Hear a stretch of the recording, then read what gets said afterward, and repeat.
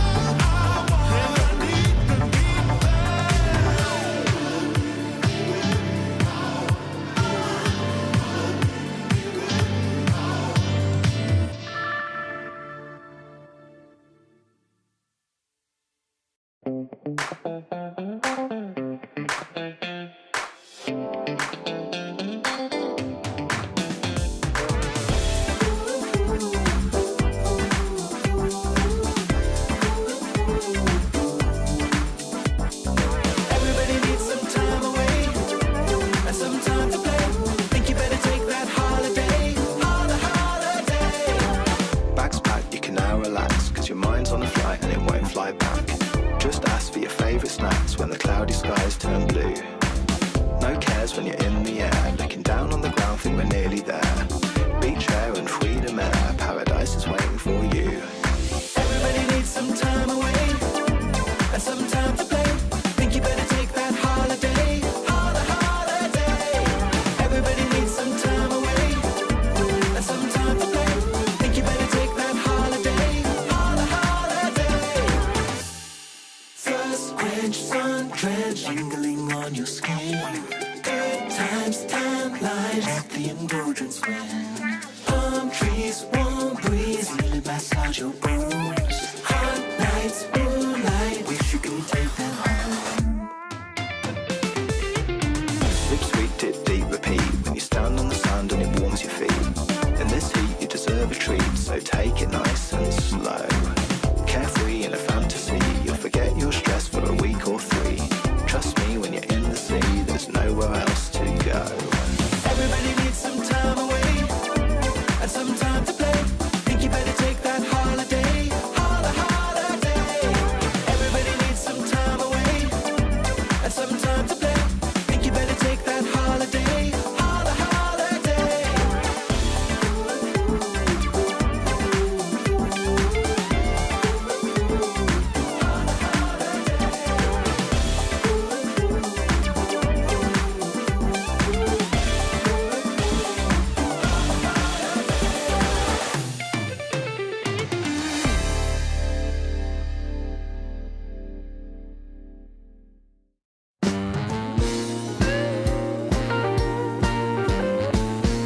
Now that's a good board.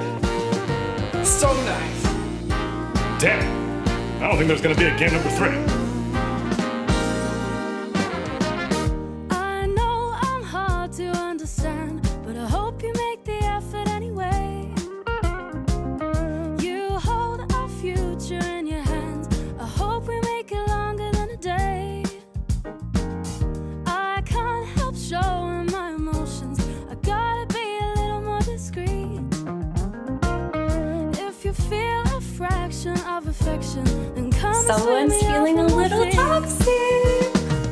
If we could just solve all this confusion, if we could sort it out, we get through the situation, no more hesitation, focus on what we're about. Don't say sorry for who you are. Where'd we go? Endless apologies won't get you far, 'cause I know that you know that we're in love, that we're in love. I don't believe it when you tell me that you think everything's going fine. You sure got a funny way of showing it, so this is where I draw the line. If we could just solve all this confusion, if we could sort it out, we get through the situation, no more hesitation, focus on what we're about. Don't say sorry for who you are, endless apologies won't get you far, 'cause I know that you know that we're in love, that we're in love.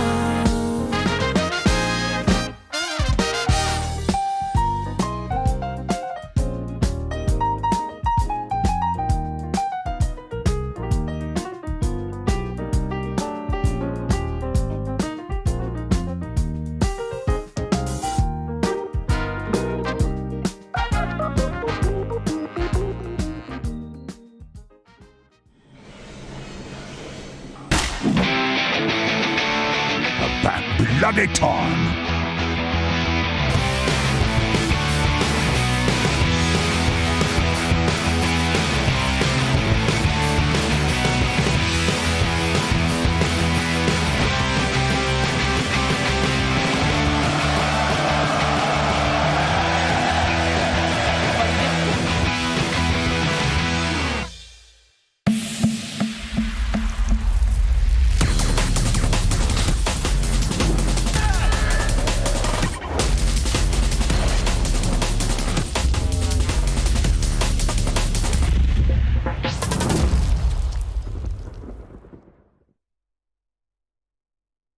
DreamLeague Season 28 is brought to you by DHL.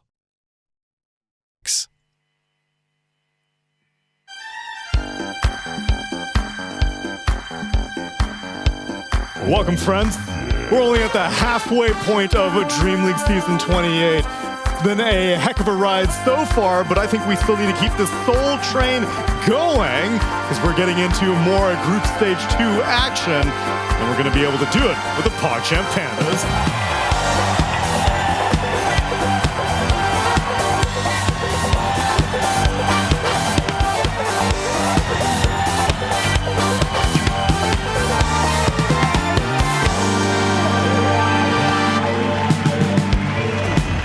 Got a case of the Mondays right now because then I think I have the cure. It's Cap, it's SVG, and it's Pyrian. Take 2 in the morning and call me tomorrow. 2 of who? 2 of 3? Take 3 in the morning. All 3 Teds, please, thank you. You can't overdose on Teds. Oh. I overdosed on sleep. I came up with a technological advancement. You know the way... Drugs. No. You know in our hotel room, the way you've got 2 single beds? Yeah. And there's like a mattress topper? Yeah. So I took the mattress topper from the single bed I wasn't using, put it on top of the other mattress topper, so now I have a double mattress topper, slept like a baby. I got 10 hours sleep last night. So you're a firm sleeper then, because there's firm beds and there's soft beds. There's preference for either. I'm a memory foam guy. You're a memory foam guy, I see. And there's no memory. My bed is... Are you? Do you actually have a memory foam? Yeah. I'm old, dude. You need memory foam mattress, memory foam pillows. That's why there's an impression of you in the middle of my bed. It remembers. There's an impression of me in your mom's bed, too. But we'll talk about that later. Down in Birmingham. Tell us about Birmingham, Ted. What do you want to know?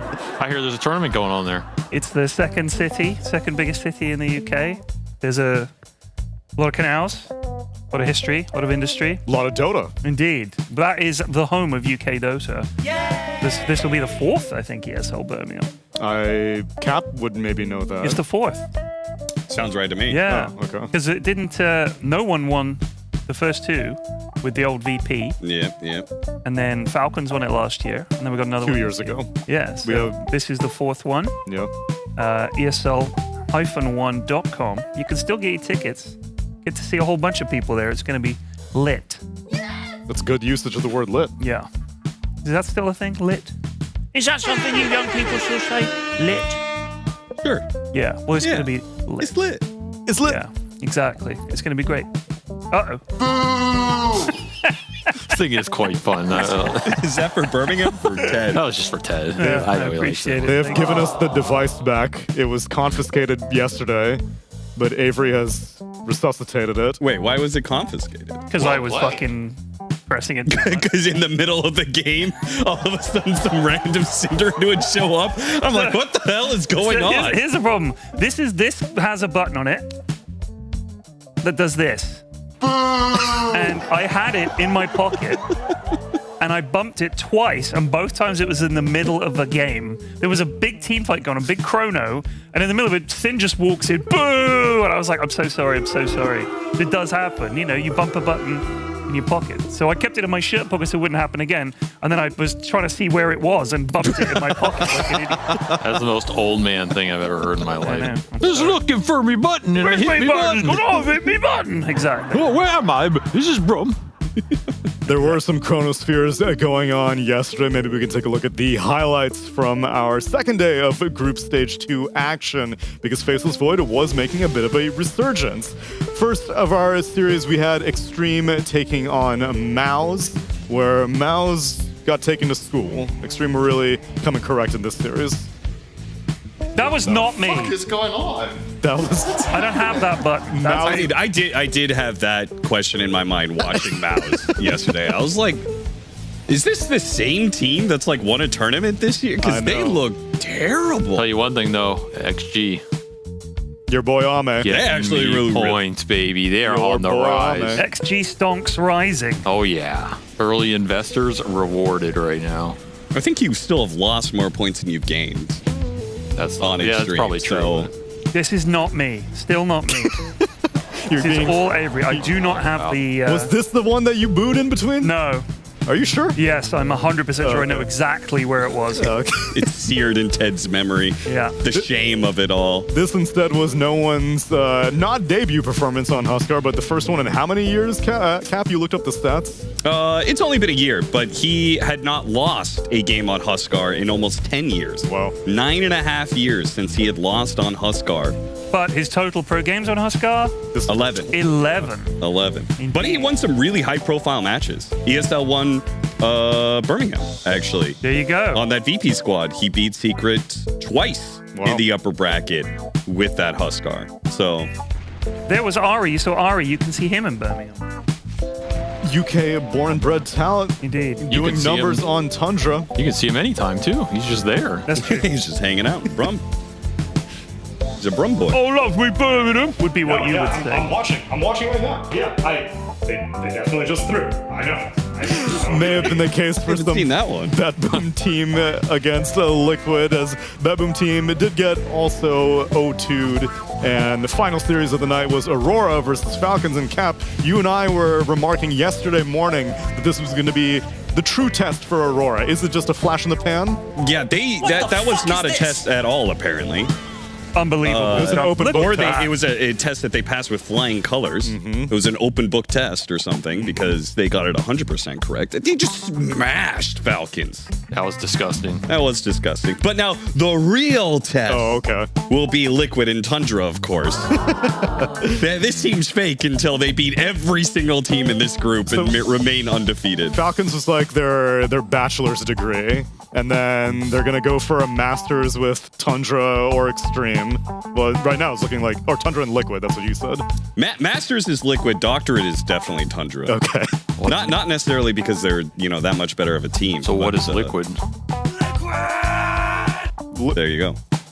Liquid's the master's degree. PhD is Tundra. So what's beyond that? A fucking job. Get a fucking job. Chill there, man. Chill there. I already moved out, Dad. Okay, well, jeez. You can start contributing then. Get out of school. Don't be a career student. I just want to play Dota. It's not gonna go anywhere, you garbage at it. Get a job. Are there any? I would love that story. There's all these stories throughout esports of like all these parents who are like, this esports thing, you're playing video games, that's garbage. I want the story of the parent who's like, esports is real, but not for you. You suck. They've been queuing together for years. Son, I've played with you. You're trash. Or the other inverse, which is stop focusing on your studies. You need to queue more Dota. What are you trying to do? Trying to become a doctor right now? You can't become a doctor. You're not smart enough for that. Are you kidding me? No son of mine will be a doctor.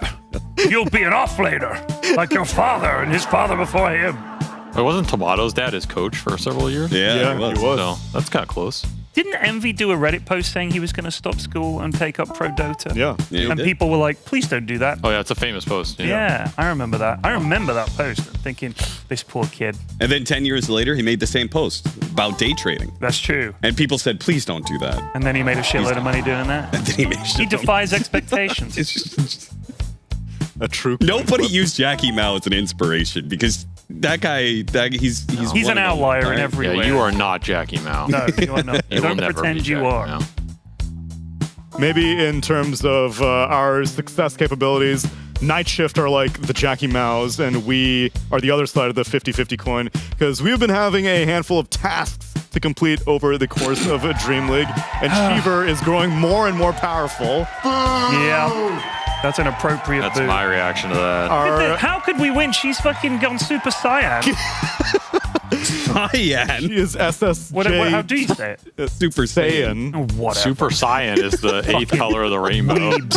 Saiyan. She's going super magenta yellow. I can't believe he got it wrong. Hello, sir. I'm embarrassed. I'd like 2 gallons of your Super Saiyan, please. I'm painting outside of my house. Now, you see that in this vote for our final progress, we were disqualified. Nice. Let's go put it there, Fuck Ted. yeah, bro. Hell yeah. And it's not necessarily because Parian threw the puzzle in a fit of rage, but it may have been because there was security cam footage of the entire completion process of our puzzle. There's us dutifully attempting to complete it. Of course. There's Aiden. We're doing it. We completed the... Wait a second. Wait, who's that? Who's that? That's Tundra and Dabbing, of course. There's nothing else to look at. Yeah, don't look at the production staff desperately trying to help us. They did most of the puzzle. That's a lot What was of that hands. conversation like? Did you guys just be like, we're not doing it? No. So what happened was I came in and they came in to help us. And I was like, are you allowed to do this? You're doing so badly. And there we are cheating. Yeah, there's us just trying to jam pieces that don't fit. And then finally, we've had enough. I don't know how the base plate landed behind us. That's crazy. That was good momentum. I like Quinn's expression just doesn't change the Yeah. entire time. He's like, just another NA team. Yeah. See there, I'm wearing that shirt, Neil. I wore it yesterday. Also, their puzzle significantly easier than I know. ours. Our Look at the puzzle was color a balance. They have a yellow chicken. It's a third of it. Yeah. Yeah, they told us that ours was going to be easier. We Yours got the was harder way one. easier. I'm calling shenanigans. Yeah. Official Look at shenanigans. So I'm disqualifying them, if anything. Look, they're giving high fives. What is this? Fucking lame. This team's so pathetic. Just pure nerds. I hate them. I actually despise. I feel if we get a point now, we're as bad as them. Yeah, I we're don't the even same want to level win. of scum. I agree. I agree. Maybe the task today will be something that we can actually do better than them, but I doubt it. Yeah, like being British. Yeah. Yeah. Yeah. Yeah. Yeah. Would you like to know what the task I would is? very much. Just because I want to, succeed just once. Just once in my life. Bring out the task. Bring out the task. Bring out Disco Steve or Disco Bob. I see Bob is getting ready to retire from being a musician and start to become a dancer. Mm-hmm. Guitar player by day. Oh, Gigolo by night. He's got a package. Wait, he's got two packages. Beep. Back up that dump truck. And send that delivery. We already built the cake 2 days ago, Bob. What are you doing? He's got a brick house. Oh, wow. Thank you. Oh, he Bob. actually does have 2 packages. Yeah, he does. 2 packages. This is heavy today. That's hefty. And just as Oh my God. there's a more. Moly. A little square that has been provided. Oh. Thank you very much, Disco Bob. I'm going to pop this heavy bit down here. There's a lot of weight. There's a lot of heft here. And there's, Shall I read? He made it Please. look so light, though. Well, he's a young man. Are you ready? Ready. Elder Titans Worldsmith Simulator. Recreate the Dota 2 map. Here are some tools to get started. Oh, no. Twitch chat will vote for the most accurate map recreation. Now, there's nothing on here about the time will start, blah, blah, blah. Okay. So let me just have a look. I think this is about accuracy. Whoa. It's modeling equipment. Oh my God. Oh my God, it's Ted's dream. We've got This is foliage. lichen. This is lichen for sure. I'm liking the lichen. Wow. Definitely. And in here we've got paints again. Excellent. A whole host of craft material. All right, now this is actually in my wheelhouse. Oh, yeah. I've never look seen at Ted this. so excited for one of these games before. Look at this. We got a whole. Oh my days. This is all genuine. Could you pop that on the table? Oh, yeah, I got that for you, son. Thank you. There's a lot going on here. And a Pop that on the buttload of table. felt and everything. No. This. Whoa. Whew. Okay. That's too much for me. I'm going to be honest. I'm overwhelmed. What's in the fake weed package? This is like this is 2 keys of the finest. Yeah, that's from Miami right there. You know what I'm saying? You got the money? You got the money? You gotta say, you got the stuff? Yeah, you got the stuff. That's what they say money. in Scarface. Then you get the power. I don't have it on me right now. It's close by. Oh, shit. All right, so what is this? You know what a hassa is, Frank? You can It's a observe. pig that don't fly straight. Is this about aesthetics or accuracy? It's about whichever one panders to Twitch chat Most accurate. Most accurate Yes, map most recreation. But the accurate. chat is going to vote on. Don't break out the clay on the surface yet because it has No, not I'm not. been... I'm just gonna taste it. Hold on. That's the good shit. That's real. It's the Okay. straight from Carrara, You got a Italy. deal. All right. Yeah. You seem inspired. I'm gonna suck at this, No. but it'll be fun. Avery? Yeah, that's felt. Yeah? It's felt all right. Okay. He felt it. You want to inspect any of our accoutrement, Cap? Sure. I'm curious what this is. I think this is just pens. They look like markers. Oh, yeah. That's a paintbrush. That's a paintbrush, all right. Yeah, these are just markers. These are All right. markers. Everything has been approved for inspection. And this is going to be the foundation. So I need to do a little bit of inspecting on our EWC leaderboard. Cap, you always get so excited, but you never remember the thing that's more important than anything else is the Esports World Cup. That is true.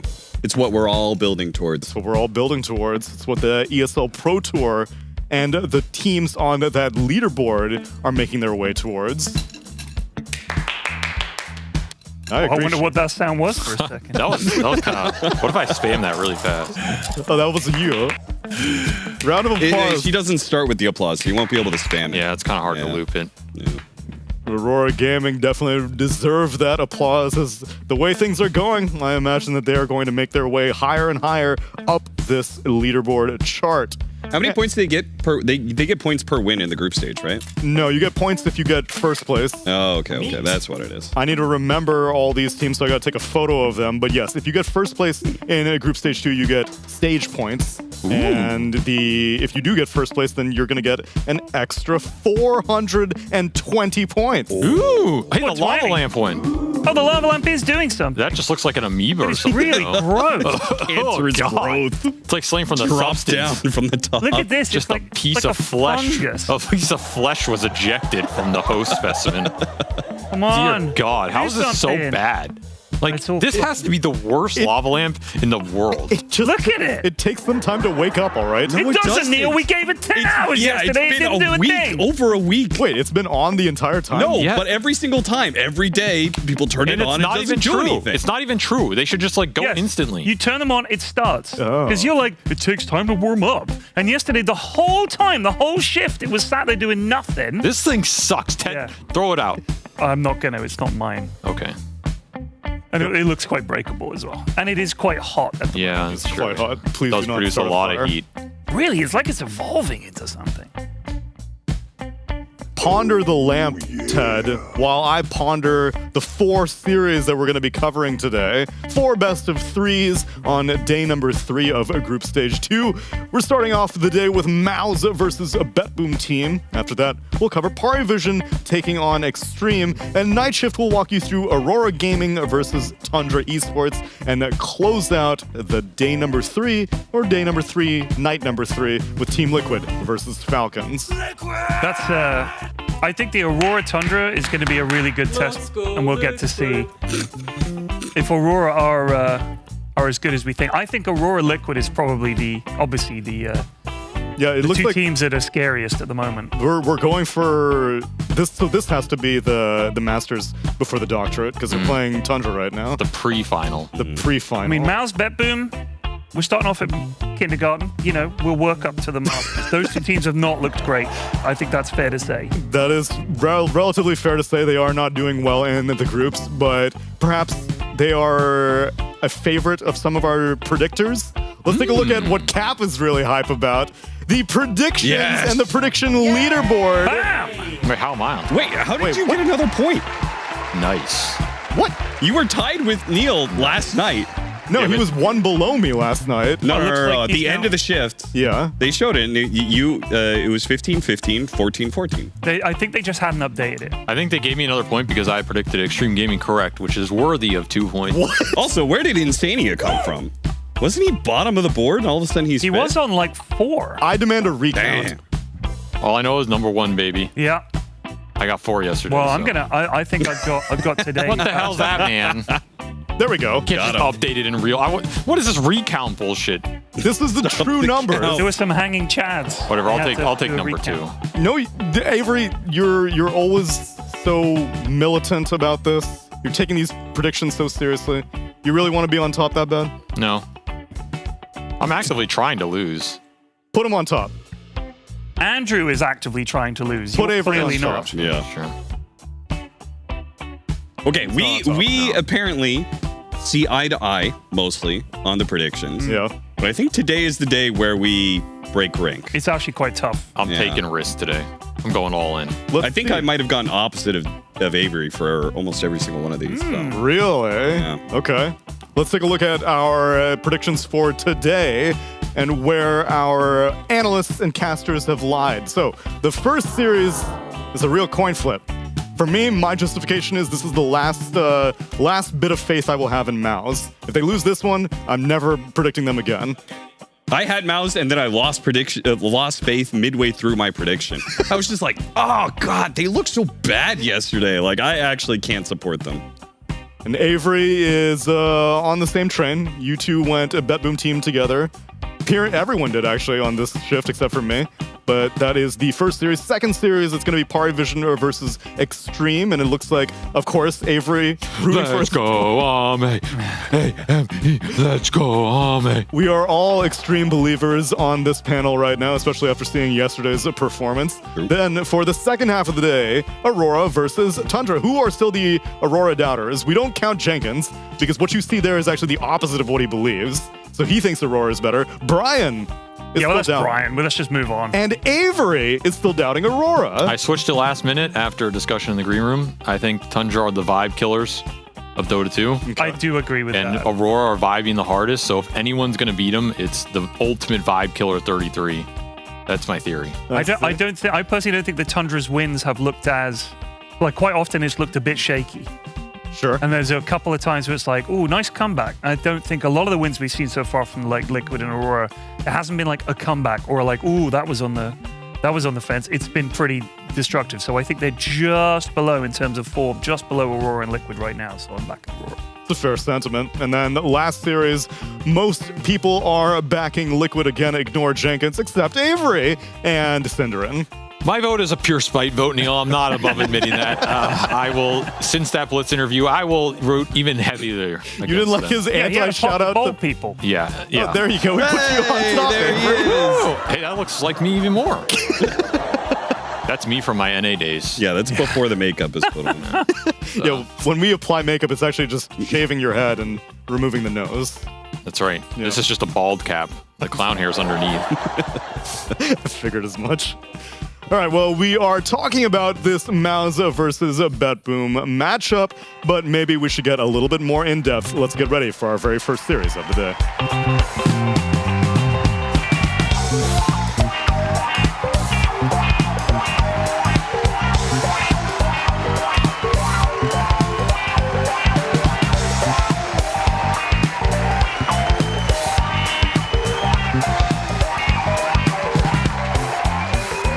All right, I've taken a look at MOUZ versus BetBoom. I feel like these two teams both teams aren't quite performing to the highest level of their standards. And I wanted to show you guys a little bit about their matchups so far. So if you take a look at MOUZ, you can tell that they have played quite a lot of series at this point. And it seems to me like most of their wins come against like the weaker teams of the tournament. You used to look at Na'Vi and Execration, both knocked out. That's some of their wins. They took a game off of Gamer Legion, also dropped one, not really looking great. They won one Xtreme in Group Stage 1 and then got 2-0'd by them yesterday. And their other win is against Spirit, who are obviously not doing so hot. So yeah, for MOUZ, it looks like whenever they have a slightly tougher opponent, they tend to struggle. And if we move over and take a look at BetBoom, we're going to notice quite a similar trend where like whenever they get to play against these kind of like stronger teams that are performing better at the tournament right now, like Pari, Aurora, Liquid, they struggle. Even Falcons, I would even put in that category. And once again, their wins are against Pain, Yandex, Yakult. So it's not really super impressive. They had a 2-1 against OG, but if you look at that series more closely, you notice that OG actually beat them 3 times. Just unlucky with the way the matches played out, and OG like obviously didn't move on. So for today, I feel like these two teams are kind of coming in a little bit struggling. We are going to take a look at the mid laners, because I think this is where the key difference makers are going to be. I think GPK is like, when BetBoom play well and when they're able to like bounce back, it's going to be off of the back of him. And I feel like for MOUZ, mid one has been the one that when he popped into this team and he was like performing really, really well, you could see them step up and take big wins off of the top teams. And neither of them are really performing to the level that they can so far in this event. Noticing, and that last statistic that you pulled up, there is quite a gap between hero pool differences. GPK has played 11 different heroes so far this tournament. Mid one is nearly half of that with 6. Yep. I mean, I think sometimes when you bounce around between heroes a lot, it means that you don't really know what you want to play and what's good. And it could be a sign of that. And for MOUZ, I think we've talked about it a billion times already, but they're quite limited in hero pool in general. It's just they tend to stick to their guns. And we'll see which of their firearms they tend to whip out in this series. Aiden, come join us down in the lounge while we got to hear from him. But Quinn, I noticed on the prediction leaderboard, both you and Insania and me, despite the past results, are still MOUZ believers. Yeah, I'm not going to lie. This series is super coin flippy to me. Yeah. I look at both teams. Their results are incredibly inconsistent. So I'm kind of like, man, it's just a feel thing. I honestly don't put too much credence into my prediction. Sort of we'll see how it goes. I think the most interesting thing from those stats is that GPK's average deaths is 4, which is Very insanely high for GPK because that guy is like the 0 or 1 death guy. He's always like, even if BetBoom's losing, he's got some psychotic KDA. So the fact that he has 4 deaths a game, 4 banners, that is not a good sign to me. Well, how indicative of that is him, perhaps, because I think I've heard multiple times that if your mid laner is only like 1 death in a losing game, that's not necessarily a good sign. It may have meant that they didn't participate as much as they could have. I mean, there's some truth to that, maybe. But I also think, like, if you're playing really well and you're losing, often, I don't know, it's kind of shmeep shmop, to be honest. Like, I think you can argue for it either way. I don't put too much stock into it. I just think it's like, even when BetBoom is not like winning tournaments, his score is still like whatever. He's 6-1 and 8 or something, you know. Yeah. It's just it's more the deviation from the norm than it is the thing in of itself. I think it's his play, like how GPK plays. He will play in a way that he doesn't die. Like it's kind of part of his identity as a player. Gotcha. And I think that's why the stat stands out, because when you think of how he plays, if he's dying this much and he's playing the way that he plays, it means something's off. You know, they're not really. Yeah, the groove. It's not, yeah, exactly. It's just not a good tournament. I think to be honest, I had the same issue with the predictions. I think both these teams are quite evenly matched, but unfortunately in a way that like they're not really clutch. Neither of them. I think MOUZ right now has an issue with their drafts, and when they get kind of banned out correctly, it seems like they don't really know what they're doing. And for BetBoom, I just feel like when it gets to the team fights, it's like somebody unplugs their keyboards and their mice, and things just fall apart. Yeah. In a way that's like. It doesn't look like them. And I think both these teams have such a high like skill level that they will still make it to the top 8 of DreamLeague, but now they're really going to struggle once they face up against the big dogs. So this is an important series. I think this win is going to go a long way for both teams. And Ted, from our perspective, I think the thing that we were most easily able to diagnose, which they're touching on as well, is MOUZ does not have a particularly wide hero pool. Even with mid one notwithstanding, Chrysalis is not really being able to step outside of the box that much, and the further you go into a tournament, the more obvious that becomes. I mean, I think we also saw some problems, not only in terms of their hero pool, but then knowing that they need to pick heroes that are not in their comfort zone, like Crystallis on Kez, where it just didn't look good. And you just think, I don't know how much time they've got this tournament to go quickly pub some more heroes, but presumably, you know, that's something you could work on. You can expand your hero pool a little bit. Surely you've got time. How long does it take to learn a new hero to the point where you can play it relatively comfortably? I think it depends on the kind of style the hero is. Like, if the hero fits within your wheelhouse or general style of heroes, I don't think it takes very long at all. But, like, a player like Yamich to me is fascinating because this guy only plays melee heroes. He cannot play ranged hero. He genuinely half ruins the game if he's playing anything that isn't melee. And that's really, really weird to me because it's like, sure, there's some stylistic difference between melee and ranged, but the fact that he's completely incapable of playing a ranged hero is like one of the most strikingly weird things I've seen from a player. And I think it does fit into this MOUZ, like, you know, trope of they can't play very many heroes. But it's not just the breadth of the heroes, it's also like the archetype. Yeah, the archetype is so narrow. Like, Celery only plays pushing heroes, and Yamich only plays melee heroes, and Midway only plays weird stuff. It's like they keep putting themselves in a smaller box. It's like those heckin' Maresca dolls or whatever. Matryoshka dolls. Yeah, some word like that. Yeah, thank you. Like those Macarena dolls, you know? That's right. Hey. Yeah, it's, I mean, it's, you know, in terms of their ability, all of these guys are good. Like, there's not like you point to many of these players out of garbage. It's just the way they're playing and the hero pool and their limitations of the team, I suppose. So I don't know how they get out of that, but just draft what you know. Don't try to be clever and pick stuff that everybody else is picking. What are you good at? Fucking pick that. I mean, we saw Liquid play Sniper yesterday, right? They'll just pick something you want to play. If you're playing well, I think Be confident and pick the heroes you know you can play. Sure. Rather than all this trying to fart around and pick the meta shit. If you can't play it, it's worse than not picking it. So then if we had to brainstorm in a no-ban environment, a perfect MOUZ draft, in this tournament so far, maybe Pugna for Celery? I mean, I would probably still want like Chana Wrench. Okay, Chana Wrench. So it's still a pushing archetype, as we mentioned. Sure. I mean, it's gonna be like Chana Wrench. I think DK or DK for Gyro or Gyro. Yeah, and then Beastmaster mid. Sure. Mid one Beastmaster. Something like that. Yeah, I think Yamich is playing like what Tusk, probably ideally. And Boom, I think I have a little bit more openness, but some melee strength to double blink in. Job done. Just fucking pick that. But that's what they're doing. And still losing. And it's not working. And well, I think then, mix it up a bit. No, but I think for this series specifically, they should definitely stick to like what they know. Because I think sometimes you play against top dogs, they make you feel like, oh my god, everything we're doing is bad. But then when you play another team that's kind of struggling, it's best to just stay in your comfort zone. And it might just, the performance that wasn't good enough to beat Tundra might just be, or Xtreme, might be good enough to beat BetBoom. Sure. So I would like to see them stick to their guns at least for one more series. And then in a real world where things are getting banned out, what are you prioritizing the highest? Because in the MOUZ versus Xtreme series, we saw leaning on supports early, getting them out of the way, and leaving the cores, the Crystallis, and the mid one heroes for later on.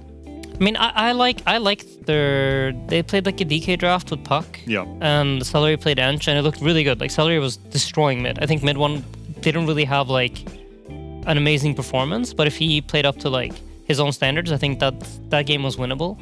And I like the idea of those 5 heroes together for MOUZ. And then with BetBoom team struggling on the other side, Quinn, do you have any things that you like to lean on for this is a BetBoom secret to success that we typically see them look comfortable on?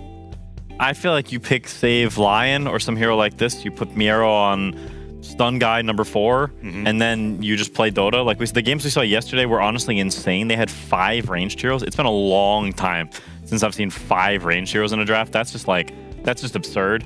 So to me, like, I honestly think their play is not great right now, but it's not that big of a mess. So if they can like have some normal drafts, some like BetBoom typical structure drafts, then I think that fits better. Because when I think of BetBoom, I think of like robots. I think of we check the ruins every game in the same way. We don't die. We sit and we farm, and then we get Blink and we fight with Blink, and like they just follow the script, and they're not following their script right now. Is there a script for Kiritich that has been a little bit more established? Because if we kind of know what GPK is capable of, and if he's experiencing more deaths than usual, then maybe don't lean on him as much. What can I reliably look to Kiritich for? I feel like he's just kind of a farmy dude. He just hits creeps, and then he'll have high net worth, and he'll show up to team fights. He'll have low deaths. Like that guy is very much just sort of he's just carry player number 2. Like he's just a guy who just hits creeps and farms. Like I think. Which honestly kind of rubs me the wrong way because I feel like carry players need to have some sort of sauce. Yeah. Like if you're gonna play like this hard carry style, you need to like look like Yatoro and have this like Lee Sin Al-Gaib flair where you just pop off and you clutch up at the right moments. Kiritich doesn't have that for me, but he's also not like the aggressive like do stuff kind of player. So he sits in this middle zone of like sort of meh. Yes, I unfortunately also agree with that. Although, for what you're mentioning about the 5 ranged hero idea, one of our last interviews that we got with Adam, which kind of made me think a little bit for a coach of OG, he was mentioning that primarily he feels that the majority of damage dealers in the game right now are ranged. The utility guys are very melee-oriented, but range carries are experiencing a bit of a resurgence. Ranged mid laners, I think, have always been in vogue, but maybe a little bit more so than usual. How much do you agree with that sentiment these days? That ranged heroes are more damage dealers? Yes, but at least more so than previous eras of Dota. I think if you think about it for supports, it applies a lot. Like the melee supports generally offer some sort of like stun or control, and they are a bit tankier and they go in first. They're not really like, you know, it's not some Rubik or some Hoodwink or some Snapfire that just sits back and watches the team fight and throws spells in there. For cores, it's not really like, yeah, mid laners kind of fit into that category too, I guess. But since they scale so much from items and they rely less on their spells, it's not. I want to say it's that black and white of a. Like, I don't know. No, don't really agree. I think it's like too generalized of a statement. Sure. Yeah, but. It does seem like the ranged cores were quite favored, but if you look at like Aurora, for example, they're playing Ursa, they're playing Sven. They're not really following the same script as everyone else. So Kaz also. Yeah. I'm just trying to diagnose, like, if Yamich, it has to be put in the box of you have to play melee, then how much are we able to push him out of that box? Or if he can just stay in his comfort zone, as we're saying. I mean, I think he fulfills a role on their team. So I think the strength and the weakness of MOUZ is that they're very, it seems like, their coach or whatever, their team has decided, we know what we're good at, and we're going to do this one thing. And that's really, really good when that one thing is wide enough to be able to respond to everything that you might go up against. But it seems like right now, they just don't, they're missing like 1 or 2 heroes per position for this to work. And that's really the main thing, because then once you have just about enough heroes, then nobody can ban everything, and you'll always have something and you can play off of it. We're having a little bit of time to get into our draft, so in the meanwhile, Ted, can you establish a bit of a blueprint for what our plan is for our Dota map? I've been thinking about it extensively. Oh, we're making a Dota map. We're making a Dota map. We have to make the most accurate 3D modeled version of the Dota. It's 3D? Well, look, we've got lichen here. Anyone that's ever played a tabletop game, you'll know these are bushes or trees. Okay. And can provide concealment, Neil, but not cover. I see, okay. Very big difference. And then we've got felt, we've got pens, and this is 2 keys of the Colombian's finest, modeling clay. So what we need to do is, I don't think the paintbrushes, they're a massive debate. We're going to put it on here. Aluminum foil, which I was told. No idea what that's for. Can I make a suggestion? Okay, I was going to reveal my plan, but I'm in. Oh, go ahead. No. My plan is just to recreate the Dota map. That sounds like a good plan. I like your plan.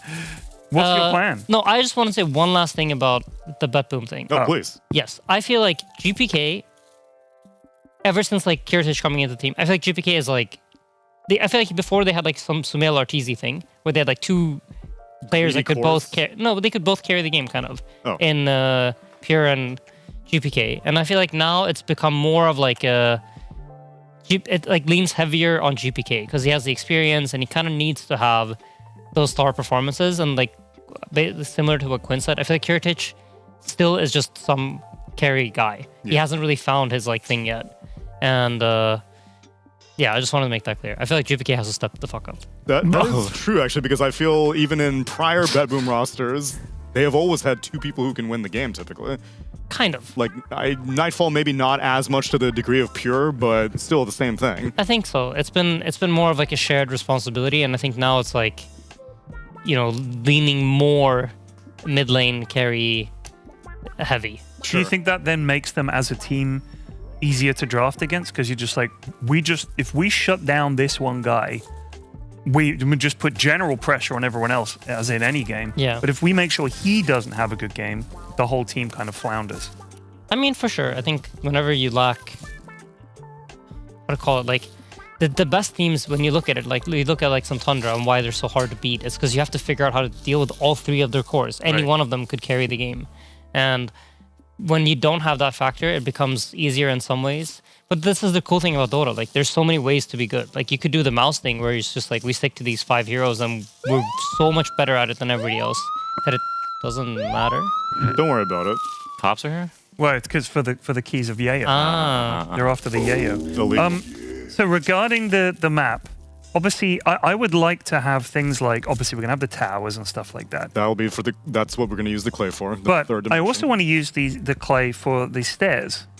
Oh. Because I think that would add a really nice layer and delineate the different parts of the map more clearly. That would mean that for the most part, everything is made out of clay. Because how are we going to make downhill then? Because we're going to use felt. And they cut holes in it? Or? We're going to stack it. So we're going to cut it to shape. So for example, if we had, because a lot of these colors we're not going to use. Sure. So for example, if we cut this pink to be the triangle area, cut it, stacked it a little bit, and then put the color that we actually want on top, and then decorated that with some of this lichen, and had clay for stairs, it would look a lot more like the map. Yeah. That's my theory. This is like filler. Yeah, so many of these, we're not going to use this color. or we're not going to use this color. But if you combine several stacks of that, all of a sudden you've got a raised platform in the right shape. Yeah. You put a little bit of green on top for the radiant side, and then you can put like the Watcher, and you can put little jungle and stuff like that. That's what I was thinking. But I'm open to suggestions. I feel like we should sketch out the map absolutely first.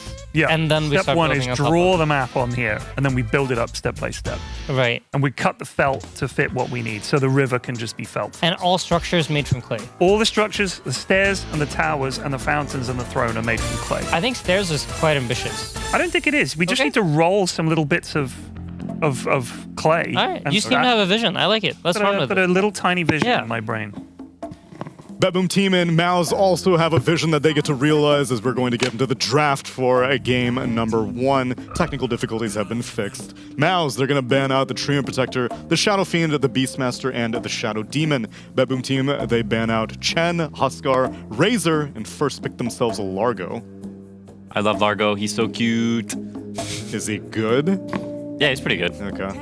I feel like games need more cute heroes. I've been saying this. Dota needs more cute heroes. Largo is just, he's just fun because he's just cute. How do you not like this guy? He's these little homies that follow him around and like smile and dance. I can't think of a hero that I've seen for some time where the hero completely transforms the moment you get the Ags. Because I feel like Largo pre-Ags is like one thing, and then Largo post-Ags becomes an absolute fucking nightmare to play against. Yeah. He is the most apt description I've heard is he's just alchemist from the off lane. He literally AFK farms until he has his items, and then he goes and just ends the game. Like he's so like the amount of heal. Like think about what he gives you. He gives you both chase and escape with the speed boost. He gives you a heal that is like continual heal and a lot, and he does damage once he gets the Ags. And he's like, and he can purge and he can catch. He does a lot. But it's like, it doesn't feel like some big bursty thing that he does. It's just you're worn down by this guy. So any kind of long-term damage that you want to do, I think we were talking the other day, teams that pick Warlock. Against the Frog, he's like, well, not only can I remove Fatal Bonds, but you're not going to out-damage me like with Fatal Bonds and stuff anyway. Or anything. I'm just going to heal the lads and you're just going to do nothing. So you need like burst to deal with the Frog. You got to blow him up or blow his teammates up because you can't just go for this kind of siege long battle. He's just going to out-sustain you. You know how Wisp has like this thing in Dota where like if you play against Wisp, you always kill Wisp first? Kill Wisp first. Yeah. I feel like Largo's going to get to that point at some point. Yeah. People are going to pick like specific heroes to make sure that you can burst the Largo. Yeah. And that he can't just sit there and just spam his spells. Exactly. But the thing is, because he's not like, if you think about it, what was it someone described? I think it might have been Quinn. You described Ogre as like a magnet, like somebody on the cast did. That Ogre Magi in some fights walks in, and because he's bopping you and casting spells, you think, oh, let's get this guy. But you never want to focus Ogre because he's like a tanky boy, and he's not like blowing you up. He's just annoying. And I think the problem is the Frog is doing the opposite, where he's running around playing a lute. And you think, well, how much of a threat is this guy really? Come on. I've got some other hero in my face going, ugh, like casting spells and hitting me. So we should focus that guy. And Largo's just like, yeah, don't mind me. So he kind of gets away with it, I think. It's true. It's also, like you mentioned, the comparison to Io, and this Largo hero is kind of messed up in that he is this hero you have to kill first, you have to focus him, but he's also insanely tanky. Like his strength gain is messed up, whereas Io is like this little ball made of like paper. Yep. So like you kind of just kill him if you go on him, whereas Largo, you need like some monumental effort to bring this guy down. Yep. I also think like the idea that people have against Beastmaster is like when you play against Beast, you really run at Beast and you pressure Beast and you don't let Beast farm because if he gets to do that, he's very, very strong. Similar things are going to develop with Largo where he's not allowed to just sit there and farm the Ags. Like I think the expected game plan should always be that Largo dies 2 or 3 times before the Ags. Like that's like the direction that the game needs to be pushed at in order to answer this Largo. And if that is the comparison, how effective is Largo at taking stacks to recover in comparison to Beastmaster? Because that's usually the backup plan. I mean, I think even that's like the point, right? When Largo goes back to farm his like meta camps or whatever. That's what we call them? That's what I call them. In my brain, they will always... They are his camps. Yeah. Okay. Like, I feel like Valve should just put like a 3-3 close to those camps as like a... Oh, like how we do the Counter-Strike graffitis? Yeah, I think something like that would be cool. I think you want to chase this here. Like, you don't want to let him get to the Ags for free. I think that's like the main thing.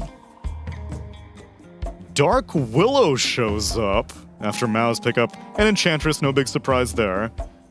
Willow, however, is a hero that I have not been seeing that much. You can lick people back into the brambles, and it sounds like it's possibly a cute combo. Like you bramble a guy, and then Largo moves in like an arc and licks you into another bramble. If can you pull them that far? I wonder if it's far enough. Like if you hit one bramble, if you can just pull them into the next one. I think you could pull them into the middle. Between like bramble to bramble, I'm pretty sure you could. Yeah. So the thing with Mars Willow, for example, is if you're in one bramble and you get speared through two of them, you take like 1 billion damage, right? I think at most, if you get caught by a corner bramble, you can get dragged into middle, but not any further than that, I would think. I honestly haven't played enough with Largo to know for sure, but I think the lick isn't like Pudge Hook or anything. No, I know. Like, it's not mega long range, but I think that the gap between brambles is definitely about the same as the gap between lick. I think it's pretty close. Like, they're not that far apart, are they, Willow brambles? I mean, I guess we'll see. Yeah. It'll play out. The hero in general is not doing that hot, though. It's been picked 10 times this tournament, and Mira, Bignum, and FY are the only ones to win with it. I mean, Willow is like quite decent at killing Ench, and the lane's quite decent against Ench. You have a pretty strong like auto attack in general. Also, once you hit 6, you're one of the few heroes that can actually solo kill Ench, because Ench is usually too tanky to die. I got a question for you, lads. Why does nobody pick like Lone Druid? Is Lone Druid a dead hero? Because I feel like it's like a specialist. Pretty good hero. It's a specialist hero. Most people don't play Lone Druid, and I'm trying to think which current players do play it. Nisha. I think Nisha does. I think Mid One has played it in the past. It's just like the hero also got changed recently to be this very weird thing people don't understand super well. Yeah. Like I played it one game, and this like entangle thing is very strange. Feels like you farm a lot slower. Like you're supposed to have like more consistent entangles so you can kill heroes or whatever easier. So the thing is with the entangles, with his Q and with tag team, if you run Tusk and Lone Druid, I was actually practicing this last night because I watched a video on it. With tag team works with the bear as well. So you cast Lone Druid's Q, which lowers the amount of hits for entangle. And the bear will entangle after a couple of hits. Lone Druid will entangle after a couple of hits. And it's all under tag team. And you can blow up pretty much any hero from level 1 easily. Like, easily. And if you add Shars into the mix, Tusk Lone Druid, I'm not kidding. It's really scary. And they're just like, nobody's doing this shit. You're on the ground floor, Tud. Nah, it's probably bullshit. I feel like BetBoom don't have a Lone Druid player. I don't think so. It's just characters are definitely not playing that. Yeah, No and shot. I feel like it doesn't fit the GPK type hero. I just figured all these guys know how to play everything, but obviously they don't. They really don't. They really don't. I think like to be honest, most pro players. The thing is like they could probably play everything in like a lower MMR game, but like we're talking at like the highest level. Right, you gotta know. People have very much like specific heroes that they're very good at, and heroes that they're definitely worse at. And specific combinations that they're very good at. MOUZ get themselves a Phoenix Mars combination, and BetBoom are going to follow up their Tusk with a Storm Spirit. Phoenix 4, man. Phoenix 4. Yeah. I hate this crap. It's so bad. Like, fundamentally, the way Phoenix wants to play is he wants to run you down and keep spiriting you and, like, chasing you and hitting you. But the safe lane is OP because the small camp is OP.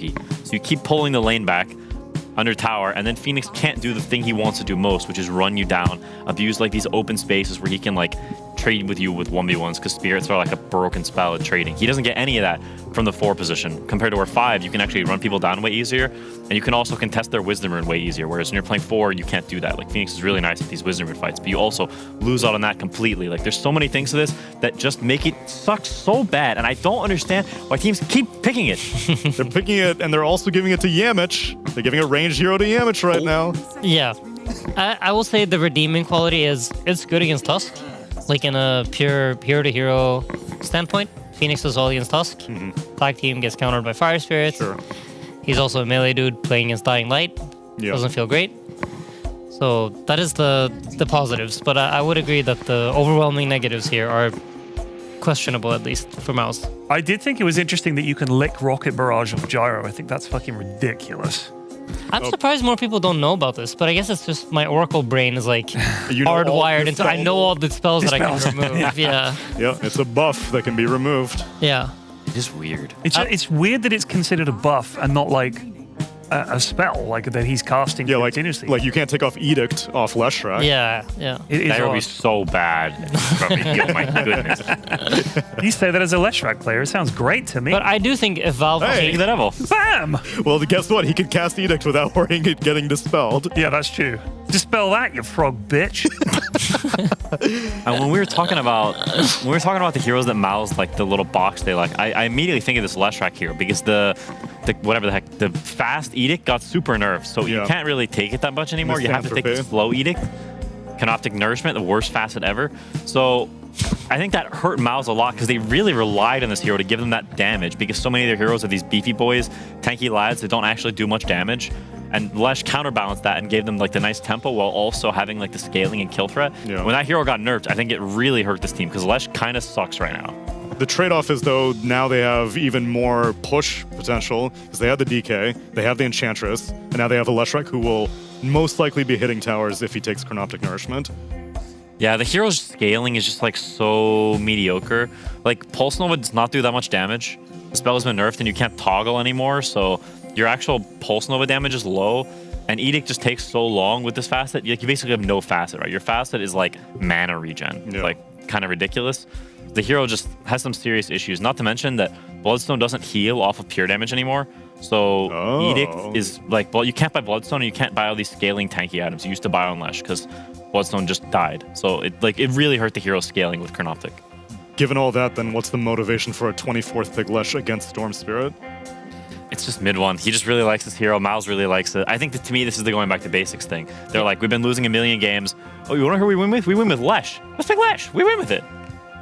Yeah, I mean, I think it's also like Chinese teams in the past used to counter Storm with Lesh because of the idea of like you Yule him and then you stun him on his way down and he just gets one shot by Edict. I think it is like a decent matchup. I don't know how it is in modern Dota, but this was like an old counter and Midwan's an old player, so probably has like the old matchup spread Excel sheet in his brain, you know, Lesh good against Storm. Scrolling through, he's like, oh yeah, that's a classic. I'll pull that out.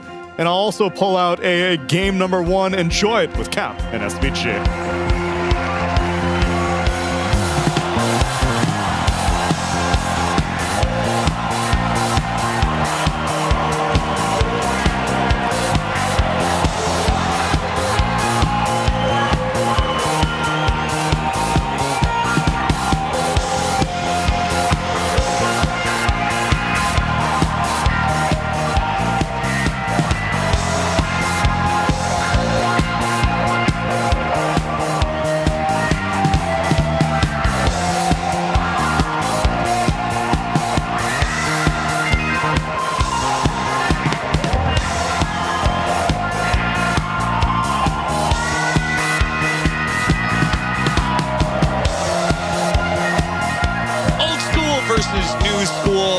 Going back to an old matchup while MOUZ trying to channel some of their older energies, while BetBoom trying to perhaps reinvent themselves. They got the Largo in their hands, the new hot thing in Dota 2. All right, I'm going to start a new trend, Austin. Hit me. It's the quote of the match. Okay, what is the quote of this match? Enjoy every day like it's the good old days, or they might soon be over. What? That's the quote of the match, Austin. Okay.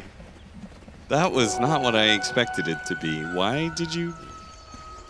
You're going to do this every game? No, just every series. Like every series? Quote of the series, you know. Okay, so we're here to enjoy this. No, that's for them. Oh. Yeah, that's not for you. Oh, okay. Yeah, you're irrelevant in this. Oh. That's for them and the viewers at home. Well, I don't think either one of these teams is really enjoying themselves right now. They're trying to fix problems. That's what I'm saying. Don't forget to enjoy the moments you're living in. That's what I'm saying. So you think they're focused too much on winning and not enough on having fun? Anyway, Valve is disconnecting the Dota 2 servers tomorrow, so make sure to enjoy the games while you can. It's dead, folks. It's dead. You killed it. No, you got your guys' toxicity finally killed Dota. They were just talking about old matchups. What Mid-1 used to play back in the day. Maybe he's still thinking on those wavelengths. And, well, maybe his tech is outdated. Is his tech outdated? Is this a good pick? They did go for Misanthropy on the Leshrac, not the Pew pew pew mana get one. I think it's an okay pick. They needed a mid damage dealer. There's not a lot you're going to get there in the last pick unless you're willing to play some weird ass shit. Still waiting for the Outworld Devour to make his appearance somewhere in Dota, but I'll be waiting a long time for that. Yeah, it really will. Is a good Largo answer though. Not me, kind of owns this hero, but no one's willing to play it, so. Okay, but what about heroes that are in the game? Does Leshrac answer Largo? A little bit if you can isolate him, but how often are you going to be able to isolate the frog? It's very unlikely. I like BetBoom's lineups a little better. Like, I'd rather be playing their 5 heroes here. But again, MOUZ got a lineup they're very comfortable with. That can push, can ball up, do the things they like to do in the game. Yamich on a ranged hero, though. I don't know about that, man. I don't know about that. You know what? Ultimately, why I chose MOUZ, or excuse me, BetBoom over MOUZ? Because you ran the selection? Because of this mid lane matchup. Oh. Right. I think Midwan looked real sus. Yeah, he almost looked tilted. Yeah. The first series I've seen in a long time where he was like, just get me out of this series. Though sometimes if you have such a bad series, it can kind of reset you. So then you're like, well, no, I can't have a worse series than that one. So then the pressure's off, and like sometimes you create your own doom spiral. I think every Dota player's been there where you lose, like you have that streak where you lose 10 in a row. Yeah. And then at a certain point, your soul just gives up, and it's freedom. Like, you know what? You cannot hurt me anymore. We found the floor. So maybe MOUZ have punched through the bottom and they're heading back up. It's always a viable strat. Yeah. I think in some ways BetBoom did that too. Like they got trounced yesterday, but they were kind of vibing on the cams. They were laughing it off.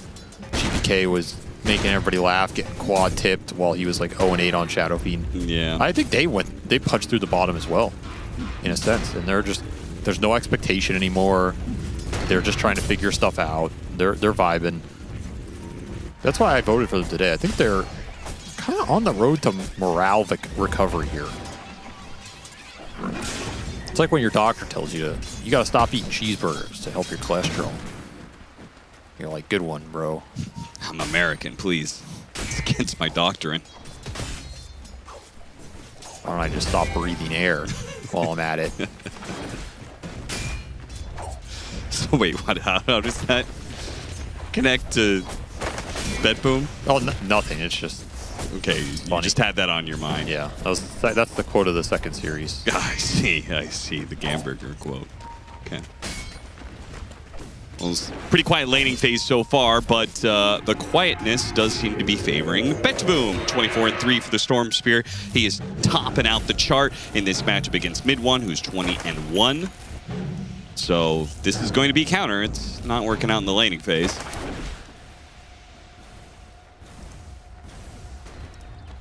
We'll have the Drinking Buddies Gyro, not the Tag Team Tusk.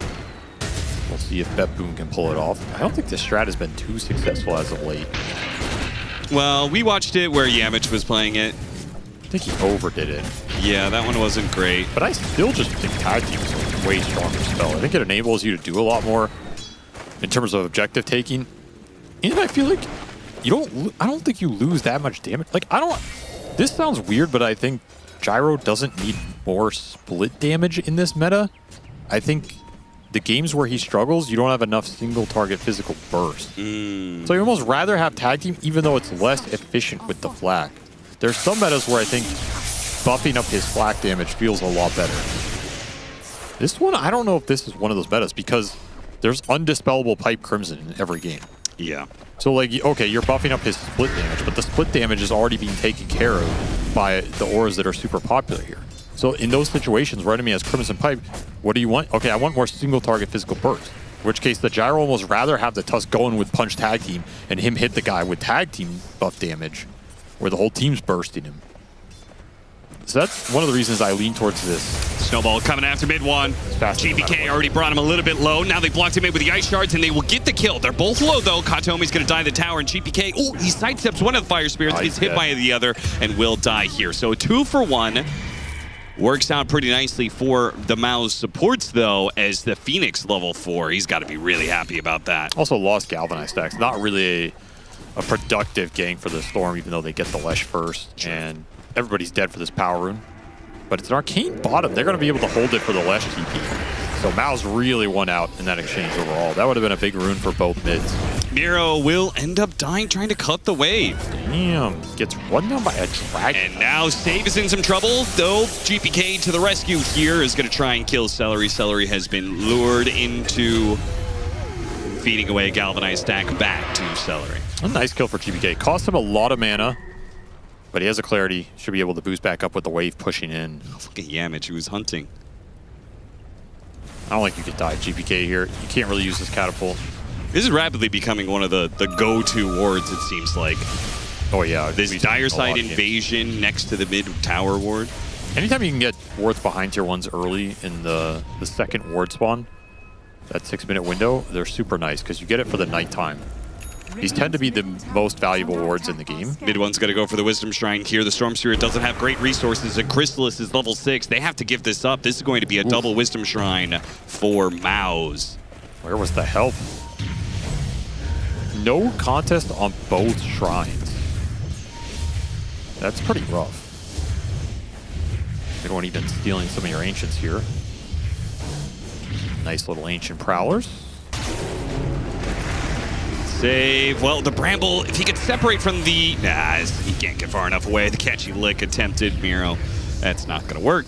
So much early pressure on this lane. Yeah, with this early Dragon form, since they have a carry that pushes towers, they don't necessarily need that Diabolic Edict to take towers. They just don't. They can't pressure this Mars. Drinking Buddies does not pressure this guy. He almost dies, in fact. So you're not getting a trade-off anywhere in this game right now as BetBoom. Again, I just haven't seen his Drinking Buddies be too successful in exerting pressure. And Kataomi wants to sit down here because that's his combo. I don't think he can afford to sit down there in a game like this. You have to move around with a team. You have to stop MOUZ's momentum right now because they're getting a lot done with their support duo. Yeah, another great rune for the Slash that the Storm would have enjoyed. So a little bad luck here for GPK. Misanthropy, amp damage, Leshrac. That is spooky.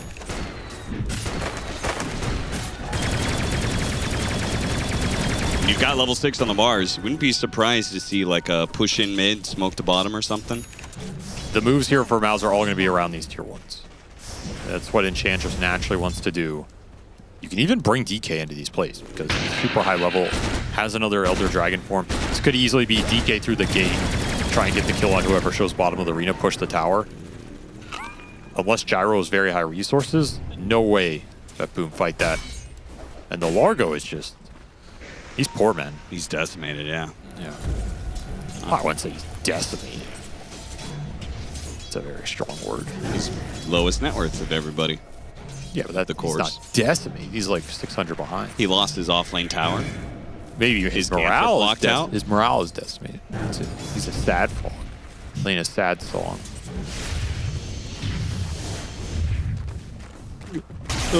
What would be your #1 music pack you would buy for Largo? If they ever sell them?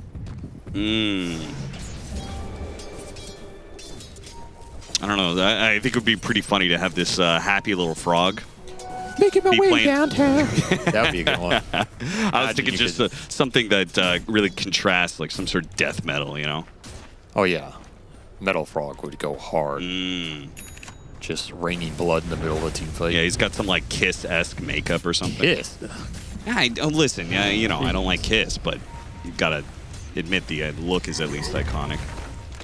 About Rammstein. Oh, there we go. Mid one pulled back by the Kitschy Lick into the Brambles here, but here comes Boom. GPK's out of mana. They want to get him inside this arena, but he's got a Soul Ring and he gets to the other side of the arena walls. It was very close. If Boom had attempted the spear then arena play. Yeah, I'm surprised he didn't go for it. Because if you're going to throw the arena regardless, then you should have just gone for the spear ring, right? Yeah. He might have got him there with the way GPK was hesitant to Soul Ring jump. Nonetheless, it's a good move from MOUZ because it will result in the tower. You're getting map control, you're using your aggressive vision. This is the style of game they want to play. Was it clean? No, but they haven't had that clean of an event. It's better to make the right moves, even if you're not executing them well, because you're still going to get a good bonus on top. And Kataomi really thought that with the Illusion Rune, that Chrysalis would be incapable of playing ball in the cup game. Which one's real?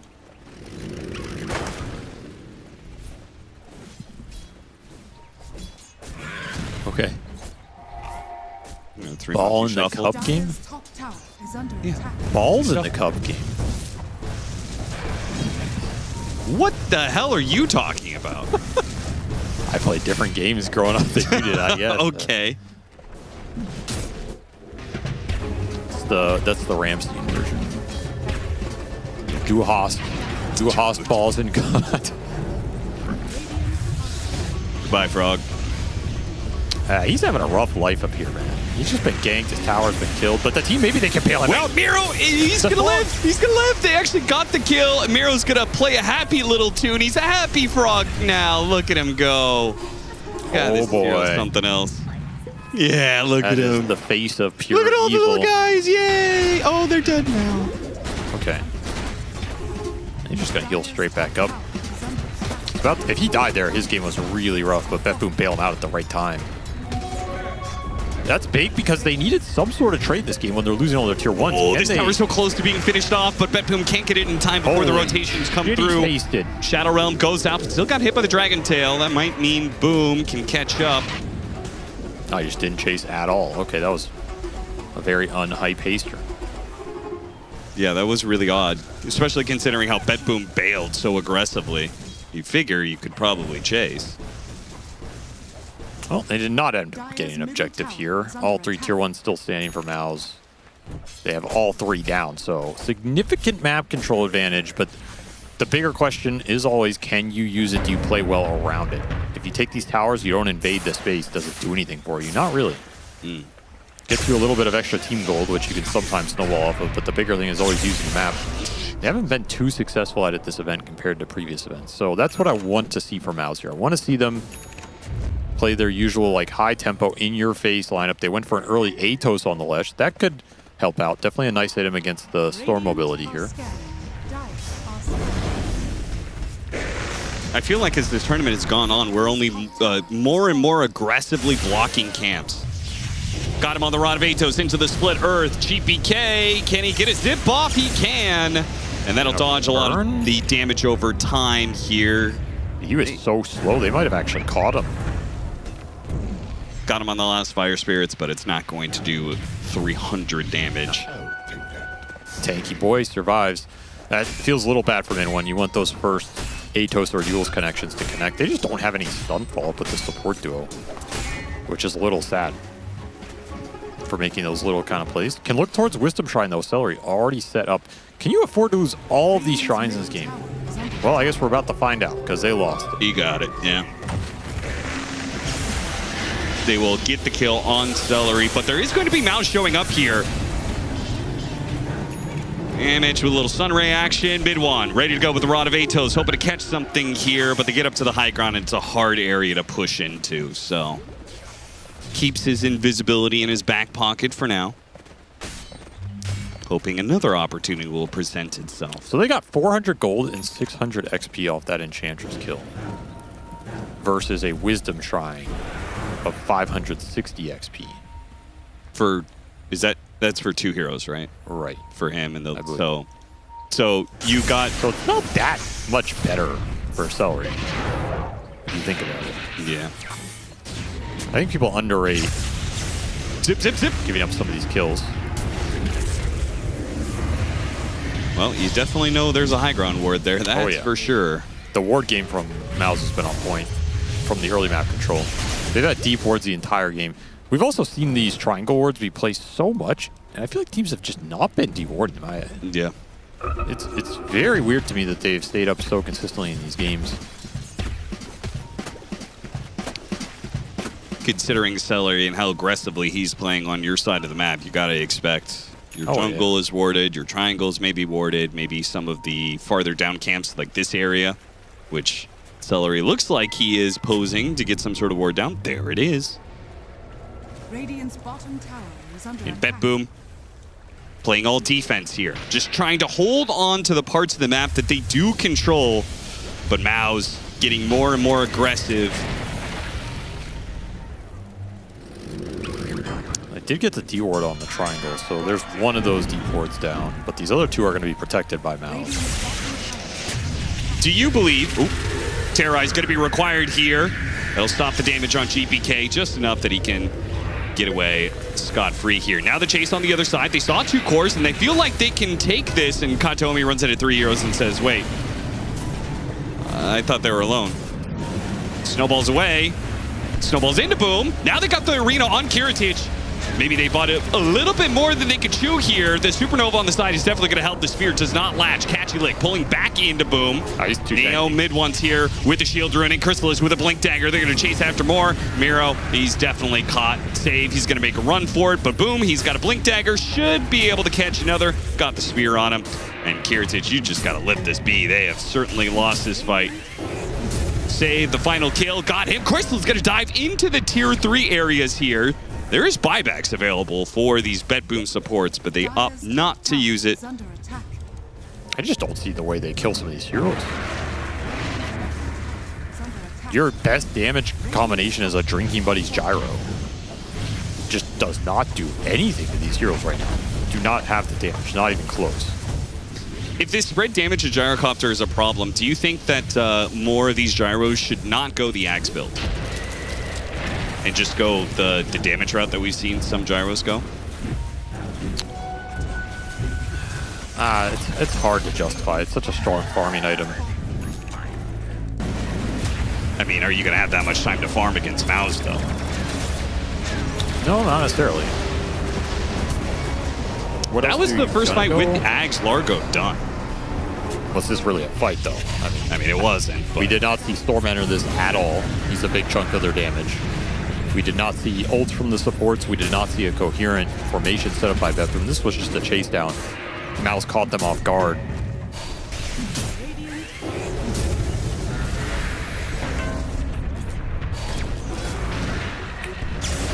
Now they're going to try and make a bit more of an offensive move, but at the same time, Gyrocopter got caught. Largo's trying to get here with the rest of the team. They ran down the Enchantress. Who cares? Take a 5 position. Chrysalis is at half HP trying to fight this one out, though. It's a little difficult. Terrorize hits onto the 2 of them. GPK, will he have enough mana to finish off Chrysalis? They do manage to get it. Now he's got to make a run for it. Mid one is getting low, and look at Miro, man. This Largo's just too damn strong. This Aghanim Scepter, this timing. He's got a regen running. That is this entire fight. Oh, man, that's nasty. Yeah, that's what wins him that fight. GPK picked up that rune right before, and that's what gave him the power to kill the Enchantress. Keep this Storm high. He has to take an entire other fight on top of that rune, and now he's still regenning up. 14 Galvanized stacks out of nowhere on the Storm. 5-1 and 5, all of a sudden having himself a game. I was wondering, I was like, why are they taking this fight with their Gyrocopter dead? Like, it's a 4 versus 4 Gyro for Enchantress, but... This Gyro's all distractions game. I think this game is about Largo Storm. Like, Gyro's useless. He's just farming. He's going to throw out some spells. He'll carry the game later, but for right now... Man, you really hate this Drinking Buddy's Gyro. I'm hating it more and more. I'm convincing myself. This is all Storm with regen and a nice jump dodge on that spear. Yeah, that was good. He gets the regen up, wait out the egg, and then just go back in. Kill the Lesh on the TP. Really well played fight from GPK. Again, limited stuns in this MOUZ lineup outside of your DK Mars connecting here on the Storm. If that doesn't happen, GPK is going to have some free fights. So that's a big setback for MOUZ in this game. They were about to snowball this out of control. Win that fight, just go Roche, you're up 10K. Instead now you have to fight Largo for all these little timings. No, and that is that's a lot tougher, yeah. Yeah, that is the MOUZ, like their play style, just naturally gonna ball up, they're gonna run at you a lot, they're gonna force a lot of early team fights and take a lot of ground away from you. Largo feels like simultaneously like exploitive for MOUZ because all it does is farm until it gets to the axe. But once it gets to the axe, it's like a brick wall that you're running into. You ever run into a brick wall? Can't say I have. Maybe it's a more pleasant experience than I imagine it to be. You ever run into a man? A few. Who was as strong as a brick wall? Hard to define. That's what I thought. Have you? You've barely even lived life, boy. Okay. Well, MOUZ figure that they need a little bit of extra oomph to their 5-man team fight, and that requires an extra life. I have actually. I told you that story. I remember. You could tell the story now if you No, want. that's okay. I'll just leave the allure of mystique. The anticipation is greater than the reveal. Yeah, you think people out there are going to tune into every Avery cast just for a Some sicko will. chance? Some sicko's like into masochism, you know? Oh, Chrysalis, they're going to turn back onto him here. Underneath the stun rate, it's a little difficult, but maybe they feel like they have enough burst damage with the Bedlam chase down here. It's going to be close. Got the arena onto these heroes, and Miro's out of mana. Another stun rate goes out, and Chrysalis is totally fine. Misreaded situation now with Yule's Spear. Not available yet. Still on cooldown, so GPK is able to zip on out of here. Any blinks left? There's a blink spear. Long enough zip out, TP away. Surprised they got out with everybody there. Yeah, me too. That was such a forced engagement by BetBoom. Like, why are you trying to kill the Essence Ring DK with Aegis? Yeah, he was the one with the Aegis. With damage over time. Like, they didn't even really commit to it. No. That was just... This was never going to end well. Maybe if you can land a full Bedlam on him. Yeah, but save was... At this point, like, get the hell out. Like, what is the game plan there? And we see a little nice arena egg combination that we haven't really seen in a lot of these Mars Phoenix games. Not that they needed it there, but that is what the team fight can look like for MOUZ.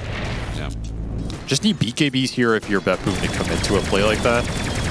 And they're a ways away from that. So team fight advantage is still going MOUZ's way. You can get a couple more of those during the stages period. You're going to feel good. Full Shiva's on this Phoenix, by the way. Damage getting fat on this 4-position bird that the panel hated. With a level 2 Supernova. You also hated it. I never said anything. Well, you hated it that Yamich was playing. On a ranged hero, yes. But he's popping off 7, 2, and 6. Shiva's done it in 23 minutes. Can't complain about that. Boy's a beast. I think you could probably find a way to complain about anything. You know, people complain about complainers, but what does that say about you? I'm tired of your bullshit. The human race would not have created the societies we have now without complainers. You know, that's what drives innovation. Not the inventors. Well, they respond to the complaint. Unless you work at valvesoftware.com, in which case you don't respond to the complaint. No, you actively use the complainers as fuel to keep things going the way they are. Miro trying to play away his stage. Oh, there he goes. I really feel like BetBoom have a savior buddy syndrome. Yeah. Like, why are they trying to bail some of these guys out that are clearly gone? Maybe you took a little bit too much from them having a good time in the cams and their loss earlier. Maybe they need less teamwork and synergy. Oh, the Great Escape. He almost got out. They're getting a lot out of this Aegis period, building a significant lead here, taking a bunch of towers. The aggressive wards continue to get placed, taking so much map control away from BetBoom. At some point, this gyro has got to do something. What? There's just, what is this hero damage? Well, you said BKB was required. He is trying to get there. But his tier 3 is under assault. He's like, I just need this one camp. Just one more ancient camp, guys. My guess is he probably has 3,000 or less hero damage on this gyro. That's my guess. Can we show the hero damage? That's 6K. Yeah, I was gonna say that was like an old while. It's very difficult for Gyro not to do any damage. Well, he has BKB now, so they're just got the running 2 supports. That's really big. If they can blow up the Gyro, they don't get the. Well, okay, they're gonna commit for it. Heritage, BKB trying to kill the egg. He can't kill it. He can't kill it. Oh no! What a misread from BetBoom. Heritage now with the rest of his BKB trying to get away. Yule's on him into the split earth. Oh, nice pullback though. They got him out of the split earth, and it's the Leshrac who dies instead. What a great play from BetBoom. It goes from terrible to great. I can't keep track of which is which at this point in time. Is now Chrysalis going to BKB, TP out. No punch. He doesn't have the punch. He's no mana boy. No mana boy, no punch boy. That was a really weird fight for BetBoom. It was. But they make it work with some small clutch plays, and that is the Largo impact. Deals so much damage. If he just gets to exist, he will win the fight. Also, big timings from BetBoom there. Shivas plus BKB doing a lot of work there from the Storm and the Gyro. Yeah. Catching MOUZ off guard. They were just not ready for that jump. Could have got a lot worse for them. That egg doesn't go off. How is he unable to just right-click down the egg? Bulwark? Oh, you're right. Forgot about that. No wonder. I was like, what happened? Why did his hit stop? I think he absorbed a decent amount of them there. Yeah, he really Not did. sure he would have gotten it anyway, even if he landed every hit. No, he definitely. I don't know. It was... He's not doing it too fast. He attacks.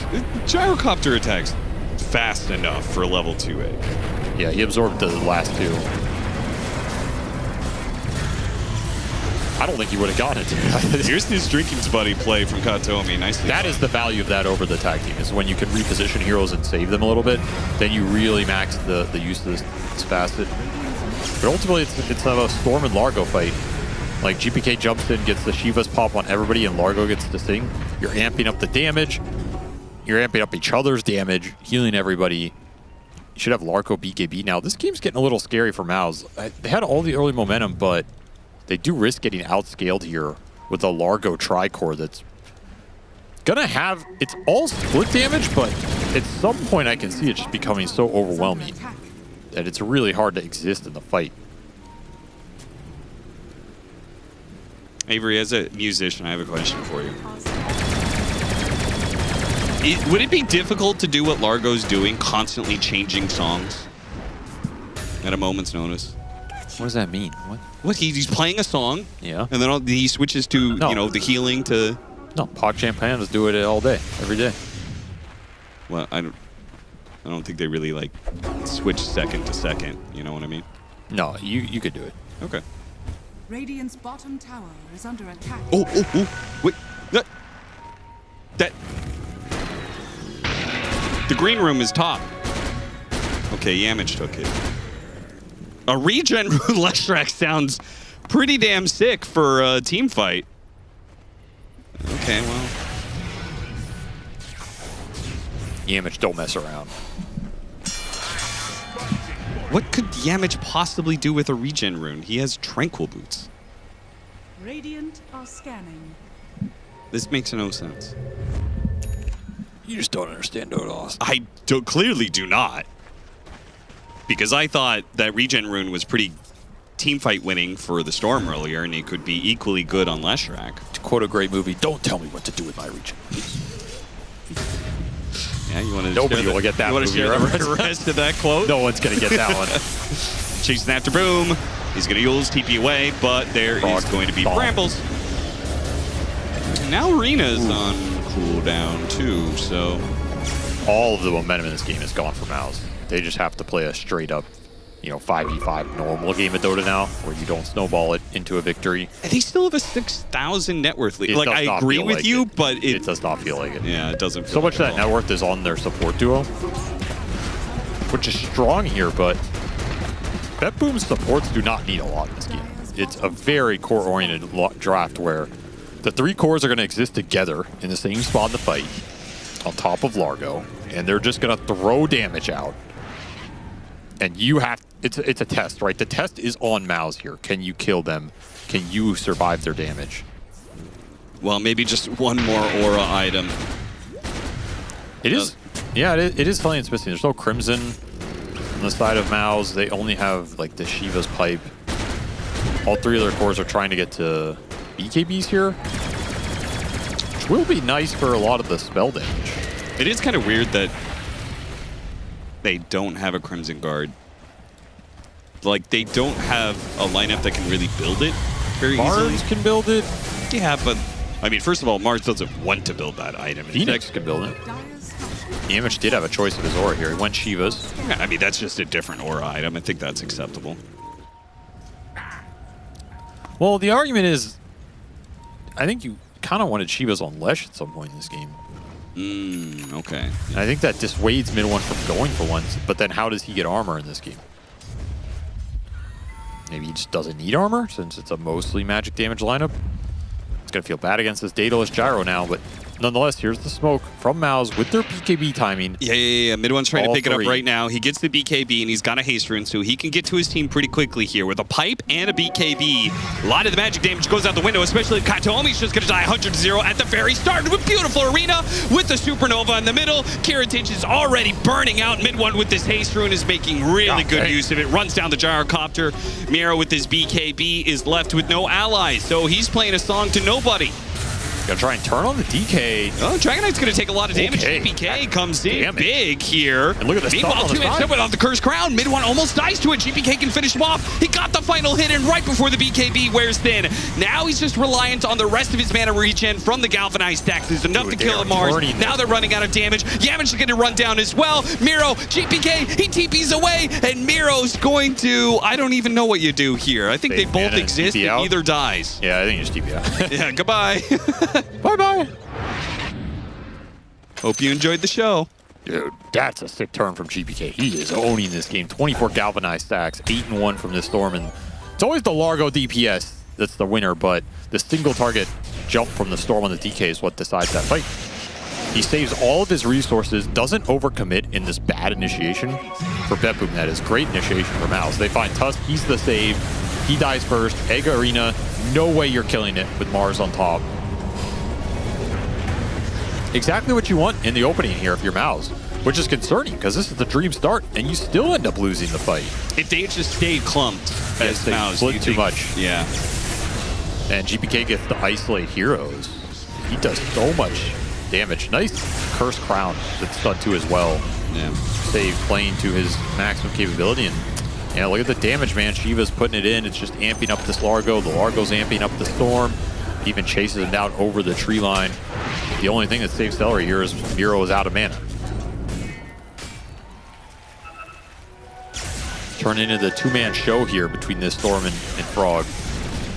And Kaya Sanj is going to be done soon for Miro, which is great for him. One of the problems has been mana regen. Yules, they're not following that up. In fact, GPK is going to follow it up for him. He's going to chase after Boom, pull back in. BKBs have to be used. They're going to have to Miro. Miro activates his BKB, but he is still going to die here. 1,000 damage crit from Crystallis. Make short work of him. Gotta respect the BKB durations from MOUZ. You get caught in them with that Frog. Don't get the armor built up fast enough. Get melted. Okay, MOUZ, don't get lazy about this again. Please. We saw them do this before, where they stacked inside the pit. You cannot clump here. You can also just jump the high ground and take the fight. You still have Elder or Dragon form. Half the duration. They're gonna terrorize, gets a high ground ward. Got him before the Shadow Realm. That's gonna be the Dark Willow dying at the very start. Kiritich throwing out those flank-handed shots, but he's dying fast. The single target damage to Crystallis. They cannot stand to this power. Too much to handle. Surprised BetBoom sat there like that. It was a little curious. I feel like they are not respecting the damage output from this Dragon Knight when he gets to jump, stun them, and just lay into it. Yeah. Like, there's no way the Gyro can stand against him right now. No Satanic, no Butterfly. There's no survivability on Kiritich. He's just weak split damage into getting chunked. So that'll be a nice little Aegis for Crystallis. Banner as well. Do you think that they need to progress this game, get a lane of barracks, or do you think they're actually fine scaling up? Because their scale is really nice on this line. MOUZ, you mean? Yeah. Their scale is pretty solid. I mean, they can get to late game Refresher Mars territory. The Lesh can continue popping off here. You can get to Hex. And at this rate, the Gyrocopter just does not seem like it will ever scale up to be more than a middling threat. If he can get to Satanic Butterfly, he becomes a beast. Okay. Because then he can survive the BKB duration and create the timing and space for Storm to win the fight. Ooh, nice Psychic Headband. That might give him the open. Ooh, nope. Blink Dagger got tagged. He spots him. Got him on the split earth. He will die here. Nice little pick off. Lesh approaching 25 is going to be a big talent for mid one here. Probably keeps that Whisper of the Dread too. God, wow. Who's really approaching level 25? GPK. 24 and a half. And he already has Ags done, by the way. So the team fights became a lot spookier for MOUZ because he's had to kind of wait for the BKBs to go down and the fight to develop to go in. But these BKBs get lower, you're still clumped. He gets a 3 or 4 man Vortex on top of Willow spells, on top of Largo spells. The fight's over. You cannot give GPK a good pull here. And like you said, almost 25. That's going to up his damage a lot more too. He also got Whisper of the Dread. He gets that 25. He gets the shard. Think about how much extra magic damage they're doing in every single right click. Oh yeah, that's the real scale for BetBoom in this game. Yeah. And I think as MOUZ, that's why you kind of want to end it now. There's the Satanic for the Gyrocopter, but here comes the push with the Aegis and a banner. I feel like almost BetBoom just should give this one up. I could buy that argument. Here we go for it though. They poke him down pretty quickly. Yeah, that was. And now Pipe is on cooldown for this fight. Chrysalis has to activate BKB. That's an easy defense right there. Yeah. Didn't even lose the racks. That was way too casual. Gotta kill the catapult. Ooh. Okay. Almost. Yeah, that would have been a poor way to lose regenning melee barracks right there. And immediately BetBoom we're gonna smoke up. No Pipe, no Dragon Form, no BKB. I mean, MOUZ are being way too casual about this. They got a BKB on Boom. It's another BKB down. He can't immediately TP away because the fear of the Tusk. That was all Storm's mana though, so there's no real chase here. Yeah. And MOUZ get out. Not the most successful Aegis timing for them. Does buy them time to continue farming up their cores here. They do have a Hex on the Lesh now. Pretty big item for MOUZ in this game. And back to the Crimson Guard for Boom.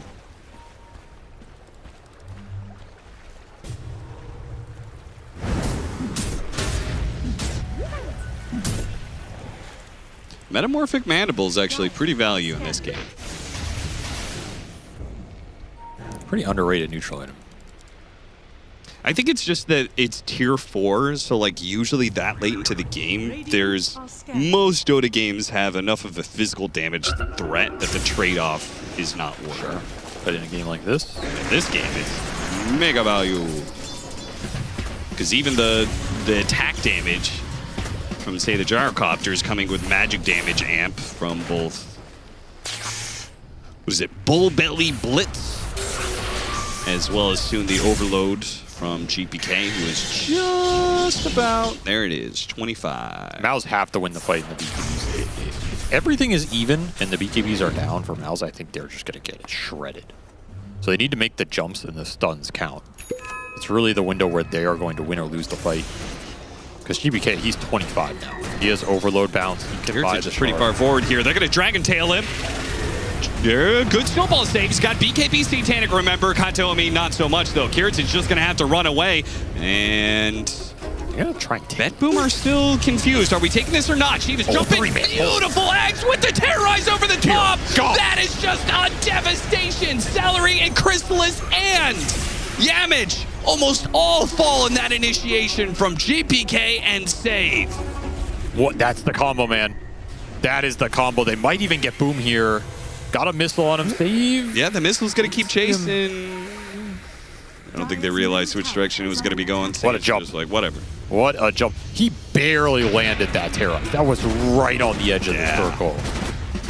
But they get all three, and that DK just popped, man. Nasty amount of magic damage. That's the issue in these fights for MOUZ. It's almost worse for them to trade BKBs here against the Gyro. Like at this point, you're thinking, okay, it doesn't look too bad. Like we still have Egg.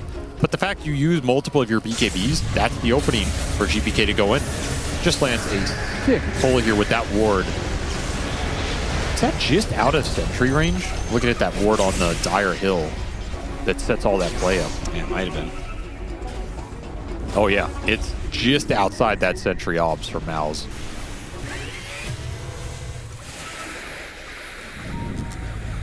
Back into real time here. What has BetBoom gotten done with this window? Snowball save?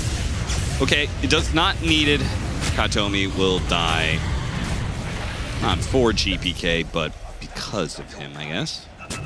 And an amp damage for mid one. Okay, run it back, MOUZ.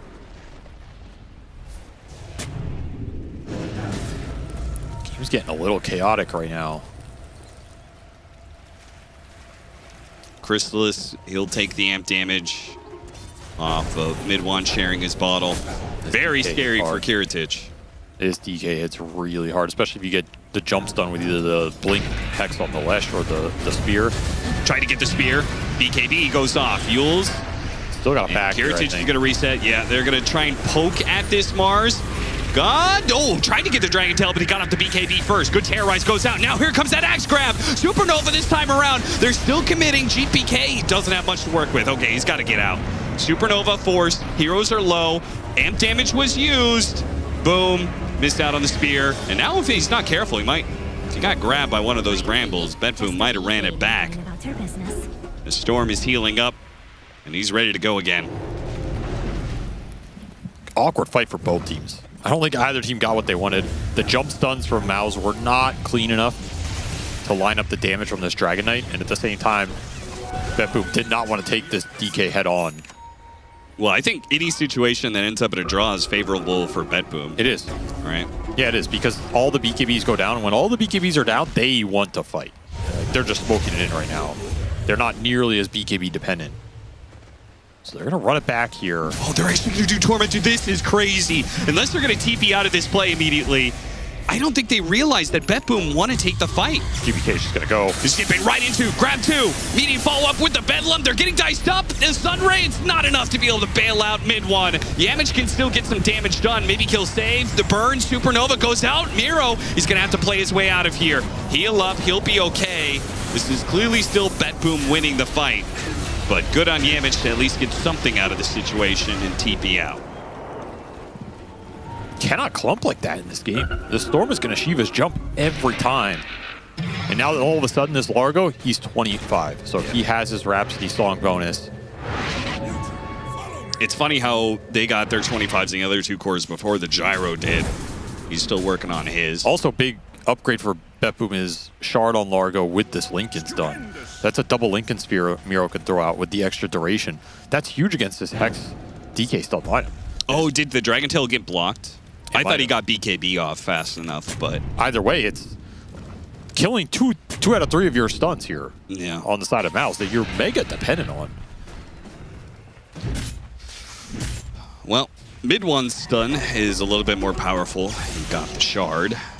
This is the Gyro. 30 seconds and Roshan's up. You got to do it here. This is Butterfly Satanic, Flare's Bow to Gyro. He does a lot more damage than he used to. Cheese Refresher Shard Aegis. I mean, you got to give Aegis to GPK here, right? Man, they still give it to the Gyro.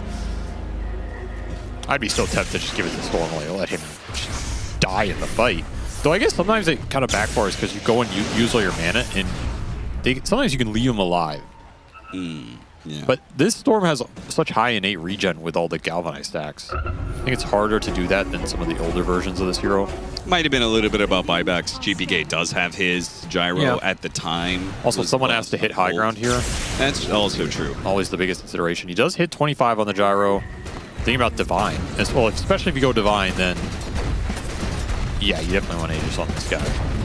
Refresher Shard to Storm, though, that is terrifying. Yeah, double pull with a Terrorize over the top. And all this AoE damage between flat cannons and Miro is Amphibian Rhapsody going. If there are 3 heroes in a pull, the fight's over.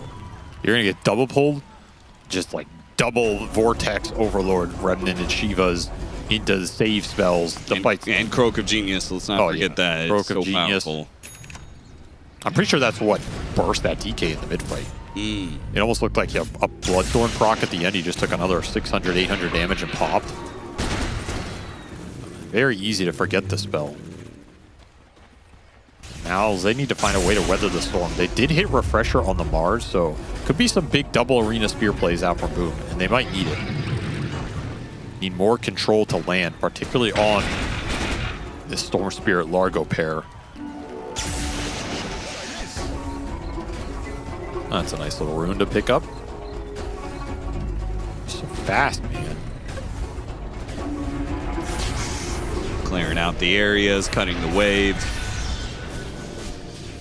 3 minutes. BetBoom are clearly a bit skittish about hitting high, like they would prefer to get a pick off, just because there's the power of Spearback and Enchantress, who is a pretty good high ground defender, who now has an MKB. Goodness, Celery. Where'd you find all that? Someone's got to carry the game. May as well be me. They also have Refresher on Phoenix. Supports are still very far from MOUZ. He bought out. Yep. Wow, he bought out Divine Rapier. I agree with this. You have Aegis. You have a chance to end the game right here. Maximize your single target physical, which is the only thing this lineup lacks. I feel like the win condition isn't on him most of the time, though. Look at the flank. Well, this should be pretty obvious if you get in a full lane of barracks with nobody showing. GPK zips up to the high ground here. He's got a shield rune. They spot him with a high ground ward. GPK zips on out of there.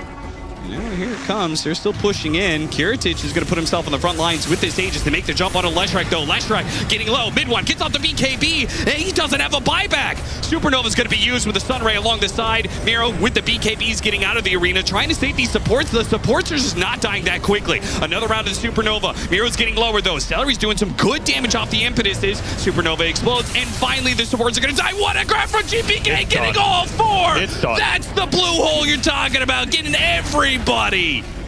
He waited. He just stood on the side of the fight, watching all these spells go off, trying to kill Largo. They just waited the entire fight. I wish we could have a replay of that fight just from the Gyro and Storm's perspective. They just sat on the hill. He literally wasn't doing anything for 10 seconds. Just watching egg number 1 go off. Still standing there. Watching egg number 2 go off. He's still just standing there. It's like looking at his wristwatch, you know? I'm going to jump any day now. I'm just waiting for you guys to use everything, and the second everything's done, insta jump fight's over. Like, it just takes so long to try and kill this damn frog that they get the easiest cleanup of their lives. None of the attention from MOUZ was on this Gyro. None of it's on the Storm. And, you know, like, in theory, it's like they jump the 2 supports and Largo. Largo gets off the BKB. He gets out, but, like, yeah, you're getting the other 2 supports. That doesn't seem bad. But it's not relevant in the grand scheme of winning the team fight, right? This is not a game where you killing BetBoom's backline debilitates their draft. It's just not one of those games. It just doesn't change almost anything. So I think you had to try and all in some of these cores. It's not easy at that point. You just lost momentum somewhere in that mid game. This is a lineup that just is going to get outscaled eventually. You have to close it out with that second Aegis, maybe third Aegis. You can still keep pushing and win those team fights, but the second you lose that map control, it becomes really hard to play because it's impossible to jump Storm into Largo Lincolns plus the snowball save. And it's very easy for Storm to jump you once your BKBs are out. Yo, shout out to Yamish. 32,000 a hero damage on this Phoenix. He proved he can play Phoenix, that's for sure. Unfortunately, wasn't good enough for MOUZ in game 1. So I'll give him a few points for being able to make a ranged hero look pretty good, but despite MOUZ's best efforts, you still got to face off against GPK's Storm.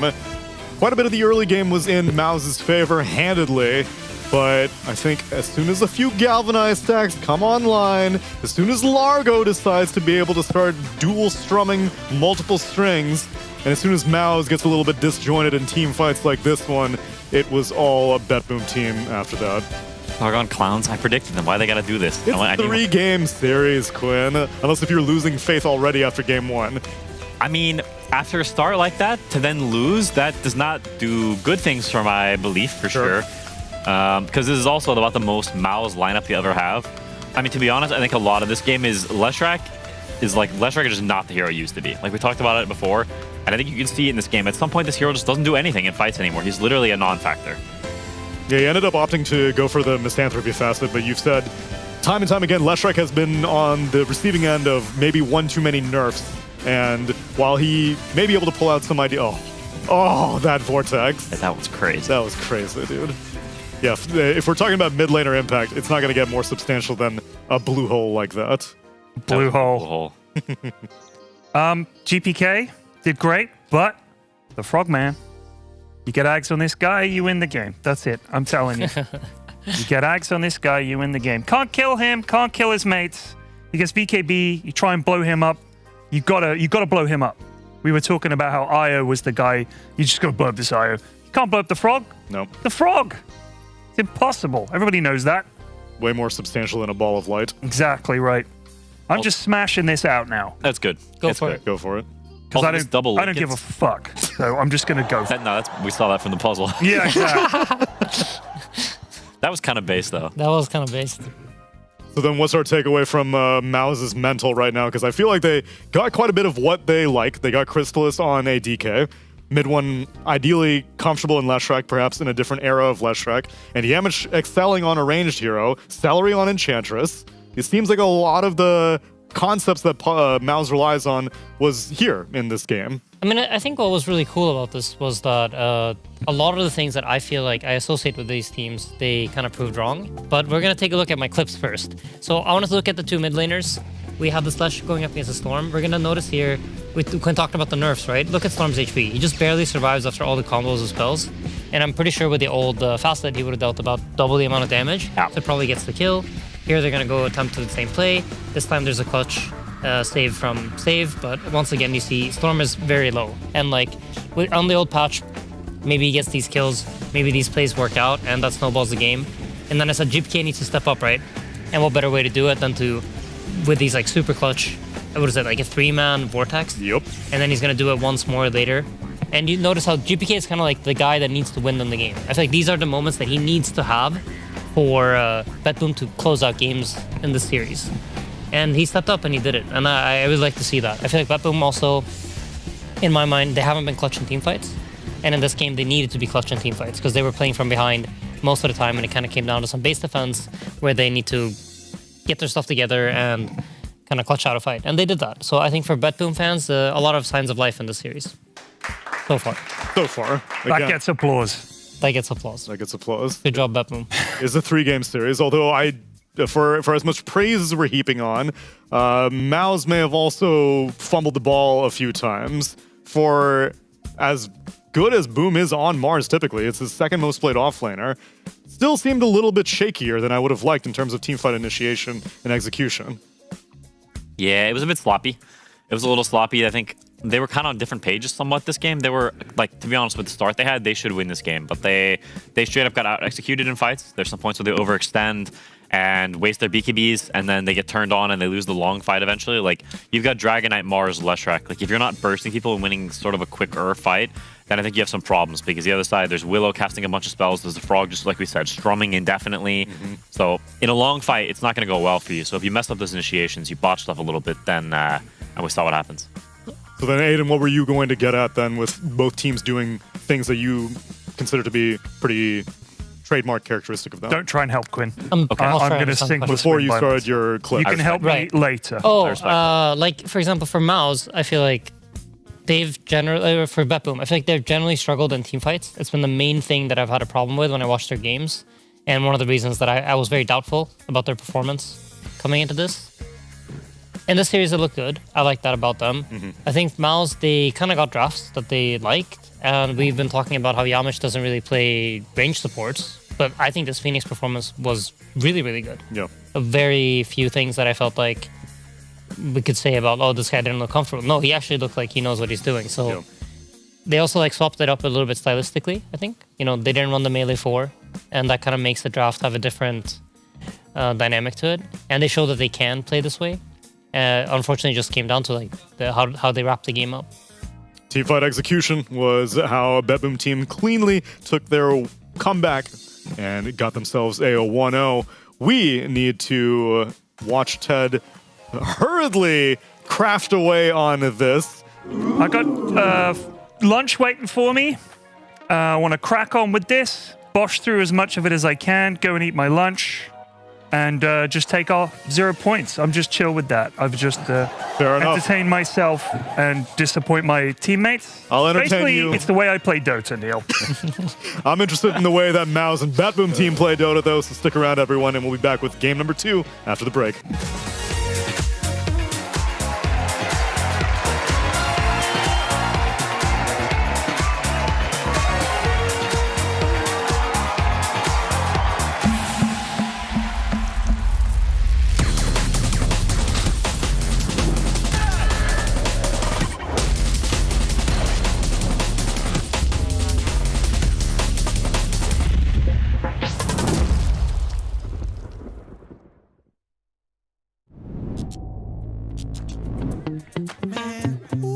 See that girl? No, stop it, man. I saw her first. My lord. Nah, back off, man.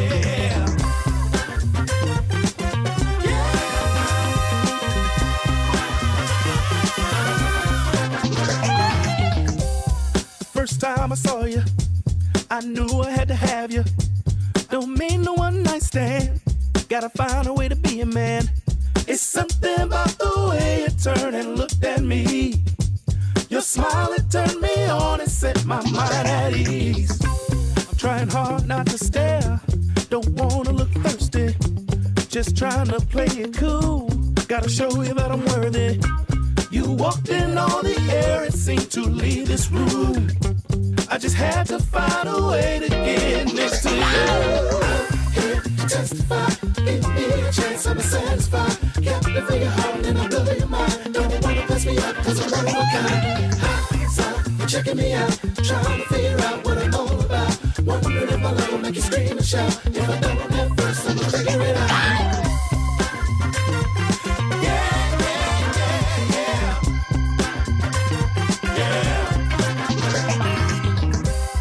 Wolves howling at the moon, peacock and acting like a fool.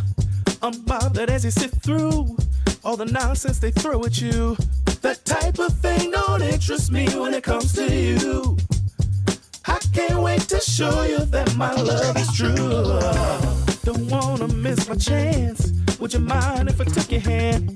Out on the floor, baby, let's dance. Extended cut, DJ, make it last.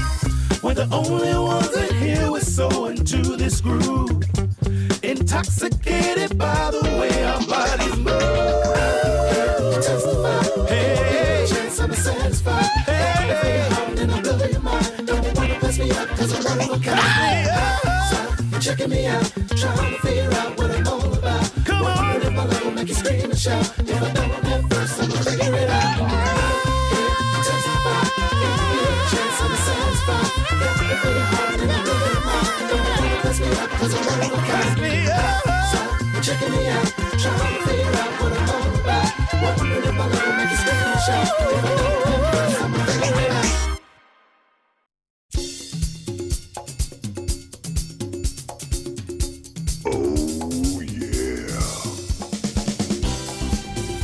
It's been 6 long days since I saw you, baby. I've been counting the hours, minutes, seconds, until you're back in my arms again.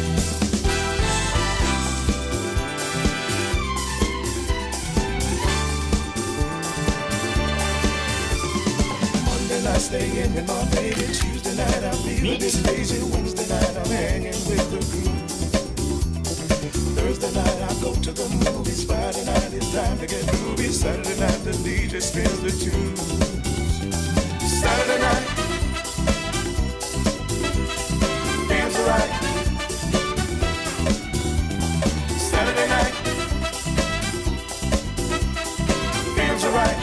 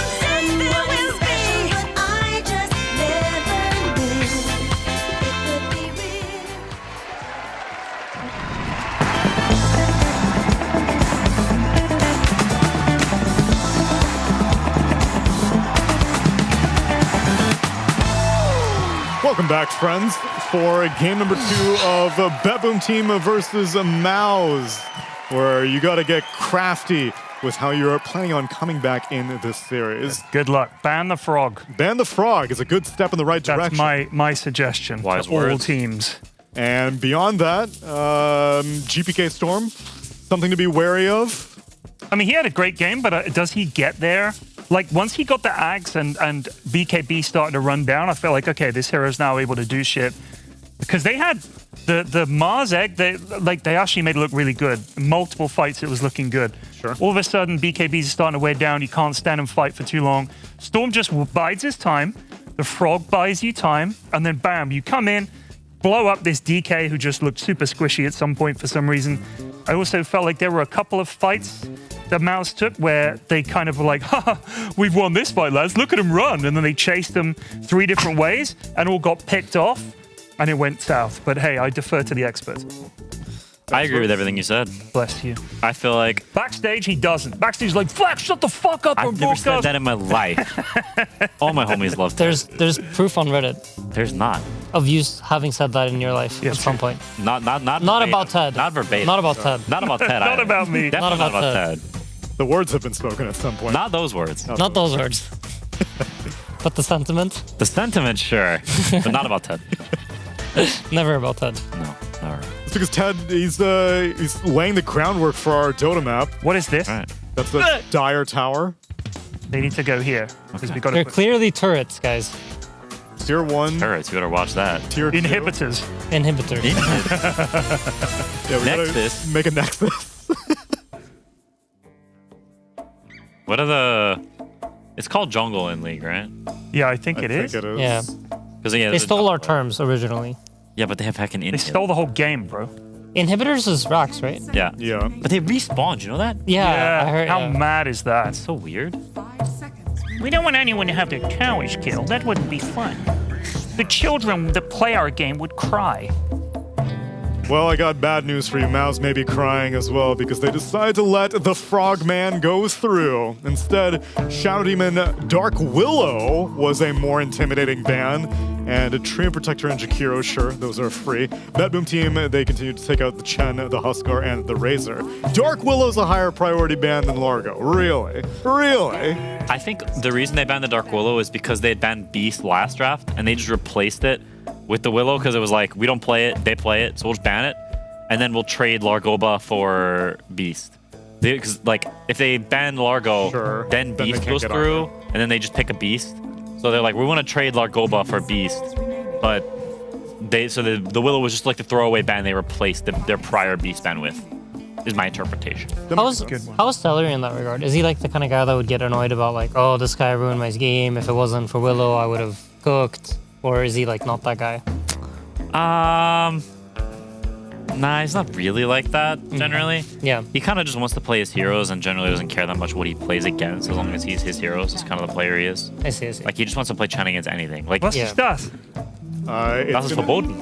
Was ist das? Gonna add some texture to the river. I'm gonna paint it blue. Okay. It's got some 3-dimensionality. Just like to it. dribble water. Yeah, that's now. my plan. Yeah. I It's not like gonna look that. good. I like that. Not with that Shadow Fiend, holy shit. Giga, although it's the Crystal Shadow Fiend, and I think it's a little sus, but their draft is already way better than last game. I did not like the draft last game. Dragonite into Largo does not make any sense to me. Shadow Fiend should be very good against Largo because you're Giga high damage, and you can actually kill him before he strums his song to his heart's content, potentially. Yeah, the burst damage was definitely lacking in game number 1. So many times they would start on even the Storm Spirit, as Quinn showed. Oftentimes they would start on the Storm, and they just wouldn't have enough damage to finish him even before Largo entered the game. My name is not play is Quinn, by the way. satisfying. Oh, yeah, Aiden said it. My bad. You all just blend together. That's toxic. So all high MMR players are the same to you. Pretty much. It's a piece of, just a piece of number Define high MMR. All right, TI winning. Some of Don't do yourself. us are high MMR. I'm not flaming you, Quinn. I'm saying he's not MMR, but he's also won a TI, so he did get kind of carried. But I mean, it still counts. That's toxic. I encourage you guys to be more toxic. You're toxic as heck. I don't have a toxic bone in my body, Ted. Yeah, say what you were saying backstage, Aiden. I think MOUZ are a good team, and they will do well in the series. That's why I predicted them. Spellcasting. Who? What did you think about Boom spellcasting? Okay, there was actually one team fight that I kind of lost my mind backstage a little bit. A little bit. Just the one, though. Just the one fight. Just the one. These towers are so big, by the way. We have to fit a lot. Yeah, they are chunguses. I'm doing one tower. Okay, I think so. If I may, the lane towers can be big, but the base towers need to be smaller because we've got to fit it all in. Yeah. Here's the big boy Radiant tower. Oh, hell yeah. Tier 1 That's Radiant. lovely. Look at that. Oh, that's gorgeous. That's rip. It's all right. Don't you worry. I'll make it work. Oh, God. My dire chungus is so much uglier. All right. Oh, no, it's blue. It fell in the water. no. It fell in the water. That's a destroyed turret. All right, I'll make some tiny chungus. That is not going to be able to stand up. Some tiny ones? This circle represents the ancient. Decorate it as you will. Rip turret. And Ooh, this that is is the tormentor. There he is. Yep. That does look like the door. Maybe a twin gate as well. Okay. Oh, make a little circular doodad. I can make a little doodad. Okay, Camera, please don't look at this. I beg you. You know, at some point when you accept that you're just shit at something, so you stop putting effort in. Well, you say that, but I'm shit at Dota, and I've kind of made it my career. If I'd made my career model making, I'd be the guy you have on, and they'd be like laughing at how shit I am at model making. Look at this. Aiden's got gloves on. I'm just here covered in schmutz. There's a twin gate for yo ass. That's a pretty good twin gate, actually. I like the twin gate. Wow, it really looks like the Dota twin gate. It's crazy. Need to get a little pushed in there. But the idea is still just sound. enjoy yourself. Bob Ross this shit, you know? Don't get funny about Happy little lags. Here's a happy little Radiant tower. I have a miserable little twin gate here ready to... This tower's been under siege for a bit, so it's taken some damage. Make it Fantastic. the It's also enormous. bot tier 1 then. Here you go. That one's... Bot tier 1. Right there. There you go. Oh, bot tier 1 you want. Okay. Yeah, the tower's been... That tower's been taking abuse. It's very top heavy. Try to make them smaller and less top heavy, please. Okay. That doesn't work. No, I like that. Just I'm sorry, Todd. No, just crack on. You can make it flat at the bottom instead. You know, lads, we've forgotten the bloody Roche pits. No. There's spaces on the end of the river. Okay. Yeah. What we did forget is the water on the edges of the map. Fuck that. Okay. They never should have added it. This is the old map, all right? Yeah. 6.32. But we do have tormentors and gate. Yeah. We kept the things that we like. The hybrid. Okay, we're not putting watchers in, that's for sure. No, there's no watchers on it. We also should not put the tormentor because that crap is some drac. That is true. There's one Roche pit. Big tormentor hater. Do you think tormentors, if they made a poll, like all Dota players, when you launch the game, you have to like answer the poll before you can play the game? Do you want tormentors in the game or out of the game? What do you think they would say? You want like a CAPTCHA kind of thing where only the robots answer yes? No, I'm just curious about what you think people would say. If everybody that played the game voted. The majority of players, ever since they moved the tormentors to the edge of the map, just don't take them anymore. I think, like, Ted, how often do you take a tormentor? Every time it's up. Really? Yeah, my guys are obsessed with it. Oh, okay. It's a big gold swing. It is. So here's the thing. I do not agree with the making the map bigger thing in the first place. I think it was a big mistake. I think the game is already hard enough to balance, and you've now added all this extra shit, and it's like, well, we got to put something in this space. But what do you put in there, and how is the shit you put in there balanced? These guys complain about those camps down the side, the 33 camps. So we get rid of those. So what do you put in there? Oh, let's just have trees. So then what's the point in it? You have to have something there. Just kill that side of the map. That's what I'm saying. Get rid of that shit. It's stupid. Yeah, okay, I think the top and bottom need to be extended, and I think the sides. So I think it should be a rectangle. It should not be a square. Because I think the map needed to be bigger because the game was solved. Okay. All right, but from your perspective, I'll bow to that. I'll bow to that. Because from a pub perspective, I agree. I think complicating the game further is probably not necessary for a lot of people. But I agree in that I think the sides of the map are just some crap. Like, I think they should get rid of the extra edge. Yeah. And make it a rectangle. But I mean, if you look at it, they know that they made a boo-boo with making the map bigger. Because what did they have to add? Oh, being in the water makes you run faster. Because otherwise, it's such a miserable chore to move around the map. And for ages, it felt like nothing was happening. It also felt like you can win your lanes and people could just go and hide in the jungle and farm. Trust me, it makes the game harder. And harder to balance, I think. Something that makes BetBoom's game easier, though, is having GPK on Storm Spirit, because they're going to get that after MOUZ decide to follow up their Shadow Fiend with a Warlock and a Marcy.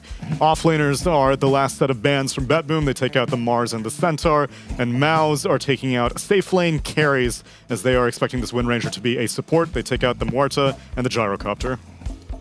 I don't really understand why they picked Warlock into Largo, but also with Shadow Fiend. Like, Shadow Fiend wants heroes with slows and stuns that allow him to get his damage off. Warlock wants the same thing.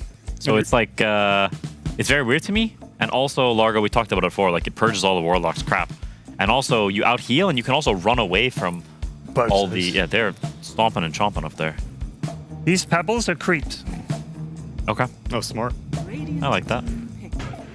Hoodwink is going to be the support of choice, so it looks like Wind Ranger will indeed be Kiritich's hero and carry of choice.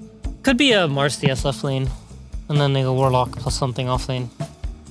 Yeah, it's just also like it's Warlock into Tusk. Yeah. Somehow that seems Not counterintuitive great. as well. Yeah. Also, Forlock is like quite sus. Warlock is indeed very sus.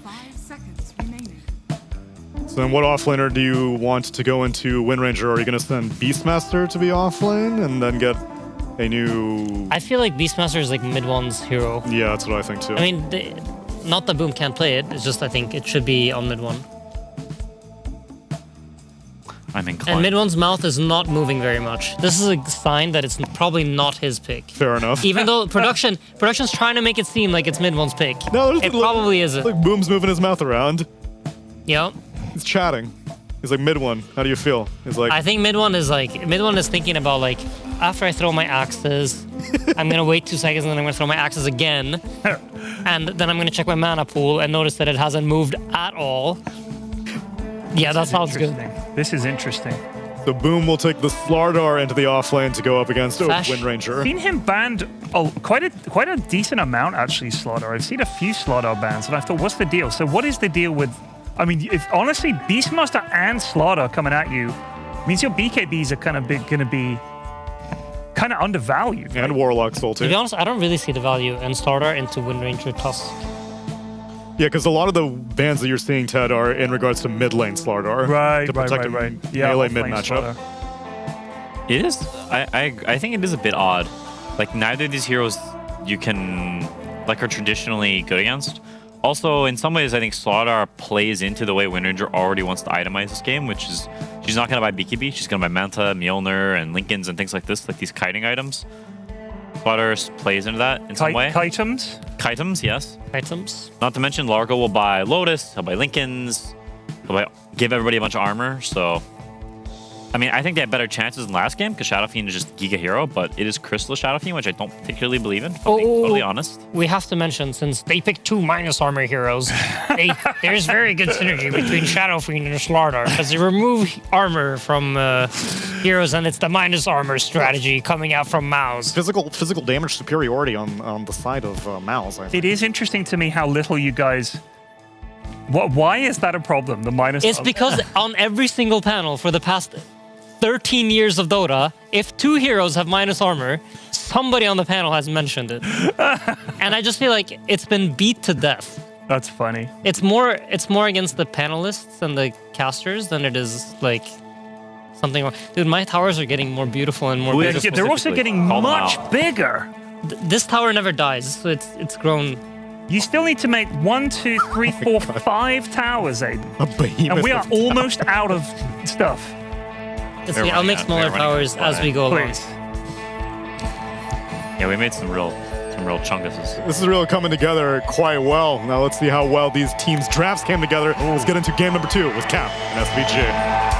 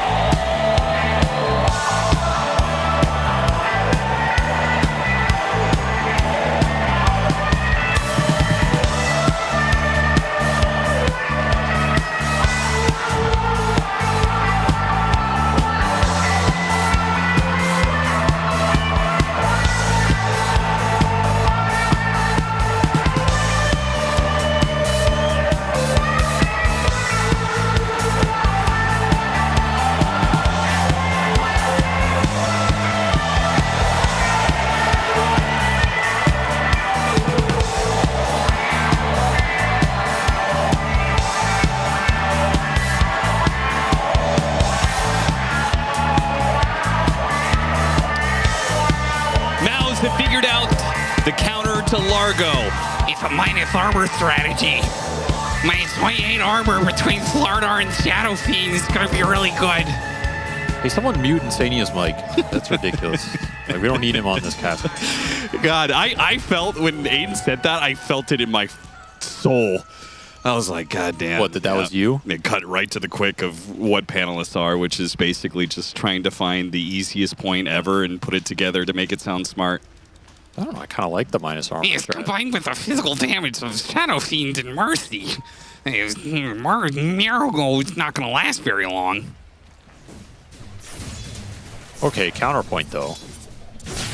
Isn't that kind of every Dota draft in some capacity? It boils down to a synergy of heroes. Yeah. So I can do the same thing for like a spell amp lineup. Yeah. Yeah. Or, you know, a bunch of every Falcons lineup. It's just heroes with high HP with EHP mechanics to make them invincible. I can literally say that about any lineup in Dota. So what's the difference? Why is minus armor so much nerdier or unqualified than an EHP lineup or a spell amp synergy lineup or a mobility lineup or a rat lineup or a push lineup or an Aurora bot lineup? Or is it like Pokemon, or like the interesting Pokemon are the ones that combine the different forces? You know, no one's a Pokemon trainer with just like 6 Earth type. Yeah. Well, no. Right? Well, you're not a trainer, but yeah, the random NPCs you run out to on the map, they all have more those. Fun to combine it. So maybe that's like Dota Stretch. You're supposed to combine it.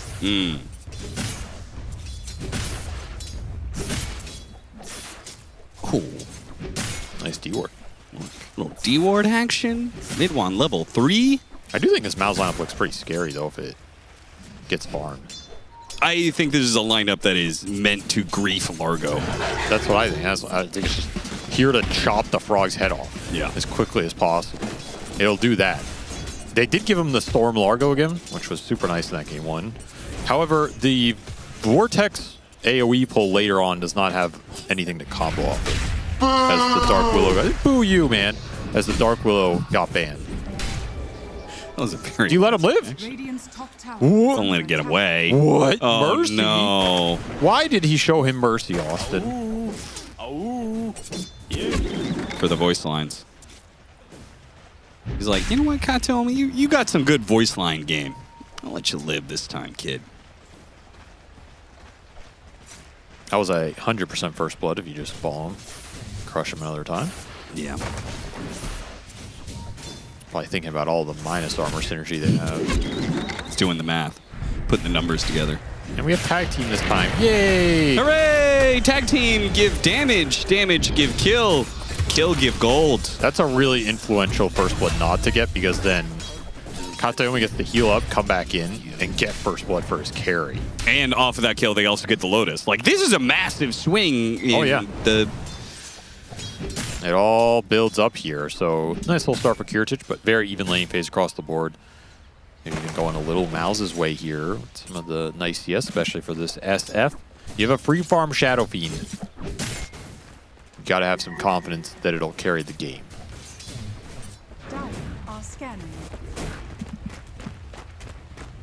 TP in the Marcy mid, looking for a cheeky little gank here on the Storm, trying to shut GPK down early. But the wave is super far up in the river. Kind of just not the time to make the move. Awkward go. Yeah, might still get him. Mid-one's performing too well in some ways. This will force GPK off of a lot of waves here, though. He is not happy with his current situation. Just has to watch from the tree line. And what's the trade-off? Like, is the SF getting less farm as a result? He is. He's also forced off the lane, pretty much. GPK's like, come on, man. Just get off already. He's typing something. Close. Smiley. Yeah, that's what I'm talking about right there. Well, that's still double water runes for mid-one. Still going to send the Storm to base. And remember, he sat there missing some waves too, so this is really like 3 missed waves. Dude, this is crazy, the fact that he didn't go back to bottom. They're just leaving a Shadow Fiend alone? Just looking for the roam, looking for the snowball. Kind of what Yamich likes to do. He could always send the Warlock bot too, like even if Marcy's up here. The Warlock rather play there anyway. Pick me up, jump on a Kiritich, pull him back into the crush. Still underneath the tower, though, and they got to be careful. The tag team would slow down the heroes. Bushwhack on 2, splitting up the damage, though, off the Fatal Bonds. They will get the kill, and now they have the numbers. They'll run down safe next. Katomi's like, all I can do is really CS here, brother. Not much I can do about that one. Nice little move. I like this trade-off. Your SF misses a little CS, but he's still farming well down here. The worst trade-off is the space for Largo. So if you're afraid of Largo getting a faster Ags, this is not worth it. Well, you shouldn't be afraid of Largo, right? With this lineup. No, exactly. So I think nice shot. It makes some sense here to me. Marcy's still up here. Here he comes. Boop.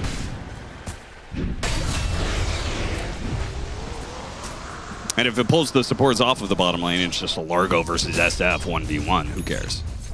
You're effectively winning 3 lanes right now because mid was abandoned off of the severe blood grenade attrition damage.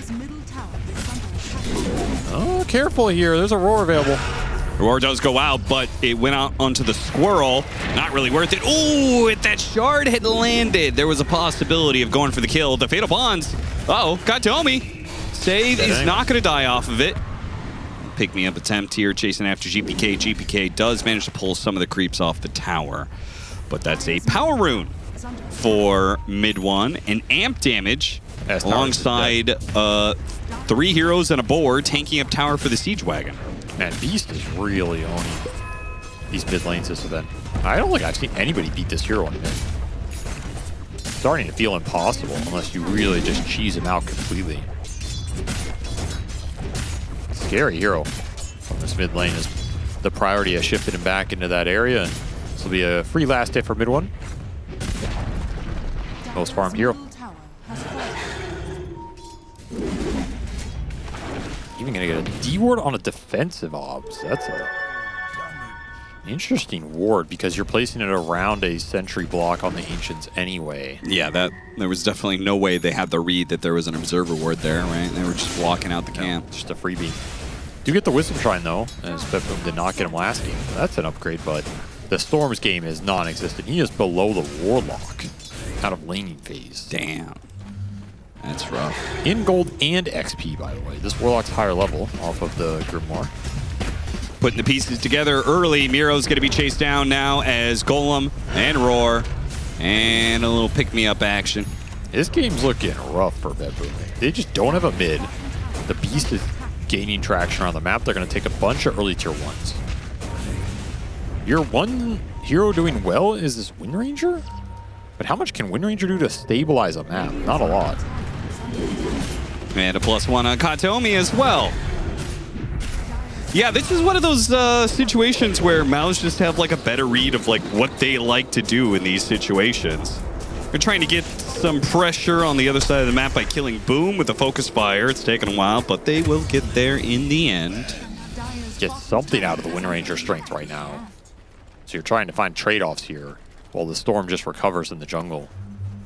It's funny, BetBoom has traditionally been known for their laning phase prowess, but laning phase broke down so early. I mean, he started roaming at, what, minute 4 on Marcy? Earlier than that, maybe? There were pressure points to go to.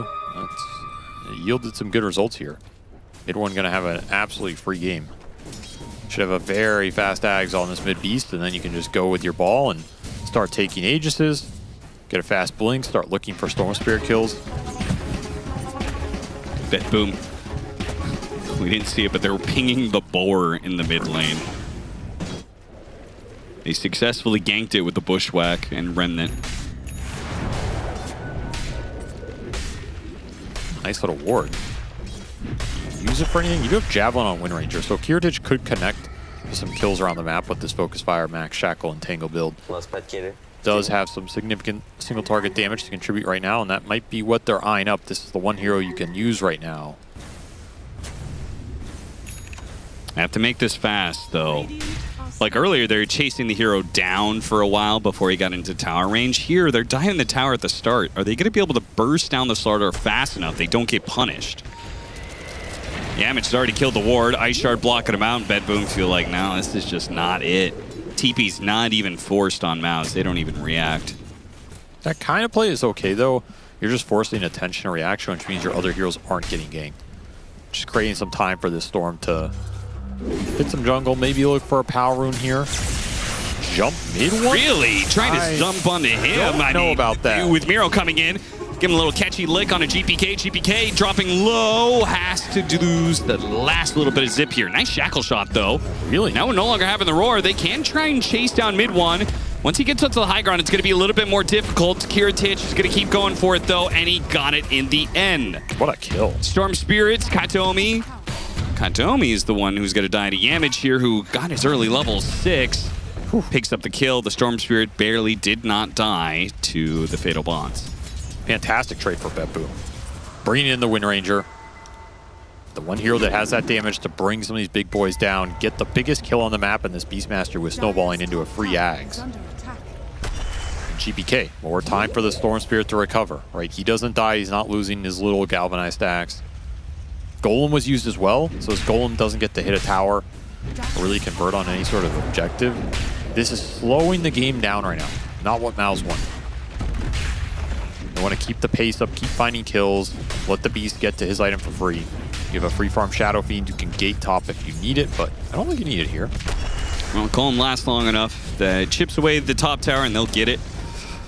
So yet another tower down. Once again, BetBoom have lost all their outer tier 1 towers before 15 minutes.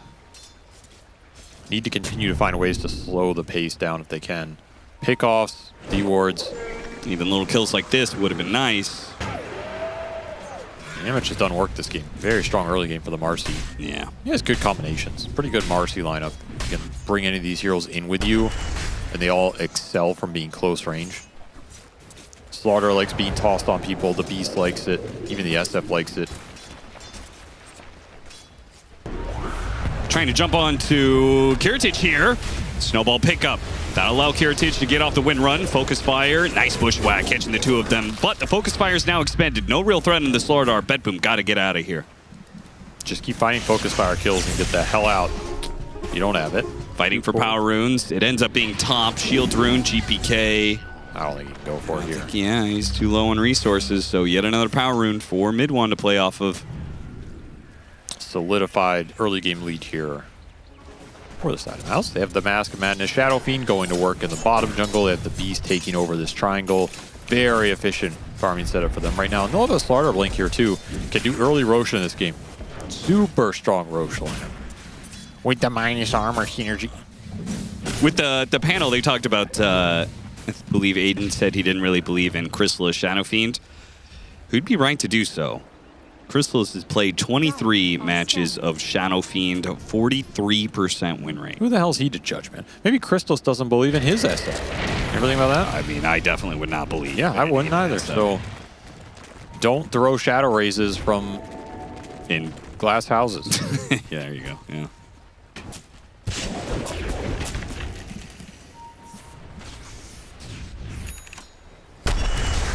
Well, pace is about to pick up even more for MOUZ with the Blink Dagger on their off lane. And the Aghanim Scepter soon to be done for the Beastmaster with the Mass Armor strategy. They got a really good Rosh taking potential. So they'll be able to do that really early. And I don't think BetBoom is going to be that strong to contest them. I mean, we talked about how the Largo doesn't really do much until he gets his Ags, and that's still going to be another 1,200 gold away. They need to find some sort of pick-off. I mean, this Storm is just so far behind. He needs some kills in this game. And just galvanized stacks to make up for the lack of items here. Breaking smoke between the two of them. No go for either. I don't know if you wanted to jump that. The Storm there. He does not do that much damage right now. Dire's middle tower is under attack. Beast Ags done. What are you gonna do with it? It's all coming together. Let's do Rosh. Yeah, I think you just if BetBoom's gonna dodge you, just force the objectives. I mean, it's pretty efficient considering the physical damage is so effective. You have Beast Ags plus minus armor. I also like doing it on this side before it goes top, since you saw all the hero. Like the Wind Ranger top means there's just no contest here, no snipe potential or anything. Aegis for the Beastmaster. He is god on this map right now. Blinking after does manage to get the vision on Kiritich. How far can they chase? Chase pretty far here. Mid one. The drums are playing. The drums. In one. The drums in the deep. They can get the blink on a save at least. They'll get maybe him. Then he shoots himself down to the low ground. They can still cut him off perhaps. There's the roar. Finally goes out. Shackle shot doesn't latch. Oh my god! Celery's not messing about. They got that squirrel. Fry him up. Summon a Balrog on his head. Still chasing, huh? That is a long range.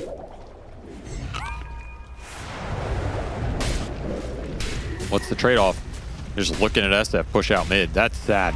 You got chased by their whole team top, and you're watching SF push mid out solo. You just can't jump in, no threat. Such a different storm than the first one here for GPK. Yeah. He hasn't died. I guess he's got that going for him. The timing on the Largo Ags is not the worst. It's done. Something in this game. It's actually the most farmed on the BetBoom side. Snowball dodging the jump in from Yamich. I'll buy him some time, but time for what? Farm. That's all. Yeah, I bought you guys 1 more second. The smoke is going to be 1 second later to rotating into the top lane. Make use of that 1 second best you can. Kiritich still going to be caught. Wind runs away, followed up stun. Bushwhack only catching so much here. Great shackle shot though with a focus fire. Actually managed to get a kill as he backs away. And a quick dispel. Kiritich is fine. Now the grab from GPK catching boom, boom. 50% of his health left. Shackle shot not latching to those high ground trees. The Bushwhack will find its mark. Either way, BetBoom, defensive measures engaged and successfully so. 2 kills, no deaths. Probably the best game I've seen Kiritich play in this event so far. Like, I think he's playing this game almost perfect from the position that he has been put in off of a very rough laning stage. Yeah. So it's cool to see. Oh, they're actually still trying to take some action here despite missing some heroes. Katomi still die. Nothing to take there. Yeah. Got to be wary of this Blink Ags beast that is still a menace around the map. Yeah, nice turnaround look here. You're really strong in this win run this game. There's not a lot that goes through it. No roar here to shut you down. Yeah. Looking at that roar cooldown, it must have been cooldown. They really tried to make that play without the roar at all, which is a little surprising. And it's rough because MOUZ still have a fantastic lead. 7,000 net worth lead, still have an Aegis intact, but that is the purpose of this lineup. Oh, come on, that's harsh. That's harsh. Or maybe that was at you. That's fair. What? What did I say that could have been booed? Well, sure. Okay, well, boo that. Boo that. Where's that courier going? Where was it going? Just running down the lane. Come on, Save. Straight into Boom's wallet. That's where it's going. Ching. Take the tier 2 top. Well, you're certainly not contesting the Tormentor at this rate. You're going to have no towers whatsoever in this side of the map. They see the beast bottom. They might fight top now. They saw this beast bottom. That's a massive opening. He's TPing. He's trying to get there. He knows his team is a little bit exposed. Golem's going to be dropped. Can they finish off? No, the crush. No, the Bushwhack caught on 3. The SF's still going to go down. Kiritich, though, is taking so much damage. He's got to make a run for it. Pull them back into the Slaughter. Careful there. Great shackle, though. Kiritich. Again, the shackles are beautiful from him. Oh, yeah, he's lining them up. They seize that opportunity very quick. With the beast bottom. Still lose the storm though. That's like the last hero you want going down in these fights as he needs to recover off the kills. And Katomi was pushing in mid during that time. He's so funny, man. Not the worst trade for BetBoom given the game state, especially mid one missing that roar on the Largo. That would have changed that sequence completely. Yeah. Still a tough spot to be in as Aegis will expire in 30 seconds. Mid one got a lot of gold out of this time. Maybe not the most in terms of kills, but boy, is he just farming the whole map.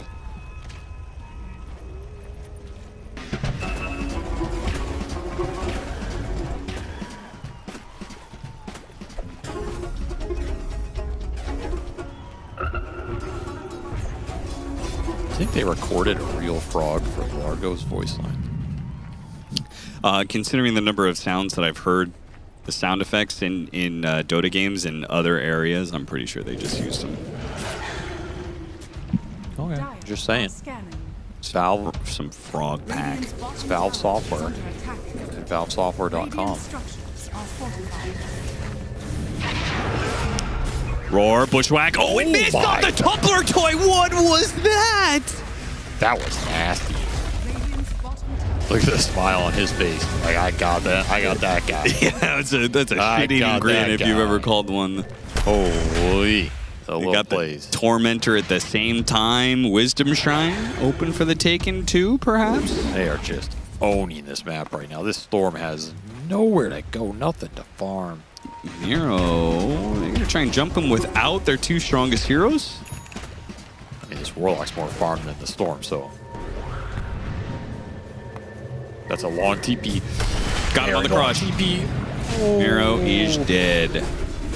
Team's going to run into the Beastmaster, though. Kiritich, gotta land the shackle, doesn't latch to anything. Unfortunate focus fire, he doesn't have a roar, so no defense here. Yamage tries to pull him out, doesn't work. Now they're trickling in one by one, and Save says, we can get more off of this one. He's right. They moved the Shadow Fiend up to top, so he can't be down here. And with the Beastmaster dead, then what are you afraid of? That amp damage didn't work right there. Able to run him down, even with the missed stun. Very nice Acorn Bushwhack with a follow-up as we see the Tumbler toy. Suck it. That's where you need that Saber. Suck it.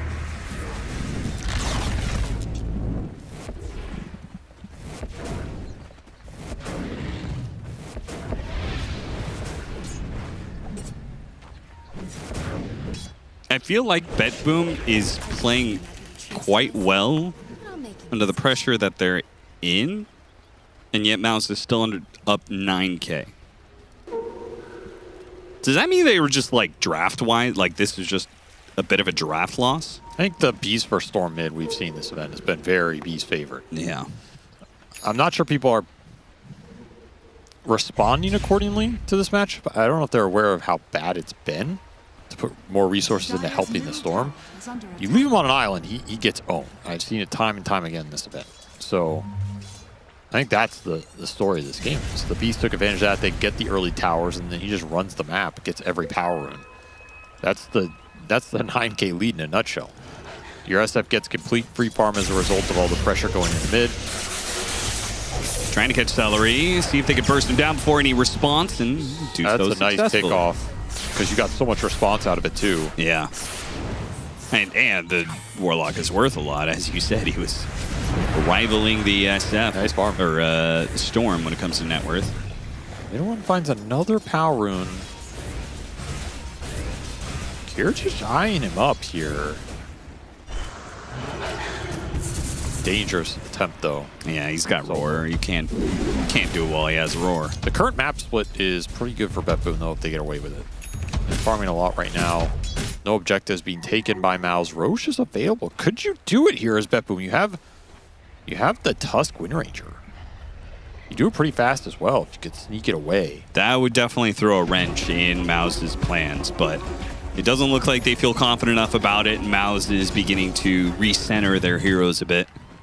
BKB done for mid one is super strong here. Yeah. Just gonna TP to the team, and they're gonna make the smoke play. I do not think BetBoom want to take this 5-on-5. It looks tough unless you land some crazy shackles. The aggressive vision did spot some of that smoke. They're going to lock some wards down here. Kaitomi does get jumped. They couldn't save him. They knew that was coming, and yet it was still too much power. What a shackle shot! What? If they get this grab off the bushwhack, try and burst down the Beastmaster, there is no roar. What? Requiem's going to go out, pushing back the rest of BetBoom. But a BKB for what? You buy the item, you have to press the button to use it. The last hit. Oh my God, BetBoom is going to wipe MOUZ. That is not supposed to happen here. I need a replay of that. What is this, like some sort of Kiritich legacy game or something? This man's 9-1-6 in a losing game, down 10K the whole time. It's like there's no pressure on him. So yeah, I'm chilling. Just gonna land every one of my shackles, salvage this game. Look at this. Blink, middle roar animation. Probably max range on that, into the bushwhack, into Sharpshooter, no BKB from mid one though. There's a question there. Yeah, 100%. I always wonder, these pros, it's such a muscle memory thing that you jump and then BKB. Yeah. I wonder how many games would change if you were just disciplined about it. Like, I'm just going to BKB then jump. Oh, okay. He also could have BKB before he attempted to roar. Yes. There was still a chance. It's still shackle shot. It's not instant. So there's a big question mark there. Clutch plays from BetBoom, but very unclutch plays from MOUZ. They're in a dominant position. You have overwhelming net worth on Beastmaster. You just pop BKB, go in there. That's a guaranteed roar on this Wind Ranger. You're not getting bushwhacked. That fight's completely different. That is a bad fight to throw in this game because all of a sudden, look at that Storm Spirit. Straight back up there. You get an Aegis on this Wind Ranger, who is still 9-1, by the way. Nothing to go through this win run. Such a good win run game. Such a good win run game. You need MKB on SF to do anything here. This should have been MOUZ's game, man. Yeah, it's slipping away from them. Down to 1K gold lead from a 10K. Yeah.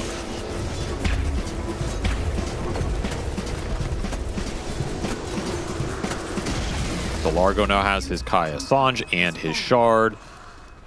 Storm bought a Lotus. It's pretty interesting from GPK. Kind of like it though. Very good Lotus game. Gives him the extra armor here. Yeah. Extra armor, 4 mana regen, 250 mana. Stats on it are kind of nice. See what you can lose that Lotus for. Blocking it, boom, beautiful Shard. Pulling back in with a catchy lick. Snowball after more of them. Caught Yamich as well. Heritage, godlike. Crumbling for MOUZ.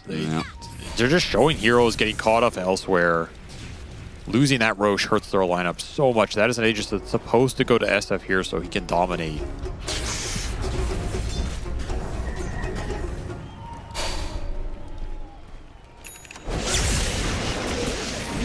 Is GPK actually thinking about Crimson Guard? Is that real? He's like, I'm the 3 now. I recognize what happened to me in this game. I'm going to make some adjustments. I'm just going to tank up. Is the crazy part here, it doesn't even seem that bad? I don't know. That's crazy to me. It's got to be bad. But yeah, that cannot be real. You just go Shivas. If you want more physical mitigation, right? You just go Shivas. The downside of the Lotus is I'm not sure you want to go Lotus and Shivas here.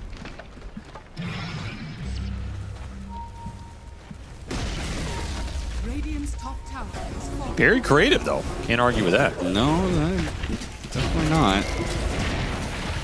I mean, he is the initiator. You can't, like, Tusk wants to be able to save, so he has to go in and grab to set up the Bushwhack follow-up. Like, he is, in a way, the least important when it comes to the damage. Despite him being the most important in game 1. And it shows GPK is, like, willing to change his mindset and build game by game, right? Just whatever the team needs.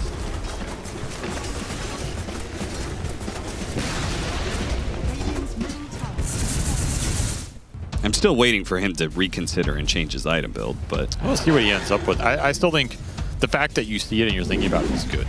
You want your players to adjust to the individual situations, right? Yeah. Tops and Diffusal. Batches. Dire's bottom tower is under attack. Just forcing the high ground. 8 minutes ago, this game... Yeah, it shifted so quickly. Yeah, if you told me BetBoom was going to be the one to take the first tier 3 and do it in under 30 minutes, no way I would have believed that. Got the SF, get the grab with the pick-me-up, take him out of there. 4-man crush. Now go back to the banner and they got it.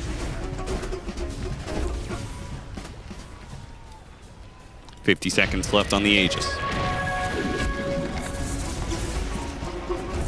Still feels as if the Wind Ranger goes down once, this game will just completely flip the other way again.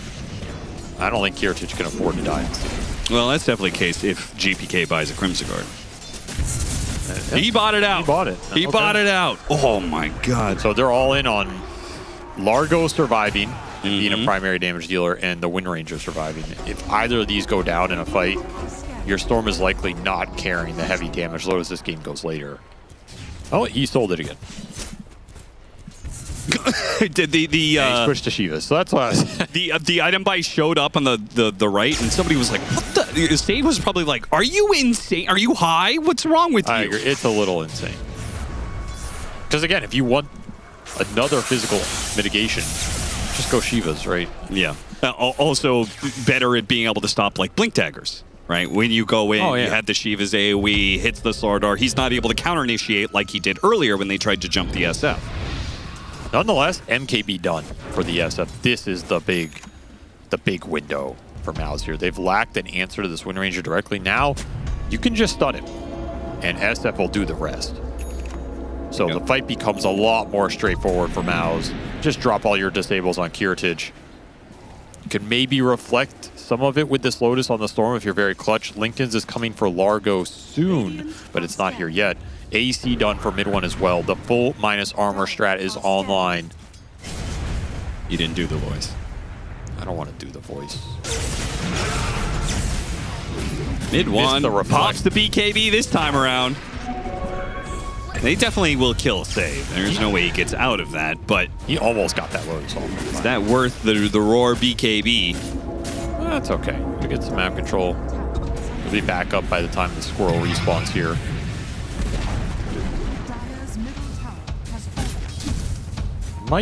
This probably will finish Lincoln's for Largo, who already has the shards. You gotta be a little careful. GPK. Oh, we didn't zip away far enough. Oh, GPK, no. No. Brother, why? And you can't afford to give openings to this kind of lineup. Single target focus of SF is just way too strong. Take a numbers advantage. You'll get a lot for it. Nice shackle shot. Focus him down. Punch goes up. Snowball as well. All in. Try and finish off Crystal. It's got a force. That's left. Couple hits were not enough. Nor was the shot there from the Hoodwink. They pushed back the heroes and mid one dies anyway. Now they got the shackle shot on the Boom. Eventually latched after the BKB went down. Miro just played his little tune and killed 2 cores, I guess. Wait, how did that shackle? It shackled, but he had BKB going, right? Oh, so it just looked okay. Yeah. And then he ran a little distance, and then that makes sense. I thought it got like reflected or something. Power Largo, man. Dear Lord, this hero. I mean, this is a great shackle because you can just man up. You're only afraid of the SF hitting you, but if you're going on the SF, it's effectively a free fight for Kiritich.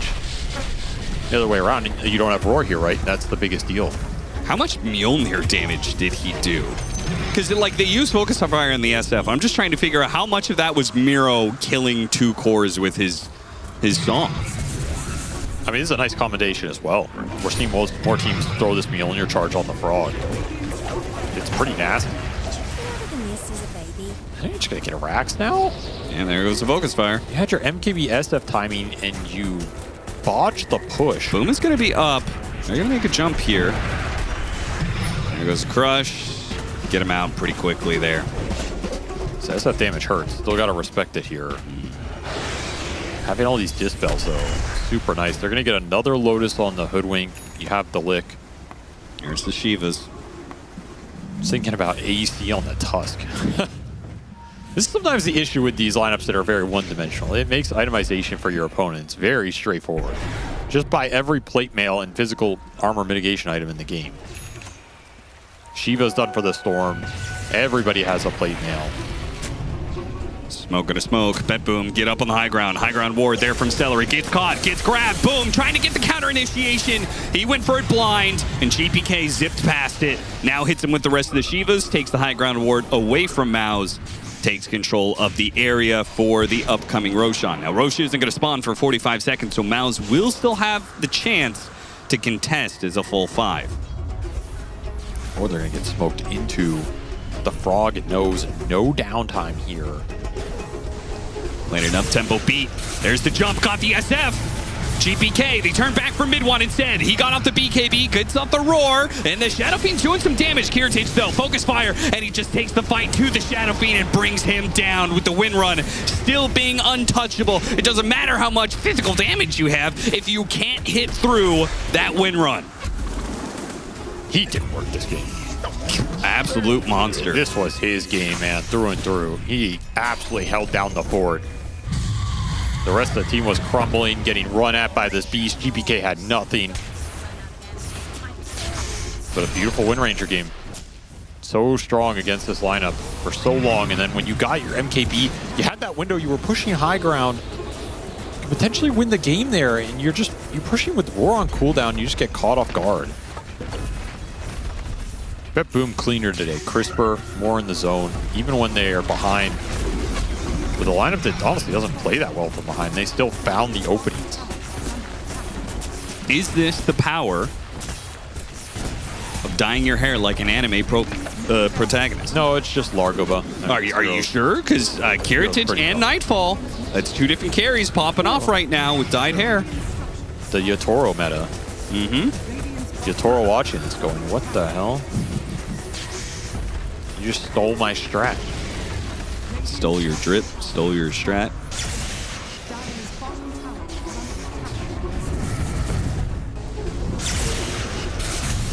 Great initiation here. Every time you can land stuns on SF, he has no BKB. You remove so much time for MOUZ to do anything in this fight. Like, he finally gets to lay in some hits and then, oh, he's stunned again.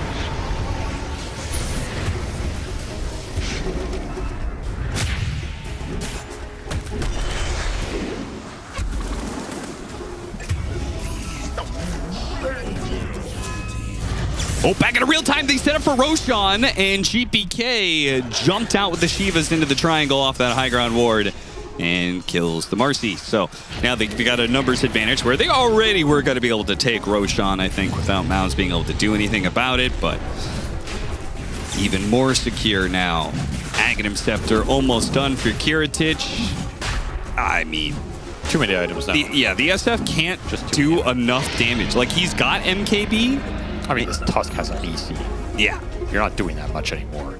They have double Lotus, Solar, AC, Shivas, Ags on the Storm, double Lincolns coming off the Largo, and there was an Ags delivered for the Wind Ranger shortly, which you got to remember, even if you can hit him, you're still getting the physical mitigation no matter what.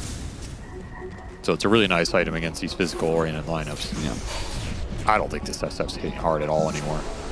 Maybe if he had the 25 talent, look a little different, but he's still 2 levels away because you haven't won a team fight. You're 3-3-3. Half of the 6-6-6. Got him inside the snowball. That allows him to get off the wind run and focus fire down. Boom. Chases in pretty deep for it. Meanwhile, the Storm actually got caught mid one. He's still able to get the zip away. Crystal is going to die to Miro. Kiritich is not dead yet. Still, despite getting almost all of his HP at the very start of that fight, BetBoom, keep everybody up and close out the 2-0 in style. He ended up taking, I believe, almost 800 damage from Croca Genius on the SF in that last fight. With the pop off of, he put it on himself in the Storm, and then it both popped at the end and just chunked him down. Like, honestly, people underrate this spell, particularly if you don't have magic resist or BKB, which they don't. We were talking about a lot of the itemization from BetBoom this game in terms of dealing with the physical. At the same time, what do MOUZ have to deal with the overwhelming magic damage coming out from, again, the Storm Largo combination and the Mjolnir Wind Ranger? There's no pipe in this lineup. There's no BKB on the SF. He just gets melted every fight. Like, yeah, SF does a lot of damage here, but he's also taking a lot of damage from Largo just running around him. I think half of the damage Crystallus took every fight was from Largo just existing in the middle of the fight. Is SF supposed to get BKB? I think so. I think they're just such a magic-oriented team. I think you're either supposed to go BKB here or some satanic build where you can sit in the fight. You know, okay, maybe I'm not debuff immune, but if I can just get a couple hits off with crit, I'm going to heal back up to full. Then I can take a longer fight. I feel like Crystallus is just dying while he's trying to kill them, and there's no ability to take a longer engagement. The other argument is this game should just go a very different way with the lead MOUZ have. If they get another Roche, if they don't botch the high ground, they probably one just win blink this game. in, no BKB. Yeah, like, that was pretty. There's a very solid argument that you should not lose this game with what happened to GPK, regardless of what else happens. Yeah. So that is probably the first discussion to have. But then beyond that, there are still some small tweaks. Shout out to Kiritich though, 17-1-3 on this Wind Ranger. What a monster! Legacy game. Legacy game for Kiritich. Damn. Part of that's 30 of the kills he was a part of the 33 that BetBoom got. Crazy good stuff. All right, well, BetBoom take the 2-0 over MOUZ. Looking damn good doing it.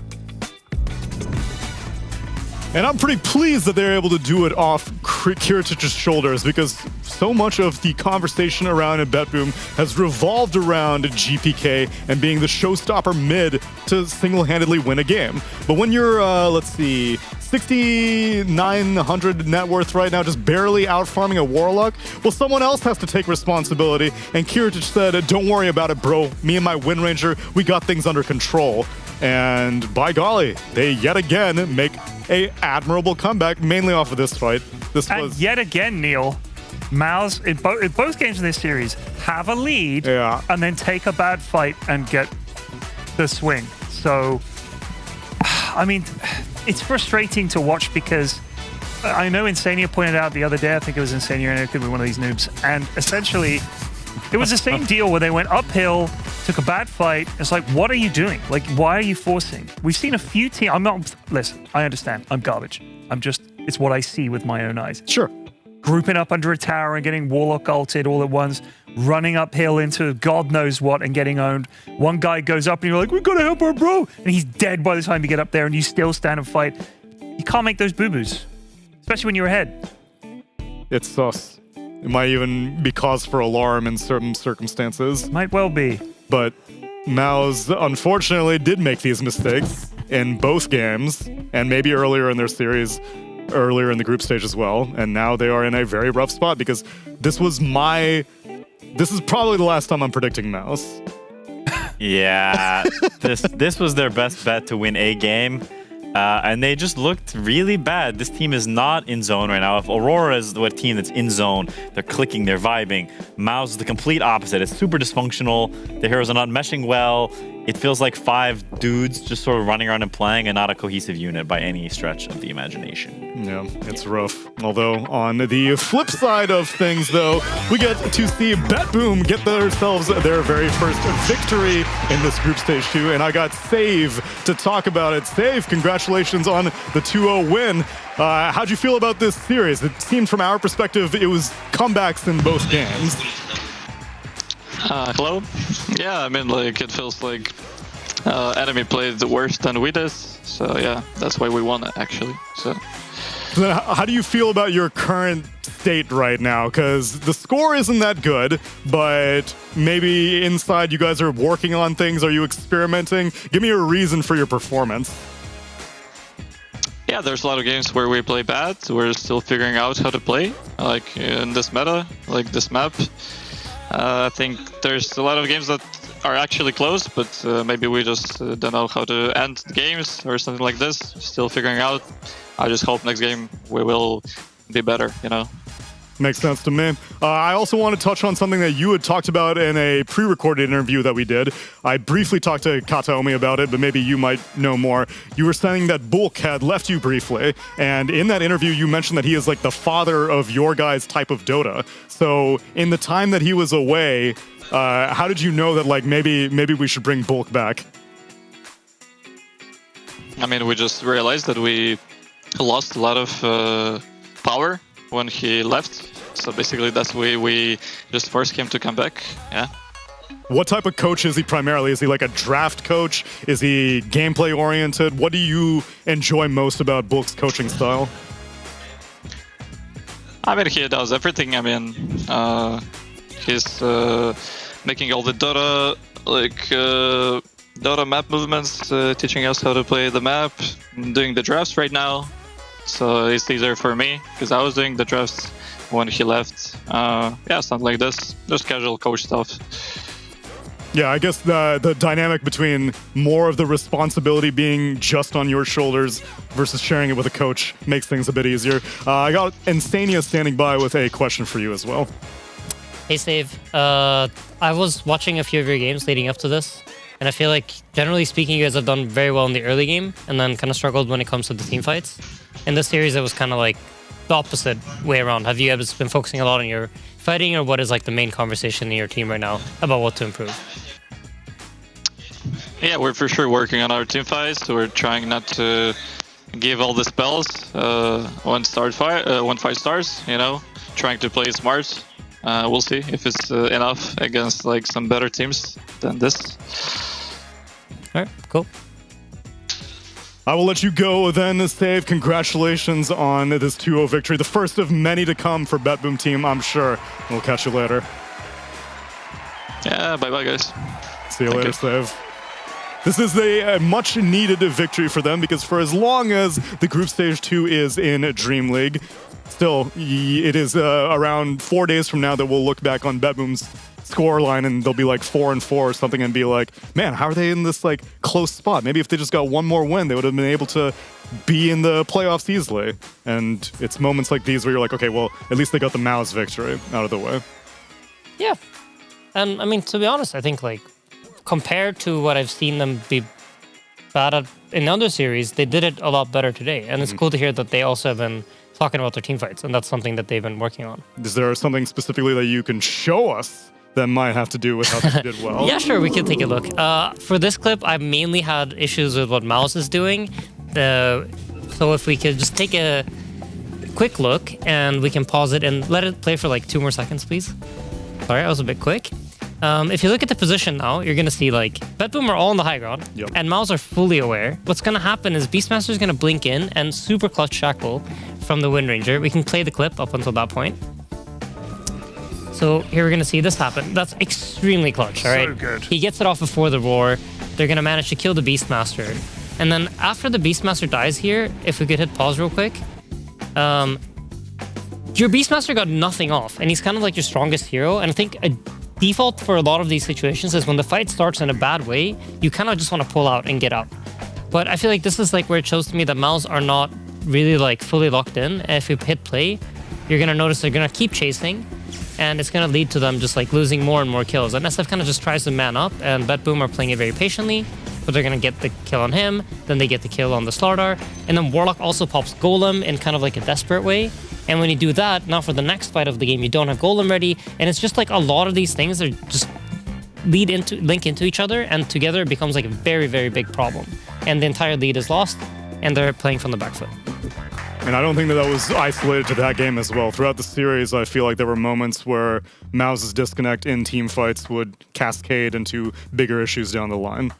Yeah, they're just messy. And Dota is very much a game where when it rains, it pours. Like, when you mess up small things, it feels like the whole world is crumbling. You're not good at anything. But generally, it comes down to you did a few things wrong, and that's like altering your feel for the game as a whole. It's making you make slight decisions that are wrong. You know, like if they chase just a little bit less, or Beast press BKB a little bit faster, then he roars and the game is totally different. Maybe they win the fight, maybe they win the game.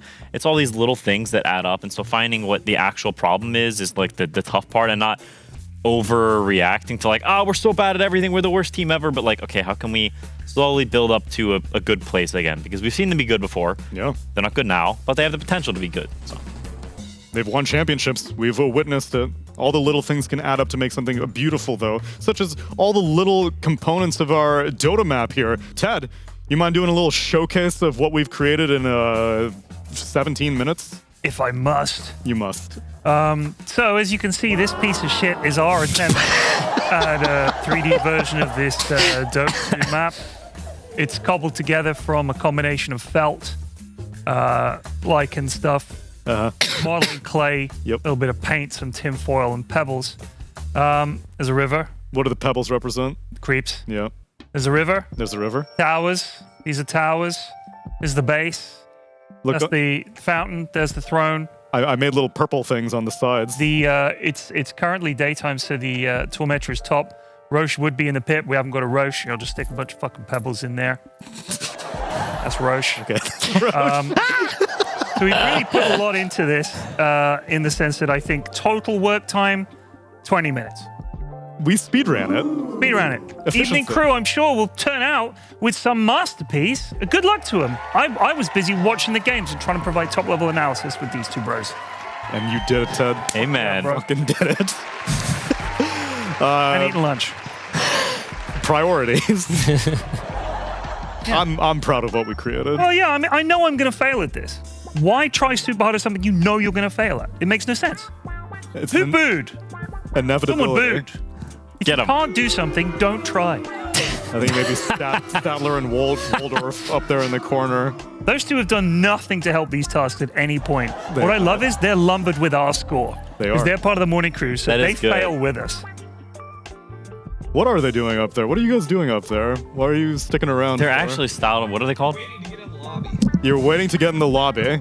They it took a little while to make the slots, the observer slots. We Just have to wait enjoying the view I would like you guys to actually stick around for this, namely Avery, because Hell yeah. you know that we had a little quiz earlier about how well we know Aiden. Quinn, you had presented this quiz. You were telling us like, oh, you know, this is trivia about things that we love about our oh-so-friendly co-caster. And now... Hey, where's this guy going? Where is he going? I'm leaving. I'm done with this. Stay in your lane, I'm bro. done with this. 180? I'm done with this. Oh my god. No, you. Not Get like him. this. Go tackle him.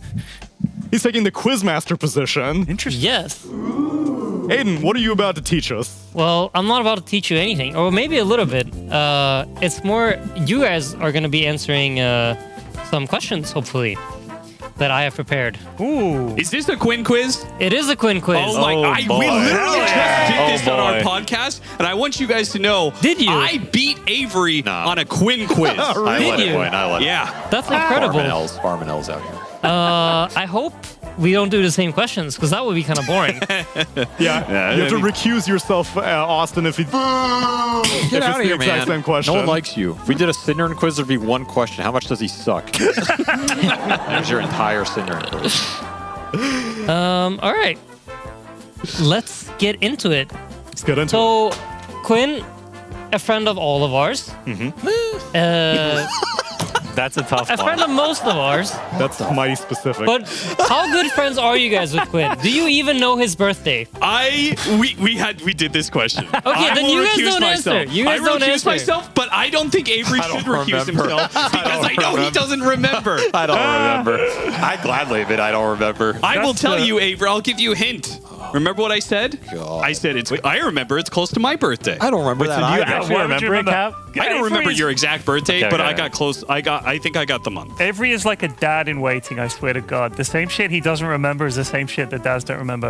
When's your friend's birthday? I mean, how is it relevant to my friendship Exactly. with Quinn? No, hey, that's just male friendship. I feel like knowing Take a someone's guess. birthday is important. You're not really friends unless you know someone's birthday. Well, then I I guess don't know I any have of your no fucking friends. birthdays. Same Avery.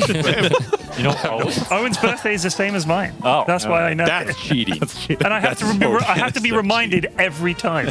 She was always like, "Remember, you and Owen have the same birthday." I'm like, "Oh yeah." Wait, Owen was born in 1964?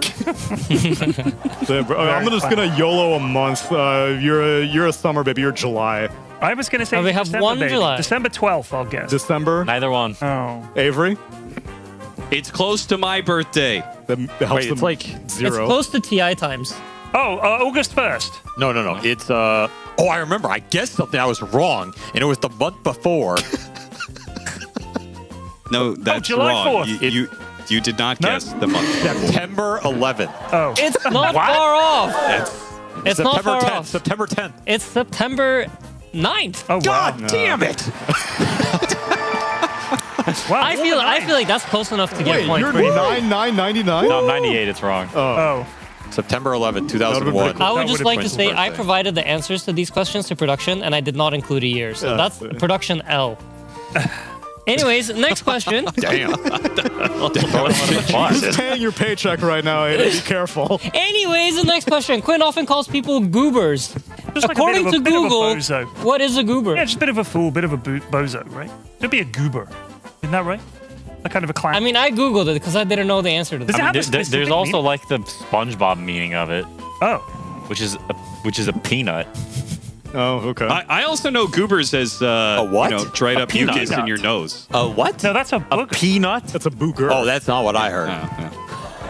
No idea. Okay. I thought it was just kind of a person who's a bit of a bozo. That's what I'm going with Ted on this one. I think it's All right, so I have a jabroni. peanut from Quinn and a bit of a bozo from Ted and Tsunami. I mean, they're Bozo. right. I think we're both right. I think it's They're like bozo. jabronis. The first definition that came up on Google when I googled it, because I don't know what the word means, was a peanut. This is AI bullshit. No, a goober is a peanut. Never. But that's not what I mean when you call them that. Yeah. You peanut, like you know. Just doesn't hit yeah, the That sounds like Gordon Ramsay. It does. You fucking peanut, it's goddamn raw! That's my Gordon impression. You donut. That's a good one. He does Come say no. on. He says, "What's going on?" So do we get points? I feel like Quinn gets a point. The rest of you guys don't. Great. Wait, I didn't Quinn even gets answer. points How in did, the I quiz. get Too bad. my Too own slow. Too quiz. slow. Then I have 2 points because I know my own birthday. What was the How second do we win this? definition of? This is I didn't write it down, rigged. but it Okay, probably fair was enough. a bozo. Go on then. All right. Fair So you guys have all watched Quinn play Dota for many, many years. Yep. Since you guys are not a very good friend, hopefully you guys are a better spectator. Okay. What is the hero that Quinn won the most games with? What's his highest win rate hero?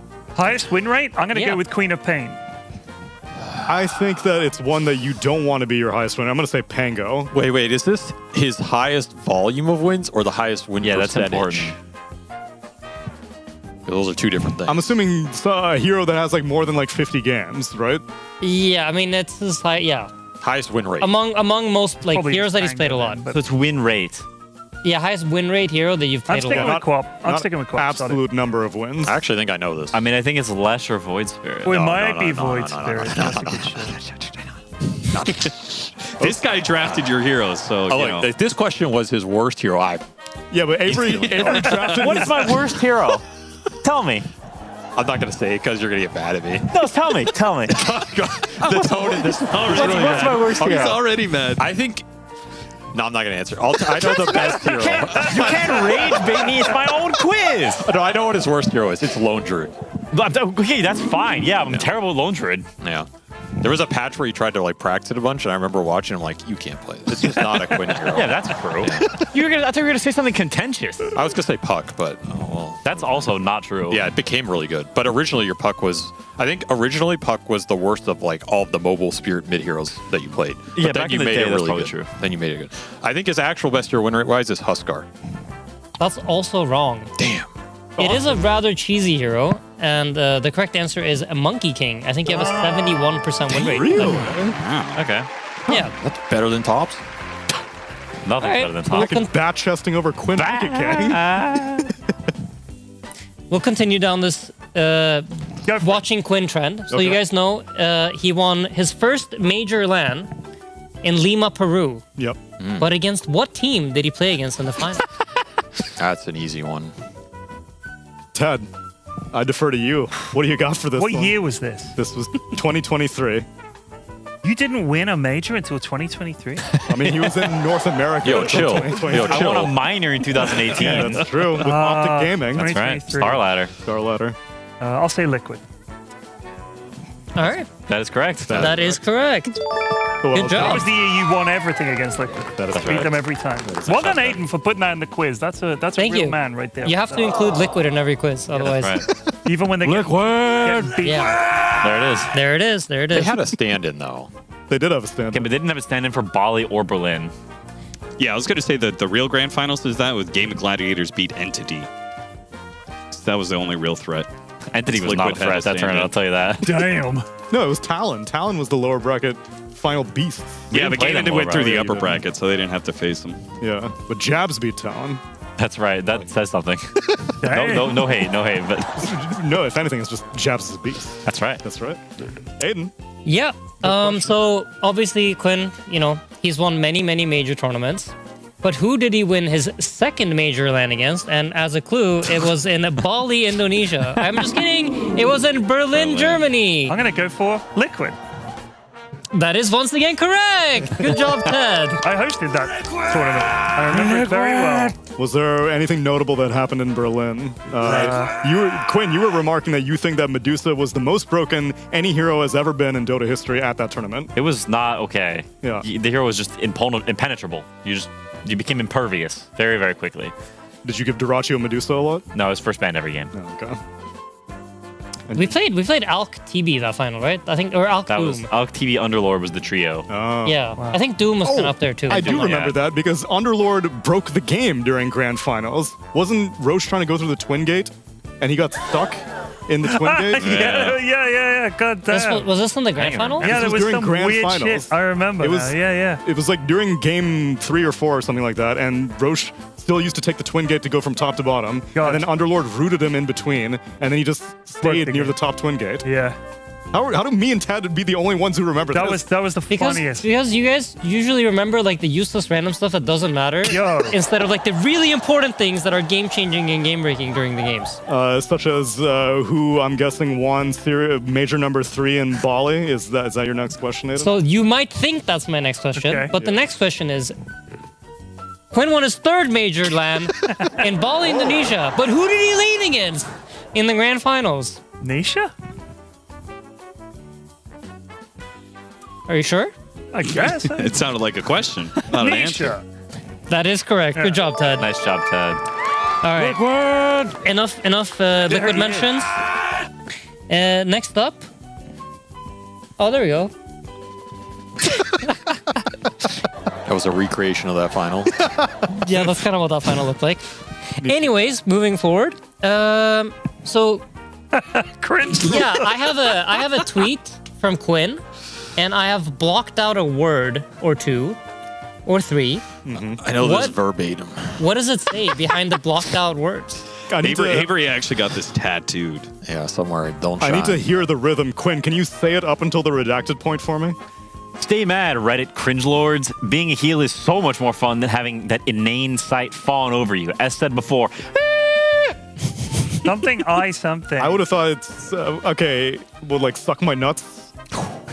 Ooh, it's not far off. That's an I in the middle, like I. Suck it. Scrubs. Suck it. What was suck it? Jabronis. Goobers. Suck it. Goobers. I don't think I ever said the word jabroni. Suck it, jabronis. Like I care, or that does go kind of hard. Like I'm pretty sure it's suck it something. Is it suck it something? I don't think it is. I think the middle word is an I, just a lone I, but I could be wrong. Maybe it's suck it, cringe lords. I don't know. Suffering succotash.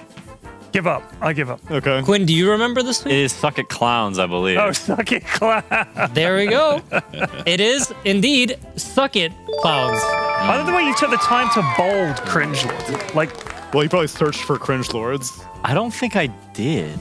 And I think Aiden searched for cringe lords to find this tweet. There's like some. Oh, I see. Oh, that Avery, why do you remember this verbiage so well? Because I remember reading that tweet and saying that's not good. I literally remember going, this arc is not gonna end well. Oh no. It's 2023. He's in the beginning of winning everything right now. Yeah, but you don't want to make enemies out of people who have nothing to lose. Of no job. You know? No, it's not no job. It's just like they're anonymous. You're very non-anonymous. You are always going to lose You're that anonymous. fight. You know? You're totally anonymous. Like nobody in the history of civilization has ever made a tweet. Like imagine you're like, I don't know, Joan d'Arc or something. You tweet that out. Like your reputation's taking a massive dip no matter what. Eventually, Genghis Khan isn't tweeting this. Kevin Durant is tweeting. Nice continent, cringe lords. You know, it's not gonna work out, dude. No one could uphold that. Maybe MJ is like the only person.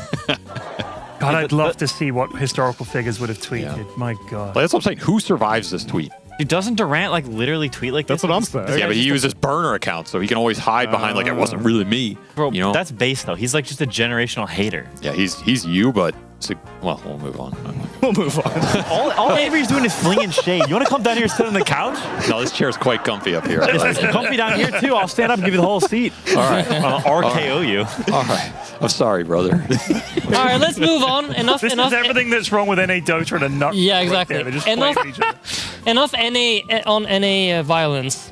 So Quinn has recently had a foot injury. I don't know if people know this at home, but as good friends who have been in the green room with them and heard the story multiple times, what is the cause for Quinn's recent foot injury? An imaginary spider. A series of imaginary spiders, perhaps even a horde of imaginary dream spiders. That is actually correct. It was supposed to be a trick question, and the answer was imaginary spider. I got the whole but Ted was too smart. Not a real spider, an imaginary spider. Well done. Really, the creature was the human being. Self-inflicted. It's the monster inside of us all. Indeed. It's the monster inside of us all. The brain. I love that picture of you as well. All right. Pondering a broodmother. I know Next this one. question, guys. Quinn retired earlier this year. What was the last year where he played in an official? And did he win or did he lose? Ooh. Oh, shit. I know the answer. Well, technically this is inaccurate because it wasn't earlier in 2026. It was earlier in 2025. That is true. Let's play the boo sound for Tsunami, please. Wait, we got to work together on this. I mean, he had to have lost, right? It was not. So they qualified for TI. They played some tournament before TI, right? I remember them playing. It was like one of those Fisher Online tournaments. Yeah, it was. Something. Yes, it was like a random Garbo online event, and that was the last match he played. Anybody got anything? That's as far you as were I doing got. good so far. That was all I had. I had 3 rungs of the ladder. Think about the meta back then. It was pre-TI meta, mid laners. Do you know this? Nick? No. Oh. Tell you what, this hero has been mentioned thus far in the game. Sniper? That hero's not been mentioned thus far. Well, I thought you meant in the conversation. Yeah. Oh, you mean in the game we're playing here? The game we're playing here. Co-op? All right, guys, we're going to need an answer. Hurry up. Wait. Left I think it's... Tango. I think it's... I think it's Huskar somehow. Oh, Huskar. All right, Huskar, final answer? Yeah. It's All Monkey right. King, Oh. and I won. It is Monkey King. You All right. top. That's right. Monkey Quinn. Wait, there how he did you go is. out on top? What was this? We were TI already qualified. eliminated. It was a meaningless match there- of 2 eliminated teams. We were playing against... I can't remember their name, but it's some bot team, and we beat them with Monkey. We had a stand-in, too. What a way to go. Yeah. All right, A friends. meaningless match. I need a quick answer for this question, all right? Okay, first recorded What is pro Quinn's team. There you go. Had read it out. Sorry, I didn't mean to. I was thinking out loud. I'll say Optic Gaming. No. Definitely No, not that. no. We're talking about the. It's, we're it's talking the about, like, TI cool That is- qualifier kind of team. That is wrong. 0 points to everyone. Wait, it is what? FDL. FDL, yeah. I didn't get a chance to I was literally going Too down. bad. I said it was going to be the TI qualifier team that got in the match against who was it? And you guys gatekept them out of being making it because you beat them in the group despite it not meaning anything for you. No, that's also wrong. That was Team Right? Freedom. FDL was it's before Team that. Freedom. Oh, okay. Friendship, dedication, love. That's right. That was like Aoi's like friend group, and then we kind of co-opted their name because we were like hung out in the Aoi Discord, or I guess it was TeamSpeak at the time. We have our own little friend group. We've learned a little bit more about our friend Quinn here on the couch, but maybe you want to learn a little bit more about PARIVISION or maybe Xtreme. Don't worry, you're going to get that chance after the break.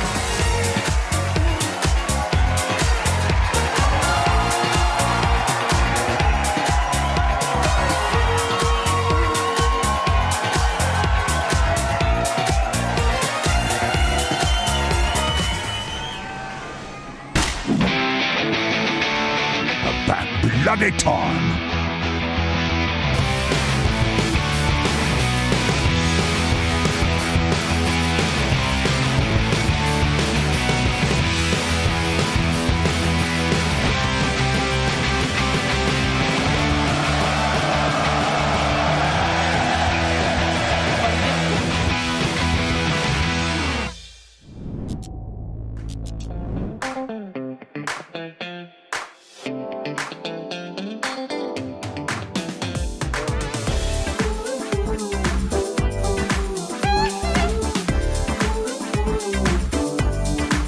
Everybody needs some time away and some time to play. Think you better take that holiday, holiday. Bags packed, you can now relax, cause your mind's on a flight and it won't fly back. Just ask for your favourite snacks when the cloudy skies turn blue. No cares when you're in the air, looking down on the ground, think we're nearly there. Beach air and freedom air, paradise is waiting for you. Everybody needs some time away and some time to play. Think you better take that holiday, holiday. Everybody needs some time away and some time to play. Think you better take that holiday, holiday. First quench, sun drench, mingling on your skin. Good times, tan lines, let the indulgence win. Palm trees, warm breeze, really massage your bones. Hot nights, moonlight, wish you could take them home. Sip sweet, dip deep, repeat. When you stand on the sand and it warms your feet. In this heat, you deserve a treat, so take it nice and slow. Carefree in a fantasy, you'll forget your stress for a week or 3. Trust me, when you're in the sea, there's nowhere else to go. Everybody needs some time away and some time to play. Think you better take that holiday, holiday. Everybody needs some time away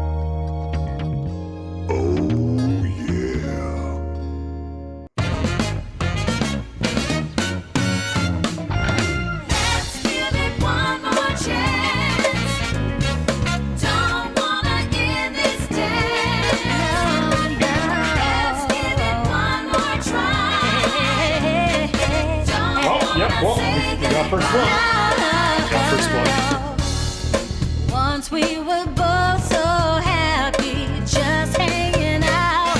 There was no doubt.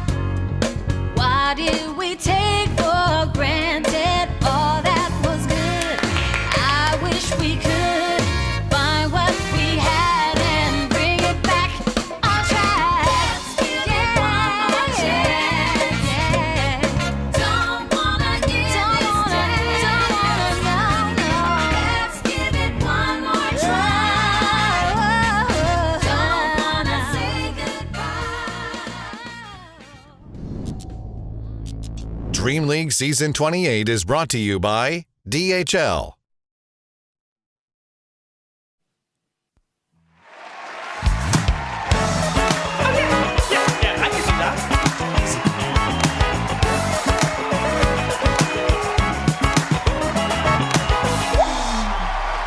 I don't think Shiver could do that, actually. Matching the musician capabilities. Yeah, I could do that. Easy. She could do Nothing this. too simple. She could do this better than I am, typically. But for right now, though, I get the power to welcome Quinn and Avery, or Quinn and Thania. If Avery was here. If Avery was here, though, boy, I swear. Instead, though, I also get to welcome Effie. Effie, tell me a little something about Xtreme Gaming. Just that they're awesome. Hell Neil, yes, sister. and the best and the greatest. I know we have a lot of FY fans on the panel. But prove it to me in the form of Dota draft knowledge. Yeah, what I wanted to take a look at today was just the style that Xtreme Gaming have been doing their drafts, because as the tournament has unfolded, it's gotten pretty specific in my opinion. And sometimes it's worked, sometimes it hasn't, but the key difference that I wanted to point you towards is how they draft when they have first pick versus how they draft when they have second pick. Pop quiz to my panel down there. If you guys would give an overall last pick to a player on Xtreme Gaming, who do you think would get it? Quinn, who do you think? Ame? Yep! Ame! Whew. Okay, amazing, wonderful. No, but truthfully, Ame is a last pick player, but only when you have second pick. So Xtreme Gaming have been doing this thing when they're on first pick, they actually try to early pick a core for Ame, and then they try to use overall 18 pick to secure a lane for either NTS or XXS. So if we can look at their draft versus MOUZ yesterday, what I want to point you towards is that on 8, here's my beautiful circle, you see this Shadow Demon, which honestly is not my favorite opener for them, but it then enables them to pick this Kez on 15 when they see the tanky hero in DK. Which means that on 18, they get this Giga hero for XXS, who often gets sacked in the lane. And then if we look at their next draft, wait, how do I erase? Aiden? Press the garbage can. The NA Dota button. Whoa. Excuse me? You heard. Okay, so on their second draft here, they have overall last pick. So what we see when they have overall last pick is someone's going to get sacked, unfortunately. So in this draft, it's going to be NTS. They give him this Tiny on 17, and unfortunately, it gets counterpicked here by the Viper. But they played amazingly yesterday. They were able to give him moves even though it was tough. But what picking Tiny in this weak position allowed them for was this really strong Ursa pick on 24 for Ame. And he did great. Like, he took over the game. He had a fantastic lane. But this doesn't work very often. Also, I want to hear from Quinn on how bad is this Viper versus Tiny matchup? Because this looked very sacrificial to me. It's very bad, especially if you win the block, you get a ward, then Tiny can get dumpstered into another dimension. It can be very bad. Maybe even more than NA Dota trash can tier. Damn. But yeah, dumpstered into another dimension. It's cool that they're able to do this though. Like, they pulled it off really well yesterday. And we're just going to take a look at another first pick draft. So what ends up happening here is they start with this Wind Ranger, which I think is probably one of their most valuable first picks, because it's a hero that they run often on Ame, but they've shown us that they can flex it to FY. Obviously, they didn't win this game because it's Liquid, and they kind of really suffer versus Liquid stylistically, but I thought their drafting still really worked in the vein that you'd want to see them draft. And then they end up picking this Kez on 15 after they see the Centaur. So you pick the Wind Ranger, you bait out a Centaur, and then boom, you Kez him up. Obviously, we're not going to talk about XG's matchups versus Liquid. It just it feels like such a wall to climb for them. But this is their style of drafting that they've been doing. In another of their games versus Liquid, you see the overall last pick here go to Ame on the Faceless Void. On paper, it's a great Faceless Void game. Again, it's Liquid. We don't talk about it, but the hero that got sacked in this matchup was XXS. So you'll see that they're just going to have to sack a core.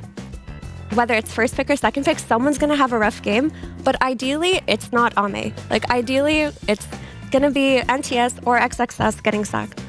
And then the last two drafts here. Garbage can. How did you know I was struggling with the garbage can? I blame Quinn. What? North American.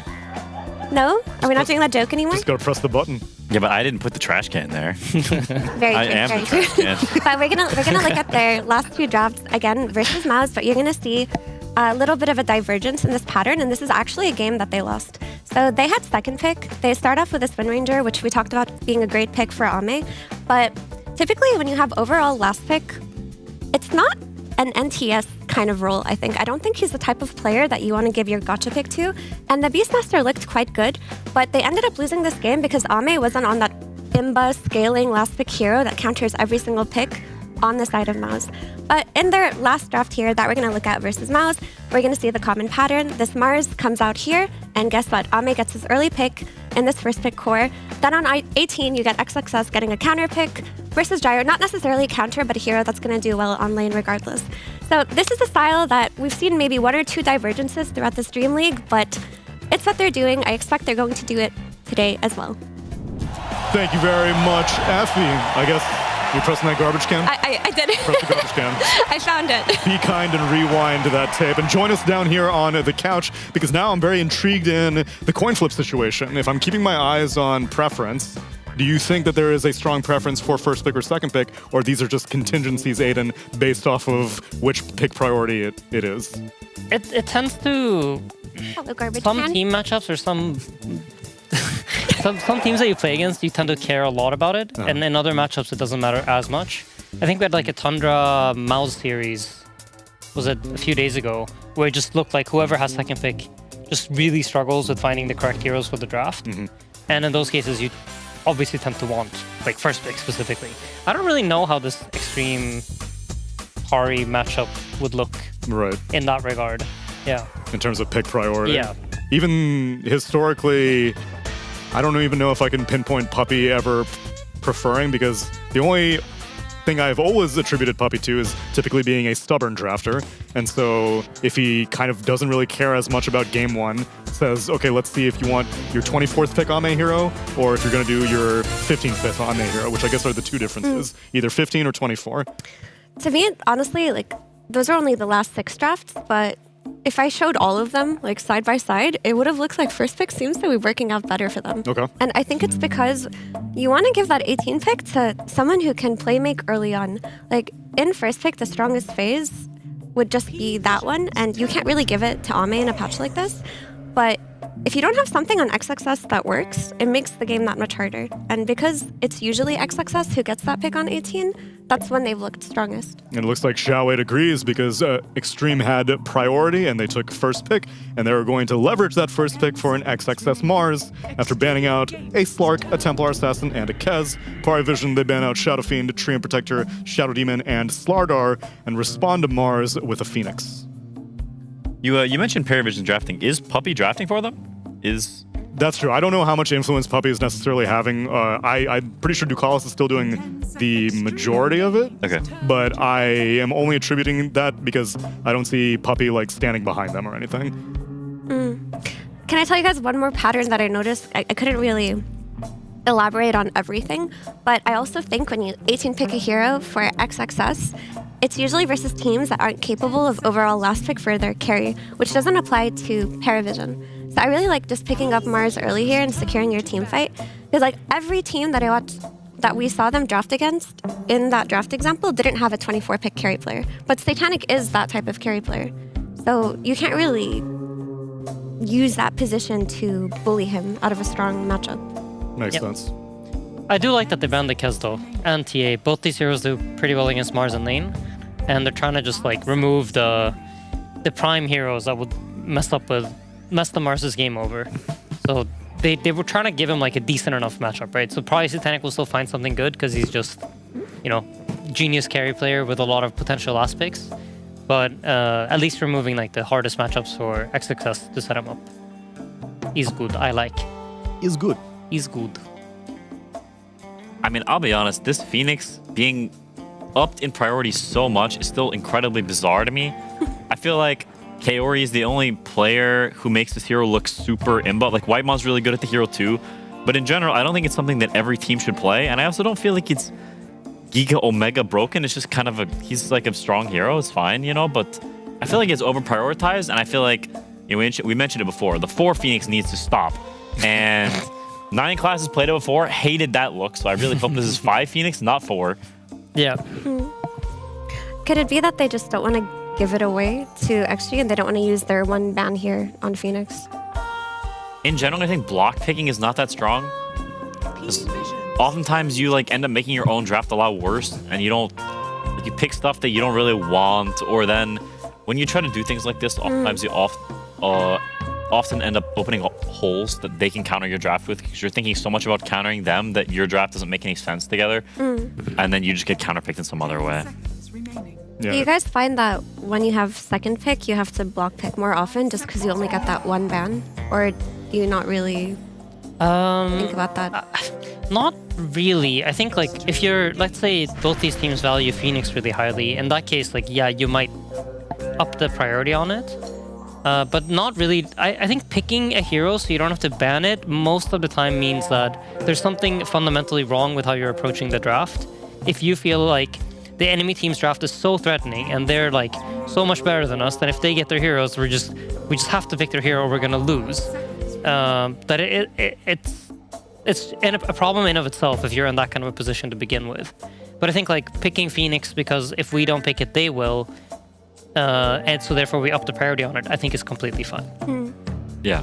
Though it's not that comfortable for PARIVISION. 9 classes only played it 1 time this tournament, and he lost against Yandex with it. And that's the only time that play it, though. Sure. Yeah, I think we all want this Phoenix to be a position 5 hero, kind of like almost locked. I feel like unless you have some specialty player that plays it on 3, which I don't think any teams that are left in the tournament have, it should be a 5 for most of the games. That used to be DM for Pari. He used to be why there. I thought about it. Yeah. Rest in pepperonis. Rip and pepperonis DM. I wonder if that's something that they talk to with their new offlaner. Like, are you willing to learn more ranged offlaners outside of bat? Like, are you willing to play some Enigmas and Phoenixes a la DM? Or is that a weird thing to do? You just adapt to what your new offlaners here. Yeah, I think right now they probably like don't sub. have that conversation. Play like sub, yeah. Play like sub. Yeah. We actually did that on Liquid every time we got a new offlaner. So once every year, we just told them to play like sub. Okay, that's good. Yeah, besides the Bat Rider that you mentioned, the only other one that SSS has played that's ranged is Razor, so it's primarily melee focused. Holy crap, Bat is untouched. He is untouched so far. And that's weird to me. Because when some teams play this hero, it looks completely broken. Like Liquid will first pick this hero no matter what. Tundra will first pick this hero no matter what. The fact that these teams are not touching it, to me, is a little sussy. Like, I think when there's that big disconnect in the meta that you just don't ignore, you just completely ignore some heroes. The other team's first pick, it's like, you might be behind the curve a little bit. I think maybe just the Mars off-puts it a little bit for Perry. They're like, we have other things we're going to prioritize. Bat's not going to be able to fly through the arena until he gets BKB. So interesting. They themselves don't want to pick it because they have their offlaner. Sorry to cut you off. No, it's fine. Obviously, this is now the Phoenix has been promoted up the ranks. Wee-oo, 4 Phoenix alert. And yeah, it seems like it's going to be a 9-class Phoenix. And Ducalis will take the Jakiro to 5 most likely. You gonna press a button? Which one? Cinder and Boo? Oh. That's a... The button's not working. I don't think it works. Oh, it's only sound. Great game. It's gonna be a great game. I agree with that person. Okay, listen. I was a defender of 9-class the other time he picked Phoenix. Because I actually believe that he's capable of playing different styles of 4. But I do remember how badly I was burnt by being a 9-class defender that day. You know what you told me? So I won't make a case for him anymore. Never again. Never. I won't make a case for him anymore. Never again. And I'll leave it at that. I also find it surprising because they seem to value this Tiny quite high. And I feel like Tiny Coddle is very good together. I think Tundra has proven that. Yep. And I really like when 9-class plays Coddle. Like, I think if you don't want to play your Slarks or Monkey Kings, Coddle's a really good option for them. And it kind of makes sense with like the Tiny, and usually like in this position, right? You see the first pick Mars, you're kind of planning out your next 2 picks because you know you're gonna have to pick back to back. Even though there's like a small ban phase in between, you kind of have to have an idea of what the next 2 heroes look like. So this Tiny should have been something that they had in mind before the bans even happened. Though it is a high priority for Tundra, this is PARIVISION's first Tiny pick of the tournament. So maybe they are trying to take a page out of Tundra's book because the draft does feel like that. This also looks like DK carry, which I think is very strange because it's not really a Satanic hero. No. This guy wants to play Agile heroes. He wants to play heroes that look like they're in an anime. Yeah. Dragonite may technically be in an anime, but he does not look like he should be. No. That is very And true. that's the important distinction here. And he probably should not never have been. Yeah. Let's be real, that anime was very good. If Valve is watching, I loved it. It was great. I mean, I wonder if it's because, you're picking on 16, 17. Usually in that position, like Mira mentioned in the draft review, you're kind of exposed to getting counterpicked. And I don't know if NTS would play Mars, but maybe there's some degree of like, you want to have a stable hero in case they do something weird. But then why not throw SSS to the Wolves and then save 24th pick for Satanic? I mean, probably because they feel like, NTS isn't going to play Mars. And they feel good about the DK matchup there. I mean, the supports don't threaten DK at all late game. Yep. There's really not that much they can do against him, and once he gets BKB, Mars also doesn't threaten him. The only scary thing is this Ursa coming out, who's going to have a good matchup against him, but that's something you can run up and shut down. I feel like Xtreme Gaming didn't watch the series yesterday. They last banned Huskar even after watching no one yesterday. That's not good. He played Huskar against Ember, and it looked not great. It did not look great. But it's interesting because I feel like banning Huskar means that they think there is a world in which this Phoenix is offlane and the Tiny is a 4, and there's a mid laner coming out. That's true. I don't think plays Phoenix. Like, doesn't? I feel like that guy is only stun player. He's like Mars or Axe or like is a stun player. He's not a. He plays stuns. He could still be Batrider also, which continues to remain ignored. Flaming Lasso. Lasso. What do you think about Race or what's MTS gonna play? Maybe Slark. It's probably some banned Spirit because they banned Huskar. Storm, yes. Spirit. Sand King. Is this Falcons? Yeah, I know, Falcons. Right? Maybe they've been screaming Falcons. Sand King. It's almost like a Skitter Ursa.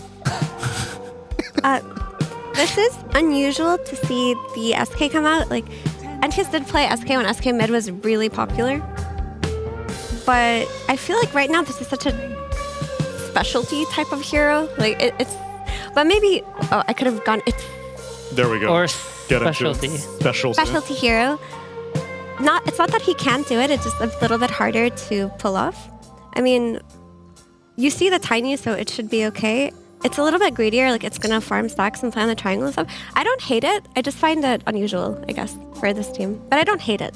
Like, nothing I see on Holy! Good spot. So he is gonna play some last pick hero. Phantom Assassin comes on the board for Satanic. That's a lot of And that looks like SSS is playing offlane Phoenix. Doggone. Play like DM. Play like DM, actually. We kick our offlaner and then play with the guy we just kicked. Maybe it is DM. Okay. They never showed him on cam. Can we get... Yes, they have. It's the guy in the haunted house. We need the Did they show SSS us on the hairy cam? leg Yeah, he's the cam. haunted house guy. I didn't see him. Prove it. Give me the hairy leg cam. We gotta see. There we go. Okay, he's there. He's there. Here's the thing, guys. He does live in a haunted house. Here's the thing, guys. If SSS plays a mean Phoenix, this is going to be really hard now for XG. Because, like, Ursa's like, oh, great hero, you know, we're going to have a good matchup versus DK, who then got relegated to mid. Like, he went down in priority. And then, oh, it can kill the egg. Guess what? Ursa versus Phoenix, it's very different when Phoenix is laning against Ursa. Phoenix actually bullies the heck out of Ursa. Like, Ursa cannot sustain versus Fire Spirits. It's a really hard lane to kill the Phoenix in. And it's something that you can easily dive the Ursa and make his life a living hell. I think a lot of XG's draft was dependent on Ame having a very strong lane, and if 9 class and SSS pull this off and play really well, they've already erased like half the threat of XG's draft. And even if they do manage to get out of the lanes, well, Phantom Assassin, a fantastic 24th pick. That's pretty anime, Quinn. That's a pretty anime hero. That is anime. I like it much more thematically for PARIVISION. I do still favor XG, I think, in that because I feel like Phoenix offlane is kind of cheeks unless you're Giga owning and has not proven himself to be a Phoenix player yet. Not proven himself. Yeah. So I'm XG believer until PARIVISION prove me otherwise. Until then, I just view him as stun player. Aiden, opinions differ? I think I'm not sure how good of a hero PA is. I feel like that's like my big question mark. If PA is a strong hero, I could see them do well. I think the Warlock might offset the Phoenix Tiny against the Ursa situation. I just feel like there's a lot of interesting things to look at in this game. We're going to see something that we haven't really seen in any of the other series so far. Who's PA laning with again? Jakiro, which is a Monka lane. Looks like a strong lane. It is a strong lane. I'm more worried about how the Phoenix lane is going to go. I feel like it's very pivotal there. I think PA can do fine in this game personally, just because the matchup versus Ursa is also very good. Well, I want to see how it plays out with PARIVISION versus Xtreme Gaming. Game number 1.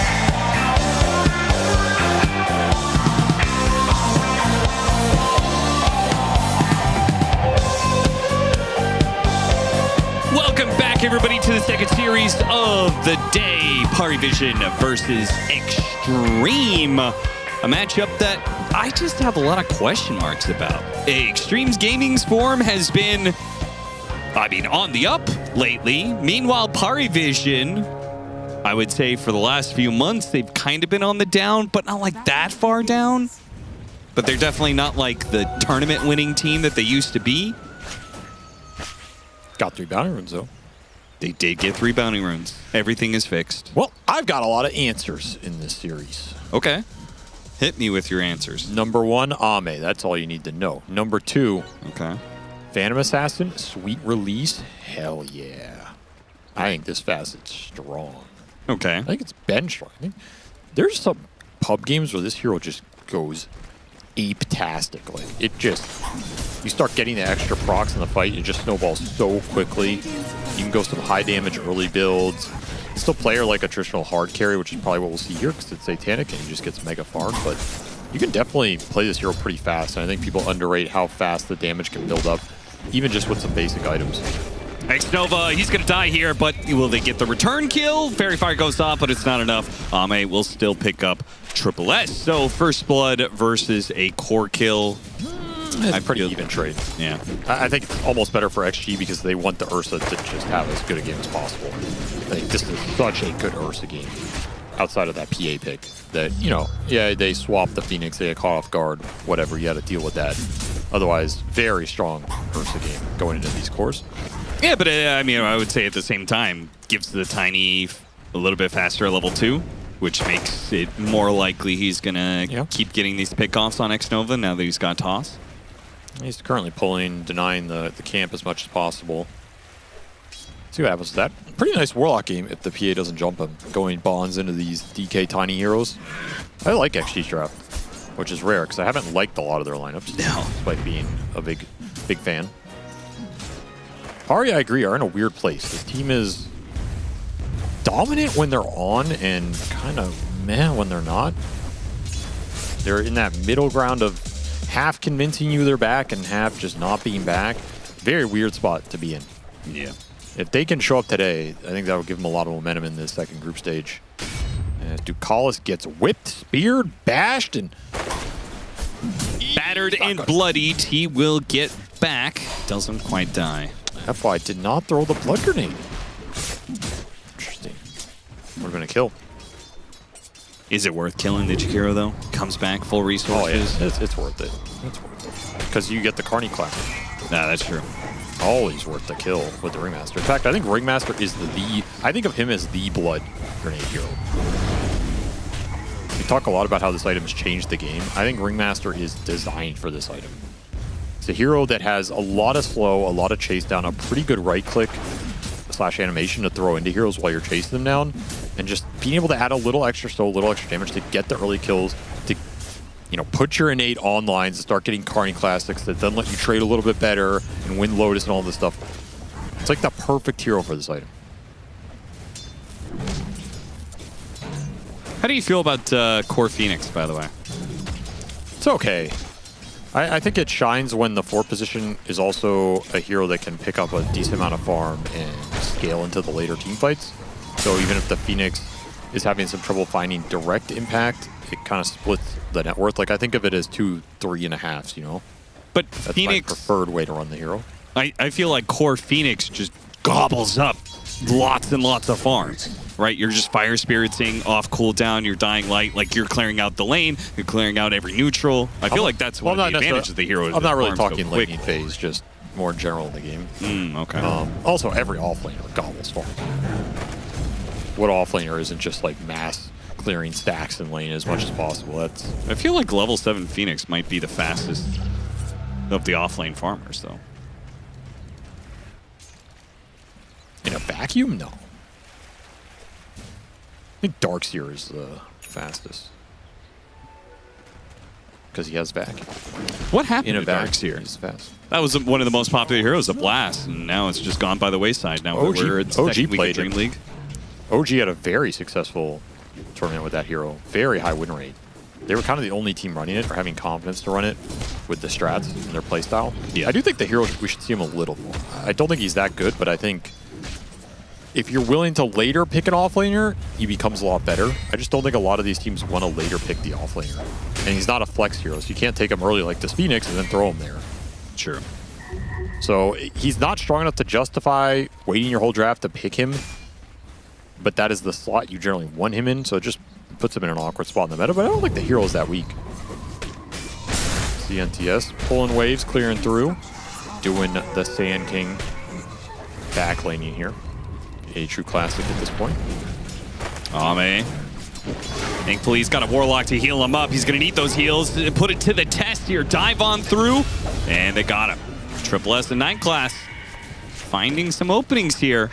Now, it looks like 9 class might die to the rotation of FY. Tugal's going to match him, though. He's going to get a lot of damage on FY. Triple S is going to come back in with his urn. They finish him off with the toss. He's got him. Okay, nobody dies on the side of PARIVISION. Splitting the damage. Yeah. Not enough to go around here as Ame returns, but nothing to fight. They're looking for the lane ward. Won't get it. So strong start here for Pari. Winning the lanes. Very slight margins, but that got them earn charges on the Phoenix. They'll be able to ward out mid now. With the obs on the Tiny, and the tower pressure is coming through. DK continually forces Sand King to be here, or you're just going to lose your tower.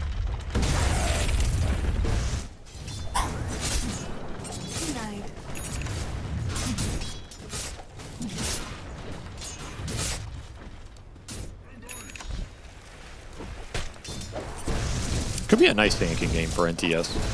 I think this is a game where you either are going to have the damage to punch through these heroes on your not, so you're either wiping the fight or you go in, don't kill anybody, and just die. There's not a lot of in between.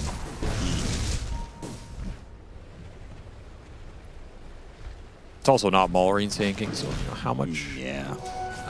Can anyone else actually play this hero compared to him? I don't know. Doesn't seem like it. You probably should try, though. I think that's one of the more successful of the heroes of the tournament, I believe. Well, how much of that is that one guy, you know? Yeah, but you have full access to replays. Like, I get hero specialization and everything, but come on. Surely you can study a guy and just, you know, do 95% of what he does. Look, I agree. Can you study feel, though? When you feel a hero, it has your name on it. When you're clicking those buttons and they feel great. Like this little level 1 burrow strike straight into a PA who does not like early nuke damage. Nope. Satanic gets shredded. That was a regen rune for NTS2. Gonna catch him on the ice path though, on the TP back home underneath the sandstorm. He's tough to fight. He's got magic wand charges. He is not gonna die here. Can only sentry so deep there. You don't have dust yet. Still have that regen running plus Legion shield. Deceptively tanky. They have one more sentry on Jakiro. Might try and force him out here just to get some tower damage with the double dragon. Nope, they're just gonna chip it. Ame going through the gate, low HP. And spotted on the ward too. The ward did not get killed by Xnova fast enough. He went through to get back through. That's like a medical chopper right there. Evac me out of here. Yeah. It would have been even sweeter if they. Well, never mind. I was gonna save the last hit on the ward, but not the way it works. Hit the tower bottom for free. No defense here from Pari. So it'll be PA going into the jungle from a very underfarmed position. Generally not what you want with this hero, and that is the big risk. That one gank from the Sand King did a lot in this game in terms of slowing down Pari's timings. I do think this facet speeds up your jungling though. A little bit, yeah. It's still going to be slow though. It's just not a fast jungler. Yeah. Don't have any spells that clear through stacks or anything early. Just got to do it the hard way. And all these stacks are probably going to the Phoenix DK here. Yep. Do it the Vessel up on Triple S. No charges. No, he's got to get a kill or die.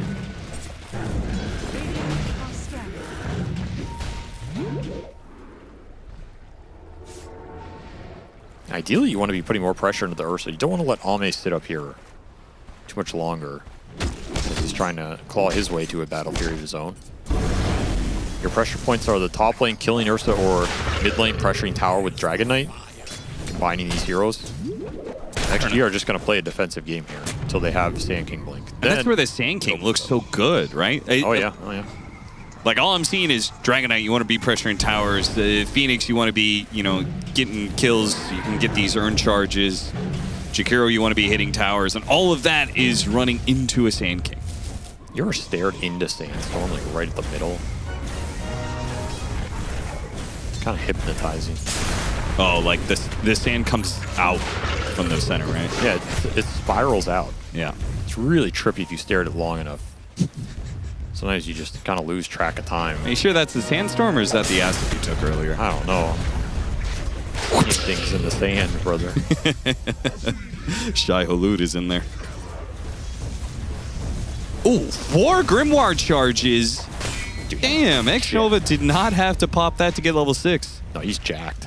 He's huge. XG have done a way better job at adjusting their support pairings and playing around mid. That, to me, has been the biggest change over their series so far, which is good, because that's kind of what you want to do in most games on average.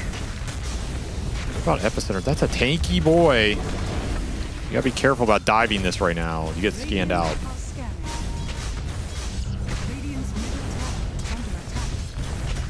Bring in XXS. Okay, they're just trying to overrun this right now. That class gets spotted on the right-hand side. This is going to be really awkward. He gets caught in the wheel here. Not... Okay, they do manage to get him before he gets any real spells off. Meanwhile, the arena catching no one. Spear him, pin it back. Walk away from the egg. Now with the epicenter going in after the egg. Great trying burrow. to catch him with the burrow strike on 2. Beautiful stuff from Nothing to Say. The whip afterwards. And a double for Nothing to Say off of it. Xtreme swarm into the middle lane. Take down 3. Push back a 4th. Take the tower. Now up 4,000. I don't know if I've said this once this entire event, but I have nothing to complain about in that fight from Xtreme Gaming. Like, I have zero critique. That was a perfect fight around the mid tower. And I want to say that is the way you're supposed to fight around these towers. We've seen a lot of teams just kind of like they walk up and hit it with 3 heroes and you just get bonds and die. I mean, this is how you do it, right? You show 1 hero at a time, maybe. Don't give him an easy initiation for all this AoE. Look at the kiting here. You get Dragon Form, you get Egg, reinitiate, perfect time with the burrow on 2 cores. You take the support out first. The bonds goes through, easy cleanup here. You even bring the carrion to secure that fight in case it goes wrong and you get the tower after. I mean, it's just a perfect execution there from XG. Baiting Pari in when, yeah, you have Egg, but what do you have to lock heroes down around the Egg to get damage out of it? if the Tiny goes down first. Yeah, the Tiny is supposed to be tossing people into a superior egg position, into a Dragon Tail stun, into an Ice Path. I think a lot of this PARIVISION lineup depends on 9 class here. I don't think they really have anything else that can bring it together. And how often is PARIVISION set up like that, where they're dependent on 9 class, right? Like 9 class is usually so independent on playing his game and creating chaos. We'll find a quick pickoff with the Dragon Knight Blink here. So that's another source of playmaking they have. Can definitely put a lot of damage behind no one. Just don't want to run him around too much and kill his game. PARIVISION, kill is nice, but he needs some openings that lets them take towers. All the tier 1s are still up. And you got to be thinking about Ursa's Battle Fury's coming out. Ame's getting pretty farmed. He's going to have a decent chance of just forcing Roche and Tormentor this game pretty early. Yeah, it wouldn't be surprised if they took 15 to 20 nighttime Roche. Especially if you get the Sand King Ags up before that 20-minute mark. It's doable here. Is Golem being used? The Golem's still going to be up for Wisdom Shrine as well. So what do you do with PARIVISION? Can you contest this? So there's a lot of heroes off the map right now. Oh my gosh. I just don't think XG are that kind of team. They play mainly for team fights and not, you know, we're going to take away your space. Yeah. They're okay trading map a lot of times. I guess no reason to get greedy. There's the Battle Fury for the PA. Definitely slow down this game. However, it is Satanic style. He will recover quickly. And he will have a very strong BKB time in this game. Like, BKB PA going into this lineup, nobody's really touching her outside of the Ursa. And the Ursa is going to have to go through the evasion. So until Ame's super farmed, Satanic can be under farmed this game, still go in the fight, and just run some people down if the fight is set up properly. I'm not too worried about his position right now. Though looking at that Sand King net worth is a little spooky. NTS super farm, man. That's why. Oh, good try. He tried to dodge the Dragon Tail. The Funhouse Mirror. Got a tonic. He'll die again. They're just going to let him go. Same kill, same spot. Gotta know there's a ward there now if you didn't before. That's all they get, though? If, for all the Warlock players out there, if you don't pop your Grimoire to get level 6. Pure animals, by the way. So you're not a Warlock player. Oh, I love that hero. Oh, okay. If you don't pop it to get level 6, when is the next time to pop it? When you meet the big man upstairs, you know what I'm saying? No. No, I don't. Please elaborate. When you spiritually feel like it. You know what? There is no correct time at that point. There is 100% a correct time. No, I don't think so. I think you just hold it. Sends a message.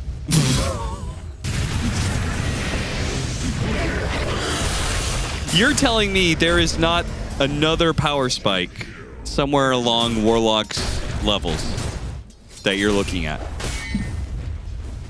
Not really. To me, his next power spike is level 20. I mean, you can argue level 2 Golem, but yeah. Is level 2 Golem really changing the game that much in a team fight? This hero's more about bonds in the mid game than the Golem. Golem is like your entryway to farm and play some of these early fights and stuff. It's a nice stun later, but the majority of your heroes about fatal bonds. Okay, then how about... And farming, like utility, how much you can provide with items as you get scaled up. Okay, how about level 11? Like getting through this level 9, level 10, level 11 area in order to get maxed out bonds plus the talent. What about being a mega boss Giga Chad and just holding it forever?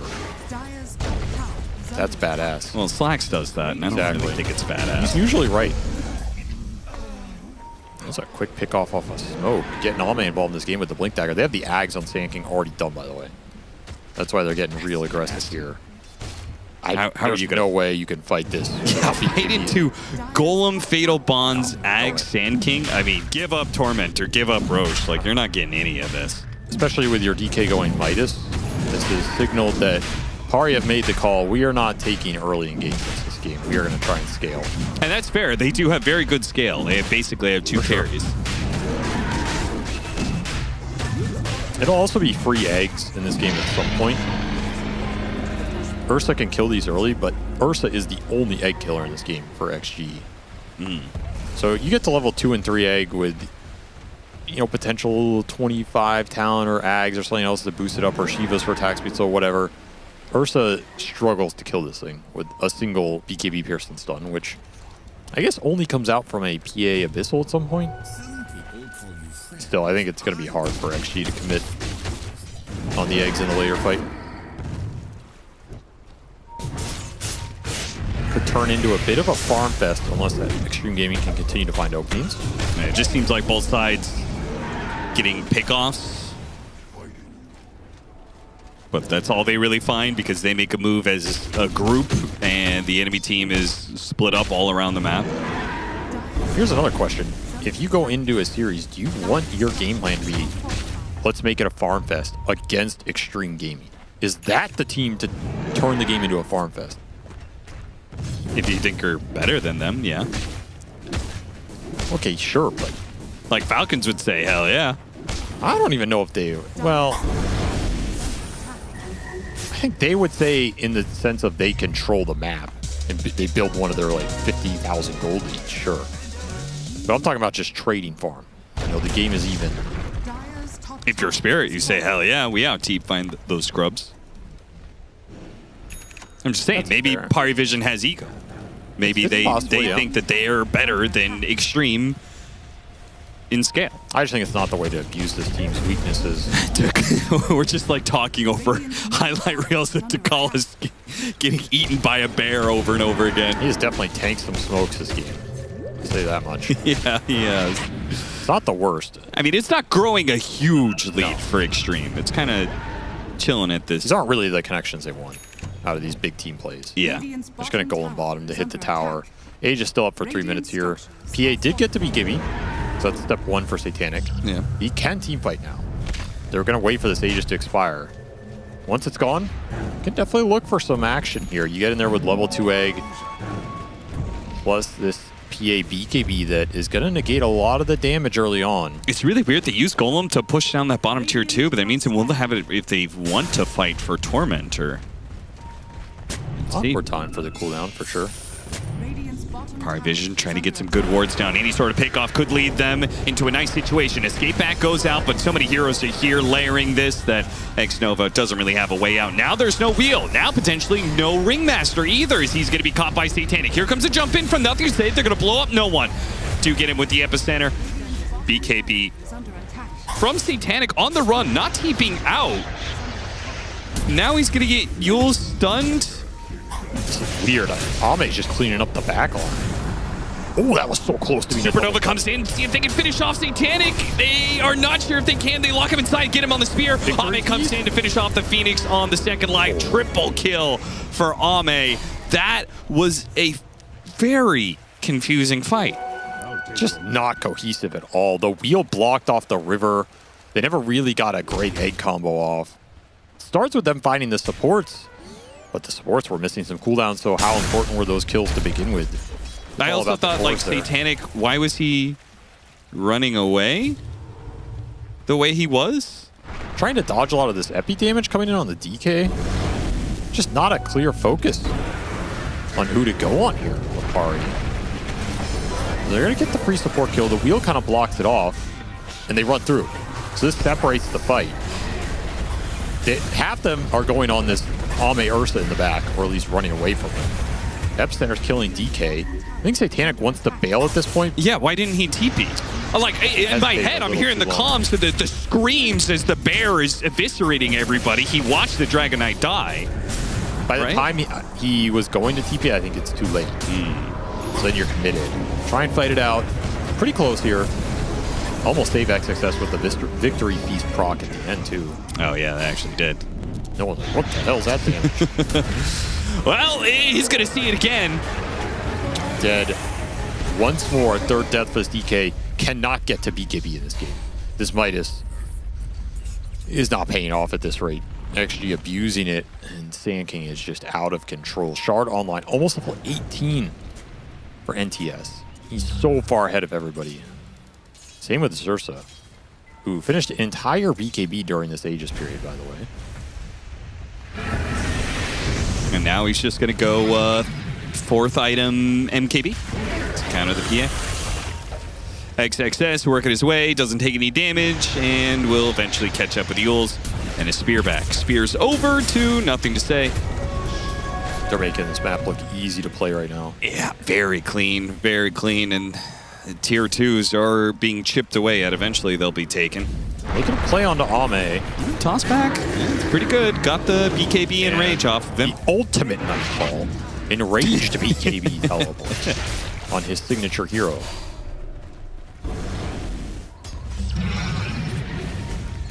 Ame studying Aurora replays. You better hurry with this. Team is coming. I mean, they with no Ursa. They didn't get it. Oh, come on. Oh, come on. What is that, dude? Oh, come on. Oh 4 my. health? Really? That's just pathetic. Is that worth dying for? If you're Ringmaster or Warlock? All I know is if I'm Warlock, I'm hitting that. There's no way I'm leaving. FY doesn't even make it out. Yeah, you should have just hit the damn building, son. Whoopee cushion? Oh, wait. He's out. Does make it out. Oh my god. No, he's not out. I cursed him. I'm sorry. I'm sorry, FY. You should have hit that tower, though. That's all I'm saying. 4 HP. Radiant's courier has been killed. Well, it's BKB for no one. That's going to help him considerably. He's not doing a lot of damage. Still can tank a decent amount, though. It's a great BKB game.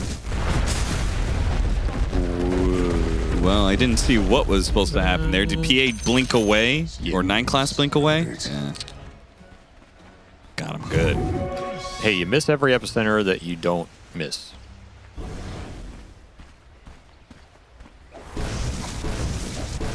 It's quote of the day. That is not quote of the day. Please don't quote that. I don't want it attributed to me in any way. Austin Walsh, everybody.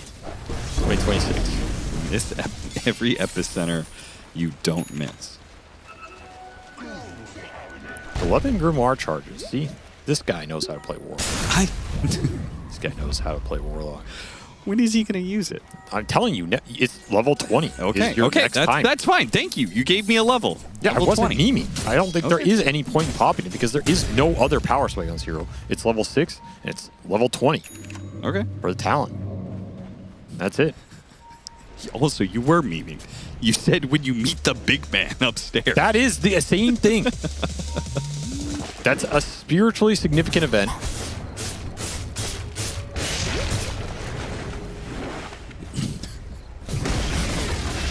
I thought there was more to that. Oh, I look over and Avery's just stretching instead. 9-19.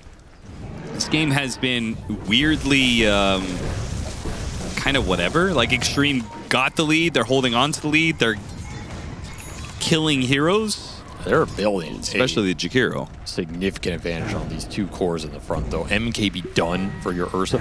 I don't think Satanic can take a fight. He does have the nullifier for this Ursa matchup. And the box. Oh, they lose the 9 class. Yeah, but I don't think the problem is for him is killing heroes. Like I feel like he's just gonna die in many situations. Are they gonna do something about this Mars? No? Okay. Well, that means you don't have that outpost for the Roshan, potentially. Slow spawn, 2 minutes. A very, very long spawn. Kind of Pari's timing right now. They have the Shiva's Phoenix with level 2 egg. You have your nullifier. Okay, they get a great jump. Yeah, that's beautiful. Escape back goes out. Where's that nullifier? Uh-oh. Goes that out now, but the BKB and a tonic, he's fine. Actually, he wanted to get a triple S inside the arena. Would have been a good idea, actually. Ame Hunt. This is a high ground war for Pari, though. Oh, they can blow him up right away. That would be beautiful. What a jump. Also, if you're Ame there, you have to assume there's a high ground war. Yeah. Like that's a dangerous spot to be pushing into solo like that. I guess he thought they didn't have it because they didn't jump on the outpost take. That's a dangerous assumption. Yeah. He was looking for the big plays. Instead, he finds a big death. Won't cost him, however, because the Roche spawn is so long. So I guess that's the upside here. Some more gold for Satanic, though. Continues to farm up. Still has weighted dice. Yeah, please tell me you're going to serrated. There we go. Serrated Chiv it is.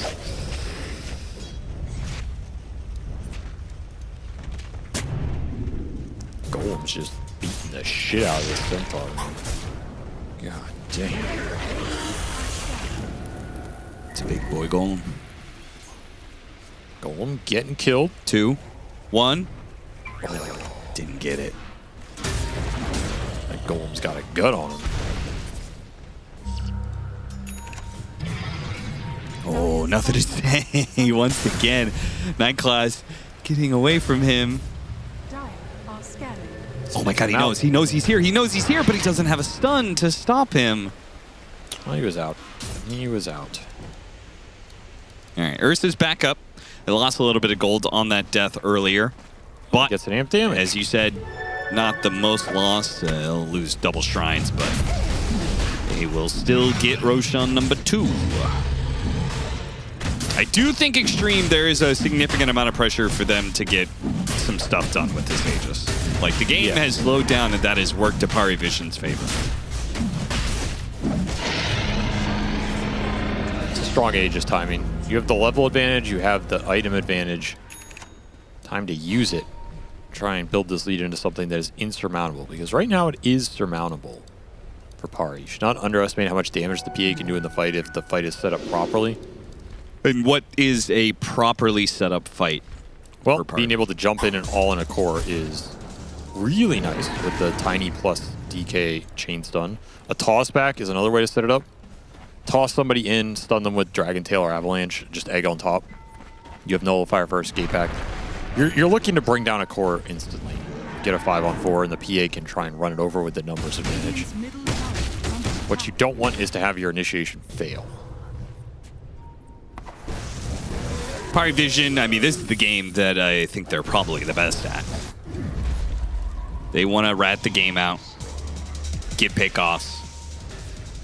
Shadow Blade pickup from the Dragon Knight will help enable that. He's not scaling up that much, but he still has that Midas cooking. And the PA is getting rather large.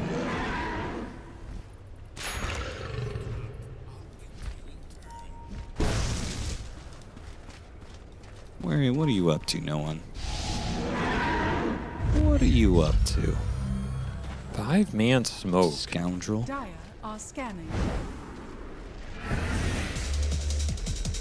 Could run into Satanic here. Satanic waiting for the creeps to respawn. Oh, man. XXS. He'll catch Ducalis instead. Because, of course, he does. Number 8. Yeah. Death for Ducalis. Well, if the game plan was to let Jakiro tank smokes, the game plan has gone amazing. I mean, it is a pretty good game plan, right? Not bad. Getting a lot of farm on these cores, that's for sure. Eyeing up no one top. He might have to... Here comes the scan. He sees it. He's making a run for it. Sentry's on him. He's like, uh-oh. Yeah, might have to BKB, blink BKB TP for this upheaval. one. I got the gold's going to be dropped on him, so he has to kill X-Nova first. Arena trying to block out some of these shots. X-Nova gets the other side of it. Now he's going to turn around and Golem and stop no one from getting away. No one says, okay, I'll try and kill the Warlock.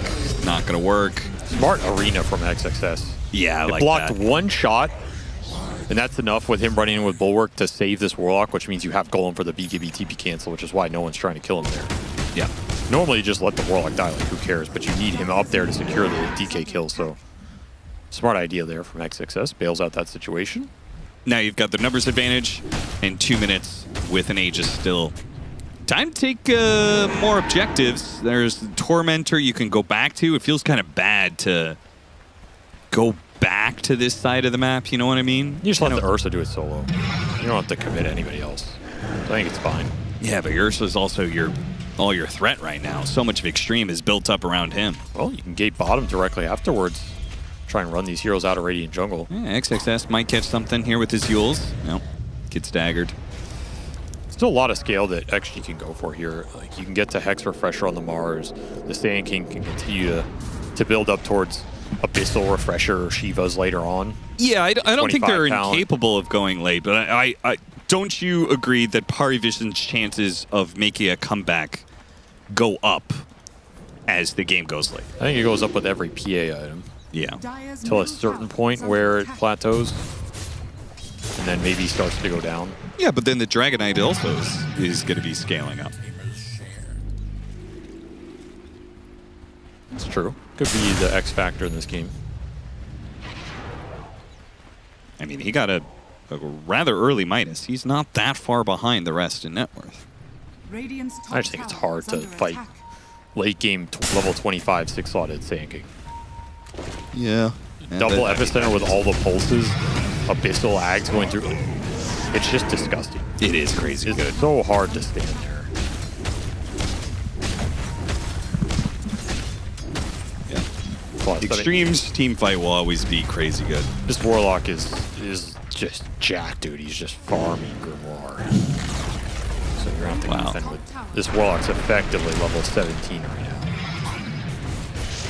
But not 20, so what does it matter? No, he's not going to pop it. I'm telling you, he's not going to pop it. Yeah, I know.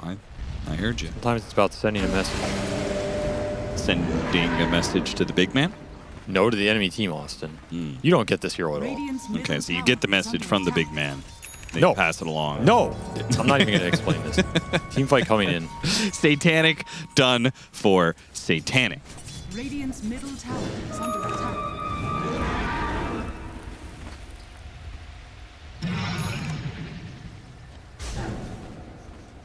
And a Silver Edge for the Dragon Knight. Almost completed with the Scythe for the Mars. They're just cutting both the ways, playing on the outpost, playing on the vision. I just feel like this is too slow. It's another Aegis that just kind of times out. Trying to get Pari to jump into them. And occasionally Pari will go for a play like that, as we can see them 5-man smoking up, His bottom tower is under attack. moving to one of their wards and the power rune. Either one that consequential right now. 5-man smoke up is going to clash in the middle. Ame, 9 clash tried to get the toss back. Yeah, that doesn't work. XXS and Ame jump forward and they go on to Satanic. Satanic, he needs some help here. They pop Supernova everything they have, but with the cores all jumping in, there's not much they can do. The egg is still going to die, and 9 clash, the initial contact, dies to FY in the golem. Sick jump from XXS. Yeah. He read the fight perfectly. They jumped the Tiny on the front. It got smoke broken, so he jumps where the rest of the team's going to be. Blind, just finds Hex on Satanic, and they're able to chain stun it up because the reach from the Sand King is so big. He does not go on the Tiny here. He's looking for the bigger fish. Such a smart play call. Tiny gets wheeled off, and then boom. All that damage comes through. You're able to kill Egg on top of it. It's an easy team fight cleanup right there. Another really well executed team fight from XG. They're on today. This is their on yesterday too. This is their strength to me as a squad. Is team fight understanding. When they're cooking, they really cook in that department.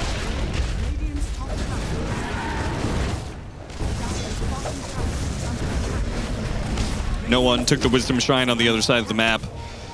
TP's back now. He's going to go for the other Wisdom Shrine. No, he caught the act, though. They're going to see this is happening right now. Dangerous. The dagger. Oh, if that had landed, that might have given them enough confidence to keep going down with their dagger. The Ghost Dragon slips on by just out of vision during nighttime. You know what that was? You ever watch darts? Yeah. World Darts Championship? That's like when you need that, last dart on the exact spot, it's 1 pixel over. So that was not a 180. Oh, you're doing the play call? Yeah. That wasn't a very good version of it, though. I don't watch that much darts. Okay. It's pretty hyped, though. In stream is victory. The 180. What's the hypest number that they say? Is 180. it 180? 180? Oh, okay. I didn't have the confidence. Maybe Ted will do one for us. He's a nice British lad. Yeah, he probably goes through hub, plays some darts.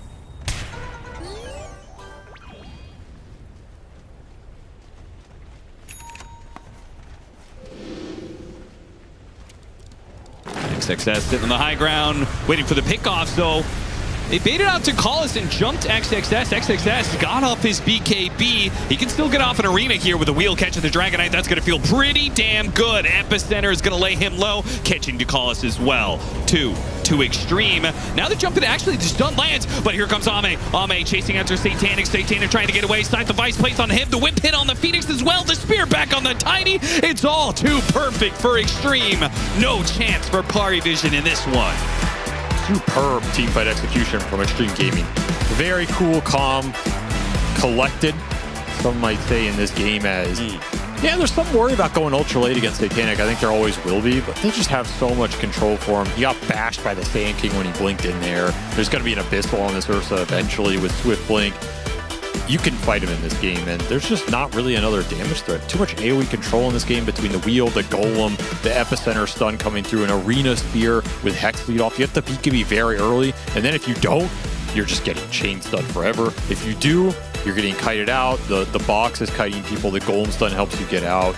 Too many options for XG in these team fights. Just a monster team fight lineup. I really like their draft that game. They executed it well, and I think Pari, this one just got a little bit away from them with like this Phoenix flex.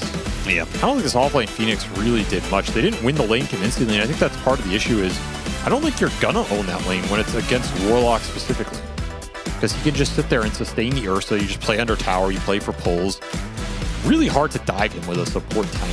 Like, I just don't see it. You can even TP in the Ringmaster to try and turn those plays if you really force it. Then you're even sadder because Ursa gets big in this game. He's going to give you objectives. He's going to outpace PA. So I like the gameplay from XG. Well, we never really got to see the Black Grimoire. He used it at the end to get level 18, but no level 20. Still, though, Xtreme look excellent game 1. Excellent indeed, as they opted for this 23rd pick, nothing to say, Sand King, and they get the win with it. I guess I have 3 main questions about this post-game. We got to see NTS play a Sand King. We got to see Phantom Assassin and what she's capable of, although to an extent, who knows if we saw the full potential. And we get to see how viable it is to make SSS play some of DM's former signatures, an offlane Phoenix. So, Quinn, I'll start with you on the NTS Sand King. Did you learn much about what he's capable of, or was this game not indicative enough? No, I had no doubts about NTS's Sand King. I think he's very capable on this hero. I think it's very comfortable for him and fits within his wheelhouse of the types of heroes he likes to play very well. I think he played great. I think it's great against Dragon Knight. The pick made a lot of sense.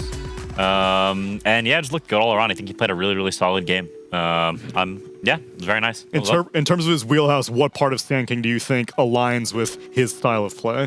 I think it's sort of the lane drawing, like we were talking about in the green room. I think he's kind of Malrine light. He wants to play Earthshaker, Sand King, Tiny, and just like draw lanes and be stun guy. Like I think that is his role in teams for the most part. Has been over like the last couple of years, ever since like the LGD era where he was more playing like the carry style mid. Like since then, he's very much stun guy who draws lanes. And I think Sand King is very much that here, right? Sand King's not going to win any lane, but he's also not going to lose any lane, and that is very NTS to a T.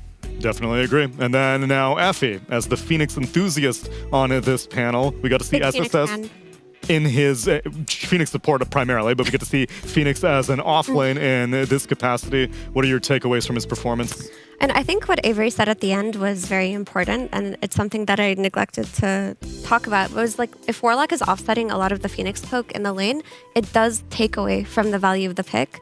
But I still think that Phoenix did fine. Like, there was the one tossback they got on Ursa, and they got a kill. Then there was like the TP in from the 5 hero, and they were also able to get a kill on that. Like, he did get a strong lead, but he faltered afterwards. There was some points that felt like he lost that momentum. He rotated mid as well when they were like taking the tower mid. I think there was a miscast of egg, like he used it defensively, and that's not the kind of egg you want to be using on offlane Phoenix. So you want to be, diving in and pressing Supernova to get these kills with your early vessel, not using it as a response to arena. And I think that's where it faltered a little. Like, I could tell SSS had been practicing Phoenix, but he's not quite DM tier yet on that hero.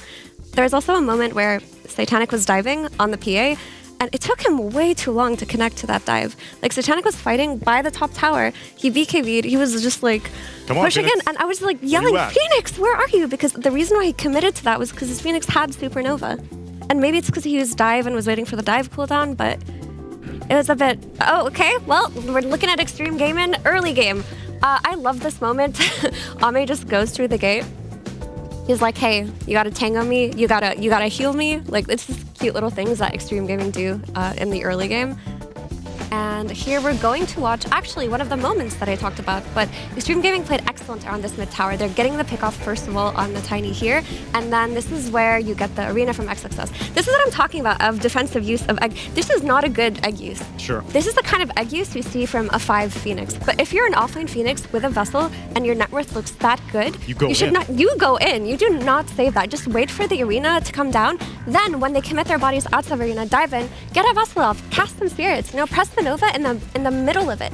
I don't think that kind of supernova is something we would have seen from DM, for example. And this one here, I just wanted to show how X-Nova is willing to just press Golem to take towers. He pressed it, took a tower, used it to scout the Wisdom Rune. He didn't use it to get a kill, and I thought that was pretty cool too. He's pressing buttons quick and easy. And then the last question I had, Aiden, which I don't know how much we learned in this game in particular, Phantom Assassin, is she much of a hero? Is the 24th pick for Satanic. I don't know how much the game was in his hands in general, but did you learn anything about the hero? I mean, I feel like if Satanic picks the hero, last pick of the game, and it looks like this, then the hero has to be bad, right? I just feel like I don't really super see it. I haven't seen anything that convinces me the PA is good. So, open to being proven wrong, but if... I mean, I do feel like his supporting cast is kind of crap, though. Yep. Like, I feel like DK mid kind of sucks. Phoenix offline kind of sucks.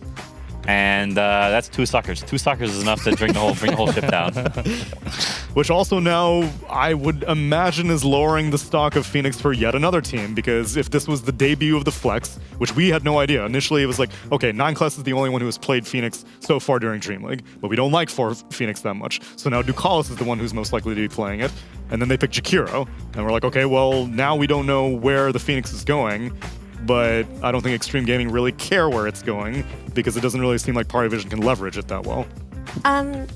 I would just want to say to that I think Phoenix is quite high value in this meta, and that's why a lot of teams are jamming it into drafts. It just needs a Phoenix player. You need somebody who is very comfortable on that hero. When we see Kyrie play it, it looks different. When we see Whitemon play it, it looks different. And SSS, clearly, Phoenix offlane isn't his specialty. Like, had it been a Phoenix offlane player or someone who's very familiar with the hero, that game would have looked different. Then I guess, is the jamming happening because the teams, you need that specialist? I don't see Aurora flexing Phoenix. They're like, I'm picking it. It's going to be Kaori 0. No doubts about it. And then for Tundra, it's going to be Whitemon 0.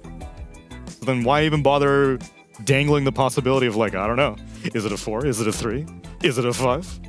I feel like it falls into Pari's identity a bit. Like, these guys like the flexier type heroes, I think. I think they want to have some sort of draft advantage. And flex is a way to do it.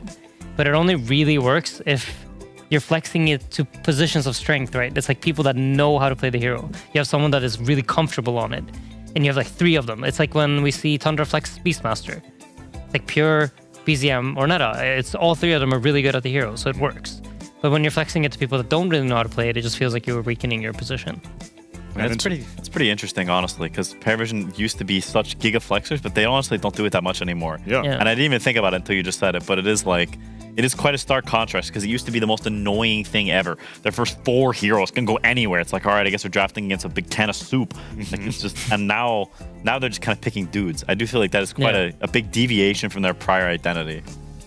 And I guess maybe a product of it might be the fact that 9class's pool has shrunken quite a bit. I'm seeing Slark be consistently banned out against him, but you're not afraid of Terrorblade anymore, or these other weird things that you have to dedicate bans.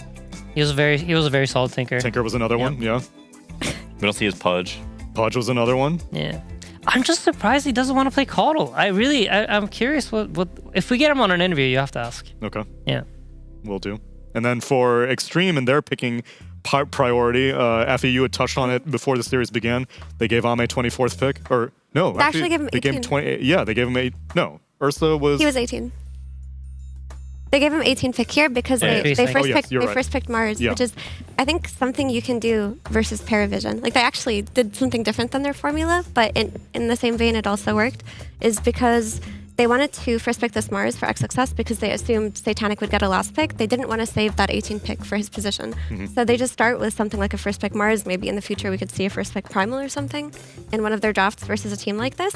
And they just tried to give Ame as good a pick as possible on 18. I think it'll be different if they have second pick. I think we'll see Ame in that 24 position. But I do think versus PARIVISION, the thing that we saw will not apply as heavily.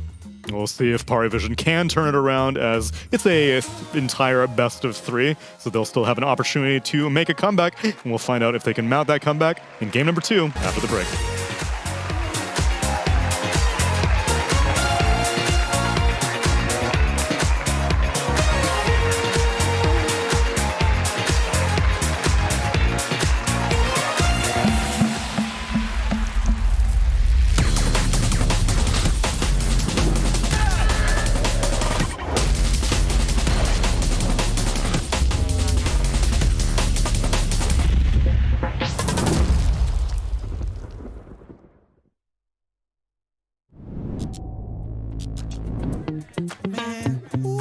See that girl? No, stop it, man. I saw her first. My lord. Nah, back off,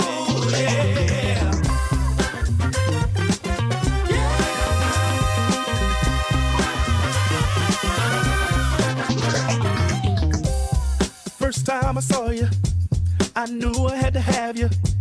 Don't mean no one night stand. Gotta find a way to be a man. It's something about the way you turned and looked at me. Your smile, it turned me on and set my mind at ease. I'm trying hard not to stare, don't wanna look thirsty. Just trying to play it cool, gotta show you that I'm worthy. You walked in on the air and seemed to leave this room. I just had to find a way to get next to you. I'm here to testify, give me a chance, I'm satisfied. Captivate your heart and I'll blow your mind. Don't wanna pass me up cause I'm one of a kind. You're checking me out, trying to figure out what I'm all about. Wondering if my love will make you scream and shout. If I don't at first, I'm gonna figure it out.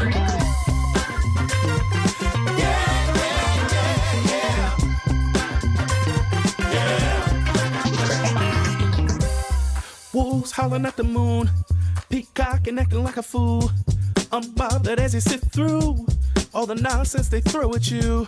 That type of thing don't interest me when it comes to you.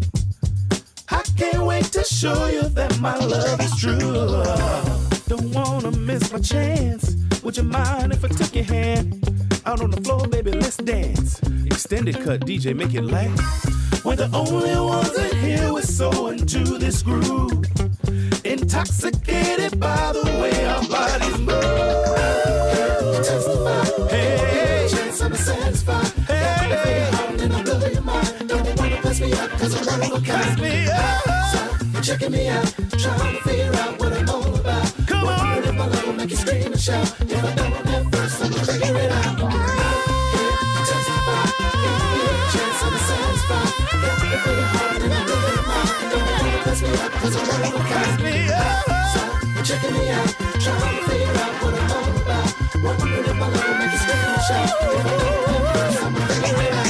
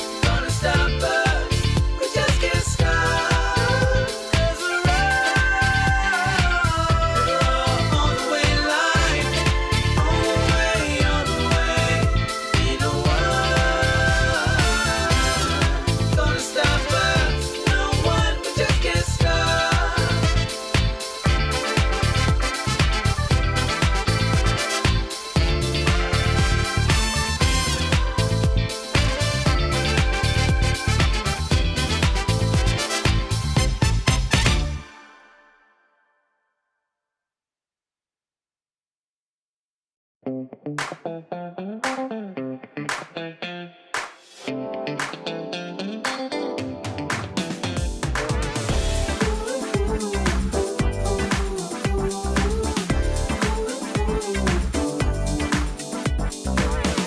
needs some time away and some time to play. Think you better take that holiday, holiday. Back's packed, you can now relax, cause your mind's on a flight and it won't fly back. Just ask for your favourite snacks when the cloudy skies turn blue. No cares when you're in the air, looking down on the ground, think we're nearly there. Beach air and freedom air, paradise is waiting for you. Everybody needs some time. Come on, guys, wrap it up.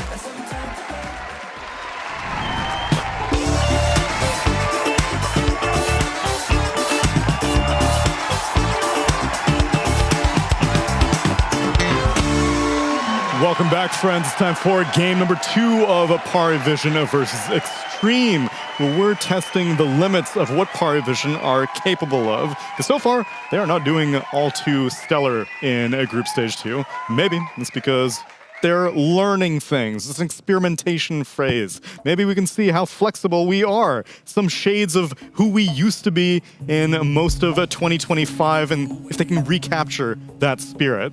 But if they want to recapture it, they need to see how wide the pool is. And PARIVISION are deciding to stress that pool with first pick priority, unsurprisingly. They get Ringmaster, they ban out the Brewmaster, the Slardar, and the Shadow Demon. Xtreme, they take out the Treant, the Shadow Fiend, the Slark, and the Batrider. First pick Ringmaster is very strange to me, in that generally with first pick you want something that dictates the pace of the draft. Like, you need to respond to this. Ringmaster is just like, we're picking random dude that doesn't really do anything in particular. He's just a guy. And it doesn't force Xtreme to do anything. It doesn't prevent Xtreme from doing anything. It's just very much just a harmless little guy. And I think that's not generally the way you want to open up a draft, so I already dislike this from PARIVISION. It's signs of weakness almost. Like, you don't have something strong to put there. So you're like, all right, guys, we have to first pick someone. And it's dead silent in the room. And then 9 class is like, I can play Phoenix. And they're like, And then they're like, well, what about Ringmaster? Since you nominated yourself to be first picked. And he's like, yeah, of course, my Ringmaster is the best in the game. True. But I agree with Quinn. It doesn't start off on a good, in a good position for you. You're not abusing the fact that you're first pick. It's more like you're forced to pick a hero rather than us picking something enthusiastically. And Xtreme ban, they pick MOUZ and they ban Kez. They've seen the same trend, you know? They did it in the first game, and now they do it again. Also interesting that they moved up the bat into like a priority ban when it was an untouched hero in the last draft, I believe. Correct. To me, this explains why it is that they went for Phoenix last game after they saw MOUZ. Like, they know for sure Xtreme Gaming are going to pick it up. So they didn't want to expend the ban on the Phoenix. Or they didn't want to give away Phoenix and take Coddle. They maybe thought that was a weaker trade on PARIVISION. But for Xtreme Gaming, they are a very good Phoenix team. Like, I love when they get this hero. And this speaks to me of how highly they value XXS as a player, that regardless of this hero's win rate that's been popping up on screen, if he can get it versus a team like Pari that aren't known for snowballing, they're going to pick it for him. He's going to set the tempo. He's going to be their team fighter. I dislike it a bit more than last time, and this is why I wanted to talk about the bat ban, because last time they banned TA and Kez, and it kind of fortified their MOUZ pick. Like, they were in a position where there is no clear hard lane counter to MOUZ in the pool. And this time around, they decided to ban bat, which is, to me, a little bit questionable when it was like unpicked, unbanned, instead of banning like either the Kez or the TA to set up for this MOUZ pick. But now probably the reason they didn't do it is because they're afraid if they do, then Pari will steal it away from them. But yeah, now they're in a trickier lane position than last time. And I don't want to see, like, Phoenix is considered to be good against TA. So I really hope there's no, like, let's put the Phoenix No, please, no. Though FY, I would say more capable Phoenix player than 9 class, based on what we've seen so far. Thankfully, Phoenix has exclusively been given to Xnova. All 6 of their Phoenix picks have been on Xnova. Let's go. I love to hear that. Yeah. This is definitely a better look for PARIVISION. Like, I think Satanic TA is one of the best TAs in the world, and it's very good against MOUZ. It lets him play his farming get a million items, be Lee Sin Al-Gaib style on a hero that's honestly probably just a better hero than PA. So I think it makes more sense for them, but I do still feel like the start of the draft is just so very weak. And Xtreme, they're like presenting threats. They've got a lot of team fight. They've got a scale. They've got like a lot of stuff going on. And PARIVISION is kind of just picking some very nonchalant dudes. And I think that's generally not the way that you win drafts, is by picking just ambiguous stuff that's like okay. You want to have like a narrative and a style that you're pushing, you're forcing the enemy team to respond to. Do you think that style is now becoming more defined with this Sand King pick? Because it looks quite solid in this position. To me, it just strikes me as like it's just like Beast response. Like they just see Beastmaster, they're putting Sand King mid against Beast so we can draw the lane. Like it's just like some generic counter pick, but I don't think it's like super. It's fine. It's a good pick. There's nothing wrong with it. It's just it's the message they send, right? Yeah. If you compare it to Xtreme are like, oh, you picked Ringmaster? Okay, we want Mars, you know? And then they're like, R5 wants to play Phoenix. That's his best hero, Phoenix.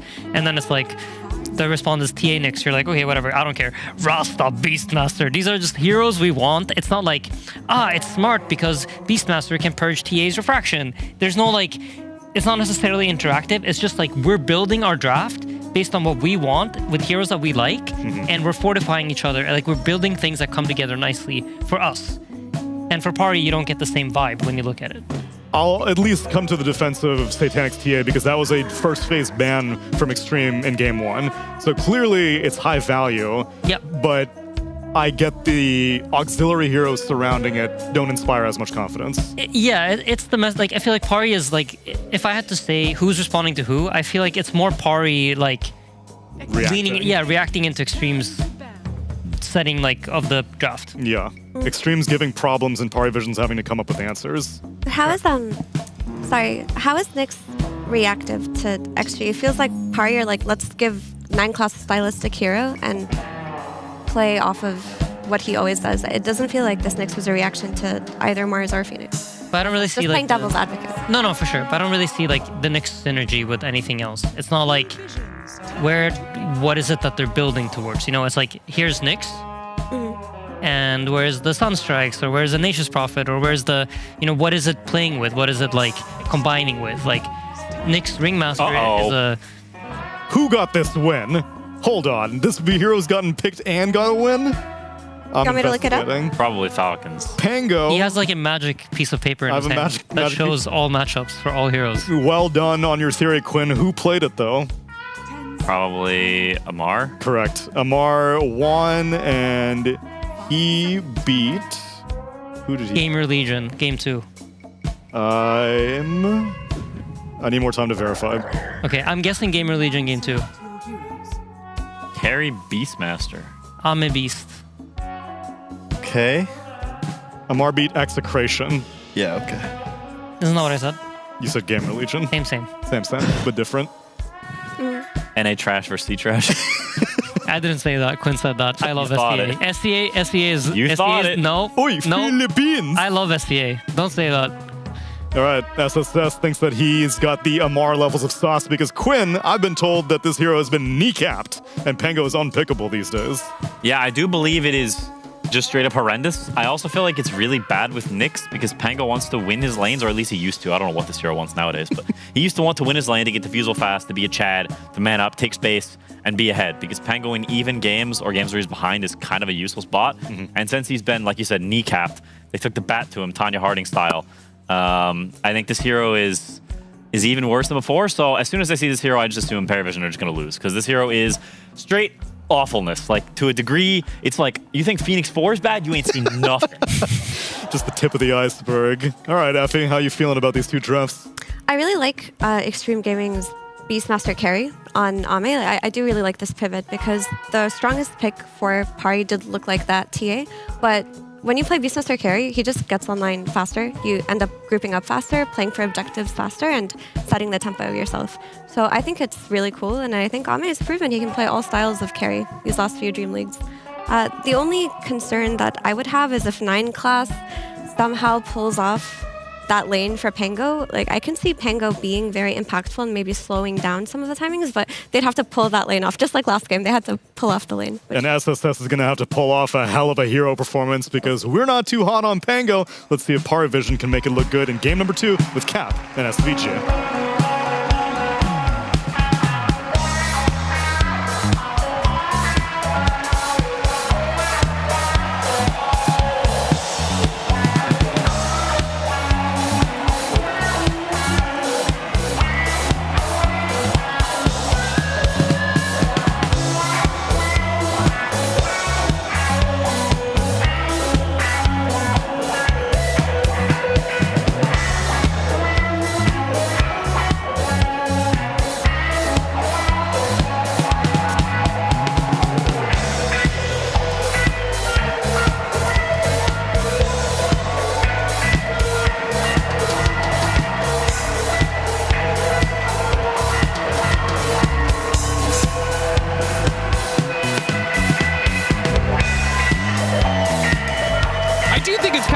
Up to hear Quinn talk about how hot trash Pango is after he was the man who put it in the dumpster in the first place. Constantly complaining about this hero, how broken it's been for years and years, and asking, why won't Valve just kill this hero? Well, they finally did. You got what you wanted, Quinn. And now Triple S is going to have to lose on Pango. All because of you. Blood grenade. Might get first blood, though. Got first blood. Okay. That helps. That does help. I also have no faith in this hero from a number standpoint. However, he can get on this support duo and disrupt them heavily this game. Assuming you don't get pulverized, assuming you don't get roared, you can disrupt these team fights considerably. So there's a lot of merit to the pick if you can get it all in line. Yeah, if you don't get countered by the counters that are in the game. That's right. Well, it's more, if your team can check those for you. Well, how can they do that? Sand King's mega fat, just goes in, causing chaos. Blows up Beastmaster at the start of a fight. I'll be honest, I like XP's draft better again. Yeah. However, PARIVISION, going for some exotic picks, I think that is more in their wheelhouse right now. The weird hero for 9 class. Early taking Satanic's hero did open up a little more for their later picks. Is Pango the best way to use that? I don't know. But I do think this is kind of more their style, is the out there annoying lineup. Yeah. Do you think Satanic's happy laning with 9 classes Nyx Assassin? Probably not. Probably not. That sounds like a particular bit of dyssynergy. Like, this is probably one team I never expected to see the 4 and 5 position swap lanes. Kind of agree. The Ringmaster is definitely the stronger laner here, and it will help this Pango get through otherwise what would have been an impossible lane. So I think strategically it makes sense. SSS should have a good time here early with the first Blood Gold plus the Ringmaster in his lane with the early Carney Classic. Got to be able to fight this back. The Ringmaster can also contest for the pulls, which is pretty nice. Looking for the Shackle, didn't get it. I think TA will be fine up here though. Nyx is not a great 5 in terms of offensive potential. He's okay defensively because he can interrupt a lot of combos and stuff like that. He has high base regen, so you can go in and tank a bunch of right clicks for your carry and just try and defend the pull. That's kind of your best opportunity. Well, they'll be tanking some right clicks from FY. Shaman is quite good against this hero, so that's the match we kind of want to avoid in this game. However, I think that the Nyx is fine against everybody else in this game. Like Mars is a whatever matchup, but Carapace against Primal Beast and Phoenix here sounds pretty juicy. Yeah, Spy Carapace is going to get some mega value out of this game. There are so many heroes here that just cannot control themselves. Another 2-man stun. I mean, he's lining them up.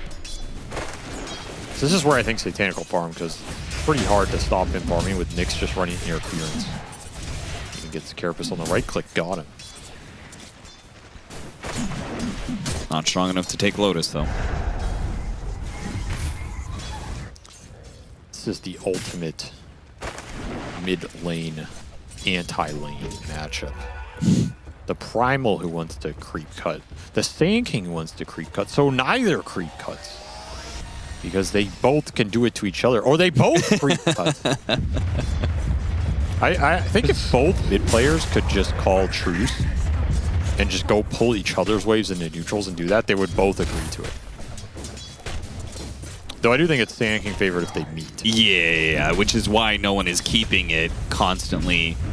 Like, he's sitting on this high ground, forcing out the Sandstorm, making it so Nothing to Say can never really push deep into lane, pull the creep wave. Which I assume at some point NTS would want to pull and cut more than no one would. Yeah, yeah. Particularly if you can get extra neutral camps out of it.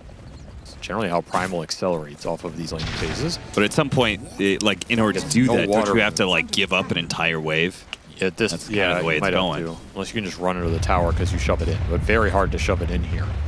And he missed that water rune as the bottom one gets taken by Ducalis. So he's going to be a little lower on resources too. Yeah, see, he's trying to get it here. He will only get 2 of those creeps. It's just not working. Frustrating lane for NTS. And even if he could pull, then the Sand King also pushes in the lane so quickly. It's just tough all around. Either way, XXS statted up here. Double Bracer, Magic Wand, 2 gauntlets on top of that. Boy is thick, 1300 HP. Well, if you're a Shadow Shaman, you can go wherever you want, I think. Oh yeah, you can do stacks. You can look for the kill bottom on the Pango maybe. I don't know how easy that kill is. You don't really have any other stuns to play off of, and I don't think mid is an option this game. So your best option might just be to stack and keep looking for the Nyx kill top. Nyx is definitely the most killable hero in this laning phase. Punish 9 class for his greed. Chicken fingers into the shackle. The tongue has a latch, and the damage has arrived. Got the kill. Triple S still in trouble, though. The axe is cutting through the trees. The Hawk and the Boar continuing to slow down Triple S, getting the kill in the end. Nice little pick-me-up for Ame. XG. Strike on both side lanes, rotating the Primal top. They're going to find 2 kills for the price of 1. No one making the rotation bottom with Epicenter. Would be a huge connection for him. There is no vision on this play. Spots out. Ame does manage to get him. But the Epicenter with the slowdown, they actually can get him here. Nice dagger blood grenade. That was really sick. Can they find him in exchange? Got him inside the shackles. Oh, they had a tonic, though, to give him. That is going to bump him up. Then he is no longer in danger. Well played. Nice move from no one. Works out really well down here. Yeah. That'll get it. Phase boots, Nothing to Say. He's now going to try and match it, but he's walking into a ward, so they're unlikely to get him. Oh, that was a sentry. Well, either way. He had a river ward, that's what it was. Awkward time for him to rotate too, because you can't linger around for this Wisdom Shrine. It's too far away.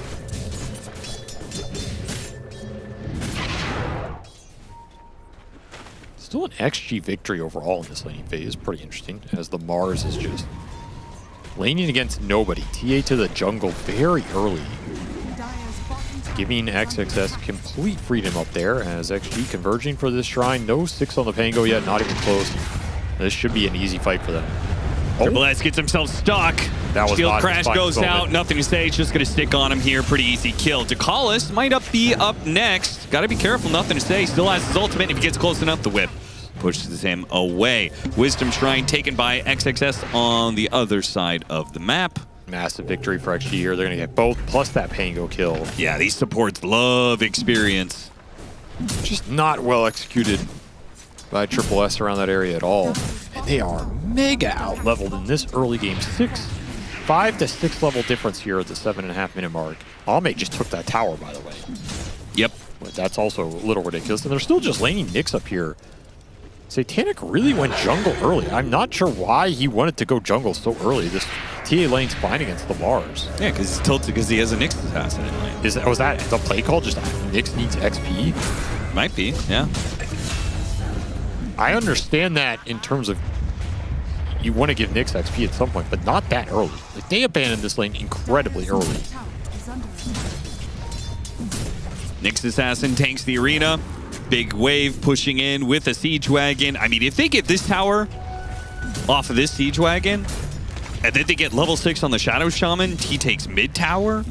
I mean, Xtreme Gaming has brought some I think Tofu spurred something in them. I think perhaps the best thing that could have happened was Tofu bragging, saying this team's trash and slow, and poor X knows. You call this trash. Joey, you need to do something, man.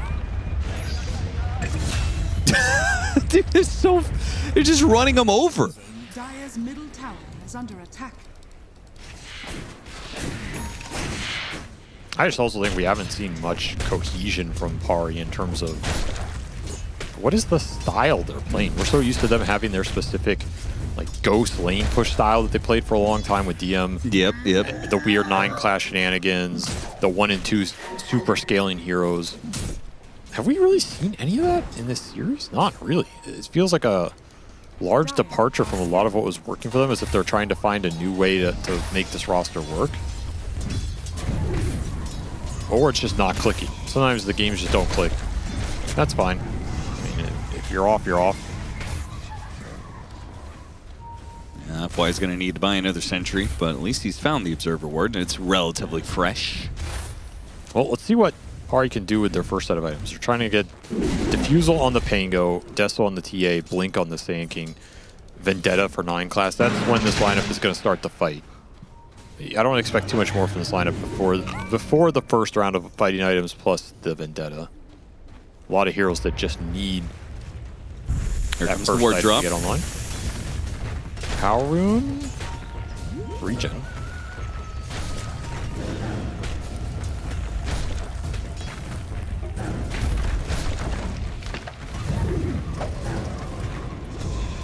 Trying to deny. Don't have the attack speed in order to hit these wards, so the wards is definitely going to get the tower. The attack speed slowed down. He still got it.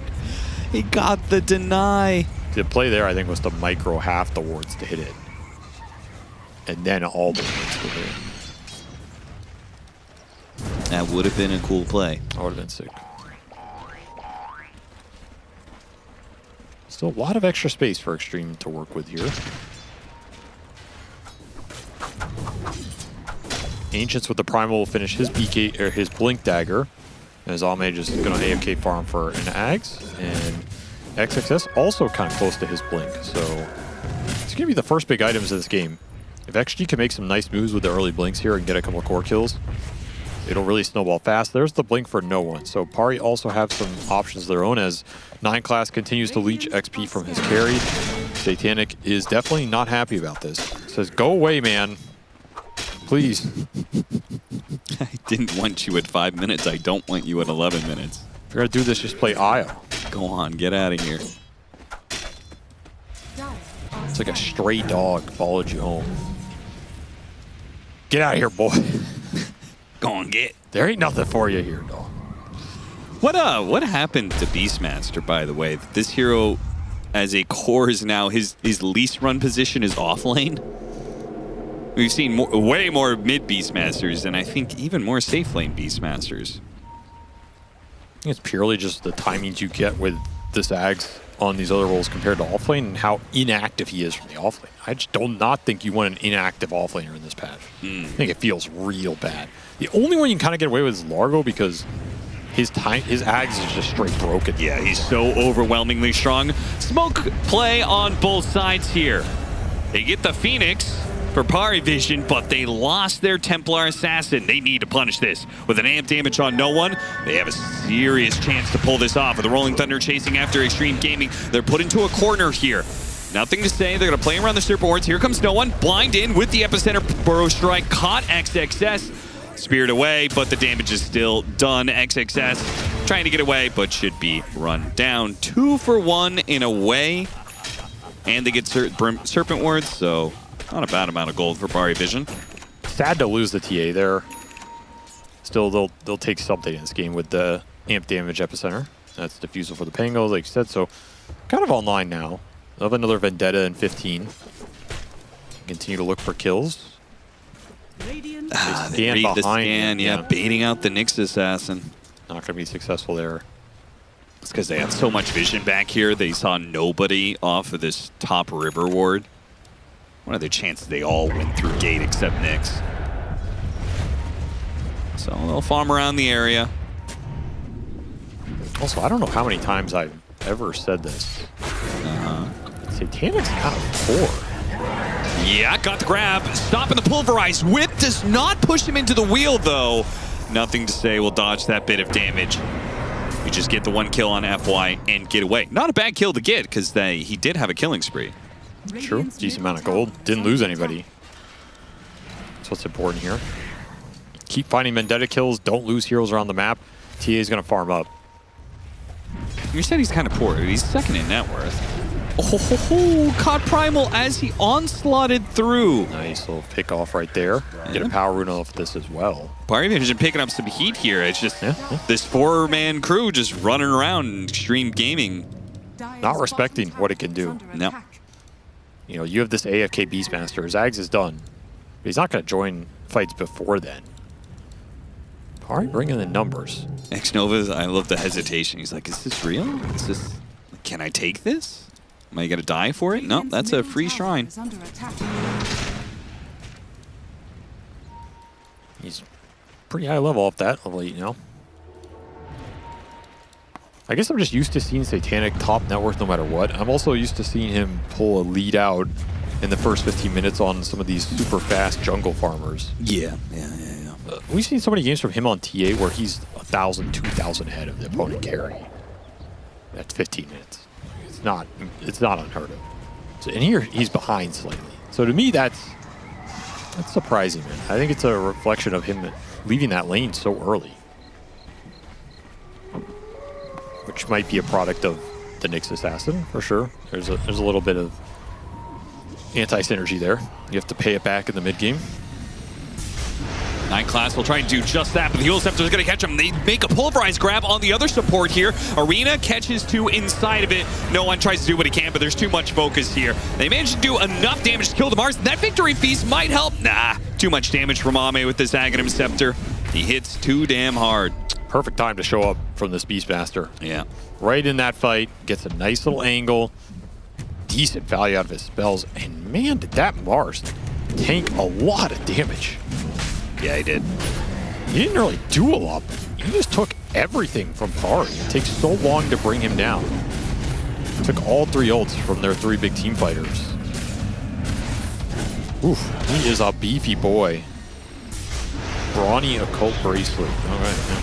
And a little extra HP goes a long way. Look at it. He's like barely taking anything here. You have to Vendetta Impale just to bring him down. And then it's just going to be an easy team fight cleanup for the Beastmaster coming in, having the time of his life. The light and dark. Ame, like, why can't every series be like this, guys? And they take the first Roshan, which, you know, Templar Assassin likes to be able to do Roshan. First Roshan's not that big of a deal. Close call. Did he get caught on the pathing around that tree line? He might have, yeah. If he uses him there. Satanic really likes holding this weighted dice on tier 2. He knows what kind of games these are going to be right now. Needs to get that farm up. Primal stalked right here. Yeah, they're taking a long time to set this up. They'll pull the trigger on it. Yeah, here comes Ame, slowed down by the dagger though. Clutch dagger. Ame might have caught somebody otherwise. Ooh, wait. Epicenter's almost up. They're gonna... Nah, everybody else is leaving. As an Aegis Beastmaster anyway. Not the best epicenter target. Maybe you can cut another wave or something. That'll be annoying. Radiant's bottom tower is under attack.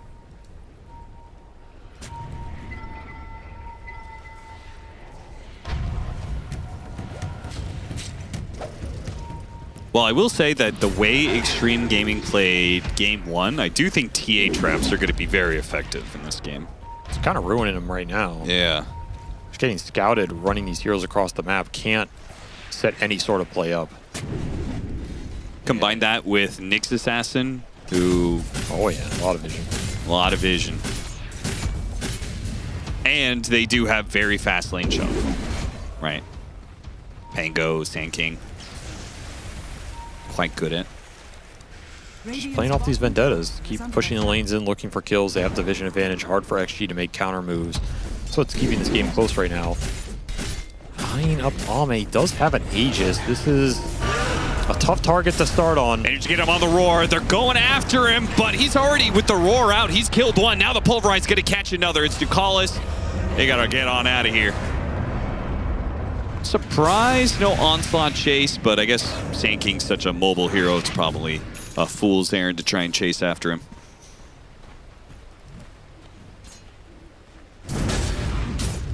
No, you only lose the supports. Not the worst. That's an impossible fight to commit to. Take his Aegis away, subtly. If he can get to Aghanim Scepter, probably not fast enough to fight Tormentor, though. He's getting there.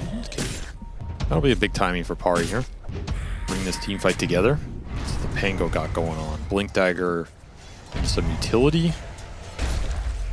Blink Dagger from Mars. Early gem pickup for XG as well. Yeah, that's how they spotted the Nyx earlier.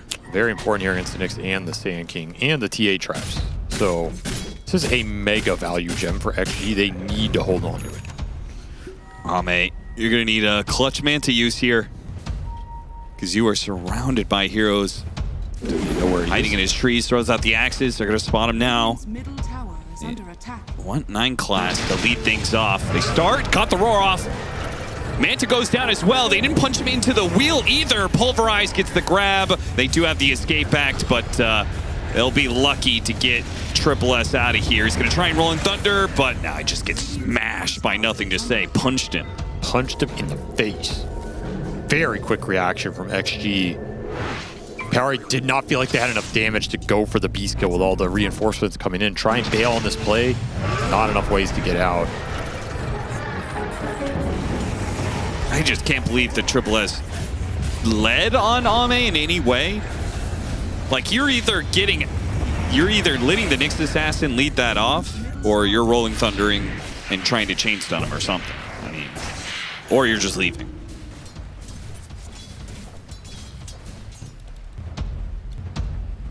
Tormentor does get taken. X-Nova is the one blessed with the shard.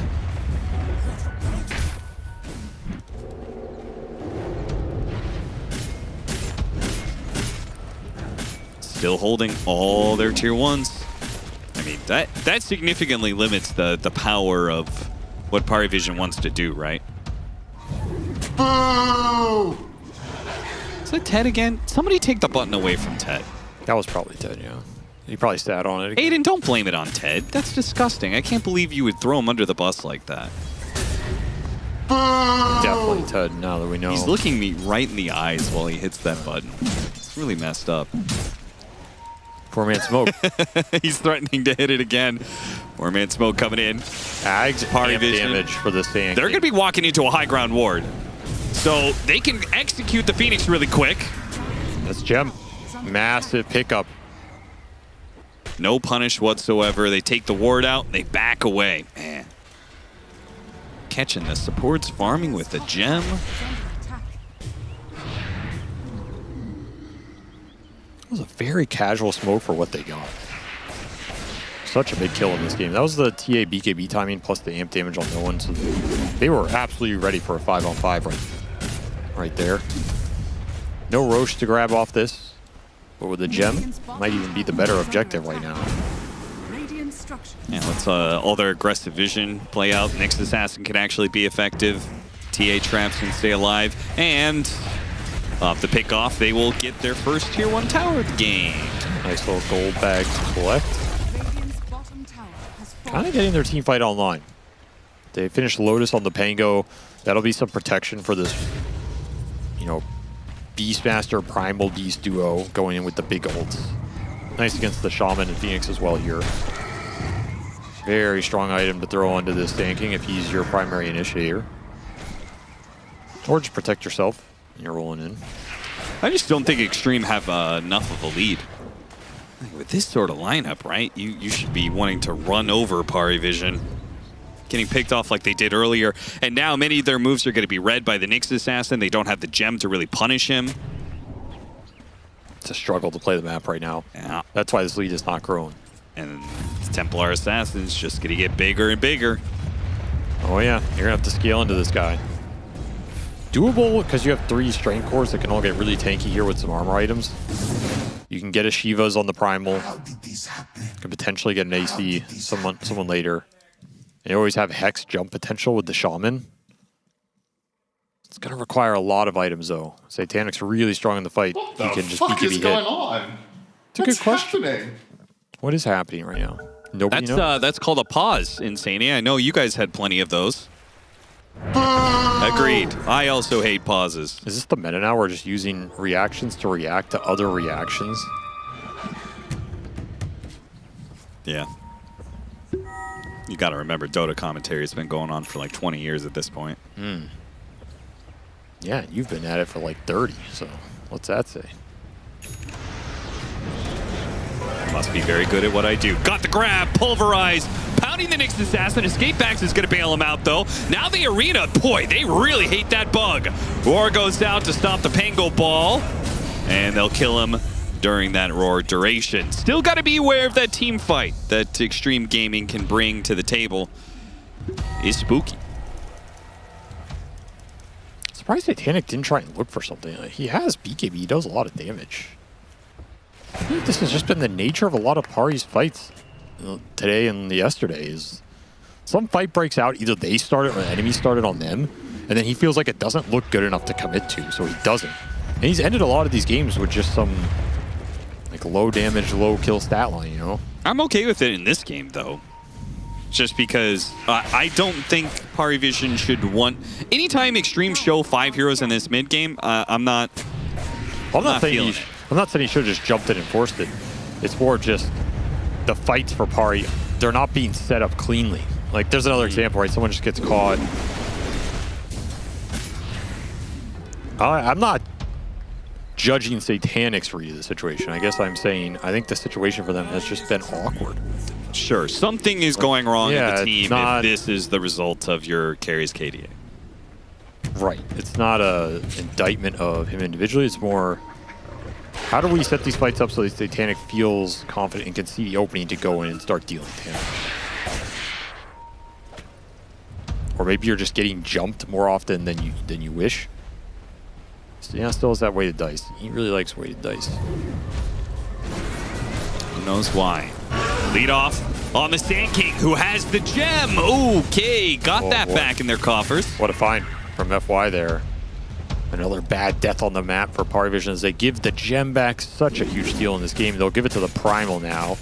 Bit tougher target to bring down than the Phoenix earlier. This is during potential Roshan time, which I think, second Roshan is where the TA wants to start taking that objective. Rough time to die.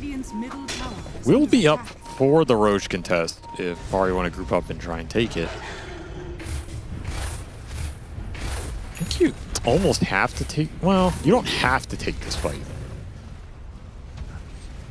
It's going to feel bad if you don't. Just not getting any Roshans with this TA for 30, 35 minutes. I mean, not going to feel great. There ain't no way you're taking... The rest of the team is not going to feel great about Arena Egg. No, it's a tough area to fight in. That said, you do have Pango Sand King. Your team is also quite strong around the pit. Do you really have a Pango, though? Dire's bottom tower is Yeah, he's either going to get roared or he's going to get pulverized. Well, then someone else isn't getting roared or pulverized. It's a Lincoln Sphere. That's okay, he just blinked in, immediately got caught as PARIVISION were setting up a trap, and that trap caught 2. What a setup. Instant carapace on the spear burn. Really fast reaction from 9 class and a perfect double kill. Well, you may have the egg, you don't have the arena now, so... Roche is open for them. I just can't believe Xtreme Gaming are... They might still go here. Yeah, it wouldn't surprise me, but this leaves a significant opening for PARIVISION to take over the game. Shaman might even be up around when this is going down if you commit to the fight. And if they could slow him down a little bit with Fire Spirits. Satanic puts himself in the back of the pit. The use of the Manta makes the roar go off. That's a little slower than they wanted. Ame goes charging forward. He gets jumped here. I don't know. He didn't pop it at all. Egg will go off. I mean, nothing to say is doing a lot of AoE damage here. No doubt about that one. They'll get some kills off of it. Satanic is even low enough he has to back away. Shackle catches even Triple S, who, oh no. Didn't make it up. Maybe he could still shield crash up. No, he gets bonked. So, imagine if he popped BKB. Yeah, I'm not really understanding what's... So XG take the fight 3v5. Their carry does no damage. 96 damage from it. That was probably like one drum hit. And they wipe them and take Roche effectively? I'm missing something here, right? Like, what?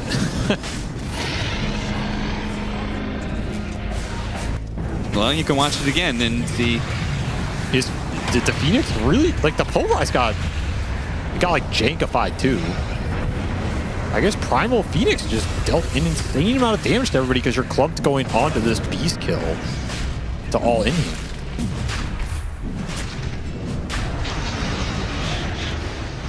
Back in real time, XXS uses his BKB to catch Satanic.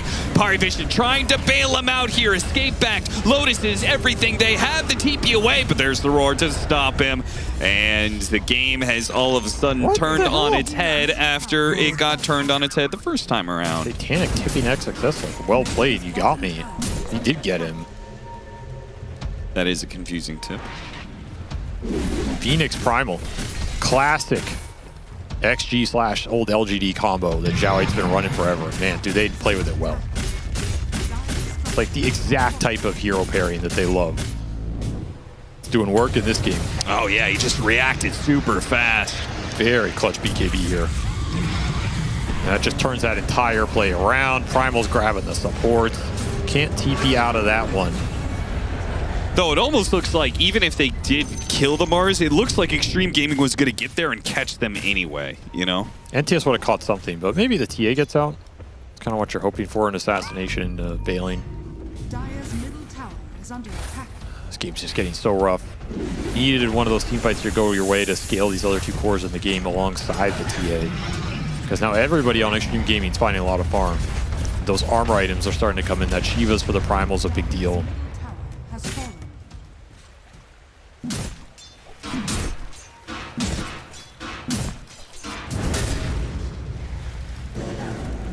Probably need Pango Ags and some Vendetta initiations here. Gonna be hard to find into this Gem Primal, just frontlining every fight. Like you need weird angles. The issue with the weird angles is then it's harder for your team to connect to that play and give you the damage. So your alternative is, okay, we don't fight. Let's just rat and find pickoffs, right? You can always do that with Nyx. Except XG are just kind of 5-manning at this point. And they do have some pretty good catch. They've got 4 different heroes that can all do it for you, so. They're just running around as a team, killing all the vision and traps on the map. Yeah. There's not a lot of pick-off opportunity for 9 class at the moment. And you got to be worried about getting hunted by this Shaman or counterplayed by the Shaman if you go on someone and they're baiting it. Just got to blink, instant hex you, and then that play gets turned around. Smoke breaks, Shivas, they'll find him. Got him in the trees. This is the Nyx life right here. You're just not going to find an isolated hero anymore. XG are not going to give you that kind of opening. I don't think they even care if they lose a slight amount of net worth to group at this point. It doesn't matter too much. Yeah, if all the eggs are in this Templar Assassin basket, and I don't even feel like the rest of the lineup really enables him that much. You have an Escape Act and the Lotus Orb from the Pain. And that is all the enabling you're getting. Dire's bottom tower is under attack. You go high ground here.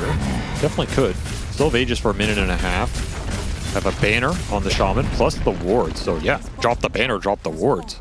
Put the Primal on the front line with the gem. A very solid push for Xtreme Gaming here. You can even jump with the Mars for Spearback if you find something. PARIVISION do have a lot of team fight that is made a bit stronger on the defensive end of this high ground. But you do not want to jump NTS first. No, you can whittle him down like this. That would be nice. Maybe you have to just give up the tier 3s. Most of the wards are outside of the range to hit the barracks. Yeah, Psychic headbanding off. That'll show him.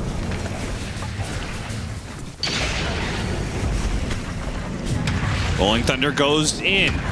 Take away that Aegis. Arena trying to catch anybody, but it's a Rolling Thunder and a BKB from Satanic. So, well, the BKB's on cooldown. And Ame says we should finish off both buildings. Broke through the link. It's got the Yules into the spear. XXS. He found an opening to catch Satanic, and there's not much the rest of PARIVISION can do about it. You saw Dakal as he tried to go in, but nothing to say. Was there to counteract him. Now no one. He jumps. Can't do much. Xtreme Gaming have just swarmed in this base, and it seems like PARIVISION simply will never have the damage to do so because Satanic can't hit things. It's either jumping all in or the fight's not set up, and XG just run the series over. They're the better team today. Like, no way around it. They had a clear game plan, played better together, hit their timings, looked very comfortable in the team fights especially. They had such good ideas about how to take the team fights, positioning, who they're jumping. Really nice collective series from them. I don't think it was, oh, this player just owned or something. Like, they were just all on the same page. It looked really solid. I think their drafts today were a lot better than the other days too in terms of enabling NTS specifically. Supports playing through mid, playing fast, controlling the tempo. They looked really good together. And I think NTS, because of that, was able to get a lot more done in these games on some of his signature heroes. And like Sand King Primal, like that's what he wants to be playing, Kind of like an anti-laner hero that just brings a lot to the team fight, can create space for the other two cores. That's when this team looks the best. Flip side, Pari, again, like if you had to describe what is PARIVISION's style right now, I have no fucking clue. Yeah, it does feel like there are a number of teams in the second group stage that aren't actually in top form right now. No, they have remnants of a style that they used to be successful with, and it's not working, and they're stuck in that space between, are we supposed to just keep jamming our style until we hope it works and we play better, or are we supposed to change to the meta? And they're caught in limbo land, and the bar is too low. Yeah, well, Xtreme Gaming, they are leaping bounds over these bars as they are killing it in this group stage too.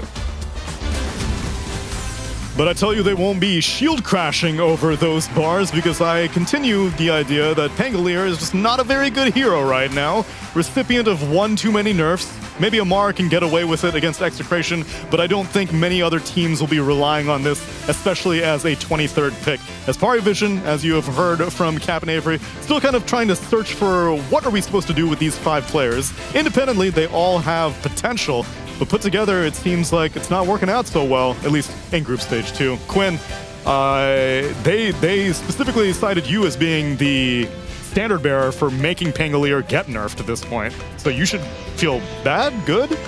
I mean, maybe I have a little bit of responsibility there, but they're the ones who picked it. Like, they know it's bad. They read the patch notes. At least I sure hope they did. It's their job to read them. No, SSS was like, why is my Rolling Thunder so slow right now? What's going on? When you open Dodo buff and you see the -13 next to the hero, that's big red X. Do not pick sign. And they ignored the sign, and they drove off the cliff, Bugs Bunny style. -13? After the patch. Win rate. That's crazy. It's one of the biggest nerfs I don't know.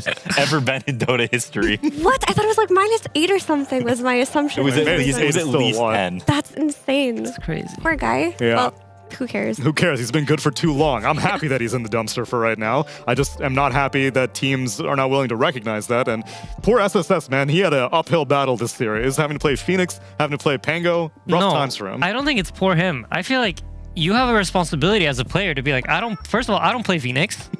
Second of all, Pango is hot garbage. I don't know what you guys are suggesting. I know I'm new, but you can't just like force me to do these things I really don't want to. I feel like there's no way. Like he must, it is partially his fault.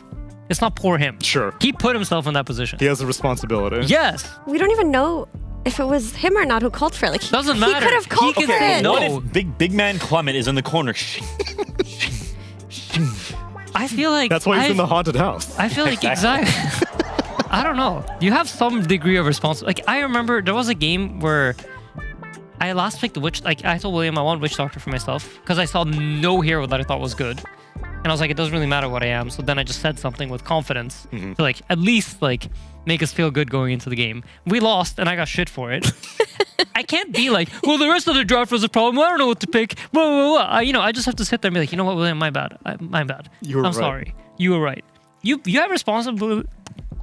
You have responsibility over your own fate. You have But responsibility. that's because over you're your own 5 fate. and they always blame the 5. Always blame Soup. You're the one who said it. Yeah. But when you're, I think to be fair, in that draft, there was very little that you could have picked for the offlane that would have plugged a lot of the holes in this thinking ship. Yeah. It was a tough, and like I can see why on paper they're like, oh, Mars Arena, oh, Phoenix Shaman supports, oh, we need team fight. It looks like a great Pango game because in the past it would have been. It's just the heroes numbers have really been nerfed and nerfed and nerfed to the point where it just feels weak in every capacity. And it really needs to be an exceptional game from start to finish for it to look good, without counters in it too. Like it was also there were ways to play against the Rolling Thunder. Yeah. But Phoenix side, I think Xtreme Gaming played incredibly well. They were so good. Like it feels like they've leveled up a little bit in these past couple of days. They're making better early game movements. They know how to enable lanes that aren't Ame's lane better, and the evolution is happening. We're watching it. Yep. Yeah, but who did they play? They played. Was it MOUZ yesterday? MOUZ and PARIVISION. Yep. I'm just saying. You're not a full believer? Like, I think XG is definitely better than PARIVISION. I think it's not close. I predict them.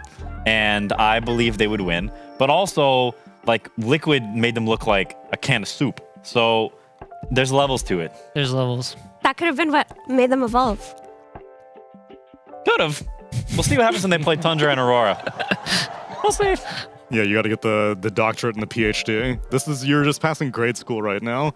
Although I do think that on paper, I would have considered PARIVISION to be a much stronger opponent. I'm a little bit underwhelmed with what was shown off today. But as a result of them getting this 2-0 victory, that means that we get an opportunity to speak to a winner on Xtreme Gaming.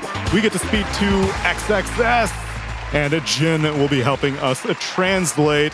Hello, friends. I want to make sure he's not frozen, is he? I hope I'm not. No, you're all good. Okay, never mind. Saga? We're all good. Yeah, there he is. He was checking wards. It's all good. XXS, we had an interview with you earlier where you were mentioning that Xtreme Gaming is still kind of trying to find their style right now. So what style are you moving towards over these past few days, and do you think you found it? 那超哥，在你之前采访当中，你提到就是说你们的战队还在寻找就是适合你们的一个打法，适合你们的一个体系然后你感觉你们现在算是找到答案了吗？以及你们更偏向于什么样的一种打法呢？我们之前前期打太烂了吧，然后出完液体以后总结了一下，最近这2天打得好很多了，所以比较顺。那你觉得找到你们的体系了吗？算是吧，我觉得我们选的英雄都算是我们擅长的英雄。So yes, especially after the loss against Liquid, I think that we had a bit of a review. We ironed out a lot of issues with our early game, so we improved our early game tremendously. And I would say that we've kind of found our playstyle. We are now really picking some heroes that we excel at.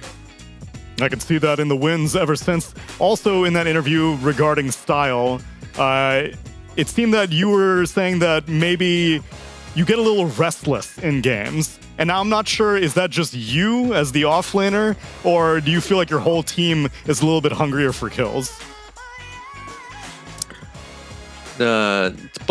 再回到你上次的采访中，你也说到，就是可能在国外待久了，有点坐立不安嘛，就是一直想跟别人打架，一直想干人，那想问你，这只是你作为一个3号位，就是特别想去找人打架开团呢，还是可能是每个人都有这样的一种心情呢？还是以及你们认为现在克服了这个问题了吗？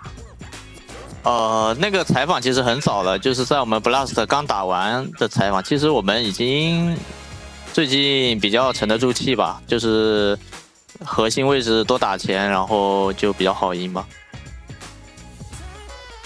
Well, that interview was actually held pretty early on. It was like right after Blast ended. So it has been quite a few, like a couple of weeks since then. And I would say that the mood and everyone's kind of, what's the word for it?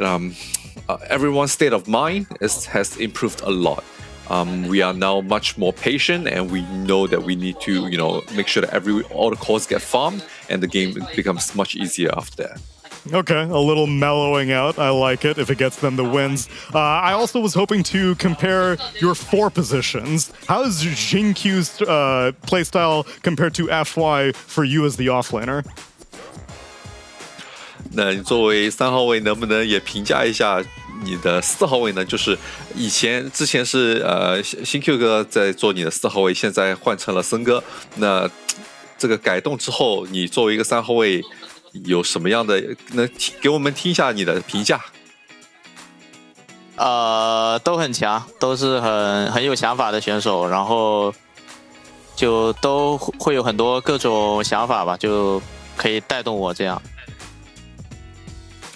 They're both really, really strong players with a lot of their own ideas. They all tend to, showcase their personality, showcase their ideas in the way that they play, and they can also give me like new ways and give me ideas as well to improve and to perhaps expand on opportunities to take in the game.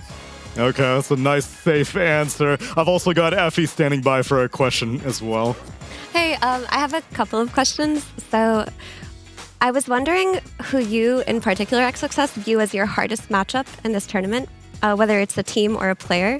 And the second question is, how do you value Largo as a hero? Is he high up on your list, or is he something you don't want to play at all?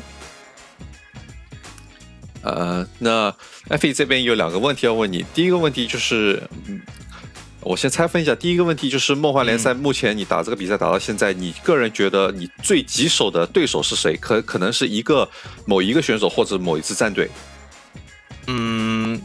最棘手的对手肯定是液体嘛，因为我被他们打爆了，就是像狂灭小朋友那种，感觉还不了手。Okay, so I broke the questions down. So the first one, say that the most difficult opponent that is faced right now is by far Team Liquid. Feels like when we're playing against Team Liquid, it feels almost like a toddler playing a boxing match against a pro. We have absolutely no way of fighting back at all. 那第二个问题就是有关朗哥这个英雄，能不能听一下你对朗哥这个英雄的评价呢？我感觉这英雄很强，然后自己也玩了，就是训练也赢了，但是比赛上次就赢不了吧。然后最近还在玩，还在练，好吧，还在玩。Well, for Largo, it definitely feels like a very strong hero. I've been practicing it myself as well. Even though we have won with it in some of our scrims, but we have yet to win with it in the tournament itself. So I'm still learning. I'm still practicing to improve on it. Okay, thank you for your time, and thank you, Jin.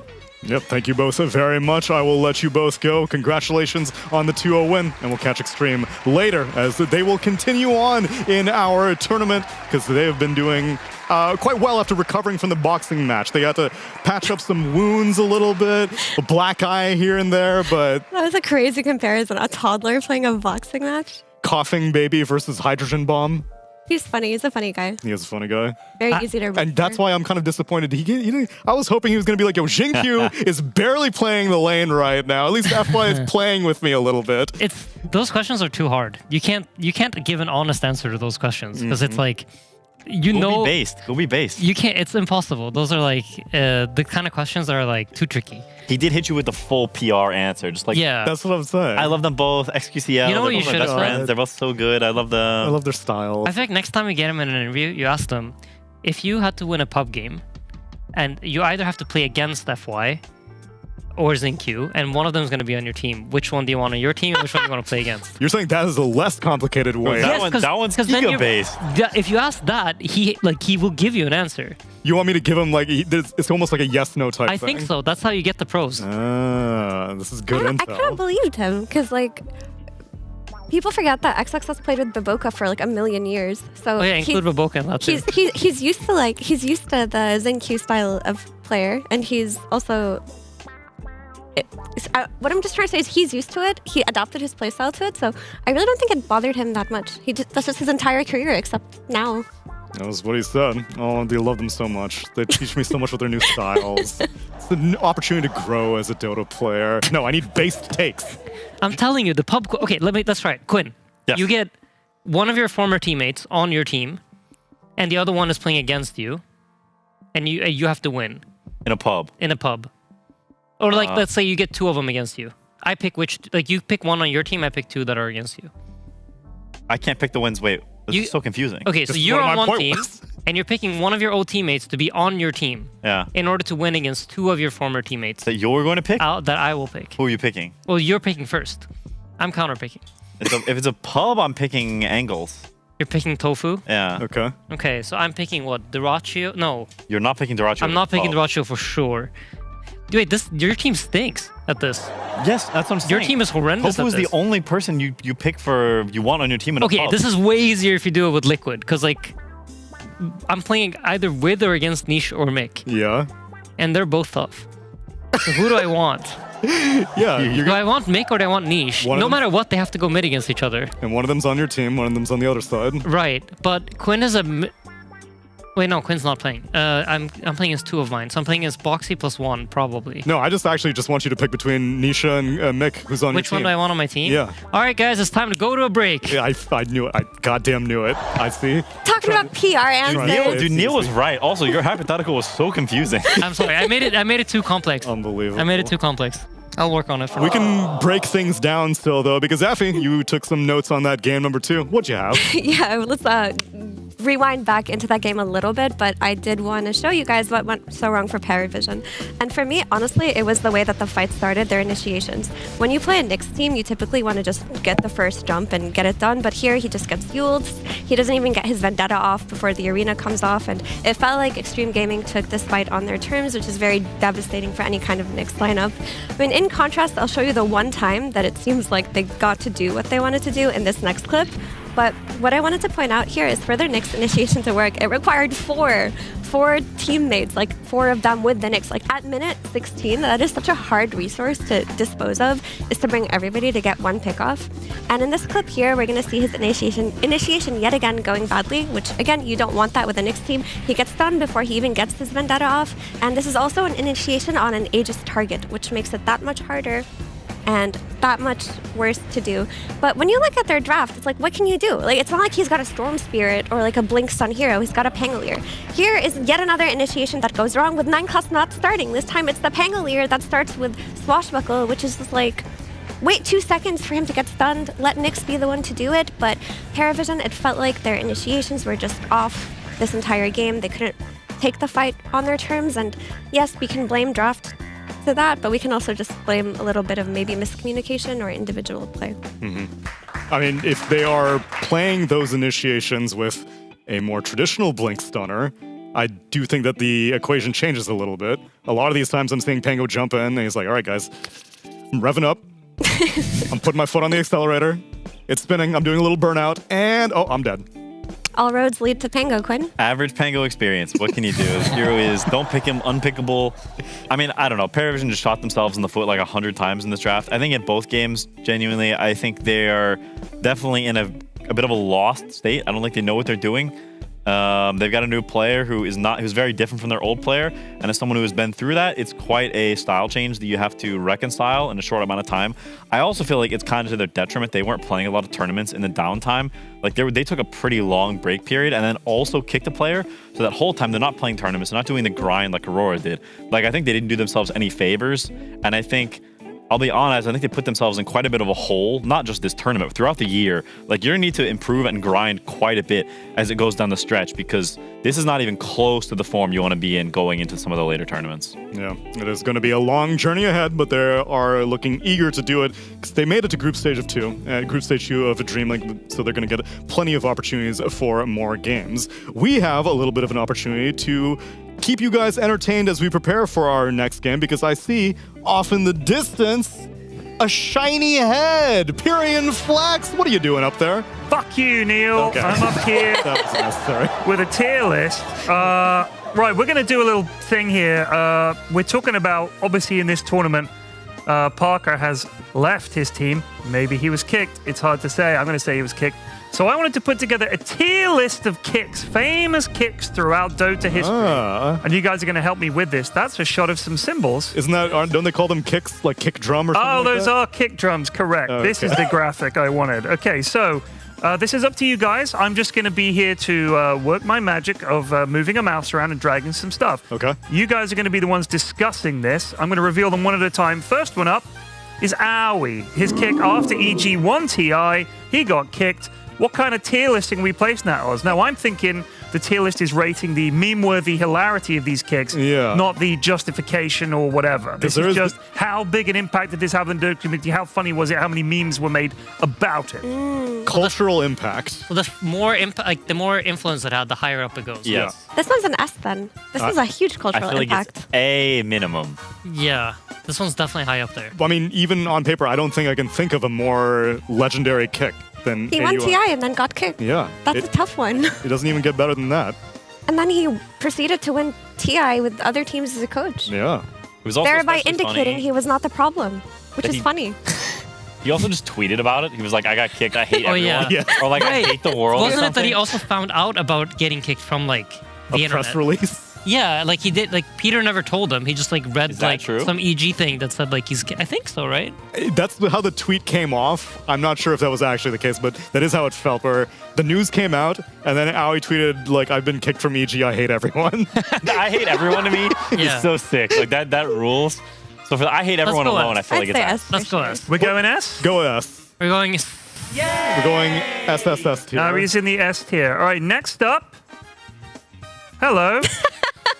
It's Parker. That guy wasn't kicked. Well, he's temporarily left the team. We are disbarring you from lawyership for this particular segment so that you can be unbiased. Although, I'm curious, are we talking about the pain gaming kick, or are we talking about the heroic kick? Let's take pain gaming because it's more real. It's just happened. Okay. It's in the middle of this tournament. I say. Because I do think that the My heroic... client is innocent. I know you think that. You are an impartial judge for this right now. I mean, I feel like it's kind of funny, but it's also not crazy. Yeah. Like, we know what Parker is. No offense to your client, but we know what Parker's hijinks is. He's a bit of a ruffian, a thug, if you will. So to me, it's like kind of par for the course. So I say, while it is funny, I put it in like a B-ish for me. I was also thinking B. I'm with you on that. It's just because while we hear around the block about Parker, and you know it's known, I feel like it's never made huge headlines. I also think a lot of people may be unfamiliar with him as an SA player who hasn't been around like the last year in professional Dota. But I think it's a solid B because of how some people were defending this player during DreamLeague, and then he just gets kicked mid-defense. Why That would some makes people it do quite that? funny, I think. But not funny enough. And then the other layer of the funniness is just how much there was some press about the fact that he's like, I'm changed now. You know, it's a new leaf, New Year's resolutions. Did he actually say that? No, not necessarily. But that's how I felt about like him. He followed up on his "if I spoke English, then I would make this much money" kind of thing. He was like, I know that I have some personality quirks that need to be worked through. Quirk chungus. Paraphrasing here. So he seemed self-aware at least, and yet nothing happened. Self-awareness don't mean nothing if you can't fix it. Thank you for remaining silent, Insania. I appreciate it. Let's put him B tier. B? B. B it is. It was a good one. All right, next up. Pow. Crystalis being kicked by any team. All Can the I- time. Can I be the one to spearhead this conversation? Please. Sorry, I think this, for me, a D, because I don't find it funny. I find it sad. And he does well, and then he gets kicked, and there's no memes We're not about talking it. about the emotion behind it, though. The cultural impact of a Crystalis kick. But it's not that impactful. I mean, I feel like it's kind of memey now that he gets kicked. Like it's a thing that exists that he gets kicked from teams. I also think it's way funnier that he's been kicked multiple times. If you just kicked once, it's like he got kicked, whatever. Yeah. Crystal's getting kicked. But the fact that he gets kicked from every single team he's on, I find somewhat hilarious. He should change his name to Kickstalis. Hey, mock up right now. Is he overstaying his teams? Maybe he should start leaving. You know, When he can feel the Like, change yeah, in but the air. you Like, can't- Fire me, I quit. that's right. yeah. I feel like it's at least B. I also think At it's least B. But I do agree it's unfair and unjustified. He should not be getting kicked as much as he is. Which is the Getting most kicked more. Which kick has the most cultural impact? I think the PARIVISION post. Yes, the Bangkok one for win. Titanic probably. Yeah. that one is quite culturally I mean, significant. okay, also I have to say, at TI there were like some rumors that he might get kicked from Tundra for Satanic. Bro, Again. everybody knew he was gonna get kicked from Tundra. That Yeah, but the specifically for Satanic part was really funny. That would have been goated. That would have been like way too funny. Do you want to go C tier to accommodate Mira thinking it's not funny because he's a good lad? I think that's worth it. In that case, I think Barker should go to D tier. No. Parker is in B tier. D tier. No, we're going to put Crystalis in C tier. C for Crystalis. C for Kickstalis. Kickstalis. All right, next up. You ready? Ready. Show me. Whoa, pow. Who is that? It's Ohio. Ohio. Oh, it's the pizza party. I mean, that's got to be S. Kicked for Universe, who was in Malaysia ready to roll, invited over for pizza, kicked. Yeah, the pizza parties. I think it's A or S. Impact. I feel like it has to be S. It's Like S. pizza party, like I told my parents about this story about like the whole pizza party thing, and now they use it like it's like common vernacular. Like they'll say, did this person get pizza partied or did they leave some team? They ask me about teams or whatever. Like the fact that my parents have used this term means it has to be S. It has transcended the Dota sphere. Do But we it's move also- it's AUI become down? Such a Dota piece of lore, like the pizza party thing. At the time, it was such a funny meme, and there were so many memes, and yeah, it became literally like he's gonna get pizza partied. You know, I feel like it's a pretty big one. I maybe higher than AUI's then. I feel like if we're putting this in S, which I think it rightfully should be, AUI should go to A. No, I think he should stay in S. I don't think we can have two things in S and nothing in A. I mean, with still 5 more kicks left Yeah, on we the got table. other kicks. We can reorder I it disagree later with on, Aiden. How about that? Okay. We'll S it for now. Well, that's it for now. Put him above Aoi though, because I think pizza party is maybe one All of right, the most slightly iconic. above Aoi. There we go. He's just a modicum above. You guys ready for the next one? Show me the money. It's a pow. It's your boy Jackie Mao, aka Eternal Envy. Okay, which kicks are we referring This to? here? is Envy kicking anybody. Oh, he's kicking. He's the kicker. So Aoi, Pile Die, but my favorite, Gunner, Yeah. pre-Disney World, getting kicked while his parents were there ready to visit Disney World. At ESL Oh, Mumbai. dude. That's a pretty legendary kick. That's a legendary Why kick. isn't it the Gunner picture then? Because Envy has also kicked other people, including Aoi, who's already in here. So I just thought it would be funny to put Envy's face. Envy's also hilarious. It was just nice to see his little face. The cultural impact of Eternal Envy kicks. Dude, do you remember when Kyle went on panel at the Disneyland Major and was Called just him like the villain? He just like put Yeah. Envy on blast for like 2 minutes in a monologue. That was a cool monologue, though. It was. That was psychotic. I think A tier. I think that this man's cultural impact is defined by many things, for better or for worse, but the kicks are a big part of his legacy. You can put him in A. Okay. I think it's good. We're going to go A tier. We're gonna Yeah, I go A think tier. A for Mr. EE. Jackie Mao. Jackie Lamau. Oh, okay. Oh. Next up, Pazzow. Matumba Man. This It's one's massive. like Omega F tier in terms of like decisions made. Like if it was a good decision or not. So we're talking about the Team Liquid that won Yeah. TI7. I mean, it has to be up there among the worst decisions made in Dota of I all also time. don't think it's that mean. It's not funny. Like, I would put that in D. Were there But even the any cultural impact. Was there a lot of like news and stuff around it? No, Probably not yes. I don't know. I can't think of any. Like, nothing came to mind when I saw this. I had to rack my brain. I was like, when did he get kicked? Like, It was just like Liquid leadership are just stupid. Was like that was the general consensus. It's like Yeah. you just kick this guy. This is just a dumb decision. Yeah. Like are there any memes associated with Matu kicks? I don't think there are. I can't remember any Matu memes. We just mourned it. We didn't meme it. I would put that in D, honestly. Yep. You're going to D tier this one? I think we have to D-tier it. Matumba Man was too beloved for anyone to be like, ha, you dumbass. That was Matu's the goated. sound. You ready? Yes. Can you tell who it is? Avery? SPG. Bulba? No. Bulba. No one! No, Bubba! Your boy's It was just Bitch guessing. Bulba getting kicked from EG. And then being there forever. Yeah, are we talking about like kicked as a coach, kicked as a player? What's the timeline Kicked here? as a player because it was the time where him and Aoi were on EG for a little bit and they like both got kicked again or something. Yes, this sounds familiar. And then like Misery took over or something? No, it was someone else, but they were it was a short-lived thing. But him and Aoi were on EG for like a few months and then they both got kicked for I don't remember who. It was during the whole secret EG thing where they both kept swapping players all the time. It was like in that The era. water cycle? Yeah, exactly. Yeah.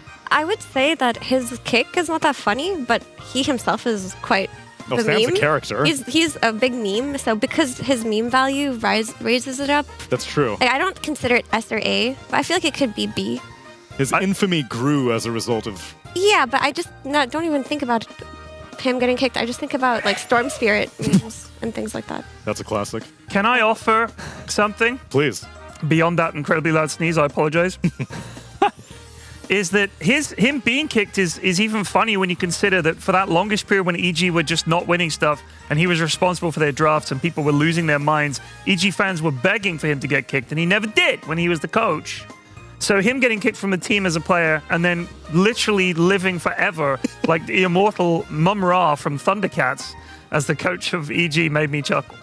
So he out of spite, he grew to curse the brand that it's like he got kicked as a player and he came back with some kind of 100% kick resistance buff.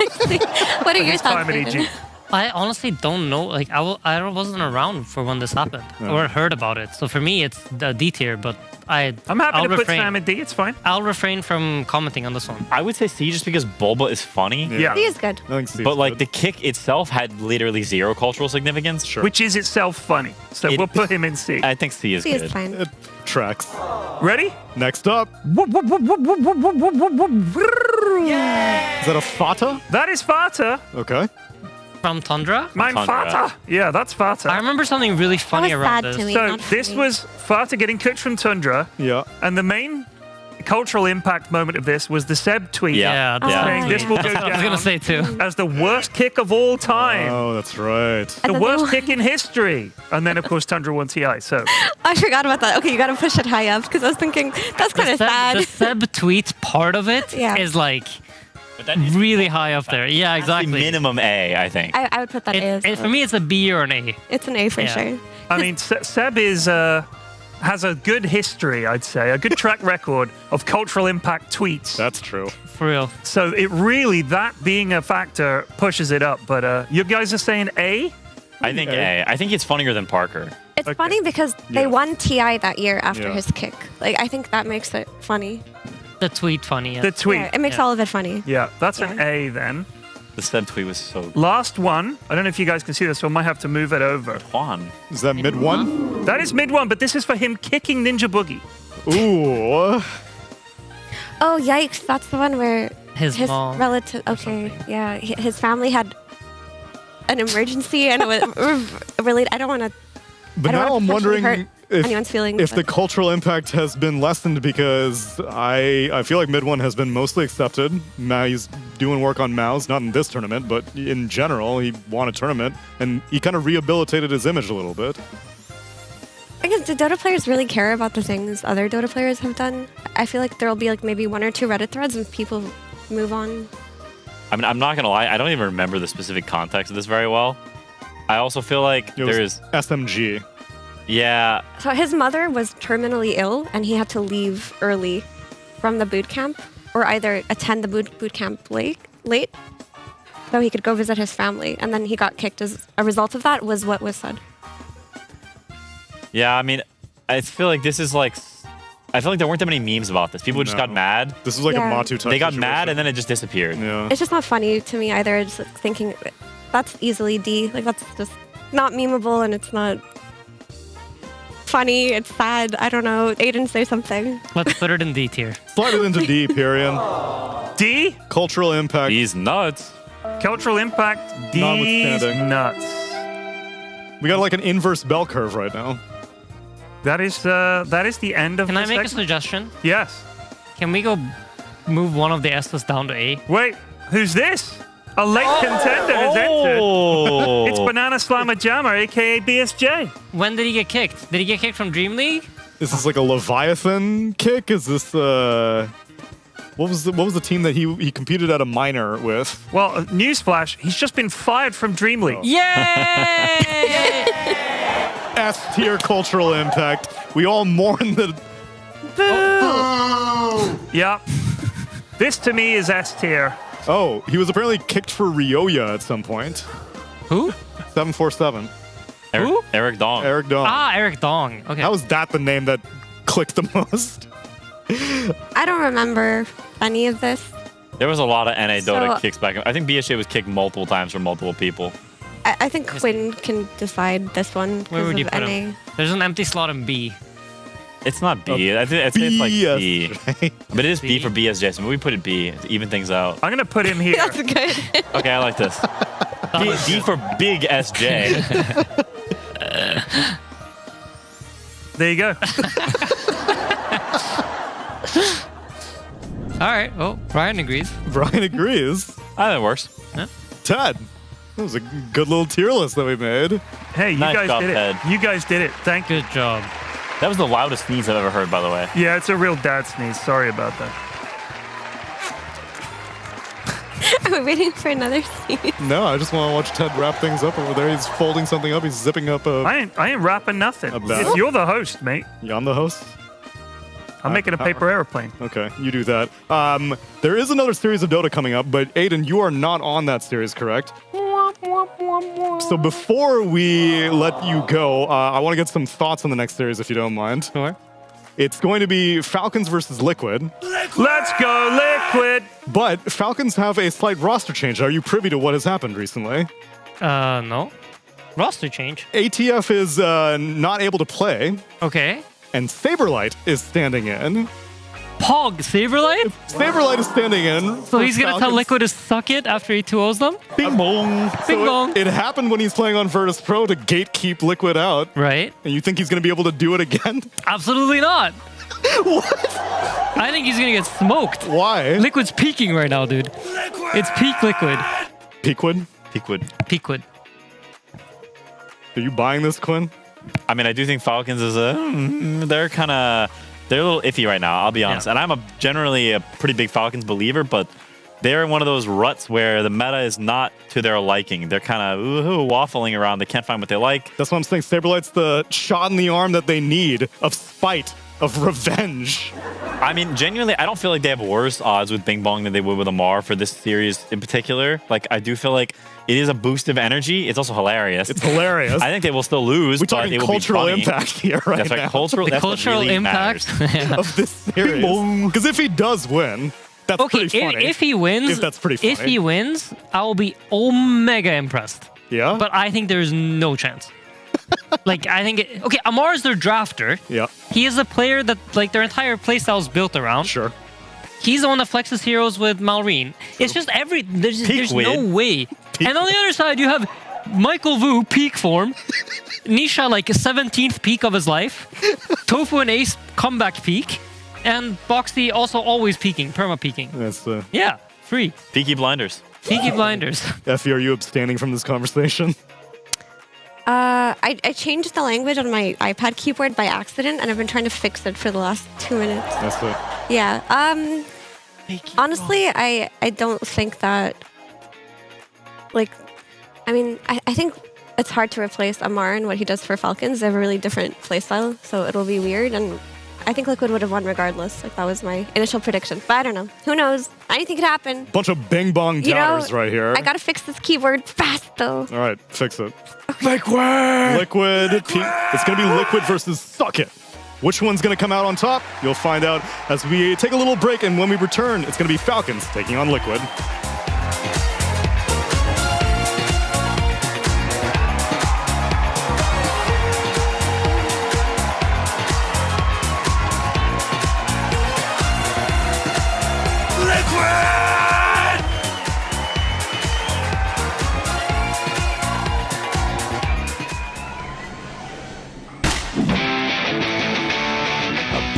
Bloody time.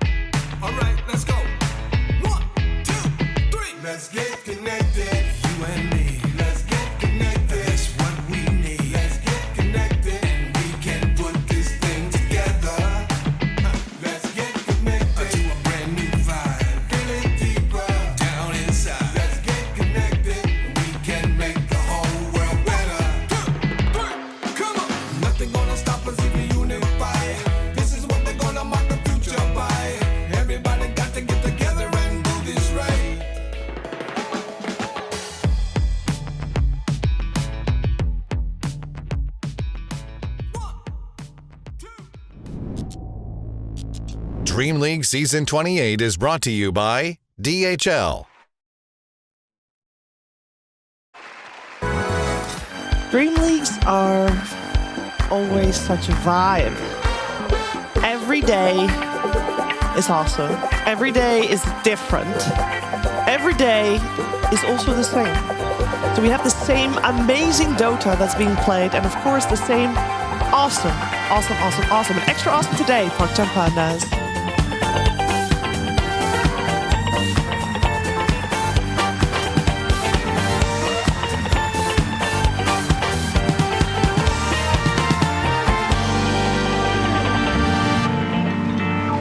That was a good intro. I hate to be meta, but that was really funny. It is, and it is true. Today we have extra awesome PogChamp Pandas, but first let me introduce. We got ourselves Jenkins, we got Effie, we got Brian. How we doing? Welcome to the evening shift, Mira. Thank you. It's been good to see you guys. I haven't seen you in a while. The only interactions we've had have you guys like, demolishing hello, us. Goodbye. No, but you've been crushing us. So we've been absolutely destroyed by the evening shift. I feel like this is a classic panel. I think I remember paneling with you guys like back in when, very frequently. when DreamLeague was DPC. Yeah, true. And you might be wondering, why is it extra awesome today, Brian, for the PogChamp Pandas? Did you wonder that, or did you already know? I already know, Yeah. but I'm excited about why it is. Me too. Jenkins, I have a surprise for you. Is it Jens's birthday? No, it's not Jens's birthday. it- Jens is a drummer. Is it anyone on the Padre No. birthday? No, I have a present. So actually, I have a present. There's also a reason why they're dressed the way they are. This morning, if you watched all the broadcasts, you would have listened to the commentary, as everybody always intensely does. And there was a discussion going on between Cap and Avery, and one of the discussions was, if you were Largo, could you change instruments like really fast, the way Largo does, if you go from one to another? And we really don't know, so we're gonna try it out. You're Largo. So we have Largo has 3 tunes. Okay. Healing tune. There you go. They had very limited time to prepare for this. Oh, that was the sound. No, not quite my tempo. Do it again. What? Do it again.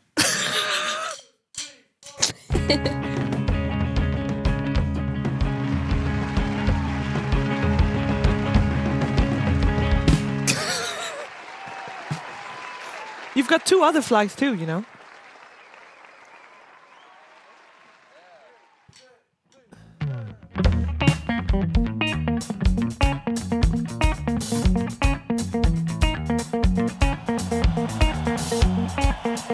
Okay, I'll try the last one. Wait. And purple.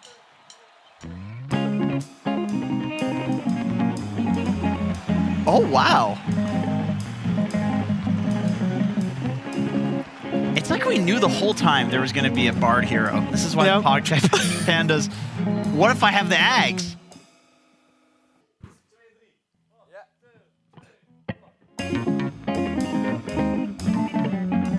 Oh my god.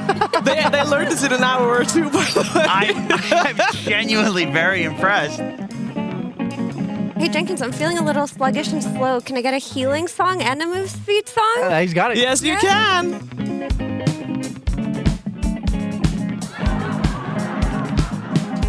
Oh, the fight started. Oh, somebody's got to. We got to deal more damage.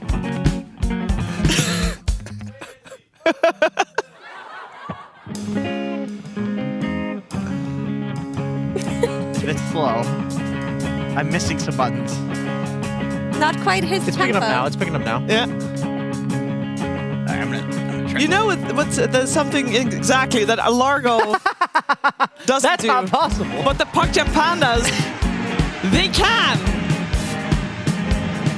Oh my goodness. They're very tough. Imagine having talent. We wouldn't know what that's like over here. We don't know anything about that. Do you guys want to try the flag? Sure. I'm going for purple.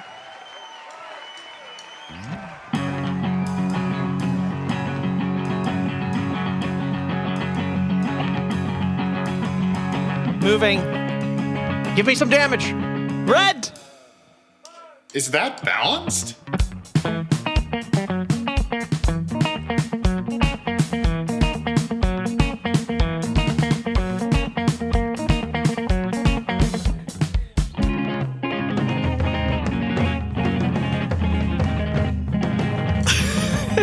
I got purple. I added to the green.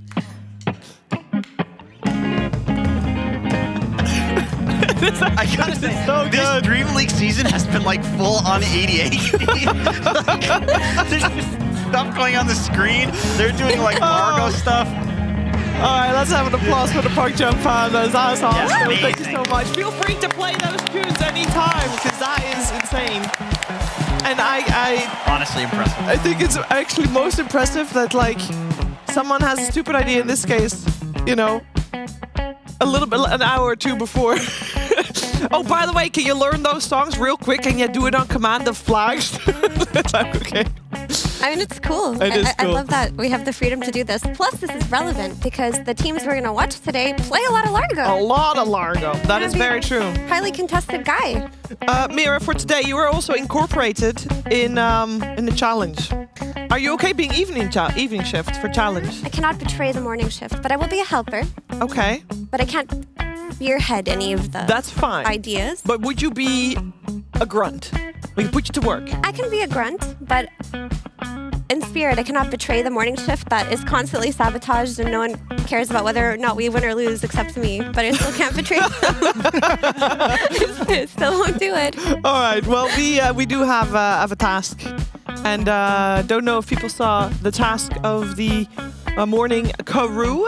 It is the same task. And the task is to create the Dota map in 3D. We get loads of goodies, and I believe we are actually getting the goodies. Oh, wow. Oh, Santa's little helper. Yeah. He's a good little elf boy. They look very excited to be bringing us the things. Yeah, that's a good supple boy. Hand it to me. I'm holding. Big fan, Tundra. Huge fan. Thank you. You can take the lid if you want. Do you want to keep it? Whoa, nice. You don't have to keep it. Do you want to take everything out? By the way, they never help us. I have a gift for you. Just so you know. Am I opening Casters it? don't help us either. Wait, let us read the thing first. Oh, I have to read the There's a thing. lot of shit in Well, there. yeah, There's a we lot gotta of put the stuff box in back there. on. Sorry. Shall I read this? Is there one on there too? There's a lot of stuff. Oh my god, there's a lot of stuff in it. So we get paint if we want to use it.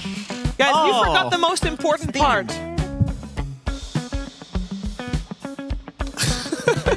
What are we gonna make it on? Is there supposed to be a board of some sort? No. Behind me. Could it be that Brian knows Was the I answer? withholding?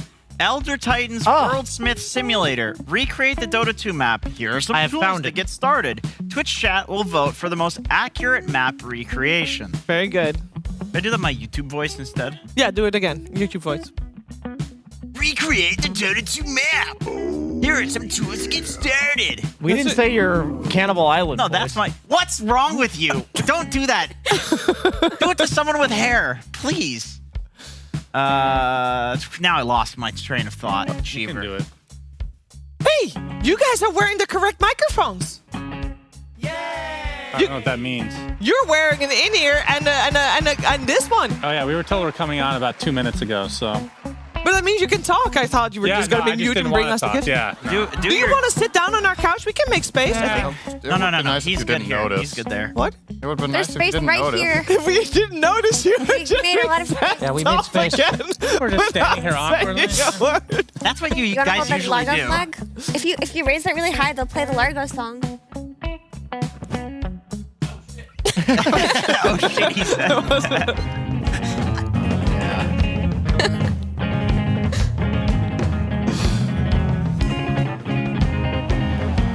You play Largo? Can we take these, man? I do. You do? Yeah. I'm a rhythmic genius. Are you? I meant arithmetic genius. Sorry. with that- Yeah.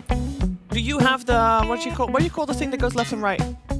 Metronome? No, metronome. Do you have the metronome on or off? On. I didn't even know you can switch it off. You can switch it off. If you're a rhythmic genius, why do you have it on? I didn't know. Wait, what do you mean you can switch it off? Turn it off. Like, you mean the guitar thing that shows in the game that shows when to hit? No, no, that one will stay. The sound of the Because the sound of the metronome is not actually part of the song. It's just the metronome to help you keep beat.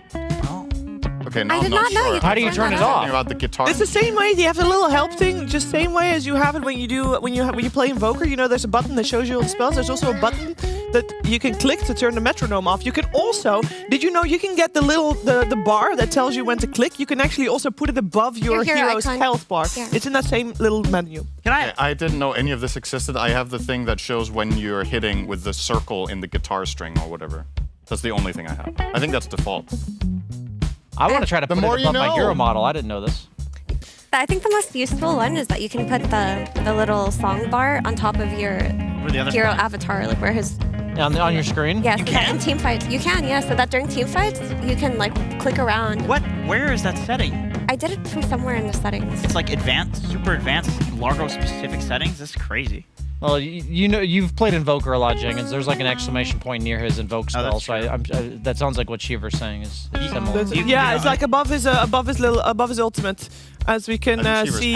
By the way, What is that? just in case you're wondering, this is what the morning crew versus evening crew is looking like in terms of scores. Wow, it feels good to be on the winning team. What does disqualified mean? Hey, you guys are here. Are you guys actually here for the next like 20 minutes? Are you guys here during the draft as well? Because you probably already are in the lobby, no? Oh, my. Oh, God. I'm trying to get out of our They're craft so lazy. class. I feel You really guys good don't about wanna my mess with a 100% good win thing. rate. I don't really want to Yeah. ruin it. Production, can I request a I'll tell pen? you what I know there disqualified was a means. pen Pen somewhere, broke but I the do not puzzle. see said pen now. Oh, yesterday. Oh, yesterday. I see. I heard there was a pen. I saw you flip Can I have a pen? puzzle.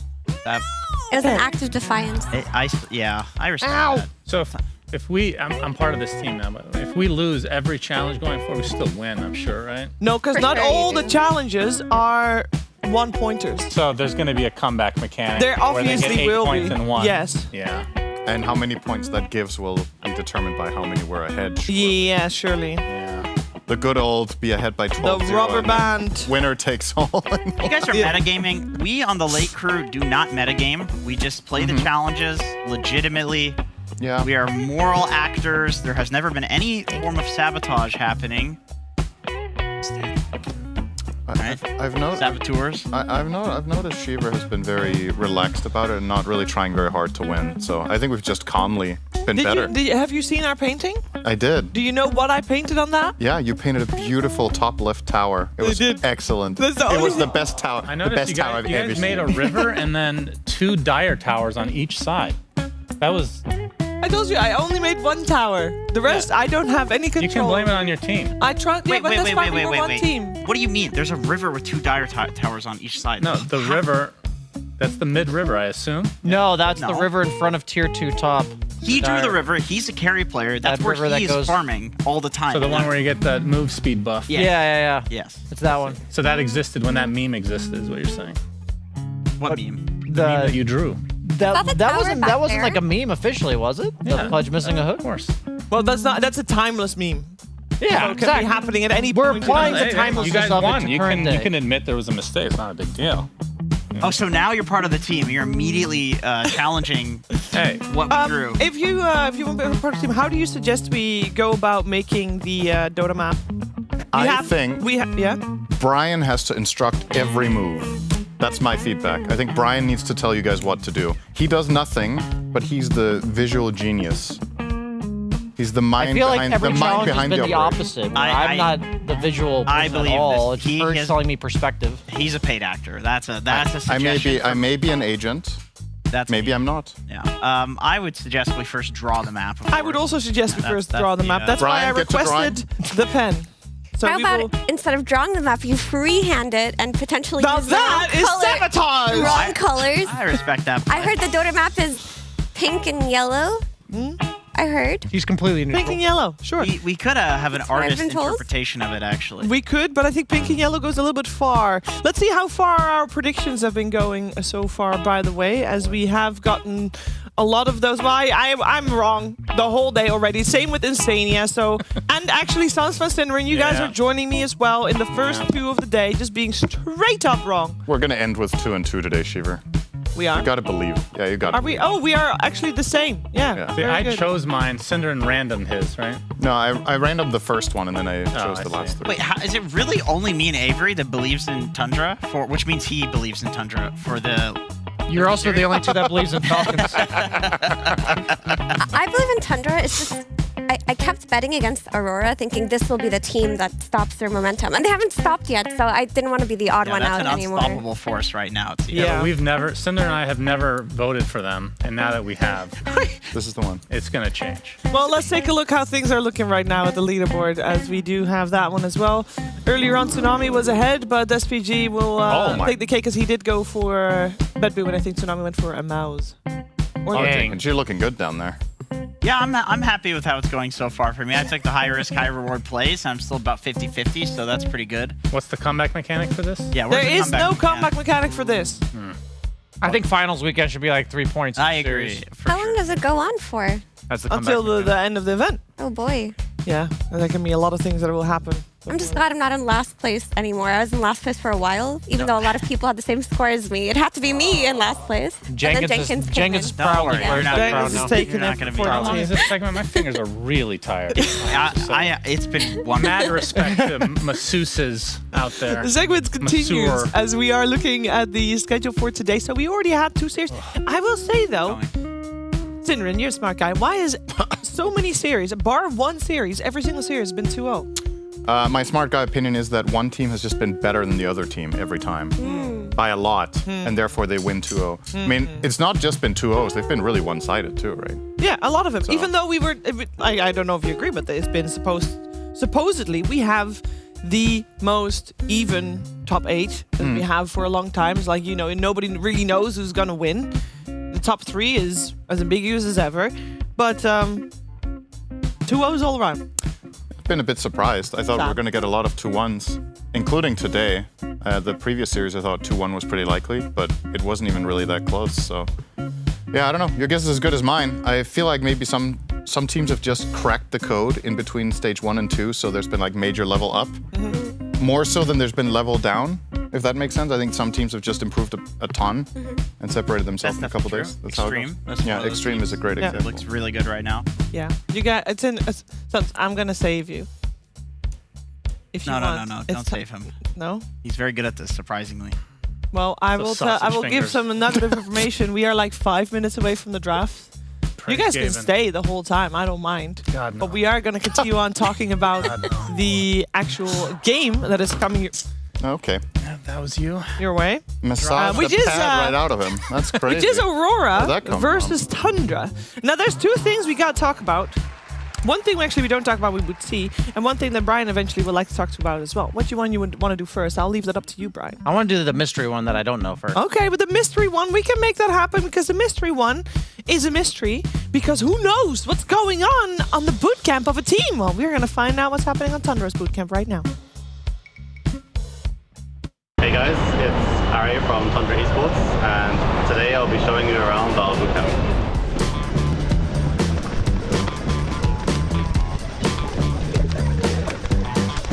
So this is the room where we practice. Currently it's 1 p.m. in Belgrade. We have Wang here talking to his friends, and nobody else has woken up yet. He's currently looking at pictures of Sydney Sweeney. He's a big fan.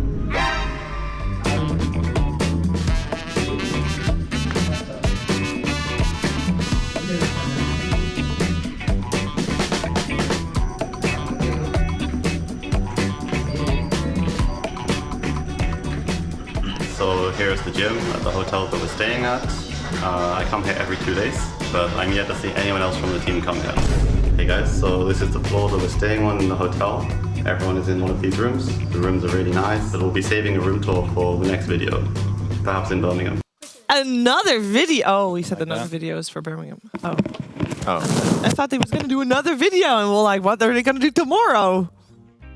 That's the best hotel in the city. They're in Belgrade. I know exactly where they are. They're right outside of. You just sabotage their position. What are you talking Don't about? compromise their position there, Jenkins. That is a great hotel, though. That's a really wonderful hotel. We're not sponsored by that hotel. They're staying at a great place. There's sponsored. really good food. Not sponsored. There's really good food next door. They should go to a place called Birds. You gotta tell them this. You're literally dossing their location right now. Check out Birds if you guys haven't already gone to Birds. I don't think they're watching the broadcast. Wonderful- Though maybe they should, because wonderful maybe Eastern European food, they're great gonna Georgian food learn there. something from Brian. Thank you, Sheaves. Whatever. We need the Suns fan shut up Jenkins gif. But for this series, I actually wanted to highlight Aurora, who's been looking absolutely fantastic throughout the entire tournament, especially in Group Stage 2. And this was I have some clips from their series yesterday against Falcons. So I want to talk about how they force reactions, where this is pressure on the mid tower at 620, and what they do with this every time they have a lead in their games. 20 seconds later, you're actually going to see Lorinov TP bottom after forcing both the supports from Falcons to TP mid, and that's going to lead to a very easily captured 7-minute Wisdom Shrine from Falcons, which they're already up by 2k. This is pretty devastating when this happens. And then later, he has Boots of Travel on Viper, and when the enemy team's trying to make plays to come back, every single time that they have the numbers advantage, this Viper just comes out of nowhere, and Aurora has been flawless at connecting to fights with all their heroes, always seeming like they have the numbers. Here's another fight. Look at the timer, 1350. What do we have now? Another Wisdom Shrine that they're going to take.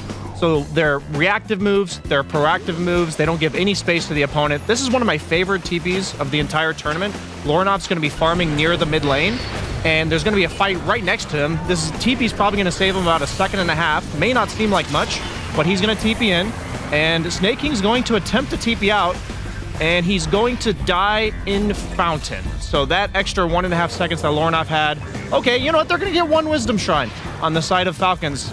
And you think maybe they finally got something going their way. But no, this time it's Nightfall TPing with Mira in order to take him down. And then Falcons tries to make a play on the opposite side of the map. And we see Nightfall beeline it to go through the Twin Gate. And you think, oh, maybe he's going to escape on Lena, tries to TP out. No. It feels like everybody on the side of Aurora is just in the right place at the right time. There were countless clips from yesterday's series where people are like, oh, you think they're going to get away, and then there's like a Mars to cancel a TP, there's Nightfall coming in, there's Viper to kill you right before you finish, and it just feels like they're all over the place, and I'm looking forward to seeing if Tundra can weather this really high momentum that Aurora's been representing. I think that's a great summary of it, that they just seem like they're connecting. I think you said it yesterday during the cast-in, where it just feels like they're in some flow state, where for some reason, all of their players can connect at a time where they're not like 5-manning and not farming because of it. It's just that they know exactly when to leave a camp and to go connect to their team on every single player so that they're always all there. It's like, it's crazy to watch. I wonder if part of it is because they have a good understanding of like, how to say, sometimes this map almost feels smaller than the old one if you're in the right places. So if their farming patterns are more, how to say, more concentrated around connection points like Twin Gates. Yeah. If Nightfall's like deliberately playing closer to that than other carries I think that's definitely true. So he can connect better, and then they generally buy a travels or something too. So it's very impressive. They're just laning so well too. It feels like they're not lacking in any aspect right now, which is great to see. But usually with teams that are snowballing, there's some visible weakness that you can pinpoint. Like There's gotta be, right? Like with MOUZ, when they're snowballing, they're like, okay, this team snowballs, but they have a limited hero pool. Or with Liquid, they're like, yeah, they snowball a lot, but they don't play ultra late game scaling type heroes for their care. There's usually something you can pick out, but it just doesn't seem to be the case with Aurora. Yeah, I mean, we saw Lorinov play like Silver Tier Viper yesterday against Falcons, and he completely dominated. I did love how Lorinov also highlighted that he has been working extra hard to make his mid lane better over the last month. Working on he named it the last hitting. I mean, it sounds very simple, but, really studying that, and it has paid off. Like, you can see that he's just dominating most matchups right now. I think something that's happened, it's always been a part of laning, but it's happened more and more at the highest level in the last year or two, where I feel like people have just gotten infinitely better at it, is when there's two ranged heroes laning against each other and there's creeps that are like gonna die in a few seconds, that the guy who feels stronger postures past the creeps and effectively zones you away from them so that you don't contest his CS. I watched Lorinov play against Malrine yesterday in lane. Like, I was watching how he got that lead in the first place, and that's basically what he did. Malrine got zoned from like every single creep, and Lorinov had 17 denies at 5 minutes on Viper when it was first pick overall. So Malrine had to pick of the litter of what he wanted to do, thinking Lena might be good against it. Yeah, it's like the idea is good players know that if they come up, that you'll hit them. So if you just position your body in a way where you're not actually overextending, you don't have to hit them and you achieve the same thing without spending any resources. It's really interesting because it only works if you're playing against other top-tier laners to get an advantage on them. Yes. I feel like the part that I emphasized in those first two clips that I really want to keep an eye out for today watching Aurora is what they do when you react to what they're doing. Like, in that case, like when they went on Clockwork at the Wisdom Shrine, they then immediately planned to connect again bottom, knowing that Falcons was going to try to take a favorable fight there. It's like when they forced Falcons to TP mid to defend the tower, it's almost like they know that they want to create pressure at 620. That's such like a random moment in the game to create pressure, but it's because that means they can't go to the Wisdom Shrine too, so I just think that like extra layer. Go ahead, Justin. Is this game over already? Kiora got Phoenix? This guy don't lose.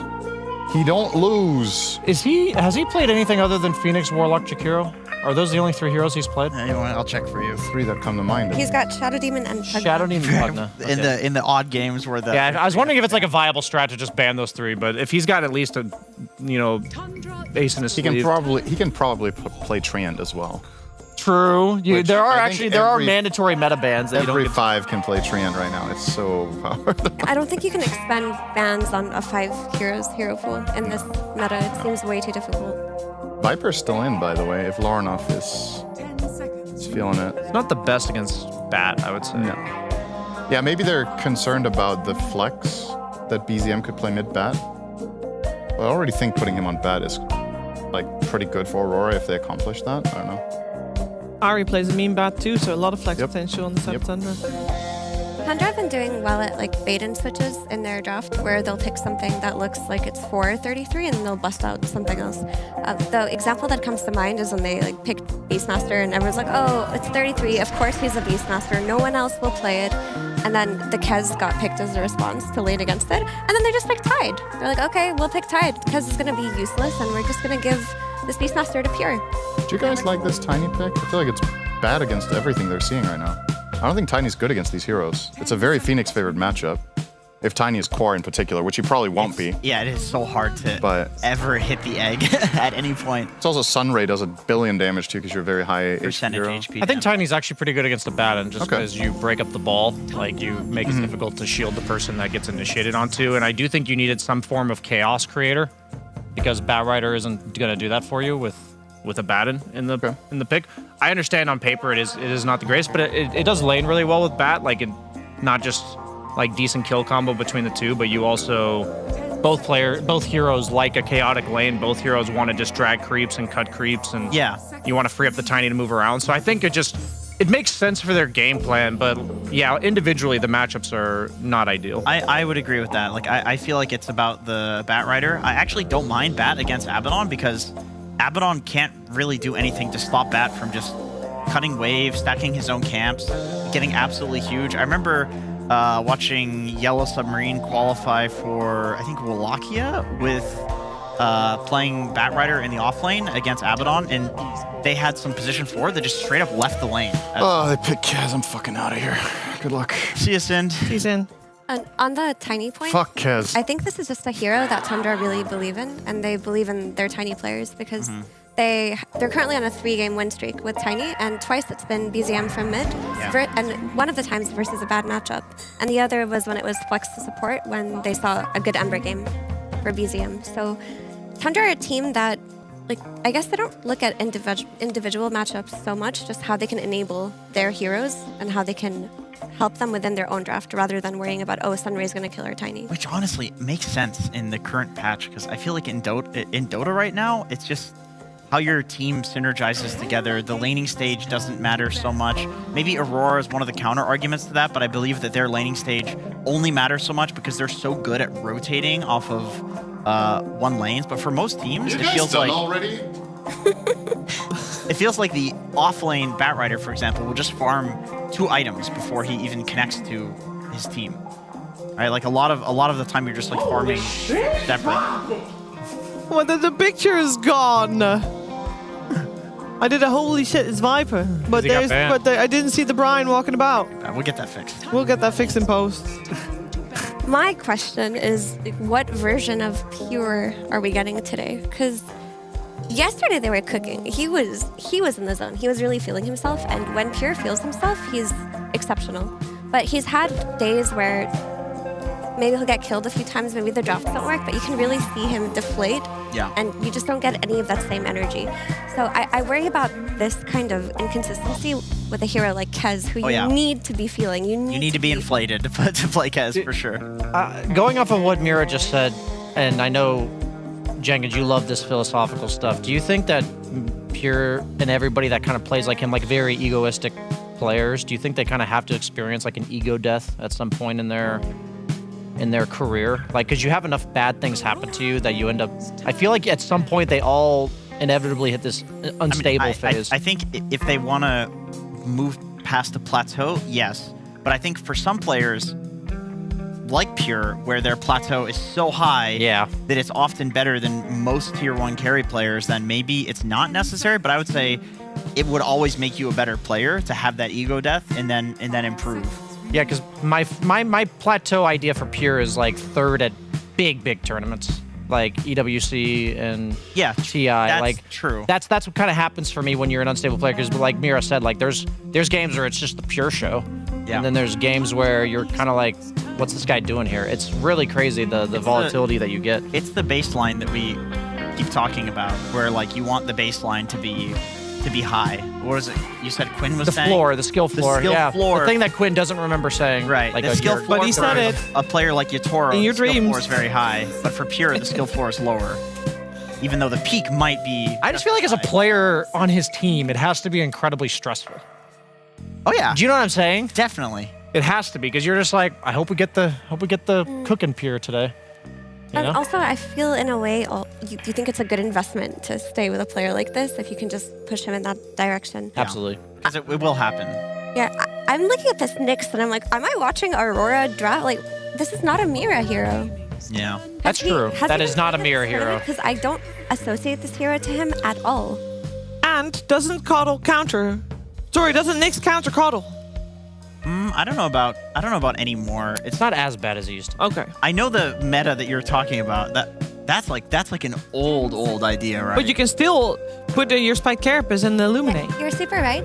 It counters mid Coddle very heavily, and that's when people are picking him the most. But this is most likely going to be, I'm going to buff up my Tiny, here's some Chakra Magic, here's some stocks. The Ari calls that is a dirty Huskar. Last pick Lornoff Huskar. No fucking way they got this through. That's crazy. Are they going to go mid Coddle against that, or mid? I feel like you actually kind of have to. You have to kind of go mid Coddle, right? If BZM plays it.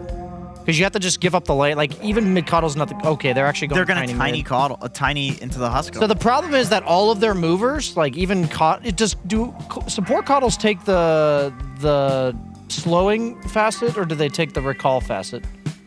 Like, which facet I'm are not they sure taking? which one Ari takes, but... Just because all of their kill setups are purgeable is what I'm trying to say. I honestly think if you're Tundra, like what they're talking about now is how do they play through the mid lane.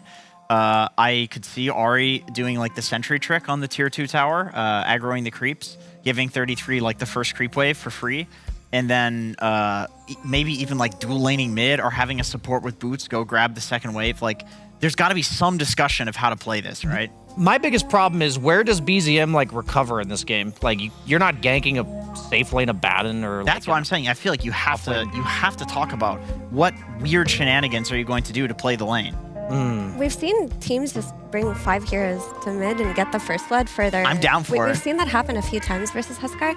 Like yesterday, BZM also played Ember versus Huskar, and he kind of owned. Like, I don't know if that was PARIVISION not playing so well, but maybe he thinks to himself that it's okay, because yesterday he endured the early game pressure of a Huskar, but he does need help. He needs those early boots. He needs the supports to move at some point, because it's not like an Ember Spirit who's going to drag waves into a neutral camp and farm that. Tiny doesn't do the same thing. But I believe in him as a player to find a way. Do we then also feel like the Kez and the Bat have to be more okay being left alone? And are they okay? The thing is, Bat is totally fine being left alone. Okay. Like, he wants to be left alone. Yeah, there's no way to stop. Like, Phoenix a Bat, and you're just going to Firefly. Bat will farm. So I actually think it's a pretty good game to have one of these, like, Huskar scenarios. Like, oh no, we have to bring heroes to him. It's like, okay, well, you already have heroes that wanted to leave the lane. So for me, it's just a question of how do they do it, not will they do it. How do they do it? Okay, we're going to find out how they will do it and how this game will play itself out. It's game 1 of a best of 3, and we're heading over to a commentary duo via musical intermezzo of the PuckChamp Pandas.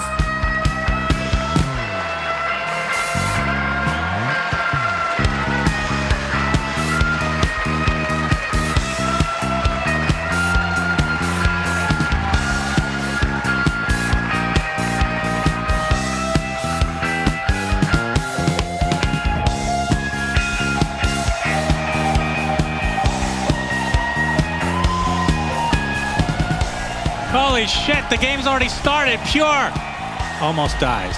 He will survive. Sunsfan here with Cinder and Aurora versus Tundra. Best of 3. And, I mean, both these teams have won their first 2 series, Cinder in, but Aurora is the only one of the 2 of them that has not lost a single game, and their games have looked one-sided. This will be the test, not just because Tundra is a good team. Let's see what we got here. Yep. Okay. But also because we tend to have caster curses. Now, we've been saying Aurora, and specifically Nightfall, were not good enough to be the creme de la creme of the scene. And since then, he's won every game, basically. They won a tournament. They're doing really well here. Today's predictions, however, we both picked Aurora. Yeah. Now, will that have the reverse effect? What is stronger? The actual skill of the players or some joke of the universe where we have power over them? Yes. Before there's any action here, can we get a close-up of Centaur's set? Just zoom in on Centaur, please. That's Tiny. Stay on him. Stay on Tiny. No, yep, that's good. Go to the half horse, Looking half at man. every other hero is a great choice. Yep, that's Huskar. Looking at Laurenov, thank you so much. Come on. All right, well, we got the bounty situation. We'll hopefully get that close-up soon. I know it takes a lot of tech to do that. Yeah. It's 33 playing the Bat Rider. Not going to go for it. 3 runes for the side of Aurora. This seems to happen in quite a lot of their games, actually. All right, he's running back. Centaur, close up, please. Centaur, click Centaur. There we go. Click the portrait view up close. Look at this beast. Look at that headpiece. Perfect. God, that's so awesome. God, it's so good. Yep. You do love that. It's the best cosmetic in the game, Cinder. You got to respect Valve. It's the best one if you remove the other 99% roughly. That's fine though. I mean, the hat and the X are quite nice. So it's better than yesterday where he wasn't wearing the helm. It looks actually more hilarious this way though. I agree. If you have to wear the Centaur Courier cosmetic, you need to use another headpiece. Or none. It looks really fun if you have no helm on. All right, let's have a look at this. The panel we're talking about. Oh, that's the pop fairy fire, but he's going to get the first blood. And he's going to deny himself on some L creeps as well. Yeah. Ari was alive here, but it's better for him to get a full refill at the expense of a 20-second death timer. So a very good start for him against the Phoenix. An unexpected kill. I don't actually understand how Caudle somehow won that engagement against Phoenix, but it's very good news for the side of Tundra to get off to a good start down there. This is the lane to watch, of course. Yeah, this is an impossible lane for Tiny, which is obviously well beknownst to both teams. You can do well right in the beginning as Tiny, and then when Huskar hits level 3, it starts getting really bad. But BZM with a good first 2 waves here. He's 6 and 4. It's about as much as you can hope for. And he's going to try to effectively mess with the lane equilibrium as much as possible by getting creeps up to his hill, by trying to outnumber. It's a game of, or a lane of very little things making a very big difference. Nice tree throw there. Laurenov tried to deny him that CS by aggroing the other creeps, but not possible. Man, what a start for BZM. This is very, very good for Tiny to start like this. Because eventually I think he will have to either, I mean, how well can he jungle as a hero? Yeah, he's going to have to leave lane at some point. He's going to pull waves, maybe? He could at least try to do that. He has the boots, so the option is available. He's going to toss for now and just fight him a little bit head-on. I would not recommend this. Yeah, wasn't able to get the CS with that. The other option is you rotate someone in. Tiny is one of the better heroes to gank for against Huskar because you can displace him. Maybe you can toss him into tower, or you can toss him into... But who do you gank with? Like Caudle? Warlock is not a... Warlock Caudle support too.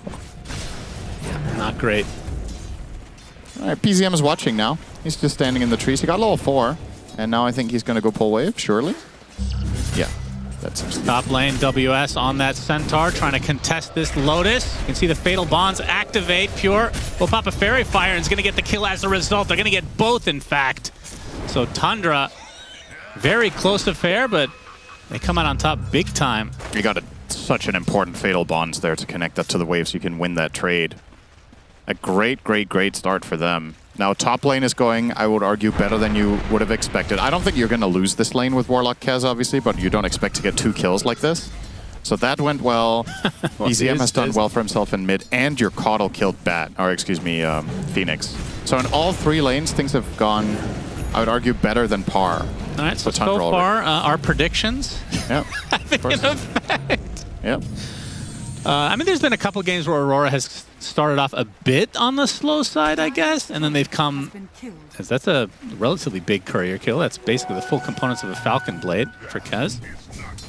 And they're still even on gold, in spite of these 3 kills. So that is true. Laranov gets an Observer Ward, D-Ward in mid as well, so that's more XP and gold for him. And now BZM gonna get chased between the towers. Good sidestep though. What's Laranov actually? Oh, he's getting back up. Level 1 Nyx gank. Yep, it's a big one. A huge blood grenade. Impale. It does hit, and he will burn. Actually, no, Mira does get the kill. All that practice yesterday with missing Earth Spikes on Lion has warmed him up for landing the harder to land the spell. actual Impale. Yeah.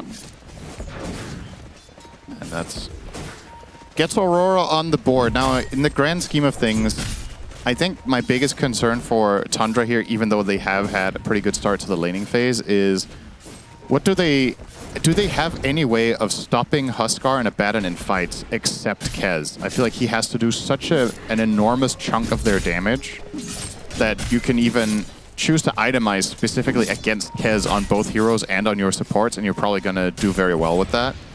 Tiny, this is something Quinn has talked about ad nauseum as a mid hero. He feels like the hero caps out very early and doesn't continue scaling, doesn't do enough damage later compared to other mids. So if you have that approach and you're like, okay, we're just going to counter Kez primarily. I mean, why can't you play Tiny mid more like a carry then? As in focusing on the right click? Yeah. It could be a mix perhaps, as Mira will end up dropping. That's the first... Well, I was going to say it's the first kill. That is not the case. I mean, I guess theoretically you could. The problem is just Tiny doesn't... I think he doesn't farm fast enough. Or if he does while you play him mid, then you're effectively playing him like a mid TA, and then you're not using the hero to gank. Right? It's kind of... I think it's a difficult balance to strike. We've seen carry Tiny in the past work very well when the hero is good. Yeah. Well, the only reason I say it is because 33 is playing Bat Rider, which is kind of that archetype as well. Is he's going to get Spike Carapace. Takes a lot of these creeps. Sunray applied to him, and he's going to get killed off. Ended at the worst time. Yeah, bad timing there. Got stuck.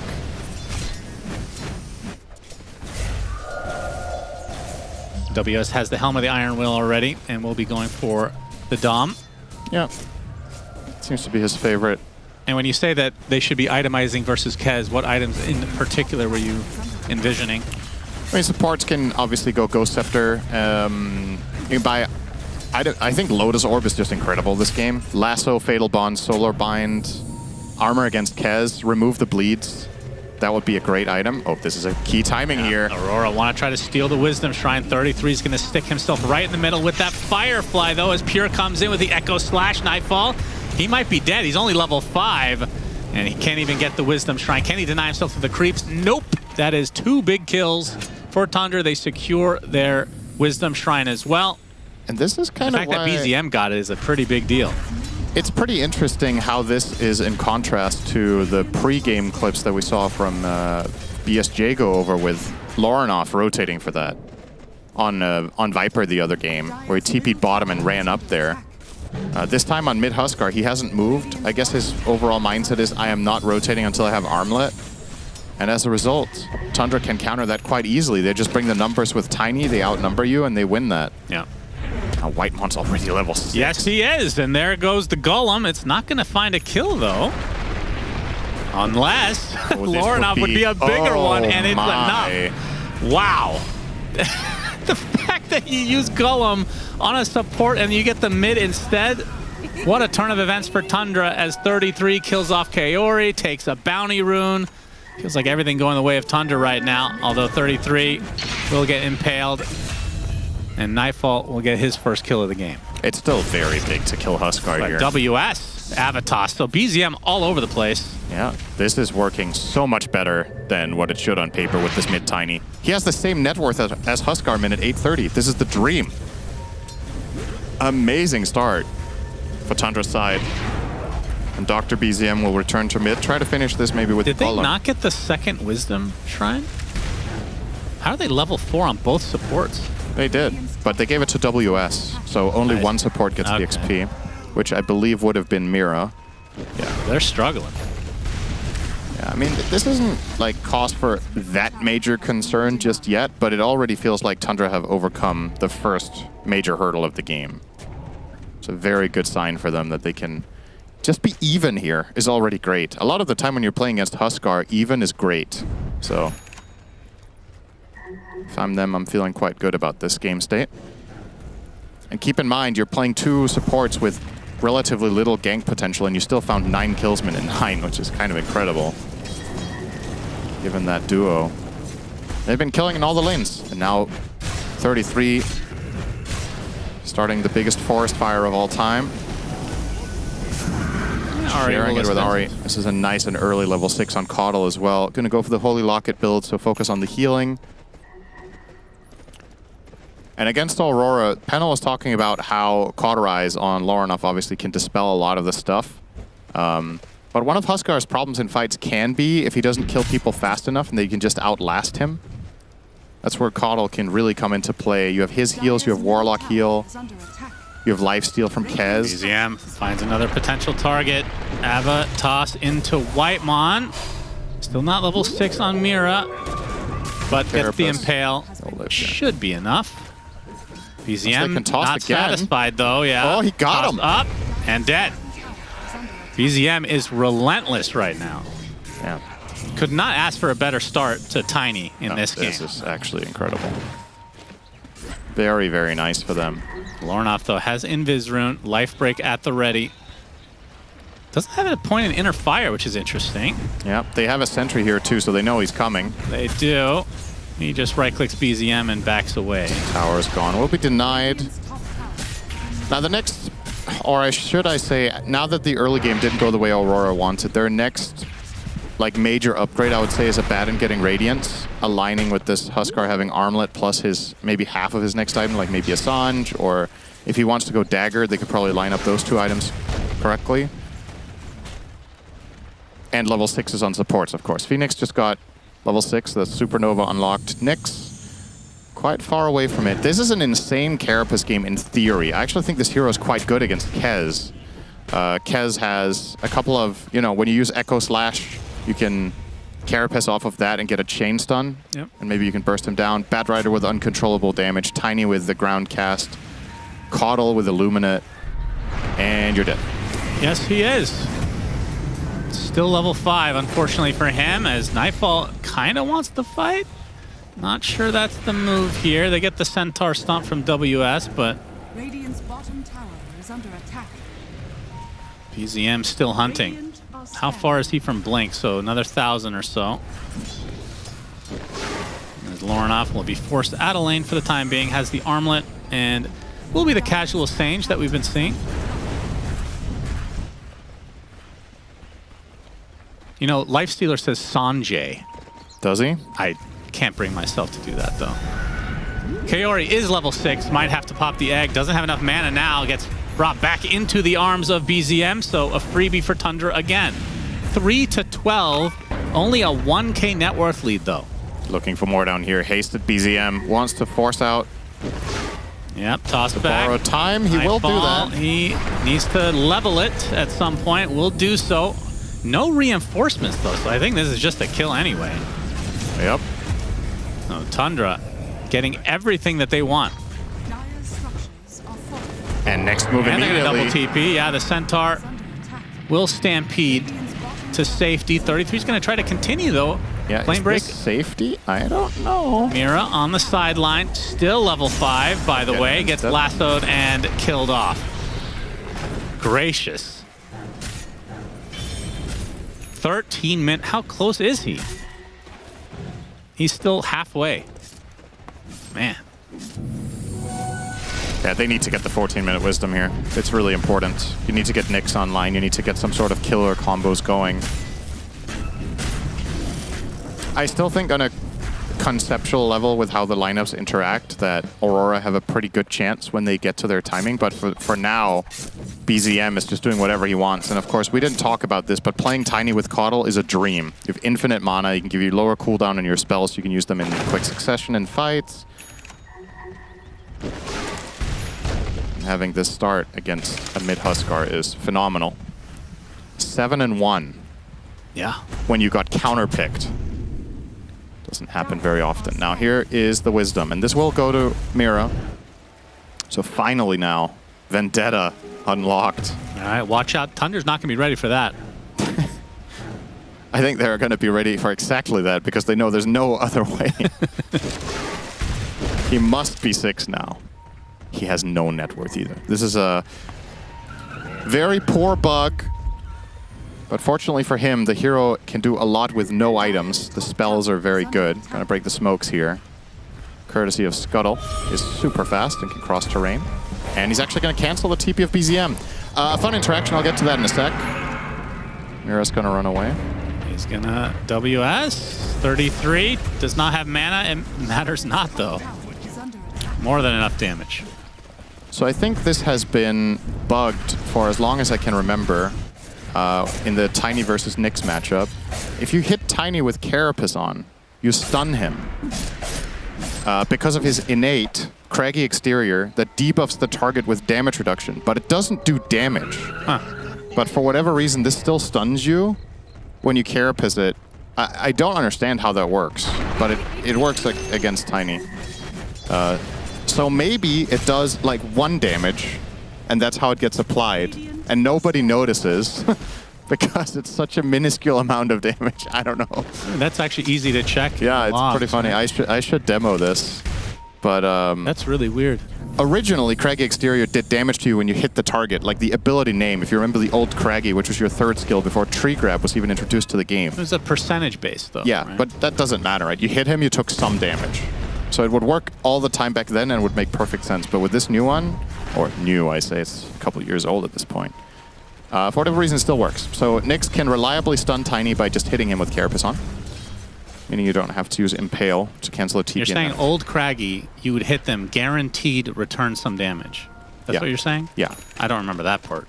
Like the old Craggy Exterior like gave you armor. 20% chance to stun for like 1.5. Oh, that's the old one, right? Oh. Yeah, maybe you're right, actually. Now I'm second guessing myself. Anyway, Golem reserved for Lornoff gets lassoed as well. The Stampede to try to catch up. Lornoff is actually relatively healthy, but not for long. Gets tossed up and brought to a crisp along with Centaur. Delicious horse meat for all, along with some chicken. 3 for nothing. Wow. And just like that, the lead has been opened up. We are very powerful at anti-curses here. Amazing. Or just curses in general. Big heals are Aurora come out getting here. slapped around with something we haven't seen yet. Yeah, they're trying to get a Crimson Guard on Huskar. Again, to counter-itemize the Kez, but as a matter of fact, in the current game state, it's not even Kez that's the biggest problem. There's just so much overall damage, and these Fatal Bonds are insane that are coming up here. So much damage. Fatal Bonds Illuminate is dirty when it lands. And they take out the egg easily, too. Yeah, Aurora being put to a test we haven't seen for them before, and to be honest, like, how do you even fight at this point until you get... Yeah, what do you even get now? It wasn't even on my radar that this was almost possible, that they would be this far behind, so I never even thought ahead to what do Aurora do when they're losing this much at 17. The Crimson Guard will be a start, but Kez is pulling far ahead. 2,000 up. One of the better heroes at killing Huskar. Insanely high single target damage. And yeah, not long for this world. Roshan will fall. And the Aegis, more than likely going Remember to when Pure. Toss used to deal damage to teammates? That is very long ago. Yeah, that's so stupid. Why was that a thing? There's a shield rune in the bot river. And I think Aurora will scout it first, indeed. So let's see how much Tundra can get out of this first Aegis. couple tier 2s. The top tier 2 was taken out? Am I saying that right? Yeah. Already. Jeez. Yeah, they took that after that team fight win. Yeah, I guess so. And now Kaori's going to have to egg, but now he actually got some fire spirits off, so he will successfully pop. It's still a good force, and, well, he might die regardless. Yeah, he throws it back into Kez, who's another type of chicken. So chicken on chicken action. Radiant are See, Phoenix, I think, has a more interesting personality than Kez. Mm-hmm. And it doesn't even have voice lines. Nope. That's how it should be. Love the screeching. Radiant's middle tower is under Does our caw button work? No, I tried it earlier. There's actually so much caw in this game. Yeah. There's caw for both teams. Now, if either team was Falcons, then we had the full combo. I don't think people can handle the full combo. Well, pretty close to some meme action in terms of scoreline. Oh, yeah. Let's keep a close eye on that. 420 and 322 are up for grabs here. And it's not a reverse, which is always nice. This is the middle tower has fallen. the clean version. Ward placed. We'll probably get the warded instantly, I would imagine. Yes, it will. 33. He's got no blink, but very fast with the boots of bearing and very tanky with the pipe. I assume blink would be next. Yeah, this is a real problem for Aurora, the pipe, actually. I like the itemization a lot from Bat here. Not that it's, like, way out of the ordinary, but their damage is so magical on the Radiant for now. Radiance is a lot of magic damage, Huskar is a lot of magic damage, and all the supports plus offlane are almost purely They magic. find him. This could be a very valuable kill. That's life number 1, but you can see the reinforcements are arriving. Does Aurora want to stick around or not? Loronov's going to get the Stampede to try to run away. As a big avalanche from BZM into an even bigger toss, but it's not enough for a kill quite yet. We'll find Mira. Doesn't take much effort to do that at this point of the game. Lorinov with a life break onto BZM. Inner fire as well, but the heals are coming for that Tiny. And Lorinov gets stun locked and brought down. 1 kill away from the Dream. That was Aurora using everything. And they didn't even get a hero close to kill threshold except the Aegis. Taking that away is nice, but you gotta find a bigger victory than that if you want to have any hope of winning this. 21 minutes coming up. You know your table of 7, Shannon, so you know that's the wisdom timing. That's right. 33 could steal it now if he wanted to. He doesn't know the map state, though. Of course, only sees his own team's vision, but it was clear. We'll go to the side of Aurora, though. Pure on the hunt with the smoke together with BZM. Gotta find WS. Yep, gets the hook pop off. Mira, though, with an attempted turnaround. You cannot ruin the 3-2-2 here. There's the Raptor Dance, doing a ton of damage. Fatal Bonds a little bit afterwards, and there it is. This would require a true 3-2-2 for this game to go any other way than a Tundra victory. Nightfall tries to get the hell out. We'll have to use the borrowed time as BZM uses the very newly picked up BKB. Lorinov, yeah, isolated from his team, will be killed off eventually. As 33? Excuse me? Okay. All right. He's actually going to survive somehow. And this is going to turn into likely another kill. As WS is the recipient of the right clicks of Pure. 25-3. My goodness. Caudle is so amazing when you're leading. It's insane. Like, he is the support of Largo. Heal everyone, give everyone more staying power in fights, allow for chase downs with Solar Bind instead of giving your team movement speed, you're removing it from the enemy, and you're removing a chicken. Fried chicken, anyone? Kaori? Okay. Oh, and an egg, perhaps. Nice little English breakfast. Comboed with the American. What's the baked beans then for the UK? I never understood that, by the way. Yeah. Always disgusted to see that. Super overrated food. Well, for breakfast. Just overrated in general. No. Beans are boring. Have you had barbecue baked beans? They're amazing. I have not, but it sounds like it's the barbecue that's good. Oh, yeah, sure. As we have a team fight. Let's see if this goes any way than we think is Nightfall. Okay. All alone. Apply some pressure now to Pure, but he's just going to reset Lornoff already extremely low, and you can see Aurora in general trying to run away.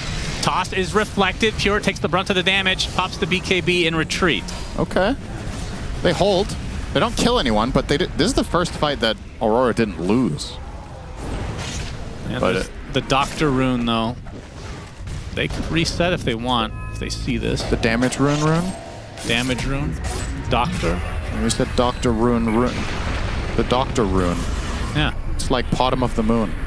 Yeah, there's no problem with that. Okay. This was like, feels like a while ago. All right, I have a question for you. I don't know the answer to this, but we can obviously get that from production. How many heroes on the Radiant do you think have done more damage than Warlock? Yeah, in this game. How many of them? Not who. Oh, let's see a fight first. This could just be the... Might be 0. Okay, good Carapace. Yep, 33. Looks like Mira's going to be the first to fall, though. BZM, counter initiation. And Aurora... Oh, no. The upheaval slowing them to a crawl. BZM, a toss back. Continuing to bring fried chicken to Tundra. Kaori gets off a dive, but it's only a matter of time, young man. There's the Stampede for WS, used pretty much exclusively to get away. And they've left their Huskar all alone, and GGs are called. This was an Omega stomp, as we like to call it. Yeah, the outcome everybody expected, of course. Aurora unstoppable until we start believing in them, at which point they get absolutely obliterated in 25 minutes. Tundra with a phenomenal game, honestly. Everybody just played great. They seemed very confident. When you looked at their player cameras during the draft, they were laughing even when the Huskar came out. They seemed like they knew exactly what they wanted to do, and that was not going to be a problem whatsoever. And it wasn't. And now you get your chance to tell me how many heroes did more damage than Warlock. Oh, I didn't look. I'm going to say 1. Maybe. I'm going to say 0. Let's see. It's probably 0. That's, of course, the enemy position 5. Yeah. Looking at some damage numbers here, the correct answer is indeed 0. Oh, man. The highest damage on Aurora was Phoenix with 13k, Lornoff with 12. Everybody else didn't even hit 5 digits. Just an absolute smackdown.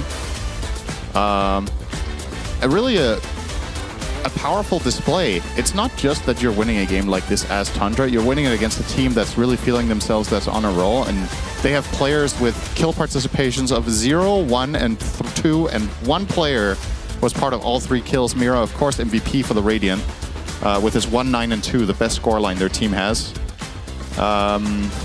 Tough game, back to the drawing board. Yeah, this Aurora, I don't know who this team is. It's not recognizable, Shiver. It is not. I think this is the first time that I've seen Aurora so flustered in lanes, and they were not Tundra did something to not allow Aurora to make any of the moves we know them to be so good at, Effie. What happened? Honestly, Tundra just owned. Like, their draft, to me, looked really solid. The scary part was the Huskar versus Tiny, but it turned out not to be much of a deciding factor in this game. The real place to look at was the side lanes. Like, what was going on here? Tundra drafted 2 really strong side lanes. I think giving away Batrider to this team is actually ridiculous. This is the second time I've watched a 33 performance on Batrider where I thought to myself, surely no team will give this away again. And it was given away. It just felt like they had the tempo. Tiny played the first few waves really nicely and then just played on the side lanes. He didn't really care for the Huskar, and it never felt activated, Brian. Yeah, I mean, Abaddon's a really nice counter to the Bat in lane, but we had talked about it yesterday, not offering, it doesn't solve the problem of Batrider just free farming. Yeah. And I honestly thought the Nyx would kind of solve that problem. I thought that's why they picked it. They wanted a hero that hunted it on the map, and then you have heroes to connect. And they even killed 33 one time bottom, but the fact that Mira was level 5 until the 14-minute Wisdom Shrine, I think, was a tribute to just how unsuccessful the side lanes were going. And yeah, you're absolutely right. When you have a Huskar mid, the one thing he's not going to do is help the side lanes. So if they become such a huge detriment, or at that point, a liability, then who cares if you have a Huskar, basically. I will make one argument for Tiny versus Huskar, not necessarily mid, but as a matchup now, because I did play this one maybe a week ago, and Huskar before was able to press his Q when he had Aghanim Shard during the Avalanche. And obviously he was able to BKB during the Avalanche. So he could very easily, like, if he was in danger of dying to a Tiny combo, he could armlet toggle. You could also armlet toggle during the Avalanche. Technically, it was very difficult. There's all these instant cast things. You now cannot do that. So Tiny, as a hero, is actually very good at just stopping Huskar in his tracks, because Huskar is any BKB-based hero will suffer versus Tiny, which I thought would make Tiny a completely broken hero. And for like a week, everyone was picking Tiny. But now Tiny is back into that state of just like decent hero. But we saw it there. Like, it's very hard to play into Tiny in team fights as a Huskar, even if you get an eventual BKB. Yeah, I think Tundra just have heroes that they look exceptional on, and Tiny is one of them. Like, Quinn has said over and over again how much he hates his hero from mid lane, but not when BZM plays it. He's just really good at it, and the fact that they can flex it to 4 makes it even go up in value and gives them the ability to do like bait-in switches, like the one that they did when they swapped Tiny with Ember. But I'm starting to think that BZM doesn't even care about Huskar. Like, I think he's the type of player who just says, whatever, let them pick Huskar. They didn't even think to ban it. They didn't seem threatened. They were laughing and giggling, and then the game turned into a Giga Stomp. I mean, if you can beat Lornoff Huskar, then I feel like you can beat any Huskar with Tiny. Yeah. That's insane. I feel like this game also will definitely... It will be very interesting, because I don't think we've seen Lorinov and Aurora in this position before, where they got this much. We've seen them lose games, Brian, but we haven't seen them be destroyed. I mean, last time I saw them behind, they came back. Yeah. Like, they were down by 12K, I think, at 25 minutes. And that game, they had a lot more team fight. So they had more comeback potential. In this game, it did feel like their lineup was very much like, we're either beefy enough to just kind of run at you over the course of the fight, or we're not. They're very threshold type lineup. And yeah, they did not have that. That lineup does not have a backup plan if the first like 15 minutes go that poorly. Yeah, I really think that's the case, and that's why I was talking to you backstage about how I don't think Aurora is a Nyx team. Like, they don't strike me as one, and the pick itself felt like it weakened the draft. Not that Mira played badly. He moved around very well in those first 10 minutes of the game, but it just... Typically, when I look at Nyx teams, I think of teams like MOUZ with Invoker Storm players or PARIVISION, right? And that's why they have these famous Nyx players on their team. I just wonder what the reasoning was with picking it. If it were just for Batrider, I don't think that's a good enough reason to jam it into your drafts, because when you start to lose, you don't really have a clean way to take team fights properly with a Nyx. Yeah, and talking about the Nyx, it is a weak laning 5 and it often, or laning 4, and it often leaves you susceptible in the side lanes, and that actually leads me into my head-to-head. That I had for this game, which is not the side lanes, but was heavily impacted by the side lanes, is this Huskar versus Tiny in the mid matchup. And I'm looking at both these heroes' net worth. The fact that it's only 2K difference is honestly pretty surprising to me. But the fact that BZM's job all game was to run around hunting people, while Huskar as a hero is innately meant to farm. And then when we look at the KDA, this tells much more of the story of this game. BZM was everywhere in this game, while Lornoff was... struggling to really get any impact meaningfully on the Huskar, didn't get to take any of those objectives, didn't get to really do Huskar things at all. And the hero damage, like we've been saying, Tiny falls off a lot on the damage department, but not this game. He didn't have a chance to fall off. This is actually the 7-minute Wisdom Shrine that BZM at this point is not having the most enjoyable time in the mid lane. And he's going to end up connecting to this. You see his TP to the tier 2 at the top of your screen, and they're going to clean up. And I think this is a bit overzealous on Aurora's part, because Huskar is not a mid that's going to come help you here. But this was a result of one side lane not going well, and then a result of the other side lane going well. I know we're looking at the mid lane, but this is a level 6 Warlock at 7 minutes and 40 seconds into the game. And Lorinov comes a little bit of save your buddy syndrome, and effectively at this point, BZM is just back. Like, everything about that Huskar pick is just completely null and void at that point. And yeah, I just want to say that one lane does not decide the game, and good teams like Tundra will figure out how to make it work if they have what they'll play to the advantages that they do have. And also, Tiny had a great supporting cast, right? Because he had a Coddle, and that's Tiny's one of his favorite matchups ever. But we saw throughout that game that Ari on the Coddle, he was cooking pretty hard. Like, every time Lornoff started to ramp up in a fight and he was doing damage, but here comes an Illuminate, here comes a Glimmer Cape. It just felt like the threat of the Coddle made it so that they'd never win a team fight, even. It just felt like it was falling apart so quickly after that minute 10 mark. Everything was going wrong. How much of this is recreatable if it wasn't Huskar Tiny in the mid matchup? I think it's recreatable, to be honest, because I think a large part of this is Coddle, and maybe not even the Tiny. It's that like they're really confident because of BZM's heroes that they can pick Coddle and always have a combo, like Tiny, Ember, whatever. Falcons figured out that Sand King mid is still very strong with the bottle tech. And to me, it looks like Tundra has figured out that Coddle 4 is genuinely just very broken. They understand it the best. Maybe teams have not caught up yet, but I think they will, and they should. Like, Coddle is just good. Teams need to look at Coddle, because this hero is very solid.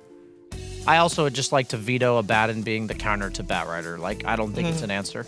Like, I've now seen it twice where, yeah, it's hard to lasso you, of course, and it's hard to lasso his teammates if they're allowed to ball up, but Batrider's just another off-laner. He just goes auras and groups up with his team, farms really fast, kills people. It just doesn't counter the way the hero plays, right? It used to counter it, though. Yeah, because he used to be a Blink initiator. When he was just a Blink initiator, it countered it. This is an old idea. He is an aura bot. You're going 2 auras, then you're fighting with your team. It's the second or third time I've seen it now, and yeah, like you were saying, how dare they have the audacity to give 33 a Batrider? And it's, yeah, Batten's fine, but it's not some like fancy solution. So I guess I can definitely tell I was heavily biased coming into this game because Aurora's looked so good. But I almost think they had like blind confidence going into that game. Like they're like, we've been invading every Wisdom Shrine every game. We've been stomping lanes. Let's just do it regardless of our heroes. Yeah, and then Tundra just like, no. There's the ego death you talked about, but it's not on the other pure. side. It's on the not other side. pure. I actually think that was a wake-up call for Aurora. I will also say, I mean, it's easy to forget, but Tundra is also undefeated in this group stage so far, and they're showing here why. Let's see if they can 2-0 this, or if Aurora will strike back in game number 2 after a break.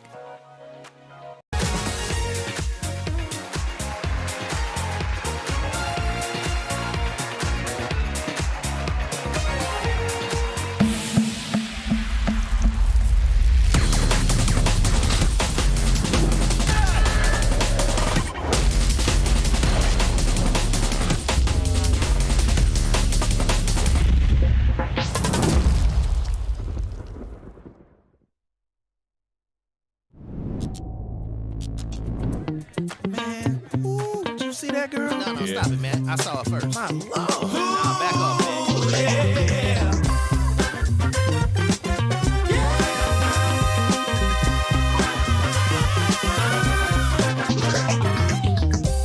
The first time I saw you, I knew I had to have you. Don't mean no one night stand. Gotta find a way to be a man. It's something about the way you turned and looked at me. Your smile, it turned me on and set my mind at ease. I'm trying hard not to stare, don't wanna look thirsty. Just trying to play it cool, gotta show you that I'm worthy. You walked in on the air and seemed to leave this room.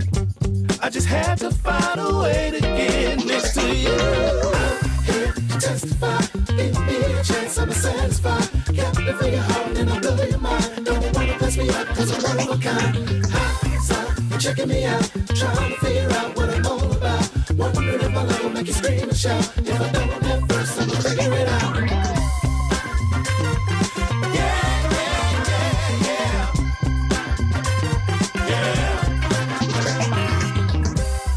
Wolves howling at the moon, peacocking acting like a fool. Unbothered as you sit through all the nonsense they throw at you. That type of thing don't interest me when it comes to you. I can't wait to show you that my love is true. Don't wanna miss my chance. Would you mind if I took your hand? Out on the floor, baby, let's dance. Extended cut, DJ, make it last. We're the only ones in here, we're so into this groove. Intoxicated by the way our bodies move. Testify, hey, chance I'm satisfied. Hey, and I'll blow your mind. Don't wanna pass me up, cause I'm one of a kind. So you're checking me out, trying to figure out what I'm all about. Come on, if my love will make you scream and shout. If I don't at first, I'm gonna figure it out. Testify, chance I'm satisfied. If you're hard and I'll blow your mind. Don't wanna pass me up, cause I'm one of a kind. So you're checking me out, trying to figure out what I'm all about. Wondering if my love will make you scream and shout. If I don't at first, I'm gonna figure it out.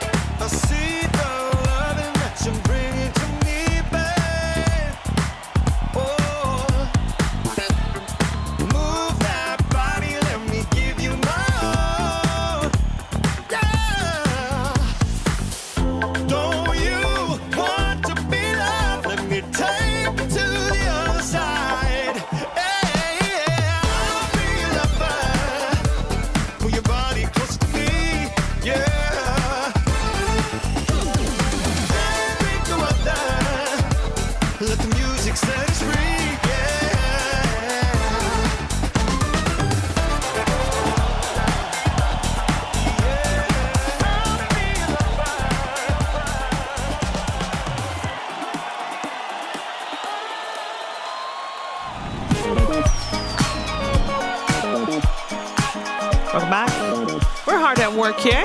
Well, some of us are. I know Tundra and Aurora are probably as well. Cooking something up for game number 2. Now, Aurora is on the back seat. They lost game 1, and they lost quite horrendously. So let's see what they have come up with for game number 2. Tundra on dire side with second pick for game number 2. As we're in the draft already. I'm here with Jenkins, Effie, and BSJ. And obviously, you're talking a lot about what Aurora can do better this game because they got cooked. But Tundra is going to look to recreate their result as well. Ryan, what was the main ingredient for them? Well, I'm hoping for Aurora's sake it was the Batrider. Because that's no longer in the pool anymore. Yeah. It does seem like teams are prioritizing first pick because there's just a lot of really good first pick option cores. I'm wondering if Aurora's going to remove Beastmaster Bat, who is their core? Because those are, like, for me, the most broken cores right now from what I've been seeing. Largo's very strong for sure, but I think the 2 heroes coming in this tournament, Beastmaster and Bat, just these BKB piercing disables, they buy, or they farm really fast. Say it again? Cool painting. Year of the Horse. The cool painting. Nightfall is prepared. Absolutely. Look at that. I also want to correct, I guess, what I was saying about Nyx, because during the downtime, I looked a lot at what Aurora had been playing the last month, and they do love their Nyx. I guess the part of it that made it look so bad was the Nyx plus Huskar combination, because usually Nyx is enabled by some mid laner that has an instant follow-up or some kind of global damage. But Mira did look good on it in that game 1 until the game started to fall apart. So maybe it's not necessarily a hero they have to shy away from. Maybe just alternate what you picked for lore enough. To be fair, in the last month, they were beating qualifier teams. They were not beating these like tier 1 teams. Maybe it's something that it works there, but it falls off against the really good teams who can punish it. By the way, I would honestly love to just see a slam Caudle first pick. I really feel like it's Ari. He loves to do this. Just pick that. I think this hero is really broken. I'm going to pick it every single game. I don't think it's going to get through to the next phase after their run so far with Caudle as a hero. You think Caudle was that big of a problem for them in game 1? I just think based on how Ari thinks and based on how Tundra likes to... How would you describe how Ari thinks? They, as a team, identify... Okay, maybe Tiny is that hero. They identify a hero. They say, this is really broken. We play it really well. We're going to play this into the ground until somebody counters it. And if they can't, we will just keep playing it no matter what. I mean, I guess Tiny is one of these heroes, possibly because of the flex that you mentioned, Mira, that it's not really slam picking it. It's not like Falcons where you know, oh man, this is a mid tiny. This could still very well be a 4 tiny, but the hero they will slam pick over and over again. Surely you ban Caudle here, right? Come on. For sure. They really believe in this hero. Tiny. Yeah. And it's because they can play it on 4 successfully as well. But BZM this tournament has really been so stable. Like watching him, it feels like you could just give him anything at this point, and it doesn't really seem like he'll hit a wall. I wonder if they're going to just run this tiny mid anyway, regardless of what comes out, just because of how they feel from that game 1. It reminds me of the 33 interview we did, like, I think maybe 1 DreamLeague season after they got BZM. BZM was new to the team, and we were like, oh, why'd you pick BZM? Why'd you scout him for the team? And he's like, I don't know, he just wins. That was it, simply. Like, he just wins. And he said, like, his laning is good. He just wins them games. Like, it's as simple as that. BZM is just, he's just good. He's really talented. He's very consistent. He's one of the few players I think has, like, the X factor. One where, like, you can't really define it. Yeah. He just has it. I'm with you, and he's always had it. The only thing is he's the type of player who's really hard on himself. And when you see him tilt, he tilts internally and very deeply. Like, the player cams, when he's had bad performances, like, they show on him, and he's, like, smacking his head, and he's, like, looking really frustrated. And he's not the type to yell at his team, but he's the type to really feel self-loathing in that moment, and hopefully that's something he can work through. It's interesting. I've made a mistake. You did? I think I placed a tower on the map right now. I think they're too big. I think it'll be fine. No. What about the barracks? Oh, yeah. Well. Imagine if we make the circular barracks, what that's going to look like, guys. No, don't make it circular barracks. I'm just... I mean, they're drawn towers, as circles. But also, Shiva, what's wrong? Our towers were bigger. Isn't that Radiant? They're all looking the same. They're just different drawn. The towers look the same in the default base, just slightly different coloring to it and slightly different skeleton bits. But I thought we were going to do the hand tower, Sheaves, like the hand cosmetic tower. No, you were going to do those, Brian. 22 of them. Start now. He didn't do anything for this, by the way. He was... It's like that. I was busy. James, I think you're fine because our towers were bigger from what I remember. Okay. So I think it's fine. It's whatever. Well, Doesn't fine. have I also think it's impossible for you guys to lose at the moment. So like you guys, even if you lost the next 5 we think like that will be We don't- Aurora game. No, That's we're the like thing. BZM. We don't know about the just wanna- rubber band. We don't know how many points this challenge is for. That's true. What patch are we on right now? This could Because be you know, the- this could be the 5-pointer, the 8-point, the 10-pointer. Oh man, I'm not so sure about. I always regret when I see people trying to counterpick a Warlock draft with like heavy team fight. It's like if you're gonna do the battle of who has the best circles to place in a fight, like other than maybe Faceless Void, I feel like Warlock is the one for winning these 5v. What about like Monkey King? Monkey King's That's a pretty got- nice circle. He's got a good circle for sure. Maybe if it's liquid. That's a Kaz. Zimmerman's favorite hero. Heavy damage counters the Mars in lane. We've seen this one time and time again. Pure's 5-0 on this hero. That's crazy. It's becoming one of his heroes. Did you say that? We said exactly the same. That's crazy. My goodness. This is very quickly becoming a Siggy. I would not mind a Monkey King from Nightfall here. I think you're set up for a lot of success in team fights as well as against the Doom in lane. Does this work? Holy shit! Oh, still without the picture. I'm just checking, guys. Sometimes you just got. You got to make sure that it's working. There's not even a Viper in there, Shoes. No, I just pressed a suggesting random one. Do you guys like this Doom? 4-0. But in this draft in particular. It's a bit random. Oh, Okay, well, there's the counter Medusa. pick. Can Kez go Diffusal Blade? Is it good on him? Because he gets the second extra hit, right? I'd like to veto that 0-1 win rate for Medusa. I literally analyzed a game where Aurora won with Medusa. Okay. It's 1-0, maybe. Yeah, so it's... Typo. But it's something about that's wrong. Okay. Just saying. It won at least one game. Yes, it did. Do you remember who they were playing against or what they were playing against?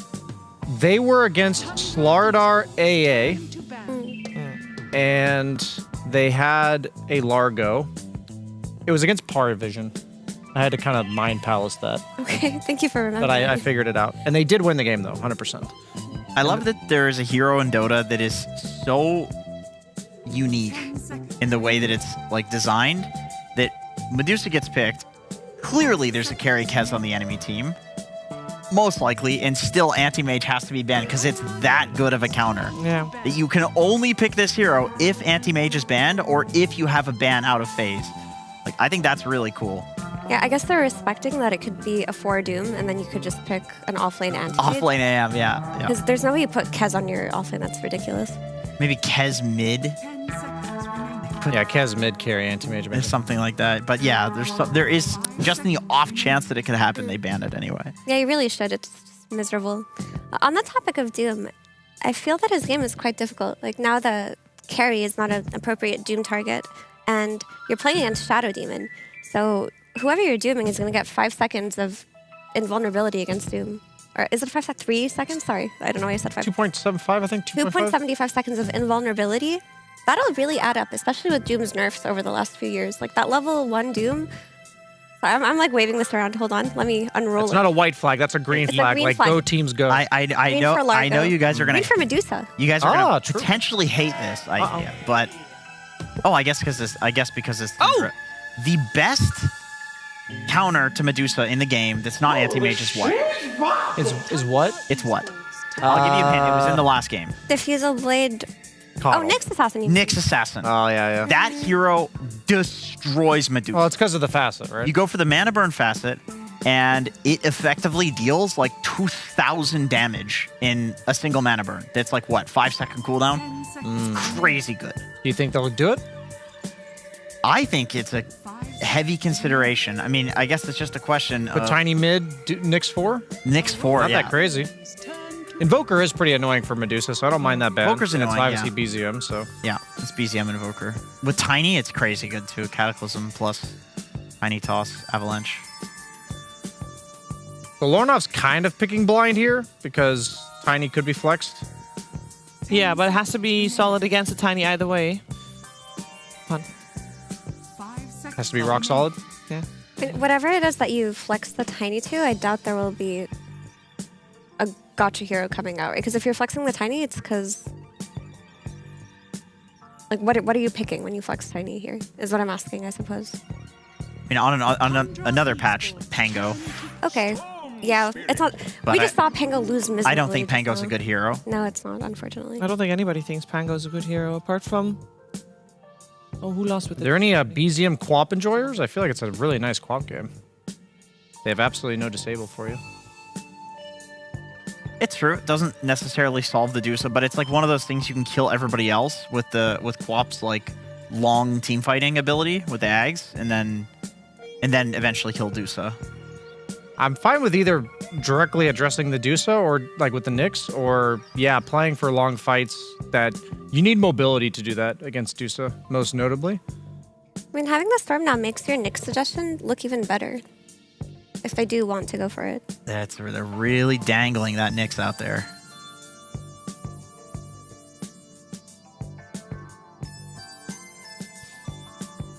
Oh no. For Ahri, I guess like Fusel Blade Marcy. I don't know. It's really bad playing into all these things you don't want to walk into though. I don't think you can pick a hero that has to like inconvenience itself to counter the Medusa. You know what I mean? Yeah. You also want to get a little bit more lockdown just so you're not dependent on your Tiny only. I mean, Willow, I'm guessing they just want to play the lane and stomp it. Like, they want to make this Doom own, and even though it's tough to play against Medusa, you can still dive her with Brambles and Scorched Earth, especially if you bring a hero through the Twin Gate. Maybe they just want to make it so that Doom has the best entry into the game, and then they're just going to use this Dark Willow on Ahri to play with BZM's Tiny. Yeah, and it's also a hero that can definitely like kite the Medusa in fights. You can press stuns on her, Brambles, walk away from her. So it's not directly countering, but it's giving them options for playing the team fights. I also wonder, like we were talking about Abaddon countering Batrider in the previous game, right? But it's not really a counter anymore. I wonder if Doom Medusa is the same thing, where Doom is a really good pipe Crimson buyer, and you just don't Doom the Medusa. Like, are you just fine being a normal offlaner, building those two offlane items? Like, is it truly a hard counter? You know Medusa's gonna farm, but maybe it's okay because he builds a pipe in Crimson so well. I think Shadow Demon's so high value of a hero that it's fine to Doom him too. Like, you just focus on dooming the SD and you let the rest of your team handle everybody else. Maybe. I'm also fine if you doom the Medusa and then just kill everyone else. Like, if Dusa hasn't ultied yet, just ignore her. You know, especially if it ever does go super late game with the break, then Medusa is effectively useless. I'm mostly looking forward to the top lane potentially snowballing again for the side of Tundra. Like, that's what I'm looking forward to seeing, whether or not the Kez Warlock, like an incredibly powerful lane, counters Mars, I'd say, about as hard as it counters the Centaur in game one. And whether that's going to spill over into the Medusa lane, where you're talking about getting dove by the Scorched Earth and the Bramble. I think if they get a third hero there, that might just put it over the edge and put pressure on Nightfall. If we're making all these ifs, like if they do 1, 2, 3, 4, 5, doesn't that mean that the other team just has a simpler draft? Therefore, it's just an easier time for Aurora.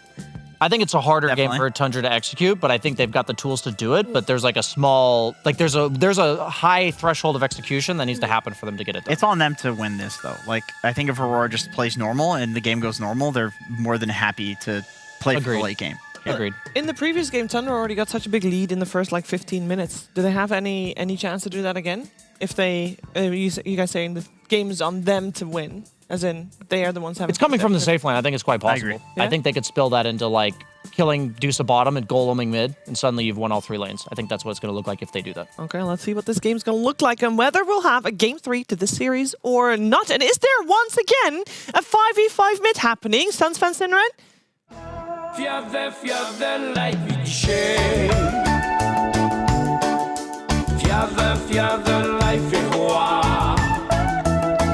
Nope.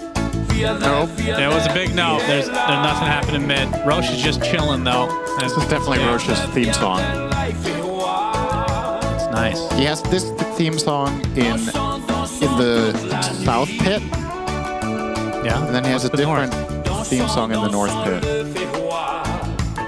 He needs to go to the dentist. A little bit of an underbite. Yeah. Also needs to get his skin checked out.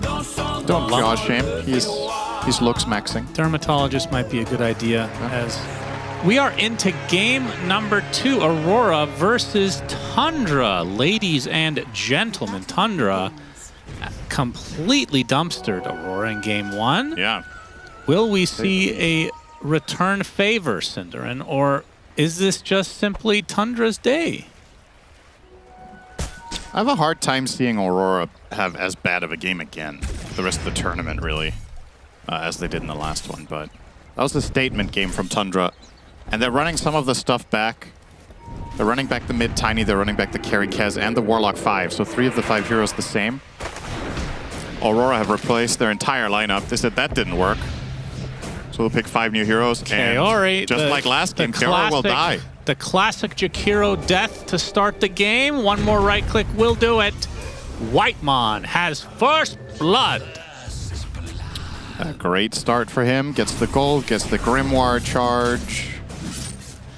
This happened to Kaori in game 1 as well. He got first blood at then too.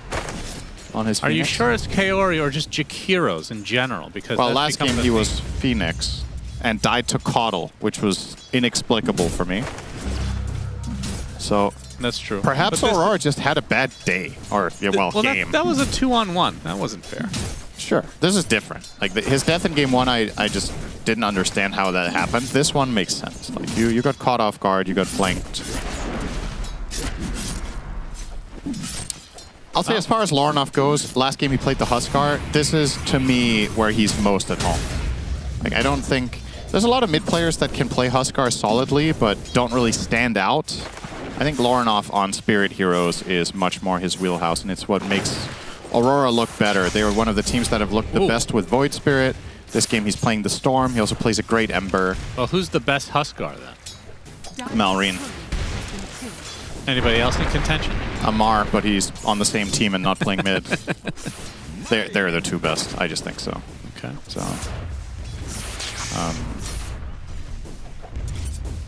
what about Quinn? He improved a lot. I think Quinn's Huskar used to be pretty bad years back. Isn't he the one that got the quad, the ultra kill to start a game at TI when we were casting? It might be. It's just thinking back, I think Quinn had the same trajectory as GPK has had with Huskar, where there were multiple games I remember watching Quinn just have a good start on Huskar and then make 2 or 3 mistakes and then you just lose. Yeah. I think he overcame that over time and got much more stable. And maybe it's just my memory of the bad games he had. That's right. Boo, pause. I think he's booing you. Oh, well, he's not wrong at doing that either. Just here yapping. He used to...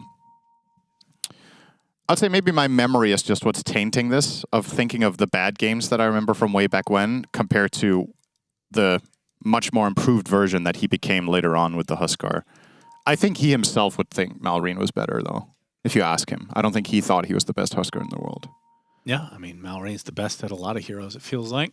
And I think it's a really interesting hero to look at with mid players, because I think mid players have a lot of overlap, obviously, like the role. I feel like every serious mid laner in modern Dota plays the spirits, right? They just play them. They play Ember, Storm, and Void Spirit, at least Ember and Storm. Every serious mid player plays those. Most of them can play Tiny well, but I feel like Huskar is kind of very polarizing. I think it's Nisha's worst hero, for example. Even though he has been winning some games on it here and there, I just think what makes him class is not really what that hero does. Right. So it's very, very player specific. There's very few Huskar players ever that have really impressed me, actually. And what about Nightfall's Medusa? Has that impressed you in the past? Yeah, he's very good at this hero. Do you think this is a good matchup for him? They picked it specifically because of Doom and Kez. They saw 2 core matchups. Medusa can withstand Kez's heavy single target because they don't have any mana burn.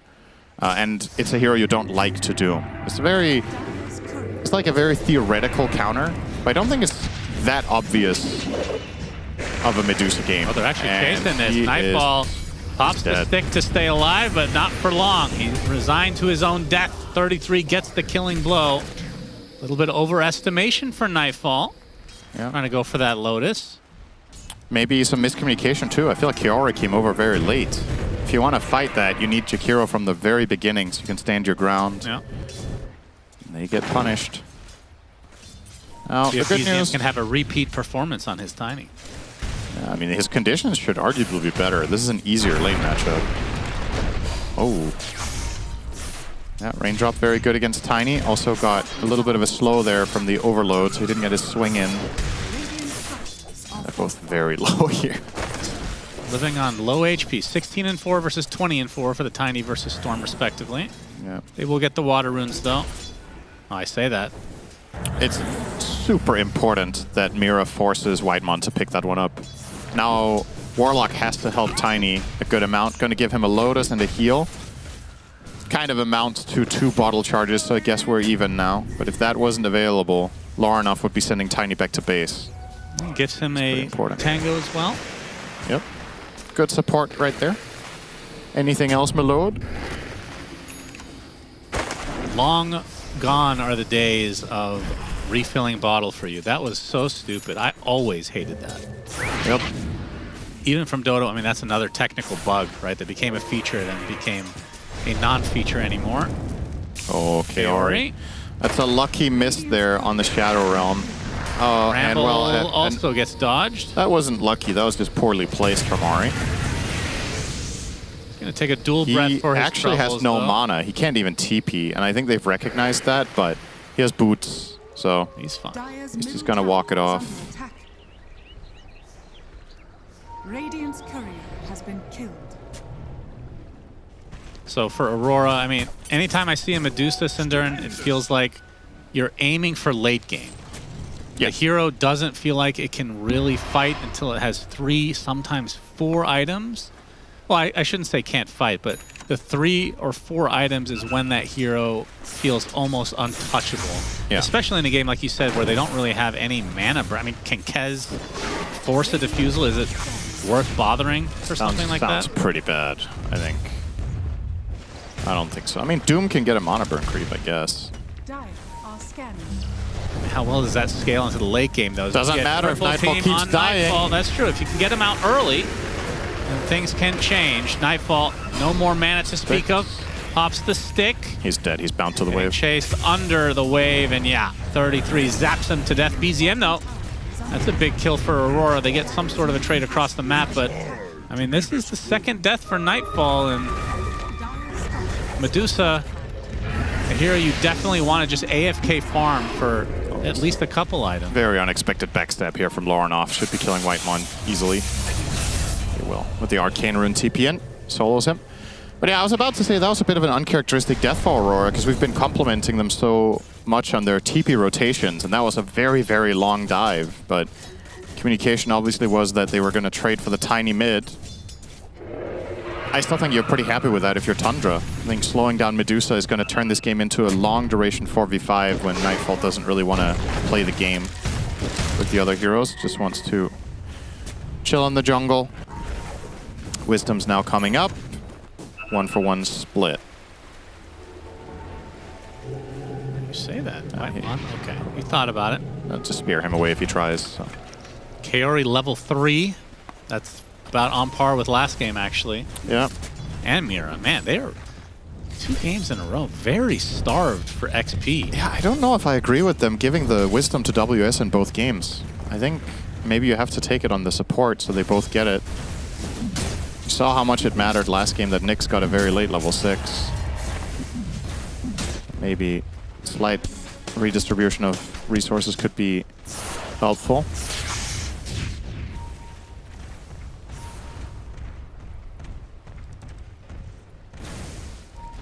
But yeah, I liked what the panel was talking about Doom. As we see the jump onto BZM, big damage. Gets the avalanche on all 3, but they still have more where that came from. Pure comes in, though, with a TP, and that scares everybody off. Okay. Like, all right, Bird is here. We don't know what he does, really. Echo Slash, I remember that from the Vampire Survivors. Yeah. Well, he's safe BZM. It's still a good TP. Tipping Lorinov, no idea why. I wonder if they just committed there, if they actually kill him, possibly. Might have been at a trade, though. It's very dangerous to dive into Kez there. I think you're better off not doing it. But yeah, I was going to say, I liked what the panel brought up about Doom, because I think that's going to be 33's mindset here, is exactly that. His only truly S-tier Doom target in this game is Storm, and that's contingent on largely either catching him with an Avalanche first or Lornoff making a mistake. Arena, Ice Path sets up the nice spear as well. Do they have the finishing blow? Pure gonna parry something. Lotus applied to him as well. Looks like he might survive this somehow, but the big zip in from Lornoff to finish the job. They forced Golem too. That's very good for Aurora. With a disengage cleanly, it looks like. But yeah, Doom, you don't really want to Doom Medusa. You want to Doom Storm or, like Effie pointed out, maybe the Shadow Demon. But the alternative is to just not play as much on Doom the ability and way more on just having a good way of farming auras since you have Devour. And you had a very good laning stage. So you can get early Boots of Bearing into Pipe just like last game. I think that'll be good. I think Pipe is better than Crimson here, even though you're against Medusa, because she's not going to hit hard enough at the time that matters, and Pipe counters everybody else. So I think that could be a very strong approach for 33. Effectively try to play, in some sense, the same game on a macro level. There are big overlaps between the lineups, as we talked about, 3 of the 5 same heroes. So if Doom can play the same role as Batrider did last game, you're effectively looking at a almost 3.5 out of 5, I guess. And it worked well. Yeah, that's an understatement. Lornoff picks up the damage rune. As we have a bit of a group up from Tundra. Looks like they might want to go for this tier 1 tower, but we're looking for a kill first. Not going to find it. Pure going to relocate to the bottom side of the map, it seems.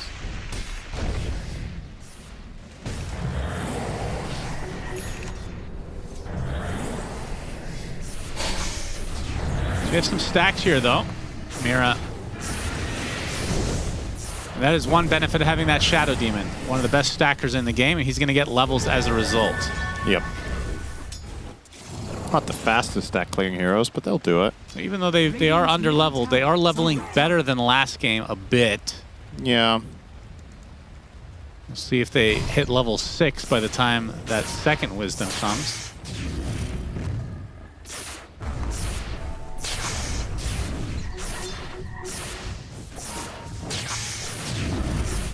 Kind of is crazy how strong the Chain Lightning creep is on Doom when you have Gluttony. It's 180 damage nuke level 1 for 60 mana. That's wild.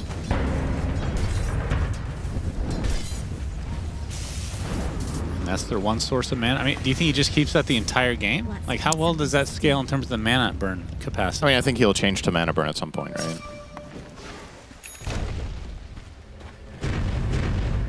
I'm Get your farm out of the way find now. the creep. I found it now. So mana burn drains. So for Doom right now, if he were to eat a Mind Stealer, it's 25 plus 1.5 times the target's int mana burnt. Okay. Which is not that much. Terrorize being faked out. And again, Tundra group up. Lornoff going for potential top rune. It is Haste. So another one to his name. BZM would absolutely have loved that one. Golem for push. Yeah, a little bit of frustration Golem here for Whitemon. Just want to get this tier 1 tower. I don't think that's a frustration Golem. It's I just, refuse to allow this to be a normal play without saying something like that. Okay, well, you'll be saying that a lot this tournament, I think, in the days to come. That's sad. It's one of the best pushing abilities in the entire game for early towers. So much regen, so much health. You put Shadow Word on it, it can solo a tower sometimes almost. The wave, they'll take a next tower immediately. Yeah. Nobody gets the last. BZM though, he's alone. He's going to get caught off guard. Ice Path with the Macro Pyre, more than enough damage for Aurora. I'm surprised he was there. He's very far up on the map. Maybe false feeling of safety because of the Observer Ward they have to the southeast of there, on the hill. But they were playing just outside of that and found the angle. Get that one kill. Now, obviously, while all this is happening, Medusa is just chilling. So Aurora are progressing their game plan. The panel was saying if not too much happens, it's good for them. Nice Terrorize, finding the Storm Spirit. There's not going to be follow-up, though. The Shadow Realm, is it enough? It's not quite. Ooh, Lornoff, that was close. With that Haste Rune, as we have an Arena from WS. They want to counter-initiate. Whitemon will take most of that damage back to the base. Fortunately for Lorinov, he didn't make it into the arena for the heal. So he's very low. We'll be backing off. It still confused me yesterday, those 2 games of Bloodsport that we had, seemingly out of nowhere. And now we're back to Victory Feast on Mars. Misclick. Feels like it's the better facet most of the time if you're not playing against specific heroes that really stay well based the on one vision. game it was strange because they had ways to see into the arena easily, just with the abilities. I wasn't sure about that one. Yeah, kind of hard to see the impact of that from our vantage point. So we have the Boots of Bearing on Doom as expected, not queuing up anything yet. I'm still... He typically goes Midas here, doesn't he? Thinking we'll see the pipe. I don't think we'll see Midas without Devil's Bargain. We will. You're correct. This is his cookie cutter, it feels like. Yeah. It's just based on the, the nature of the lineups. One team having the Medusa, wanting to play for ultra late, that maybe there was a strong timing here with a pipe. All right, he switched to Midas out again now for BKB. Okay, good. Indecisive. I kind of like the pipe the most still, but I like BKB better than Midas. So, and he is committing now. He bought the Ogre Axe. Or as uneducated folks say, the Ogre Club. It will be an Ogre Club forever. Yeah, well, it never was in Dota 1. I know, it took me so long to change to Ogre Club. And you can't teach an old dog 2 tricks, just one. Oh, okay. And that's the trick they taught you. Yeah. Kind of disappointing. Tundra smoke. BZM has his Blink Dagger. And boy, oh boy, if they can get this kill. Golem is placed, tossed up. Disruption gonna hold him in place. Nightfall, though, he gets destroyed. And Mira now on the run will likely be chased down as well. So a good couple kills for Tundra. The Medusa kill is so big. Like, you slow down this hero so much with these deaths. They still have Doom. That's his 3rd death now on Nightfall. Aurora look a little bit like a shell of their former selves. It's incredible what a bad night of sleep can do. It's incredible what 2 commentators' predictions can do. I'm approaching a point where I just stop predicting and I'm just randoming. Because I feel like it's equally good for me. It's a bit sad to admit, but at some point you just gotta recognize the truth. All right, it's gonna be disrupted though, no pun intended. Aurora scouted out.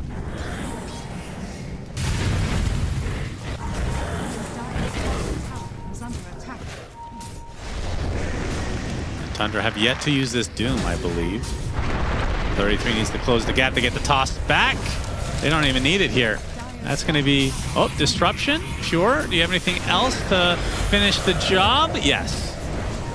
33 actually finds that with Scorched Earth, it looks like. Now they're going to try to find even more. Avalanche onto the Shadow Demon. As BZM taking a lot of damage from Lorinov. Can't finish it, though. Now Tundra resetting, and 33 again still has the Doom at his disposal, but not finding opportunities here. That fight we just saw now is the biggest problem I have on a personal level with Medusa, is that really good teams can just play like it's 5v4 almost. Like imagine Nightfall is on one of his other heroes and has a good laning stage. It feels like he can contribute something in these fights and be the X factor that swings it in your favor. You're just not doing anything yet. And yes, that is the strategy, that is how the hero works, but just begs the question in the current meta and with how teams are playing and all this like mid-game tempo with auras, is this hero ever the right pick? This is the 2nd pick of the tournament for Medusa. She lost the first time. Oh, this would be a big pickoff though. BZM was thinking about going back for Roche, but instead hovering around the bottom side for potentially that rune. Yeah, maybe now you can take the Roche. That would be huge. You know it's already bruised. It's down to half. They're thinking about it, but unfortunately, Nightfall is playing Medusa instead of Ursa. So he can't kill Roche either. Medusa is also bad at this. I guess they're not going to try. No. I was about to say mission failed, but that's a bit of a philosophical question if you can fail a mission when you never started it. True. Now looking at the top area towards Pure. Yeah, but who's going to find who? Toss back. As the Stone Gaze immediately pops it. Gets bashed, though. There's the Bramble on top. Macropyre right on top of the Kez, though. That is a lot of damage. Down goes Pure to start the fight, but these Fatal Bonds could do a lot of work. Terrorized onto 2 with a big Shadow Realm as well, the Cursed Crown. But Ari, he will be the second death for Tundra. Despite all this damage, nobody from Aurora has ticked out quite yet. Kaori even gets a right click to BZM. That is 3 dead for Tundra, and Laurenov and company, they find their 4th. These 2 supports lived on a sliver of HP. They both had 20 HP. They're both at like 2% health. Anything extra out of Tundra there, and that is a probably good fight, but really good determination. Keep an eye on Pure here. If Pure had full HP when this fight started, he doesn't die here. This is the price you pay when you enter at 3/4. Imagine he outlives that and gets off a Raptor Dance. All of a sudden, he will survive. He'll maybe offer more, and this is some nasty damage with the toss plus Fatal Bonds. Just barely not enough. Crazy. Who got doomed there?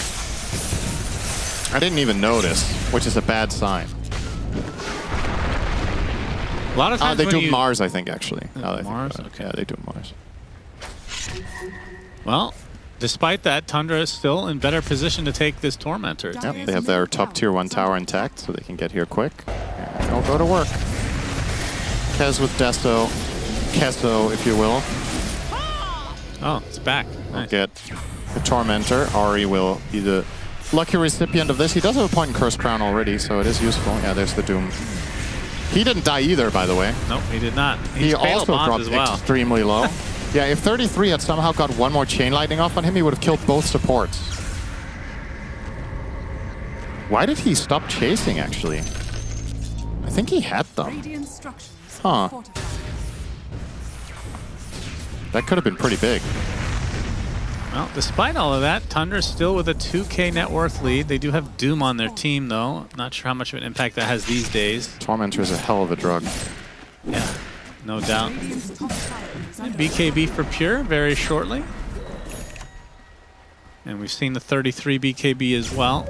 And he had Hanamitis queued up, still does. See if he commits to it fully.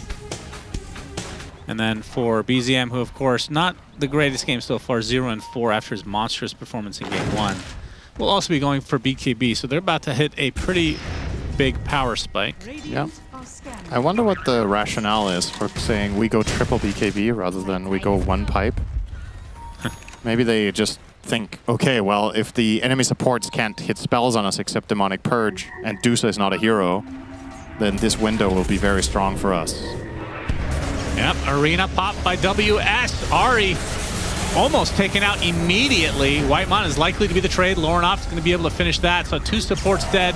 4 Tundra is 33 now. Completely surrounded. We'll pop the BKB in retreat. BZM is shadowing along with Pure. Do they actually want to try and turn this? BKB is about to run out. There is the finishing blow, though, as 33 killed off by WS. And now Pure has to BKB and try to run away, but they likely have the damage to finish him off too. The more save your friend syndrome from Tundra. How do these Aurora heroes survive on nothing all the time? That's crazy. That's another 20 HP escape for Dr. Laurenov. Yeah. A really big deal that fight that he has the Amplify Damage rune.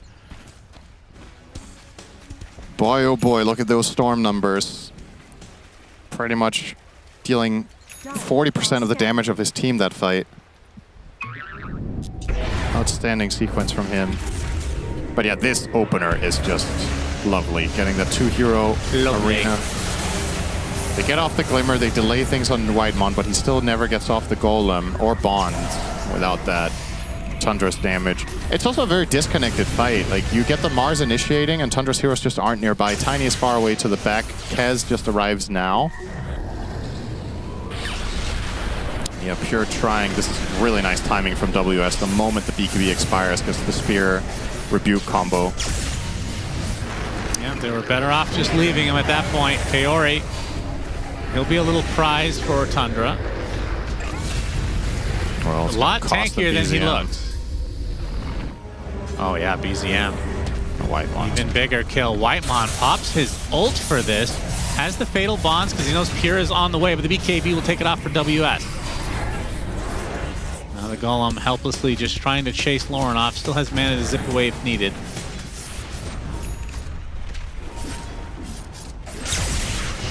Now Pure, good BKB timing. He's But still extremely low. Might be able to kill him. Raptor Dance completely avoided as well, and there's the zip in to try to finish it. Grappling Claw to the high ground. Ahri with the Bramble, but from the other side, Nightfall comes. Mystic Snake, and they'll find a connection onto the Dark Willow, and this is all Aurora now. I thought you were going to say that was all Nightfall. He arrives and presses one snake to do 100 damage, and then what a beast. One Gorgon's Grasp and one attack. Yeah, this is starting to look real bad now for Tundra. This was that mid-game portion that Medusa was meant to be weak in, and effectively, Nightfall, who started the game 0-3-0, now 3-3-5, has gone 3-0-5 in the mid-game. He now has the Butterfly. Guessing they give this Aegis to Lauren off. They will indeed. Medusa doesn't need this one. She'll maybe take the next one for high grounding, potentially. But yeah, this is when this to me is the first time in the game that I find Medusa truly fearsome, is when she gets Manta Butterfly, when you go this build order. This is the first peak, and then when she gets Scotty, it gets really nasty. Tundra just don't have the means of killing this hero late game. Yeah, I don't see it. I really don't. They had to have snowballed, and I mean, they have two monsters they have to deal with. The Storm Spirit also, very difficult. And it begs the question in the draft when they had last pick. When you see Medusa, I feel like this hero demands one of two things. Either you outpace it completely, where you need to be confident that you can let it have a good game, but it never gets to that point, or you target it specifically with a hard counter. Anti-Mage was banned. The panel was talking about Nyx, which I think could have been interesting in putting the Nyx on position 4. Or, well, we'll see if they can kill Whitemon again. The answer is yes. Shocker. And then Jenkins also brought up Pango with Diffusal as a traditional counter that he thinks is just bad. I personally don't think it would have been that bad this game. I think it was actually a pretty good Pango draft. So they must think the hero is really bad. BZM plays Pango, he's good at it. And you could roll through Arena, you can counterplay with both the enemy supports, you lane okay against Storm, and you can buy Diffusal for Deuces. So I think maybe it was a possible option. Alternatively, you can just play better LoL and not have a couple of slip-ups, then things would have looked really different, of course. They had a good start again. Now it is tough. Yeah. What do you think? Okay. Hang on, let's see this fight first. Yeah, nice avalanche to start things out for BZM. Trying for the Doom, but the Manta comes out on the Medusa and to the runaway tactics. Kaori does fall. Attempted TP for Nightfall. The naked Nightfall, some would call it. It is successful. And they get out with the Shadow Demon as well. It's been many games since I asked you this, so I get a one-off, okay? What do you think the win expectancy is according to Dota Plus in this game? 70-30. 94-6. You're kidding. I am not. Holy shit. 94% Radiant favored. Wow. That's actually kind of insane, wow. No? It's a 5k lead against Doom. I guess that makes it a little bit bigger of a lead, I suppose. But still, I would have not said this is like a 95-5 game almost. No way. That is crazy. And I know that this is a great Deuce game, and I know that they have very good heroes around it. But come on. Tundra don't win this even 1 out of 10 times? That's a rough outlook, I'll say. And look at the graph where it even started. At 5 minutes. Yeah, what At 5 minutes, they were 3-1 favorites. Interesting. That's insane. Great draft. Yeah, Aurora. I mean, and Gaben usually loves Warlock, so... Okay, well, he doesn't love Jakiro. That's a good one, Kez. I literally thought there was a Dragon Knight in the game. Yeah, there wasn't. He was hilarious. talking about omelet, so it was obviously Kez making a bird-related pun and then not sounding like a bird. As we love it. All right, down goes the tower. Tundra strike back a bit here. Yeah, TPs though. Nightfall will still finish the tier 2 despite this. Volley's not going to hit. And he has a Scotty Cinder, and I do not know how they kill him. Yeah, that's the tough part here. That's why you need to find this solution. There's two ways. Either Toss you back, BZM. They find a MOUZ. Big zip, though, into the electric vortex onto 33. Gets rebuked inside. Not able to kill him off, though. Still relatively tanky. Lorinov is going to take the Doom, though. Has And Aegis. yeah, he has Aegis for another minute. So he's just going to brush it off as Whitemon will fall. Stonegaze not really used to full effect here, but I mean, at this point, Aurora don't really need to they don't need to play perfectly. They'll get another tier 2 to their name. I wouldn't mind seeing them just sieging here. Yeah. I think you can force this. No Golem, no Warlock alive, so don't worry about Fatal Bonds. No Doom. Dusa doesn't need an Aegis because how the hell are you going to die? Kez is going to pick up a Lincoln's. Toss back. Nightfall. Okay, they're going to get some help. Big zip, but a big Terrorize coming out. Some damage from Pure, burning the mana of Nightfall. He's actually getting pretty low on mana here. Gets off a Mystic Snake to get some back. They're able to take out the Jakiro, though. Toss back now. Nightfall standing his ground. Now he's trying to run away, but the Cursed Crown hitting 3 heroes into the Echo Slash. As BZM, finally, they'll be able to take out this MOUZ. WS takes the tumble. Miro follows suit. TP is successful for Nightfall as Lorinov, basically full mana, would be able to rein in on 33 at the very least. 1 on 5, baby. Yeah, he's going to be fine. We'll take the 1. So Tundra do defend. Yeah, that was a nice fight considering what they had and didn't have. They had no cooldown on, or they had no Doom. Golem did become available during the fight, so they had that for the MOUZ kill. But yeah, 33 showcasing the mana burn creep there. Let's think about, okay, how much mana does this burn? Medusa, how much int does she have? 165? And it drains 2 times her int plus 30. So what's that? That's 360 no scope every use? That's pretty good. I mean, that's why he got in kill range. You're going to see it in the replay here. Look at 33. As they enter, they're tossing him back. They're going to jump in. Now keep an eye on the Doom approaching from the right. He's going to start mana burning. You'll see when he chunks her there. That's like a 1/5 of her mana pool, which might not sound like much, but you cast it a couple of times in the fight. Perhaps it is possible. Not quite that time. But it only gets harder from here. Yeah, it should. You probably she's get a gonna be little going bit of damage. breathing room, though. I think now without the Aegis on Storm and with the wave. Does Gaben see any different fluctuations on that graph, Syndrome? 93 and 7. Okay, that's better. Yeah. He's starting to believe, Shannon. Huge improvement for Tundra. Yeah. Special to say the least. I don't remember the last time I've seen like some sort of 95-5 with a 4K lead minute 30. It's a very lopsided theoretical game for the Radiant, apparently. Gaben knows something we don't. Yep. In comes the jump. Yep, find the connection onto BZM. He's able to get the BKB off, but still the right clicks are what you have to worry about at this stage. Demonic Purge plus Scotty. Good luck moving. I think that's part of the problem of why this is so difficult for Tundra. It seems like Aurora can just jump a hero with Storm Shadow Demon and just kill them. And for Tundra, it needs to be this like musical juggling of spells. The perfect symphony of skills, if you will. And the tier 3 tower eventually dropped now. They're going to cancel the upheaval into the Ice Path, into the Gorgon's Grasp, as Whitemon is just going to casually die to the right clicks. As you see the mana burns continuing from 33. Nightfall is definitely aware of this, but without BZM, this is going to be a set of barracks. And a 1 and a 2. Aurora can do this as methodically as they like. Roche, well, we'll find out right now. It's actually a very quick one.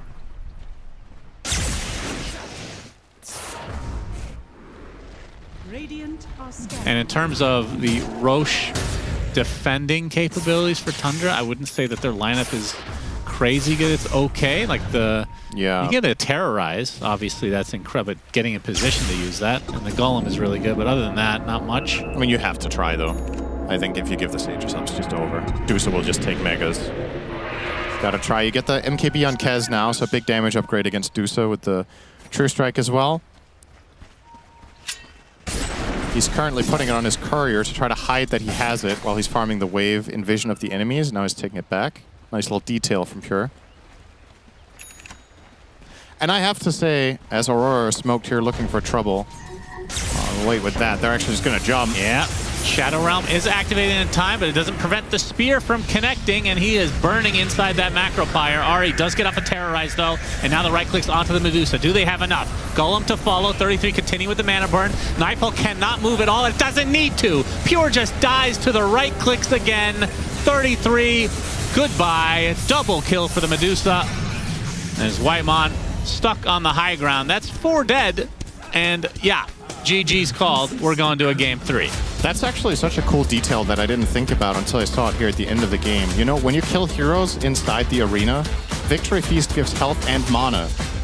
Oh, so if I didn't know it Medusa gave is mana. standing in the arena killing a hero, Nightfall restored like 700 mana while doomed there from just heroes dying in the arena. That's cool. A very nice pairing with that facet. Don't think it was game deciding, but another detail to keep in mind if they run this lineup back. And for me, I had this worry for Aurora after game 1 with when you're that good and everything has just been clicking lately, you kind of get out of the habit of having a loss like that. And perhaps maybe that could have got to them a little bit mentally, like, wow, okay, have we lost our mojo? It's one thing to lose, it's another one to get obliterated like they did in the last game. But they've got the backbone, they're very stable, they bounce back immediately in the next game like nothing happened. Lorinov with a stunning Storm performance, 9-0 and 17. Yeah, talk about a bounce back. You play Huskar, you don't even win your lane, really, if you think about it, against the melee hero. Come back 9-0-17, no big deal. Yeah, this felt like it was a timer game. Yeah. Medusa is a timer hero. You get to a certain point, especially without these hard counters that we were talking about, not much Tundra could do at that point, at least, as we go to Shiver. Hello. Hello. 1-1. We're going to a game 3. Our complaining about only having 2 O's finally paid off, and Aurora listened to the call, and they were able to be victorious here. There, Medusa was unstoppable. That's one part of the game. I feel like I mean, you're saying, Mira, that you can't ban out all Kaori's heroes, but you can ban out his Jakiro. And I think maybe he should. He played out of his mind, I think, as well. I think he's got pretty high on the damage as well. What was your key point, Mira? He really did. He's such an excellent player, and the way he's able to get multiple rounds of spells out every time I see him fight, like, that cannot be understated how important that is coming from your 5. Because a lot of 5s, they just kind of die early, and that's that, but he's not one of them. The main point that I wanted to make for this game is that Lorinov was cooking, okay? There is a big difference when this guy is playing something like Huskar, where he's expected to be static, to work on his own game in his farm, and when he's playing Storm Spirit and he's just going in. I mean, him and WS, like, at some point, something just clicked in their heads, and they were like, nope, no more for you, Tundra. You're not getting any of these kills. Yeah, we're going to be the ones bullying you. He's one of those Storm players that it feels like he has enough Dota Plus levels, like he spent enough in the game that he just has like a mana reduction built into the hero. Because I swear to God, this guy, every time he zips, he's got like perfectly enough mana to kill a hero and then enough to get out. And then somehow you see at the end of the fight, he re-enters the fight with enough mana to get in and get that last kill and then get out again. You're like, how does he calculate it? Like, this guy's just really, really good at Storm. Yeah, I mean, that hero's like completely a feels hero. Yeah. Because your mana number on your ult, yeah, it's like a set number per units traveled or whatever, but you don't ever know exactly how many units you're traveling, and it's just purely based on feel. It's also like an activation cost plus a distance. So how many times do you want to ball lightning between moves so that you get the extra overload proc? The activation cost is reduced by Sanjay Kaya, but the distance cost is not. And these are all things you feel. Yeah, that for me is just showing like he has such a perfect feel for how this hero plays fights, because the fact that he is willing to go in and then commit. I remember that one mid fight that he had where he just committed to killing the Kez when he had like 200 HP, and I'm like, aren't you afraid of the Kez? And then he like ball lightnings off like half the DOT and then lives with 50 HP. I'm just like, okay, you know, that's what makes him a Storm Spirit player. Very impressive. This is the Aurora I was expecting to see today. Yeah. I mean, that's even more hats off to Tundra from game 1, just completely removing this out of the, like, look at what they were holding back, basically. Like, you have the monster behind the door. You don't know how big and scary that thing is. We saw what it is in this game. Tundra completely shielded us from this in game 1. I'm still very... Aurora is my favorite team to win this tournament, just based on how they've been performing. Yeah. In a game like that, I do think they had the superior draft, but I also just feel like that those fights and how they played out is what has been impressing me so much about this team. Should we talk about the elephant in the room, though? Because I feel like, what was the Medusa plan? Like, what was Tundra trying to do to beat Medusa? Because in the last fight, we just saw them run straight at Medusa with Kez MKB, and that was it. It's like, are you truly just trying to outdamage a Medusa's mana shield with no mana burn? It seems a bit crazy to me. I mean, they're put in a position where she came out on 18, and then, like, the only real option for them, I guess, was going for something like a Nyx in the very last pick, because it seems that maybe they forgot about her picking that Doom, or maybe they thought that it wasn't that much of a threat. Like, they go for Dark Will at the very end, and I can understand why, because we did see Medusa get pressured heavily in that lane. Like, they were running her down, and they were diving her, but at some point, it's gonna give, you know? Ultimately, it's gonna be a Doom versus Medusa matchup, Medusa versus Kez matchup, Shadow Demon backing her up, by the way, so Shadow Demon can buy time for Medusa when she gets doomed. Like, we knew that at some point, the game would reach a state where Medusa was too strong. Maybe they thought that they would stomp so hard that it wouldn't even get to that point, right? Maybe that was the idea. Because at some point, they were just running them down, and they built a 3k net worth advantage on Tundra, but it didn't feel like enough. Yeah, it was actually the running down part of that game that I wanted to talk about, because even though that game did get out of hand pretty quickly, I think something that the average Dota player commonly messes up is how to properly go high ground. So this is Aurora with a 4k lead, and they're going to smoke and kill the Tiny, but Tundra's a great team at splitting you up and drawing out games, so they're immediately going to run towards top lane, threatening people to get out of there. So they're forcing the Warlock out of there, they're forcing the Willow out of there, and notice how Doom immediately TP bottom and started pushing that out. So Tundra doubles back towards mid-wave, while the Mars stays in this area, and their plan is to effectively deal with all 3 lanes. So we see Mars on the minimap, like if you see bottom left, he's not even at this push. He's just clearing the wave, then he TPs to outpost. The rest of Aurora's here, just kind of buying some time since they still are taking a 4v4, given the fact that Tiny's been dead.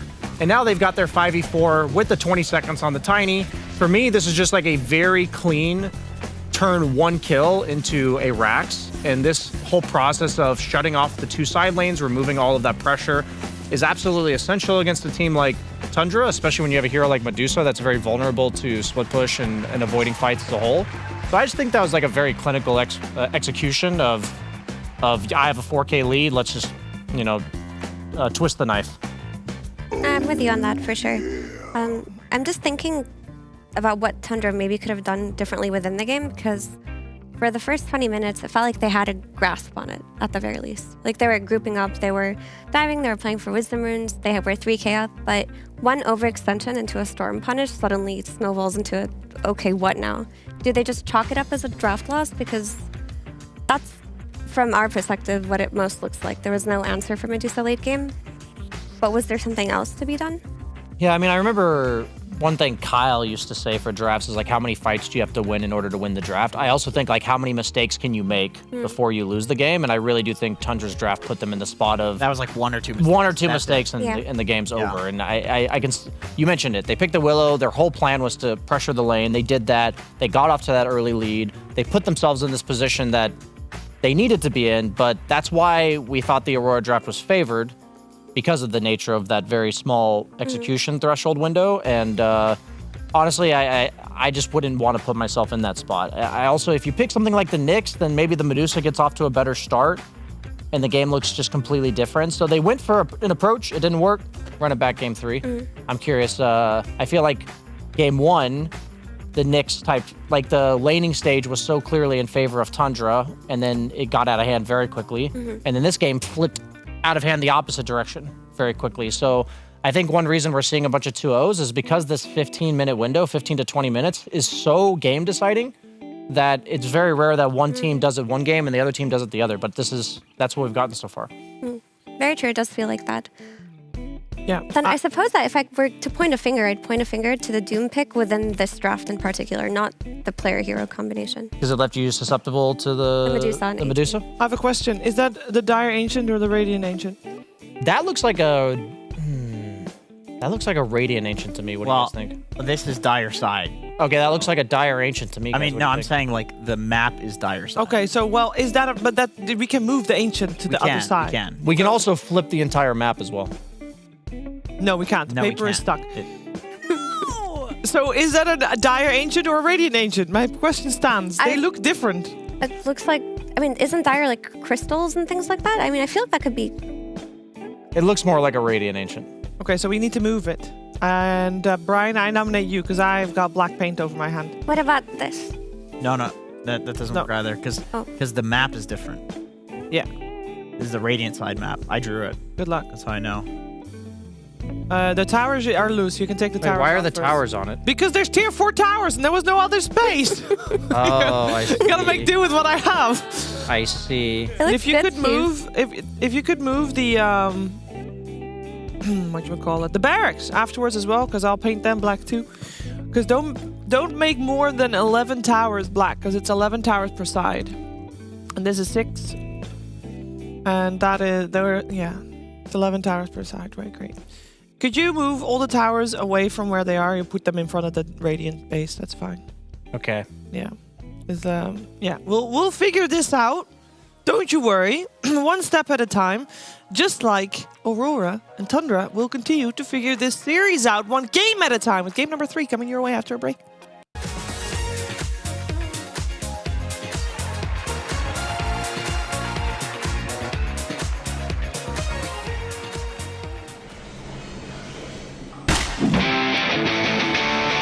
About bloody time.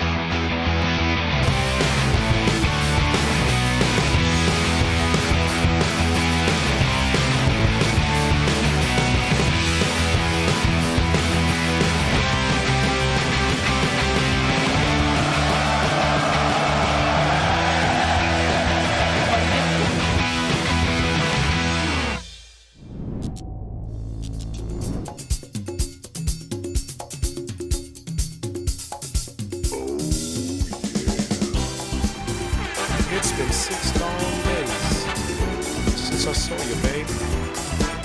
I've been counting the hours, minutes, seconds, until you're back in my arms again.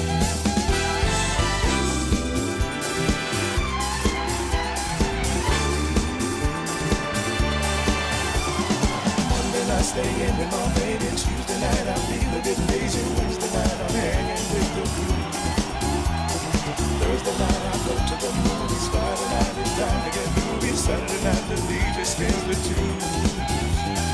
Saturday night feels right. Saturday night feels right.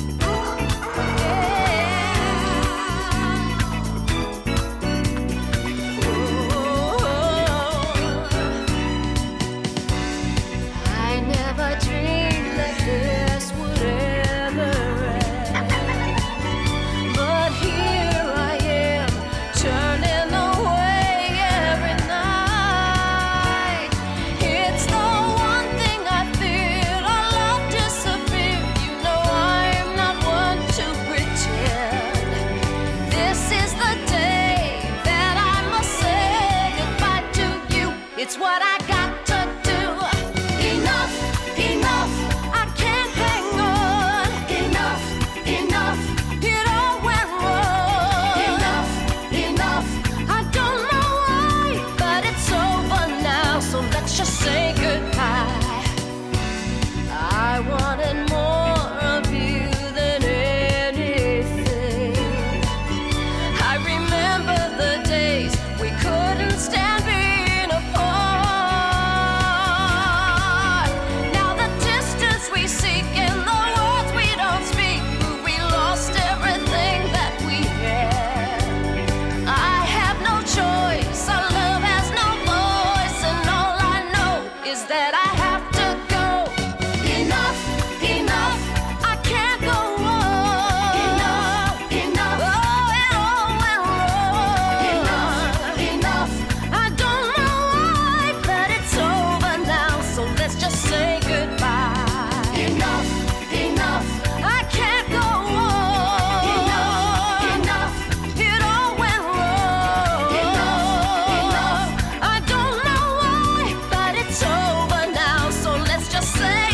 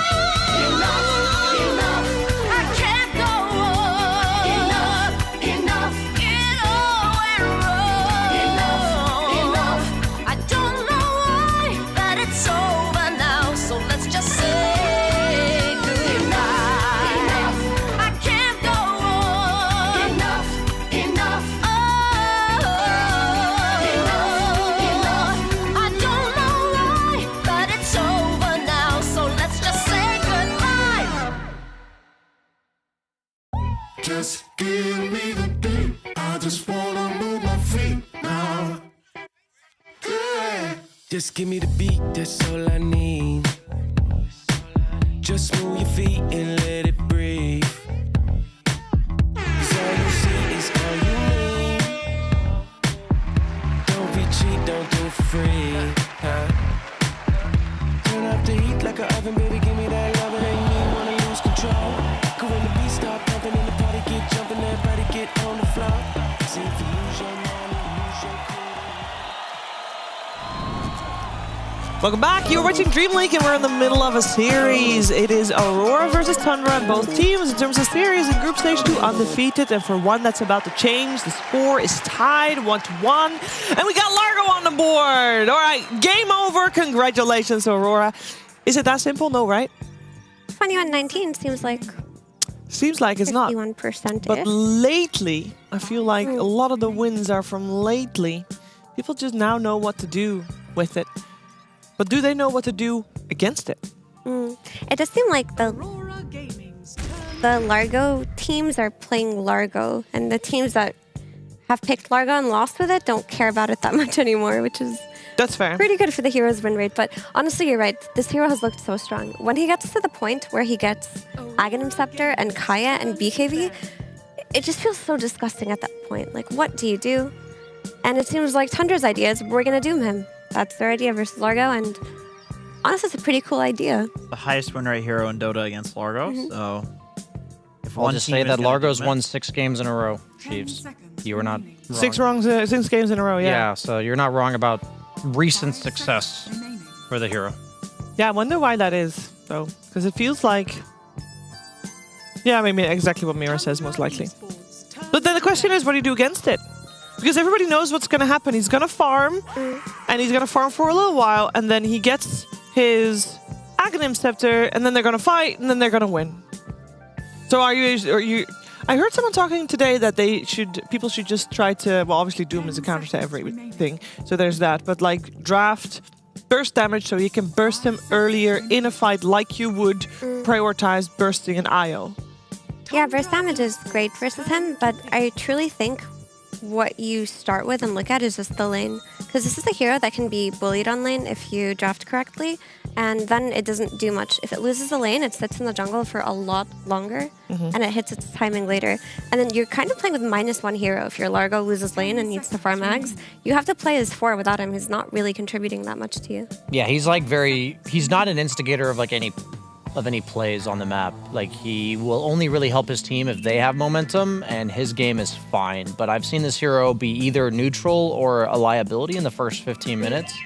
And the games where he's lost in my recent memory, it's because he's getting heavily pressured, he's losing his offlane tower, the Wisdom Shrine's getting taken, and then he's like stuck farming those 2 camps on the side, and he gets like an 18-19 minute Ags. I think the hero getting an Ags by 16 or 17 minutes, it's actually like a huge difference compared to like a 19-minute Ags, because of the way these games are playing out. Teams are like forcing a Roche right around that time.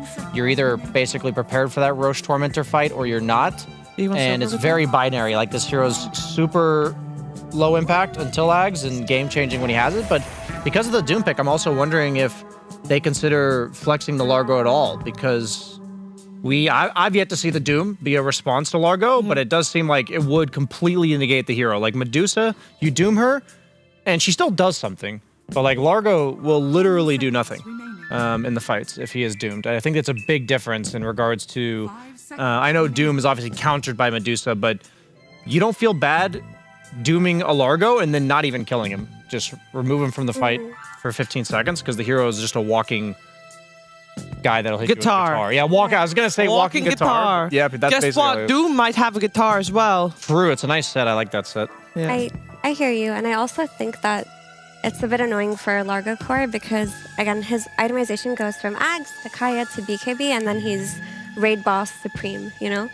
But if you're playing against Doom, you have to work your way to a Lotus Orb or a Linken's. Like, somewhere in between, you're sacrificing a key timing to get a different kind of timing. And I don't think we've had to see Largos in that situation yet, straying from the bread and butter item I was gonna say, I wonder if there's a world where you just play like normal offlaner, like you just don't go. You buy like Greaves and Crimson. Yeah, Greaves, Crimson, and you just say, okay, well, I'm gonna make it really hard to do me, or not worth it. They've committed to it to being an offlaner because they've already picked their 2 supports. Like, they've put their cards on the table. Yeah, I mean, I don't know if they're calling their bluff or they have like a specific plan in mind. Like you said, maybe they don't go the Ags build. I can't really fathom the hero not going Ags, because not only is it really good in team fights, but it speeds up your farm significantly. I'm concerned about the scalability of this hero if he doesn't go Ags. Tundra Esports.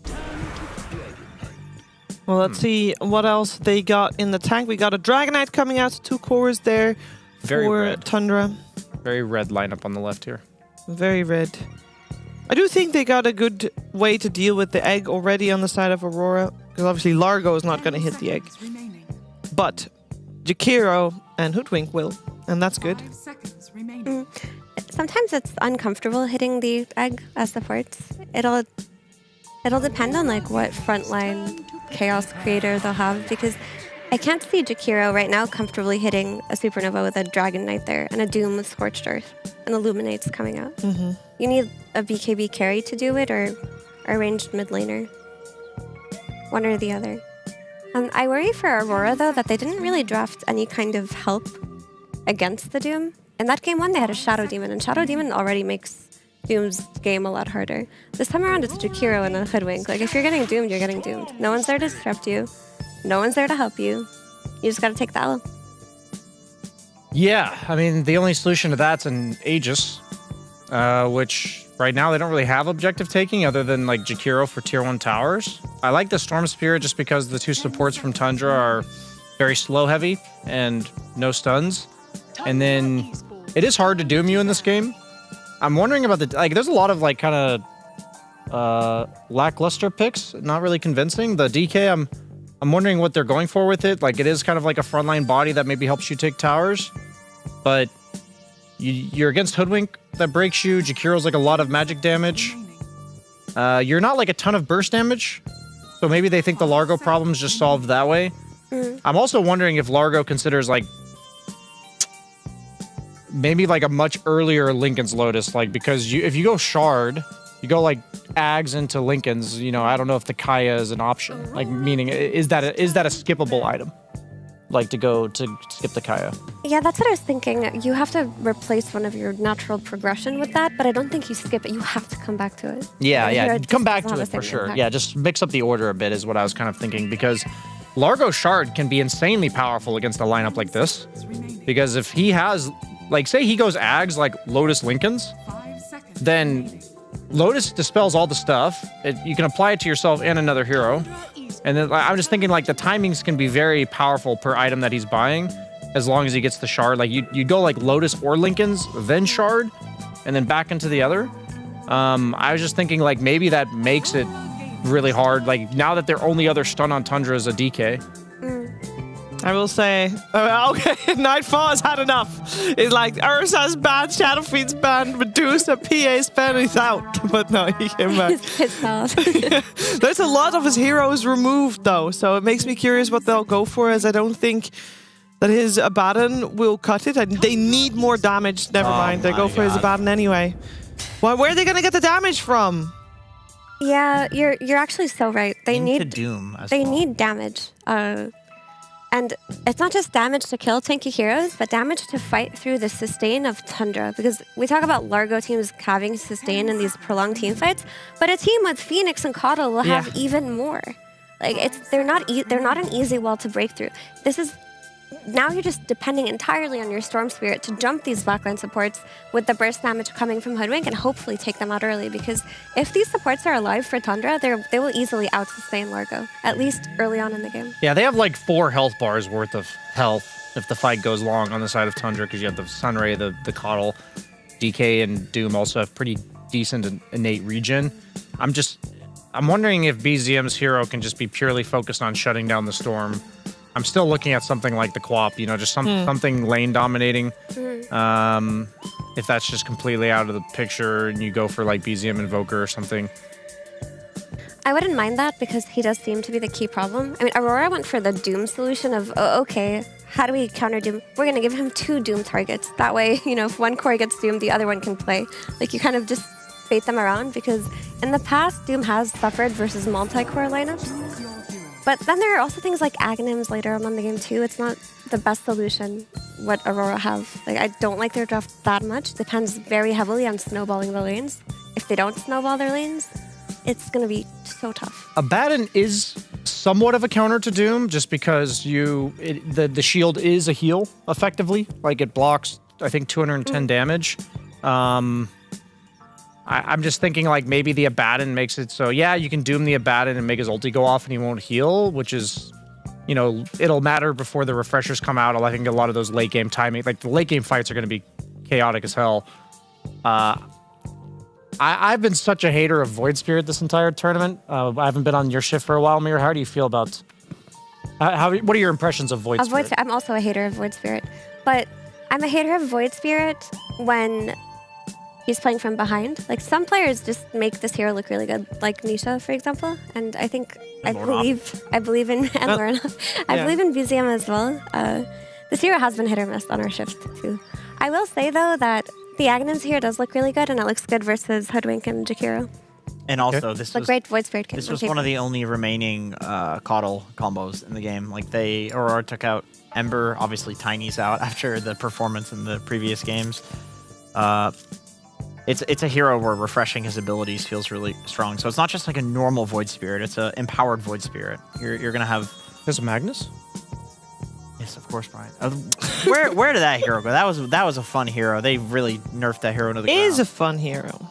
It's not was. It's still good. Still fun. And you get hexed and the fucking skewer stops. BS. I'm just really curious how these fights play out. I'm really curious, like the Doom versus Largo dynamic, and if WS goes for. Like, if he goes like a Lotus Lincoln's Shard build, I think that'd be really cool, like after the Ags.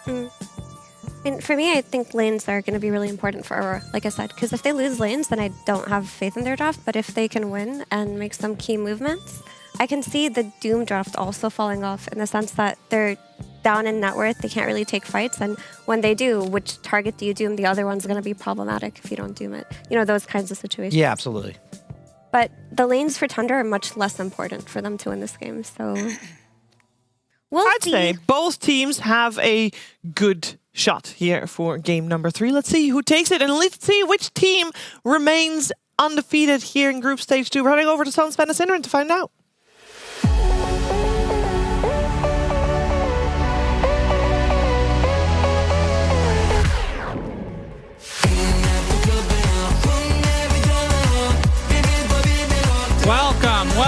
Welcome everybody to game number 3. Make sure you take your anti-nausea medicine, because the world is spinning. Wow, this sounds like Base Hunter. I was gonna say this sounds like discount Base Hunter. It would be funny if it turned out it was Base Hunter. Not allowed to use the Dota song, probably. No. Tundra versus Aurora, game 3. That's a funny alt chat. Now that we're paused, we can enjoy that. Okay, they've actually all chatted so much that I can't scroll up, but essentially Nightfall tipped 33, and then 33 said, "Did you like the bands?" And then Nightfall said, "Scared?" question mark. He obviously targeted his heroes very much in phase 3 of the bands, like the panel talked about, or phase 2, I should say, 2 and 3. And he got a Batten anyway. They did beat that, though, in game 1. They did. They've shown that they can beat the hero, but the conditions are very different. His Abaddon is quite good. Yeah. On average. Will he lose twice with it in the same series? That would be so disappointing, wouldn't it? BZM. Goodness me. This is Wow. almost a 5v5 Exciting. mid. Why can't we just commit to 5v5? Thrilling stuff, guys. Let's throw out one attack and leave. That'll show them. Oh, they're going to smoke, though. Both teams are. Saying hello, saying goodbye. Time to say hello again. All right, smokes are broken. WS and Whitemon. Thrilling. Another Void Spirit game for us to either enjoy or despise. More Coddle, too. Ari has looked very good on this hero. Yeah. This is the ultimate challenge for him. In game 1, he managed to solo kill Phoenix. Let's see if you can do it to Jakiro. If you solo kill Jakiro on Coddle, you deserve to win this series. Okay. Just you alone deserve to win. Seems to be the good luck charm, though. Kaori seems to die more level 1 on this hero than any other hero, and to do it more than half his games, so. Yeah. But I don't think he'll die solo to horny guy on horse. Horny old guy on horse. If you want to make it about age, we can. Nice Right, blind battle light. for the runes as Nightfall will not get that bad boy. They will get a bushwhack though onto 33. Getting body blocked now by BZM. Oh, he's Good actually job. Dead. Yeah, 33 on the run. Last right click will do it. First blood the way of Aurora.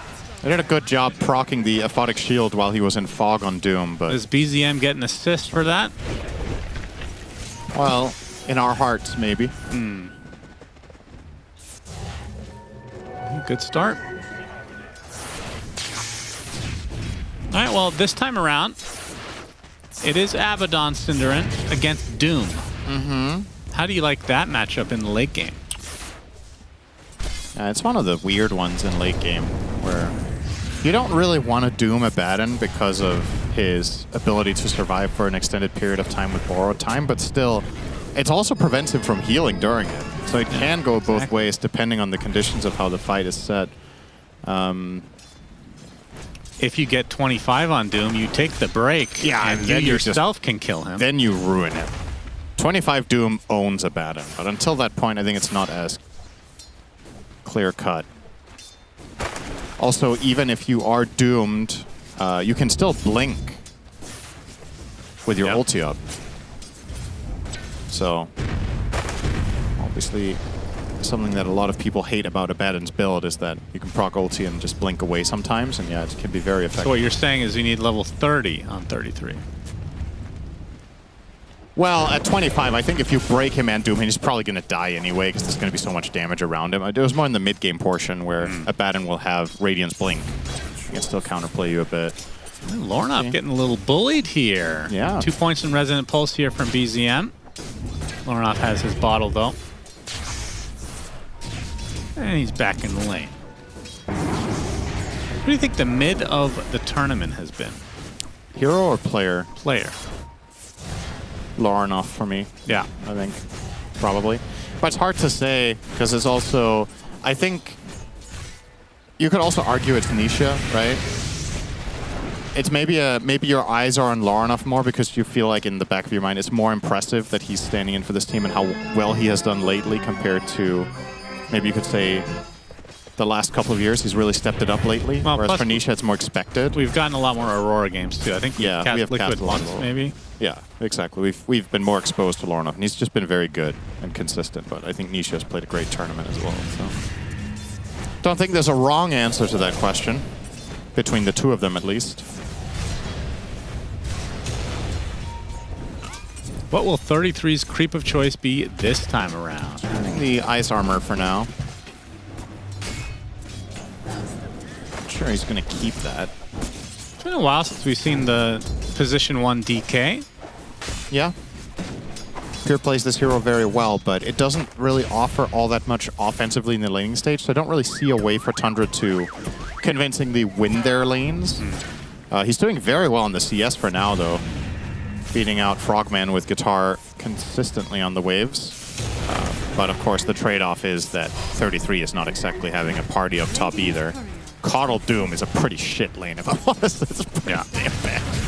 So Coddle is probably going to be stacking some for himself. And for Void Spirit, Doom doesn't farm stacks all that well either. Now he has the Chain Lightning, that might help.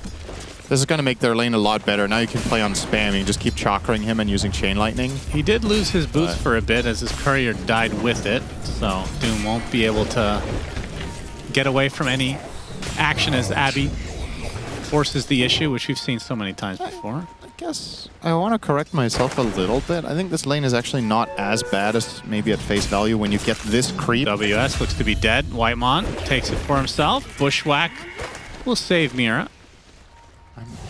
Okay, I'm going to keep my eyes on top for a bit. First of all, because Ahri's dying, but also to see whether 33 can put any meaningful pressure with Chakra Magic and Chain Lightning. If that can actually threaten Nightfall over time, I think it might just be able to, which makes the lane a lot better. But of course, you have already fallen massively behind early. But the Gluttony point does make quite a big difference for my perspective on the lane. It gives 40 additional damage to the Chain Lightning and less damage loss per jump of the chain. So I think this is going to be a game where neither offlaner really has all that much to offer. Yeah, 33 still with no boots.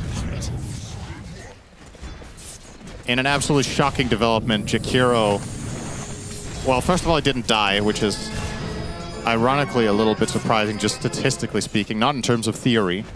But in a not so shocking development, he's owning this lane. This is such a free Jakiro lane. Yeah, this is what we come to expect from Jakiro basically every single game. It hasn't been every game, though. No, but it's kind of funny when we talk about this hero when it looks good and it smashes its lanes and you're like, why are the teams one time ever giving you it don't away? mention it, Cinderella. But the hero's win rate is not good in the tournament. It looks like a boss in the lane, but a lot of the time just falls off. And all the cases, that's the thing maybe, is all the cases where you pick Jakiro and you don't win your lane, or not by much, you'd probably rather have had something else.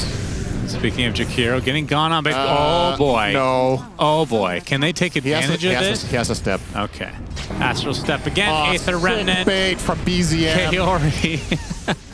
6-minute rune is what Lorinov wants. Blinding Light. BZM will snag it. Now Lorinov doesn't have a whole lot of mana to speak of. Bushwhack will help his cause. He's okay. Aether Remnant not going to hit Mira. As you see, big rotations for the supports here on both sides for the most part. When's the last time you've seen someone favored by getting stuck? Yeah, well, if he didn't get stuck, he might have just killed him anyway. That's true. I don't think anything That's changed. funny anyway. Lorinov. Yeah, another Astral Step. Lorinov has to zip away completely out of mana now as BZM takes them out. Whoa. He hesitated so long that BZM could actually connect again. And Mira looks to be going out as well. Oof. So 2 big kills here for Tundra as huge. I felt like they were sticking around a little too long with these 3 members, but I mean, if Aurora gonna give it to you, take it. Yeah, that felt like Lorinov thought he was safe, and I don't blame him, but Just narrowly getting the last swing in with the Void Spirit. 7-minute wisdom. Okay. Whitemont. Big rotations forced. He's backing away, or trying to at least. No dive for 3 seconds, though. Missed the bushwhack. There's the jump. He has another jump in on Blinding Light a little bit too late. As top lane attempted TP is good for 33. I don't know if it'll kill Whitemont, but that was a lot of mana. Conversely, BZM has seemingly limitless mana, playing with old horny guy on horse. Yeah. Nice deny from Mira.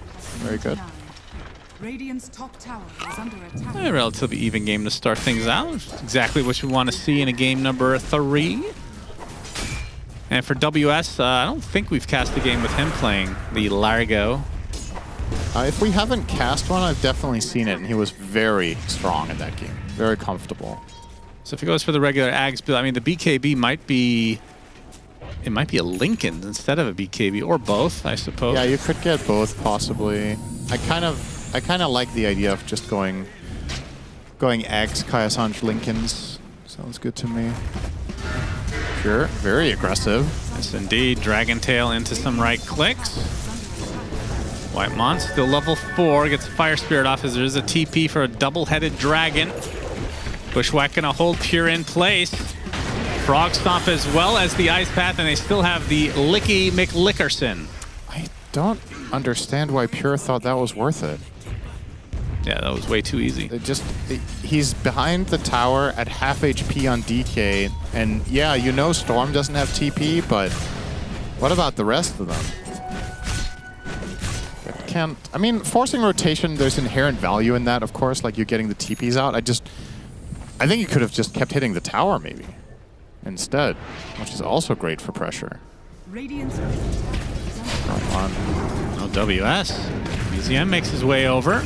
That's a lot of damage. Froggy takes the tumble. Rip it. That would be a good thing to put on this. On the board? We'll use that for now. For a frog? Yeah. Okay. I think it's closer. Is that closer to Hoodwink or the frog? There's frogs that cry like that, actually. Believe it or not. You can look it up on YouTube. Have you heard a squirrel yell? No, not a squirrel. Me neither. BZM's going to force some Aurora members out of their own jungle for the time being. Or at least segmented of it. You could argue that Jakiro is... Yeah, that's true. Double-headed. Yeah. Nightfall. Gonna stand up here and BZM is gonna say, okay, you win this time. I'm not gonna bother. Just gonna walk away now. This is a pretty interesting net worth breakdown. Hello, Insania. Thumbs up. Yes! It was the good ending. Good ending. You can leave now. Yes. Awkward pause there. Yeah. Thank you, Insania, for your contribution. The net worth breakdown is interesting, right? Abaddon is significantly ahead, but then the next 3 are easily all Tundra cores.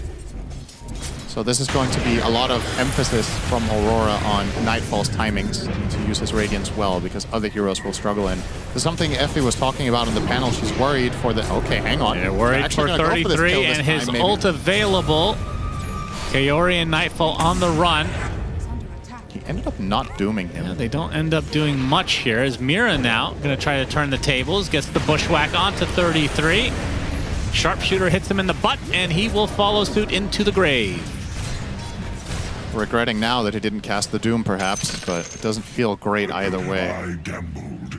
You lost. I don't think that's what happened, 33. So yeah, Effie was concerned about Aurora's lineup if the lanes go badly, because she thinks they're going to play slow, and I agree with that. Like, let's say Storm and Largo's games don't improve significantly. Can you actually do enough while Abaddon is farming? But this 1 kill on Doom and this tower is going to help quite a bit in stabilizing things for now. Keep your heroes progressing. And then if you approach the later portion of the game, I think there's a lot of pressure on 33 in this. The Dooms have to go out. I just don't think you win fights later if you don't get a Doom on Largo or Storm. He's gonna have to deliver. Far enough. Yeah, mid lane, they were ready for this, but to dissimulate away.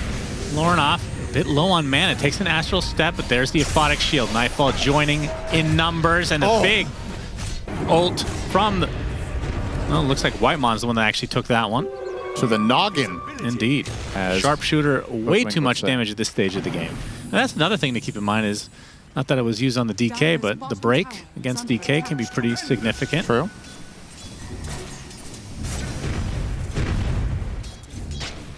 And BZM gonna be going for that shard pretty early. I'm seeing that a lot. Yeah. To help farm. Do you like that shard, design-wise? What do you think? It's kind of weird, but I think the function of it is needed for the hero, if that makes sense. Yeah, he has to get a farming tool? Yeah. I think in terms of how it actually plays in, like, for non-farming is a bit weird, but it's fine. Do you think he goes Ags this game? I mean, I feel like by that point, the Storm's going to have BKB. Yeah, I kind of would prefer him not to. I think they're going to need damage. Popped, and Lornoff wants to open things up onto the DK. Ari is there, though. WS singing his song. He's going to take the brunt, though, and he's going to get taken out easily. Goes to the south. He's actually healing up quite a bit, but eventually ticks out. 33 made his way over as well, as they will actually smoke. Try to take advantage of this Doom. You know that Lornoff doesn't have a whole lot of mana. They won't run into him, though. Just into some supports. Aether Remnant not going to hit, but carry should be done anyway. As actually the Abaddon coming in as well. Wants to fight. He gets Doom. Trying to take out the egg. Now just tries to run away. It's going to connect on him, though. And they're going to be able to kill Kaori and Nightfall. So Nightfall, for whatever reason, wanting to fight there. I guess this Wisdom Shrine Disaster. Baited him in a bit. That is easily the most important sequence of the game. 2 Wisdoms, 3 kills. And like you said, Abaddon getting involved felt entirely unnecessary. And a big loss. Now Whitemon, having the confidence to try to contest these stacks a bit, might be his demise if Mira can connect here. Yeah, another sharpshooter. Yeah. Doesn't have ult. He should be a goner. Killed by little frog friends. There's worse ways to go. Death by 1,000 cuts. You think that's not the worst way to go? That's pretty bad. It's like a little, a little foot massage from the froggies. Ari. Not getting out of this one either. No. Bad matchup for Coddle, the Storm. Traditional counter. One of the few heroes that when you see Illuminate flying out, you can literally just jump in blind. But yeah, this Remnant missing ultimately doesn't really end up mattering. As a matter of fact, it might have helped them, because maybe Nightfall was more confident with the turnaround because they missed. True. And yeah. They all try to help, they all die. It's a good reaction. Also good to see they're staying hydrated with 200 bottles of water under the table just in case it goes late. Better safe than sorry for the Armageddon. Never know when you need to make a makeshift bunker. Yep. Despite some deaths here, there's only one. Let me see. So Pure, yeah, it's only the one. I haven't really seen a whole lot of Pure, but top net worth. Yeah, the hero farms really fast when left uncontested, so. And they have good heroes for stacking. He can take the stacks if needed. And it's rarer sight to see Void Spirit towards the top of the list as well, I have to say. He's doing very well for himself on BZM. I feel like the standard is bottom net worth of cores. As BZM finds himself a squirrel. Mira dead. Lornoff should be fine here. They are bullying them though. That's the big deal here, is Tundra are playing very in your face, and it is so nice for BZM to just keep getting this Ari mana. Keep him going. Move to move to the next. Ari mana grande. Radiant's middle tower. It's a lot of mana. Okay. Just a different way of saying it. Yes, that is true. Tier 1, down and out. It's Tundra. actually better than I gave you credit for the more I think about it, but I really didn't want to laugh, so I laughed for you. It's okay. God damn it, actually. It's actually so good. Oh, it was so good I had to process it for a bit first, just how good that is. Damn. You're a funny guy sometimes, you know? Anyone tell you that? I'd say I try, but I really don't. No, that's why it's funny. 33 with his patented boots of bearing. Yeah, only player to buy these, of Has course. the casual clothes. It's patented for him. I mean, he starts all the trends, though. Come on. Surely. He really does. First player in the world to buy boots of bearing on Doom, I'm sure. As a pro, probably true. Probably not. I don't know. He is a gigantic nerd.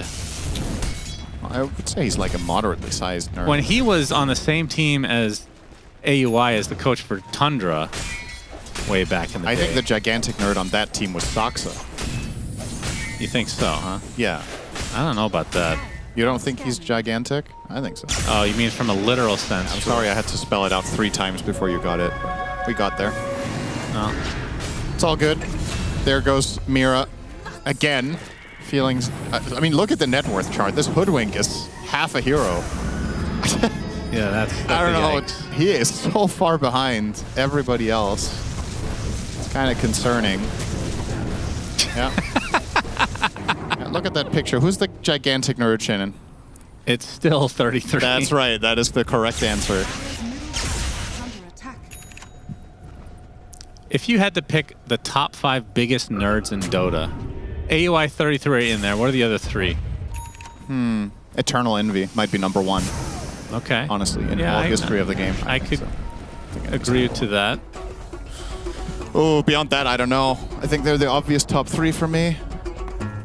Give it some thought. It's all right. Aghanim Scepter for WS. And assuming that the Kaya is next, it looks like Kaya's Sange. Yep. But yeah, I'm interested if it's going to be BKB or Lincoln's, or potentially just both. And most importantly, does he get there?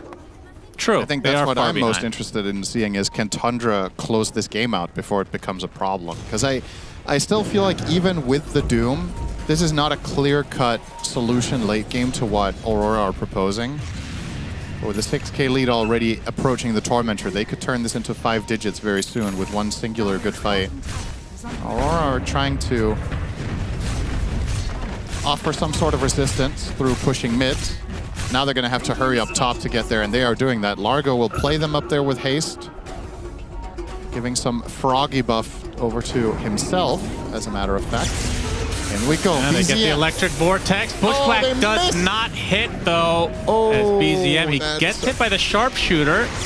Has another astral step, and now Pure and Ari in the vicinity to assist. That's a bad miss, though. Storm is low on mana now.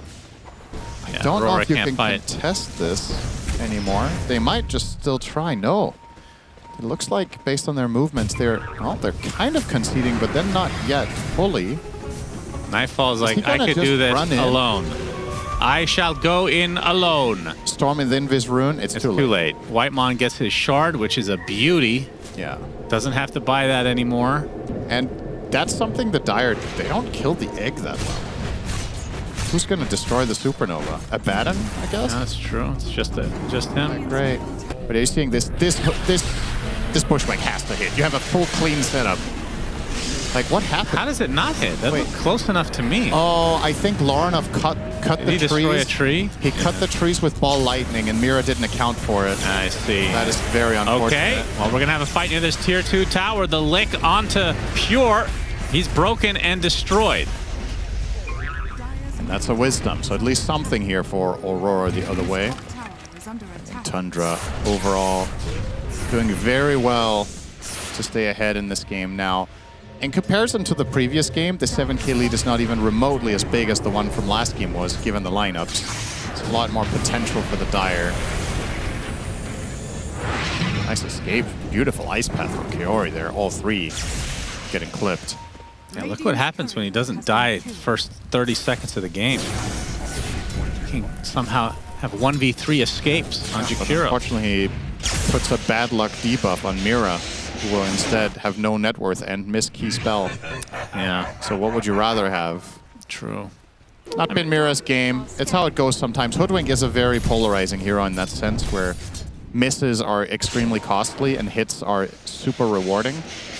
So it stands out. And it's not like it was a criminal error. It just sucks for him that the storm cut the tree that he was planning to connect on. But it's a shame because with that kill on Void Spirit, they might have actually gotten the Tormentor. Yeah, so it might have been like a knows? 3 or 4K gold kill. Yeah, for sure. Relatively speaking. Now BZM about a recipe away from Shiva's actually. Looking quite good in the farm department. Yeah. Healing reduction for Largo. A lot more damage, of course, for himself and all of his teammates except DK. Lots of magic damage flying around, so that's a real feels-good item to get. And I love that he's going for that over the X like we talked about. Oh, this could be a huge backstab. The jump in onto the Jakiro, then they find the Abaddon as well. Super Doom clean. applied. He's gonna pop that ult really to no avail. He has nobody coming close. Gets off the Manta, and then the double kill secured for BZM. Roche is up. This seems like a good timing to me. Beautiful. Great execution. It's the Shadow Blade Blink Dagger combo for Pure this time around. Gonna go for the full Silver Edge. It's very good against Largo, capping his move speed at 200. Largo. Sorry if I said it wrong. So Largo.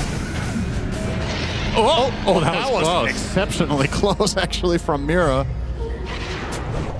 Not quite, though. He's all alone for the time being. Ari will join him in the fire and the flames. He gets Electric Vortex back into the Macro Pyre. Pure. Licked back He in is again. the one with the Aegis, but surely you don't want to burn it this quickly. There's the Sunray healing him up. That's a lot of healing on top of that.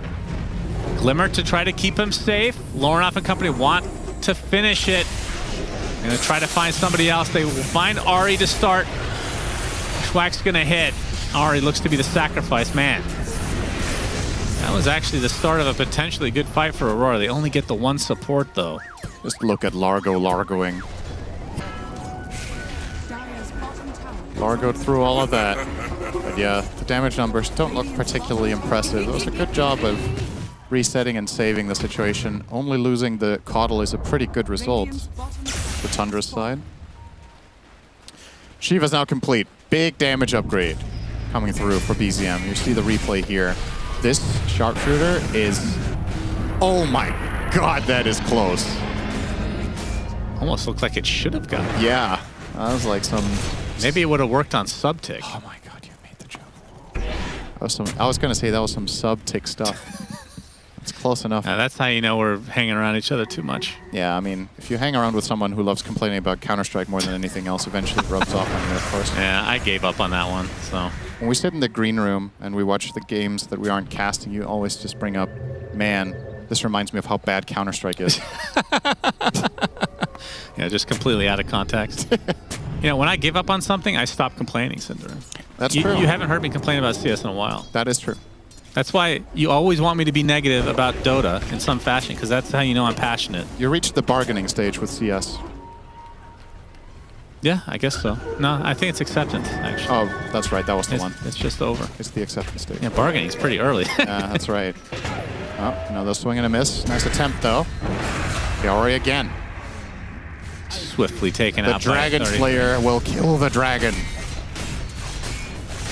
33 with quite the array of items. Support items, it looks like. Utility, mostly. Yeah. A lot of magic resist in there. Glimmer and Pipe. He understands the assignment. Abaddon's physical damage is not that significant. Zipping to... Oh boy, do they actually have the damage? They actually baited him into that. Bad. Unreal. Aether Remnant was placed like 5 seconds ahead of time. Oh man, alive. That was like a, I mean, pretty low chance of working, but it did. Trying to catch a fly. Like this. Beautiful. Basically double hypnotized. And what can you do? They set the trap. 8K lead for Tundra now. Aegis in the hands of Pure for another minute and a half. They're going to take this tier 2 easily. Not sure if they're going to get any more. With such little time and no DK form. You can see they're drawing on the map. That's a lot of the same drawing. Both Ari and BZM are looking to go top. Okay, they're still looking to go top, but they'll go bottom. Interesting drawings. Mira dead to right. Yes, he is. Okay, well.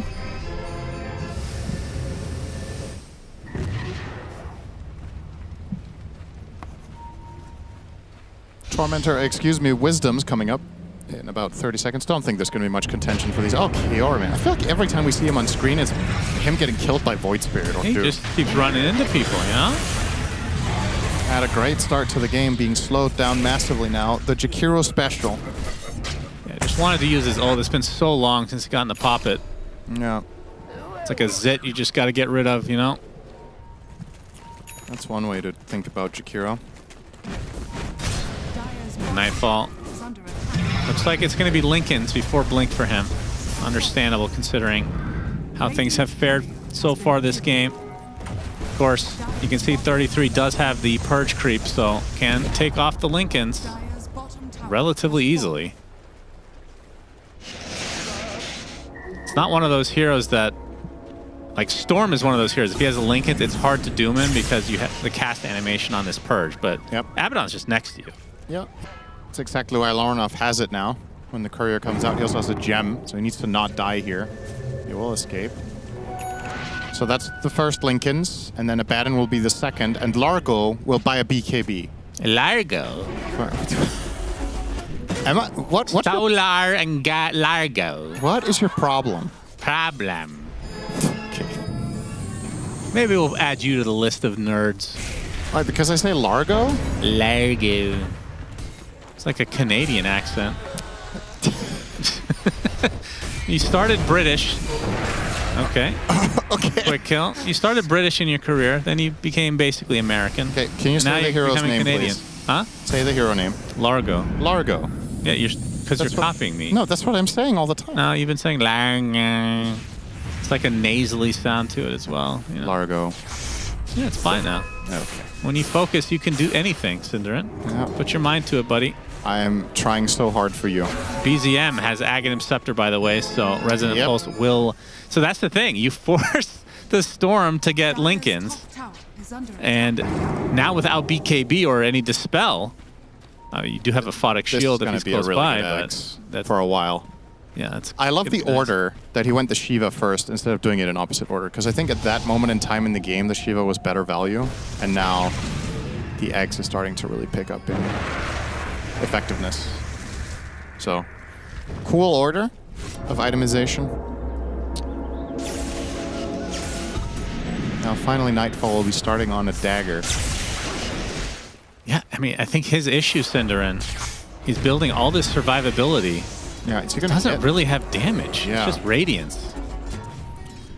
Effectively, their lineup is hoping to win very extended fights where Largo and Storm are going to be the killers, and Abaddon is just in there with Radiance and trying to keep people alive. And theoretically speaking, the timing is approaching now with the BKB on Largo and the two Lincolns, but the issue is I just think Tundra have too much survivability against it. Yeah. It's going to kind of be two walls against each other, and then Doom is often very good at dealing with those situations. That's how you can break through. Well, Shard for Ari, so he's got 2 charges on Solar Bind. Radiant structures are Say fortified. it normally, please. Solar Bind. It's Solar Beamed. There you go. Mr. Beamed. Get out. We'll get out. Okay, well, we killed 33's courier. Nothing on it, though. Not really. And he'll have access to the enemy secret shop if he needs something from there. I'm gonna try to smoke up his 5 and... Fargo. For Largo. DK form initiation. Largo, speaking of which, super dead. Mira. Oh, this is very, very bad for this. This is high ground. I think so. Mira actually gets away, but I mean, does that really matter that much? Is he how away? long they chase for? Yeah, he's gone. Barely. Now they can use this Barely. DK. see how much damage they can do. If you're watching Trent, I hope you're having a good time. Good old Trent packs. Yeah. Roche is about to spawn now, actually, but the poking shall commence. And okay, Mira, you live for a bit. All right then, buddy. Break onto the Abaddon. Nice blinding light, and the Doom applied. Can see the borrow time. He can blink, but now he's going to go back to base without an ultimate, or can't even get back to base. Pure going to blink right back in on him and just destroy him. Double kill for Pure. 60 seconds of no Abaddon. And now we're talking about multiple Ceteracts potentially. That was actually, considering how he got jumped, that was the perfect reaction from Nightfall. So he gets broken, and right before he gets doomed, just awful. He pressed his ult. Yeah, Aurora. But he can still just chase him down. This DK with the Daedalus as well as Silver Edge is a true killer. We cursed Aurora, Cinder. We really did. We did it again. High five. Do you want to just commit to going against... Yeah, exactly. Actually, let's commit to going against them the rest of the tournament, and they'll just win DreamLeague. Okay. You want to make a pact? Do they deserve it? Well, that's a different question. Do you wish this upon the other teams? Our cursing is too strong, but when we do it knowingly, if we do it with intent, I don't think it works. We need to still. Yeah, we can't do that. Okay, we could do like a game where we both think Aurora are going to win. Yeah. And we say we force it to lose and see what happens. Okay. And then if that holds true, then we can do whatever the hell we want. There's no... We are gods! There's no counter to our curse. Gods amongst men. Lorna trying to be a god amongst men, wiping out the creeps, but the siege creep will stay. Yeah, well, they're wiping their ass. Okay. With the barracks here. Yep. They get the full set. Pure in a bit of trouble. Doesn't have the Aegis or anything. Getting healed up. He's burning down as Largo was there with the BKB. 80 seconds of no DK. Can they get more is the question. Electric Vortex onto the Phoenix and the Sharpshooter as well. So 2 dead in Aurora's favor without having Nightfall up at all.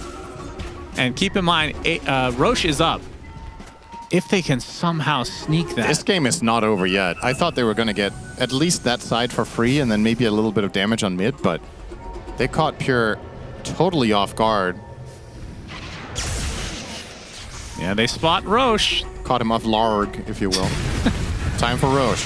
Rashawn is available to take. And this is a potentially big swing in the game. They do lose a set of racks, but if they can use this Aegis in a proper way, and who knows what can happen in this game. Who do they give it to? WS? Yeah, I like this. Very cool. I like this choice a lot. He's going to go for Lincoln. You like it a Largo? I like it a larg. All right, so how much does this change the game? Decent amount. I mean, you're still looking good on Tundra, but it gives you a moment of opportunity on Aurora. If you find a good fight, can kind of equalize the game. I don't think a lane of barracks at 34 is game deciding. I think in this patch, this would look a lot more dangerous, this gold lead and the lane of barracks gone 2 years ago. I think this would feel a lot more constricting, but power creep and all that, Radiant's middle tower is and the formulae for comeback and all that good stuff still leaves Aurora with a decent chance if they were to find a good jump. 33, speaking of jumps, he gets licked, he gets consumed, and he gets killed. Oh, he shook his head there, unhappy with that. Surprisingly unhappy with dying. Yeah, that's shocking. Feels like this Largo has really hit critical mass. Pure. Attempting to go for this. Is it going to cost him again?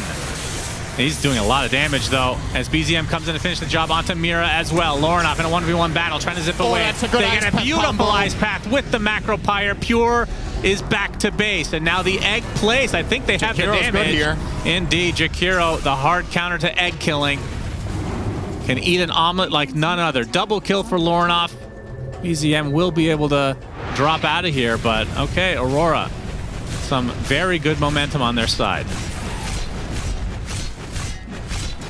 We were counting them out, Cinderin. That means that they have a chance. The moment we were sure they were in trouble. Yeah. That's how it goes. Honestly, this is kind of crazy that Pure does this. 35-minute Wisdom Shrine is basically irrelevant. I don't think it's important enough that you go and force this with your Doom dead. I just think risk-reward of this is just terrible in my eyes.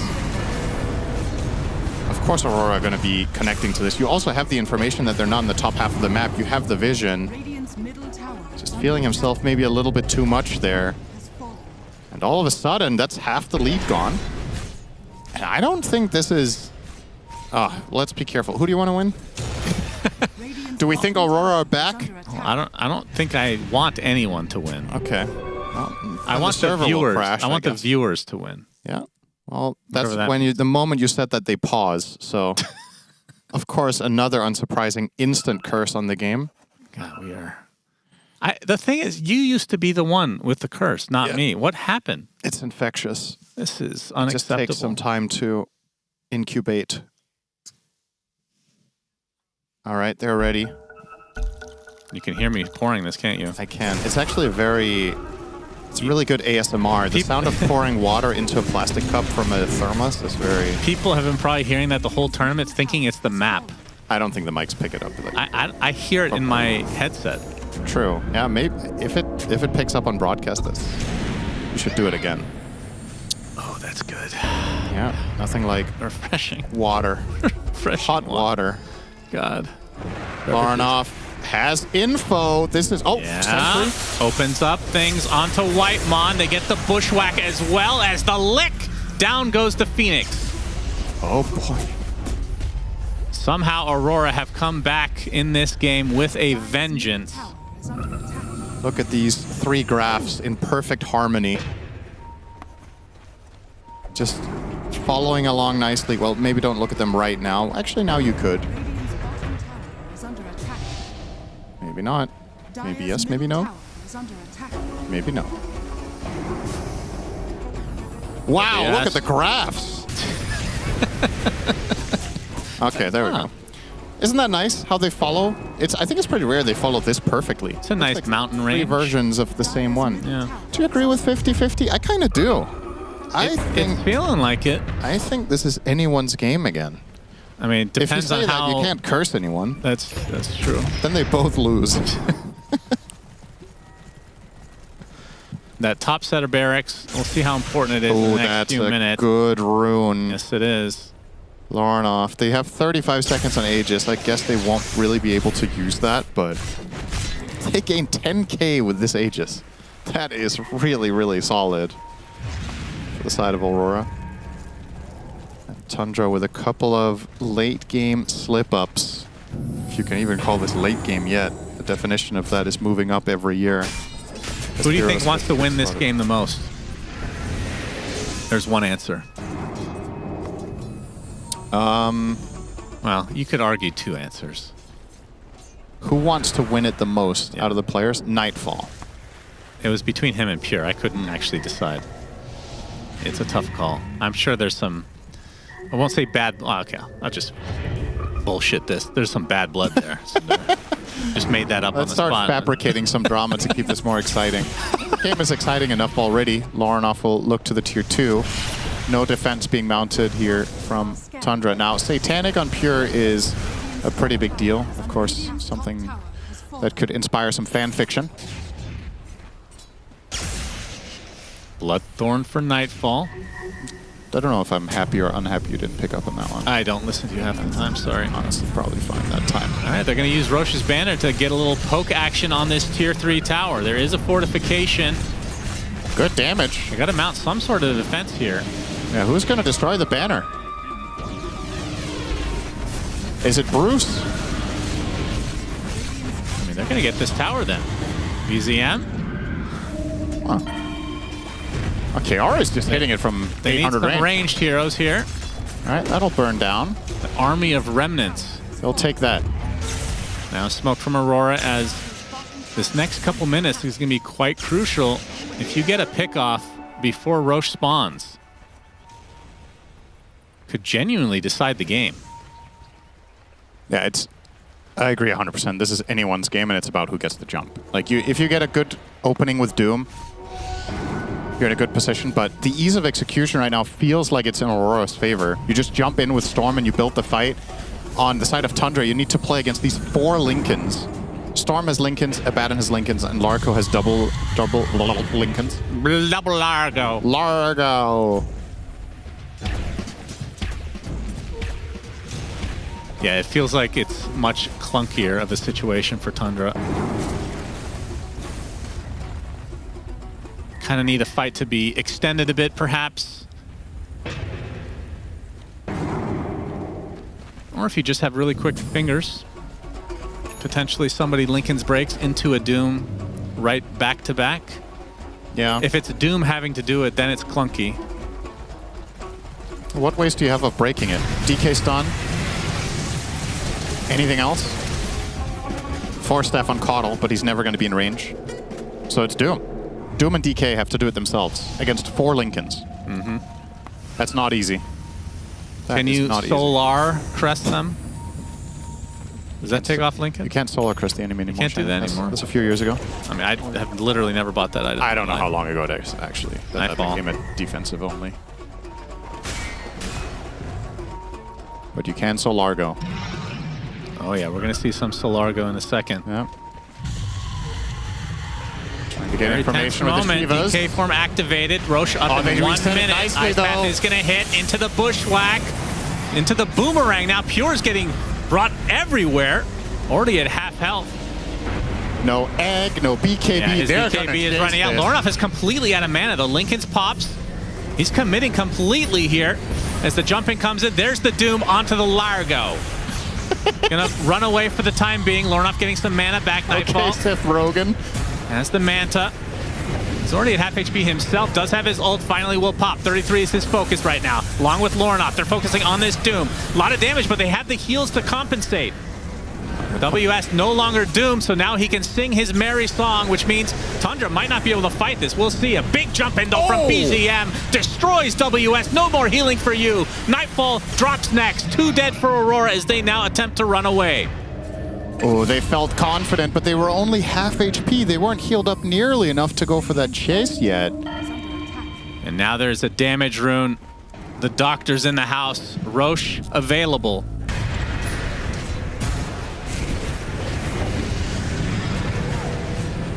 As you pointed out, a really big deal in this fight that Storm's mana drops too low. But that Ice Path is also a complete whiff from Kiora, uncharacteristic for his performance so far in this hero in the tournament.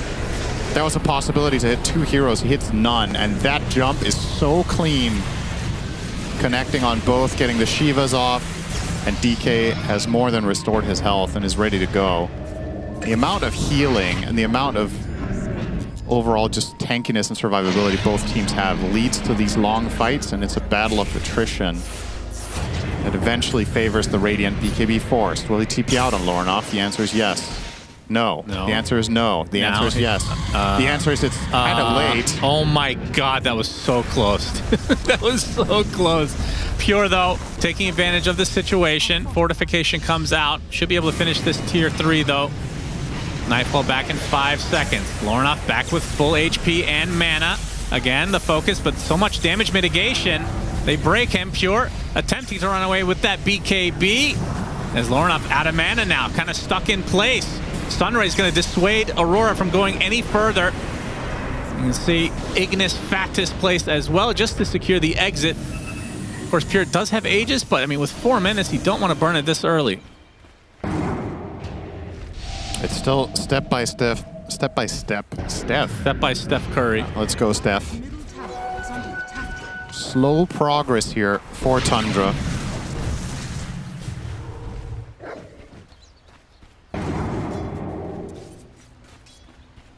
And still, I mean, they won that fight. They got 3 kills, and they get this Aegis cheese, and it still doesn't feel like it's in the bag at all. No, not yet. Especially when you put the Aegis on DK. I know he's hitting buildings, but you kill him once, then you kind of just ignore him if the fight continues.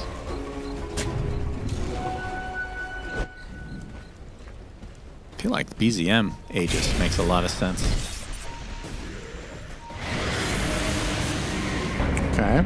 Kaori. Well, there's nobody there except the Coddle. Almost So has he'll get out. Aghanim Scepter for Jakiro. Yeah, we're approaching those ultra late game situations where the damage output of the supports is going to start becoming a potential difference maker as well. Jakiro Eggs, considering the duration and the overall how static these fights are, that ability could win them the game, actually. It still is Tundra favored for sure now with Aegis Cheese, so it's up to them how much they want to try to press the issue.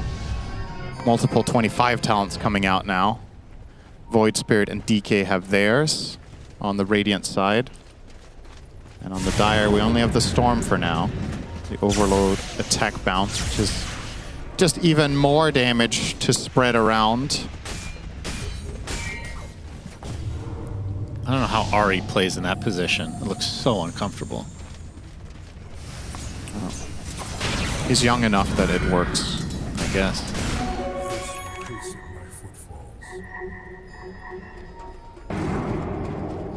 And BZM with a Lotus Orb now. It has Cheese as his 6th item at the moment, and there is the Macropyre Ags. Yeah. Pure, going straight in. Yes, he is. The zip in. They're trying to focus down Largo. Exit the premises, though, as Pure takes the brunt of the damage and Astral step away. They put the banner down as well as Lornoff. He's going to get Dragon Tail, but the BKB was still up. That's Macropyre baited. And I know that might sound like not much, but it's actually kind of a big deal. Yeah, they can go for They're mid. up They to don't full need HP. these Also powers. Storm Dragon BKB. Tail onto Nightfall. Force Staff, though, putting the Dragonite in a pretty of a precarious spot. Gets off the break. And Pure about to get sharpshooted. Has the Boomerang as well. Now the focus on the buildings, it seems, as Pure is trying to focus on getting away. There's the Egg with the Sunray. It's trying to turn this around to WS, but he pops the BKB in retreat. Nightfall and company, they just don't have the damage to burn through anybody right now. And that is going to be a second lane of Barracks in Tundra's favor. It genuinely seems like Aurora's biggest problem is they don't have enough single target damage. Yeah. That's a bad Largo combo. Nightfall does have ultimate. We'll have to pop it now, though. Oof. And that is going to feel super bad, especially with that Aegis still intact. Maybe this is just not the hero pairing that you run with Largo. I think it's the first time this tournament we've seen Largo abandon. All right, they're going to put everything onto this damage. DK. Finally, some damage being done. This would just be life number 1. Pops the Satanic to try to stay alive. He's still staying alive, despite not hitting anything. He gets Force Staff to safety and will still live. And the Coddle heals can commence. Non-stop healing, pipe, glimmers, barriers. It feels like they're consistently missing like 200 damage just to finish the job. And that's what I was going to say. If this Abaddon was a traditional hard carry and you were in this position, I think Aurora would be winning these fights with the Largo, but they just don't have... They have so much spread damage, but they're lacking that like killer. And Refresher on Abaddon is not going to change that. Nightfall just doesn't hit hard enough. If he had like, say, a Daedalus maybe. I mean, would you... In a slot. In the position you're in, would you consider Divine? That's another option, but I don't think it's that much more damage than a Daedalus anyway for him. So I would have liked this Refresher slot to be more damage. I think this is playing to stay alive, which is unlikely to win you the fights. But yeah, he's going Rapier. He's disassembling his Radiance. Oh, okay. So you get your wish. There we go. They are coming to the right conclusion in my eyes that is what has to happen. Nightfall has to be able to kill them, and this will effectively roughly double his damage. Completing this, he's showing the intent by having it disassembled already, and they should know it's probably not going to be a nullifier, even though that is technically possible. And to buy, which also wouldn't be that bad given the Glimmer effectiveness in the game. But I still think the Rapier is the correct... Good shout. Oh, this is going to be another big item. If Whitemon gets an Eggs, they can't really kill the egg. Yeah. So that's even more safety for Tundra's heroes. Yeah, I feel like they just blow everything on one hero. They don't quite kill it. Maybe with the Divine they can, but yeah, the egg, that would be devastating. The problem is if you put it on DK in dragon form, he comes back in human form, right? Wait, why? Doesn't it just revive them completely? I don't think I think you still keep transformation. Do you? Think that? It's been a while since It resets the cooldown of your non-ulti abilities, but I don't think it changes anything about the state of your hero. Okay. I would think. Although lore-wise, it would make a lot of sense that Dragon Knight would come up, but then he's Rebirth. You're birthing him as a dragon. As a baby. Just a little tiny dragon. Yeah. Comes back as Spyro. That's a reference you will understand. That's a game from your time. Spyro? Spyro the Dragon. It's a PlayStation 1 game. No. I did have a PlayStation 1. Isn't he called Spyro? Am I tripping? I mean, you would be able to correct me with what he is called if it wasn't that, so it's probably true. Okay. It's a fun game. For it. Playing a little dragon baby flying around collecting crystals. It's a great game. It looks like it might just come down to the next Roche again. 2 sets of barracks. Just like the favor of last 2 Tundra. times, it's going to come down to the next Roche. Yeah. Each one, I mean, the percentage gets higher for the team that claims it. It does. And I just can't see a world where Aurora gives that up and wins this game. Wait, he went Nullifier after all? Oh, wow. Bruh. Okay. What are we taking off here? Force Staff, Glimmer. Yeah, I mean, it's not bad. I just don't know if it's enough, but let's see. Maybe the Nullifier is going to mean more than I think. Could be a big difference maker. Do you... Okay, well, let's... Okay, everybody has a Lincoln, so that's cool. Thanks, Oprah Winfrey. Gotta love Largo. Okay, smoke break, Hex. Yeah, the Hex initiation onto Pure. Big Ice Path with the Macro Pyre into the Sunray to try to heal this up. They counteract most of the damage as a result of Whitemon using that. So now the fight reset. They have 2 ways to heal. Largo versus Phoenix. Who shall survive? Mythical Bird or Frog? Both. Okay. How do you like this type of fighting? This is like a meta level question. Like, do you find this enjoyable, or do you think it's too much sustain? Like, this whole type of gameplay with who can finally pierce through the impenetrable wall. Hey, if it's not every game, it's fine, yeah. Okay. Because I think this is a problem that I've heard some people have with this patch, is that there's just so much tankiness and so much healing. And I feel like we haven't seen it that much at this DreamLeague, but this is the first game that we have cast where you're really seeing the ridiculous amounts of tankiness and healing you can acquire in some lineups. And how seemingly limited the solutions are. I mean, one side has Doom and Shiva. Yeah. And they still feel like they're not even finding kills most of the time. He needs to... It's hard to get off the Doom, I don't know if he can though. even stick on him, but like Ag's Doom, if he can stick on him, that's game winning. Yeah. True that. Maybe. Or just pick Ancient Apparition more, you know? I'm Yeah. sure Shiva would love that. I mean, Ags might be the correct call here. He just doesn't have Dagger. How do you stick to them, though? Yeah, I don't know. Because you're the one that's in the Macro Pyre. Yeah. Smoke again. Roche up in 10 seconds. Yeah, they have to defend their base. So how many hexes do Aurora have? Is it 2? Yeah, Storm and Hoodwink. Okay. That's a lot of mana expended to survive. That's well that's worth a big it. run. Yeah. Well, at the same time, does it really matter? They'll nullify it off if they go for him, and if they don't nullify him, they aren't killing him anyway. So, theoretically a big rune, but exactly in this game, I don't actually know if it matters much. They're trying to pounce top? What is this movement from Tundra? Yeah, maybe hoping to catch someone off guard, but nobody to be found. This would have been an incredible Roche snipe for Aurora. They could have actually taken it. Yeah. I think. The last Roche was taken by Tundra, right? So it wouldn't have roared? Yeah, Tundra got the last one. They're going to try now. Yeah, this very is pretty ballsy. cool. There's 15 seconds until he leaves. They can do it in time. Yeah, Coddle just TP'd the base. Now running over. Oh. There's the big zip, and I cannot believe they gave this up. They gave it up, and they don't have Dragon Form, so if a fight were even to break out, this also wouldn't be good for Tundra. That's... All right. More hope for Aurora. So Storm is the one with the Aegis.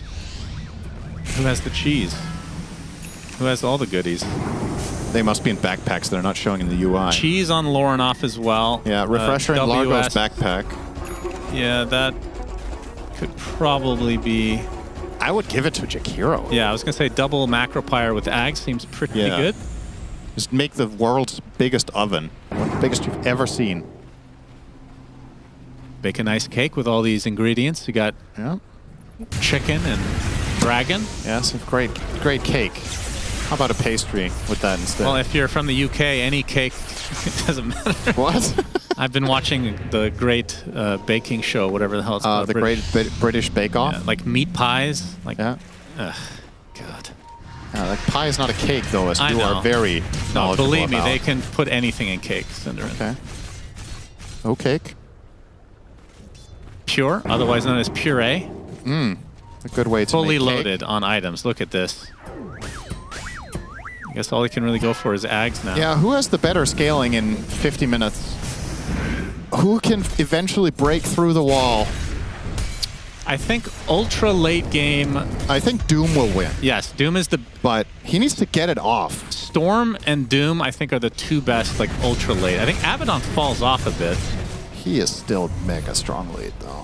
But he's not particularly strong against the Doom with Break and Mute. If you care to cast it. I think Phoenix also scales unbelievably well. He's already there, no? He has Refresher and Ags coming up. So I don't know how much stronger... Is the Ags done? He can buy it if he wants to. Oh, he did. He bought it now. Just now. Yeah, that's... Almost 25 on him. Good one. Whew. I don't think if Phoenix was on the other team, Nightfall would not allow it after what happened years ago. Wasn't that Toronto, Tokyo? Yeah. Well, they were in the same team, I guess. Yeah. Yeah. So now he's going to have a bit of PTSD if this works against him. Do you want to test our powers again? Who do you think is going to win? I think Tundra is going to win. Think Tundra is going to win? Yeah. Congratulations to Aurora. I think 2 sets of barracks. I think the barracks don't matter. No, I know. Not really. Well, it matters a bit. Very little. I think the 2 sets of barracks and the late game scaling that their heroes offer is a little bit better than Aurora, but this Aegis, obviously, pretty big boost. Like, who do you think's going to win? I think it's a 50-50, which the graph doesn't agree with at all, but I just feel like it's so... It's just so down to who gets the jump. If Doom's a good target once, I think they just win the fight and probably the game. But at the same time, if Aurora can get the right jump and actually kill a hero one time, like let's say they somehow, in a slip-up, they catch Caudle or Phoenix, and they build a fight around that, they have all the tools they need. The hexes, they have infinite lockdown. It's just a damage issue. This could be a jump. Yeah. Could also be nothing. Aether Lens for 33. Whoa, that was close. Was that a cheese used by Storm? Not sure. Yeah, he used it. I think he might have. Did he misclick or did he actually genuinely feel like he needed the mana there? Either way, that's a cheese down. So no longer quiche to be cooked. Now we're back to the whatever they have in Britain. You can ask Ari if they win in a winner's interview. Some sort of meat pie. Yeah. Dire are scanning. 45 seconds away from tier 5s. That are not what they used to be, of course. They don't end games, Cinderin. It could be a really big help for Abaddon, though, to get a Stygian Desolator. I think if they were to get more single target damage, it favors them more than Tundra, I think, to get tier 5s. Because I think the damage issue is bigger for Aurora, and I think it helps them to... Like, let's say you get an auspicious one, right? The one with 100 attack speed and magic damage on Abaddon with Stygian. I think you suddenly... How to say? The offensive tier 5 items are so much stronger than the defensive ones, in my eyes. So... And that's by design, right? It's because you want the games to end. Yeah. So...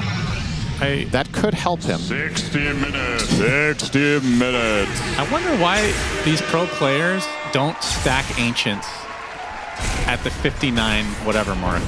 Yeah. Because you get these tier 5 so much faster that way. Time to buy Midas, maybe? Nah. Get them instantly? I mean, that's unnecessary. Yep. How do you get a Rapier here on a Baton? Like, what do you slot out? Manta? I guess Manta, yeah. Probably. Yeah, but you can always backpack it, right? Once you use a refresher, that could be put in, swapped out.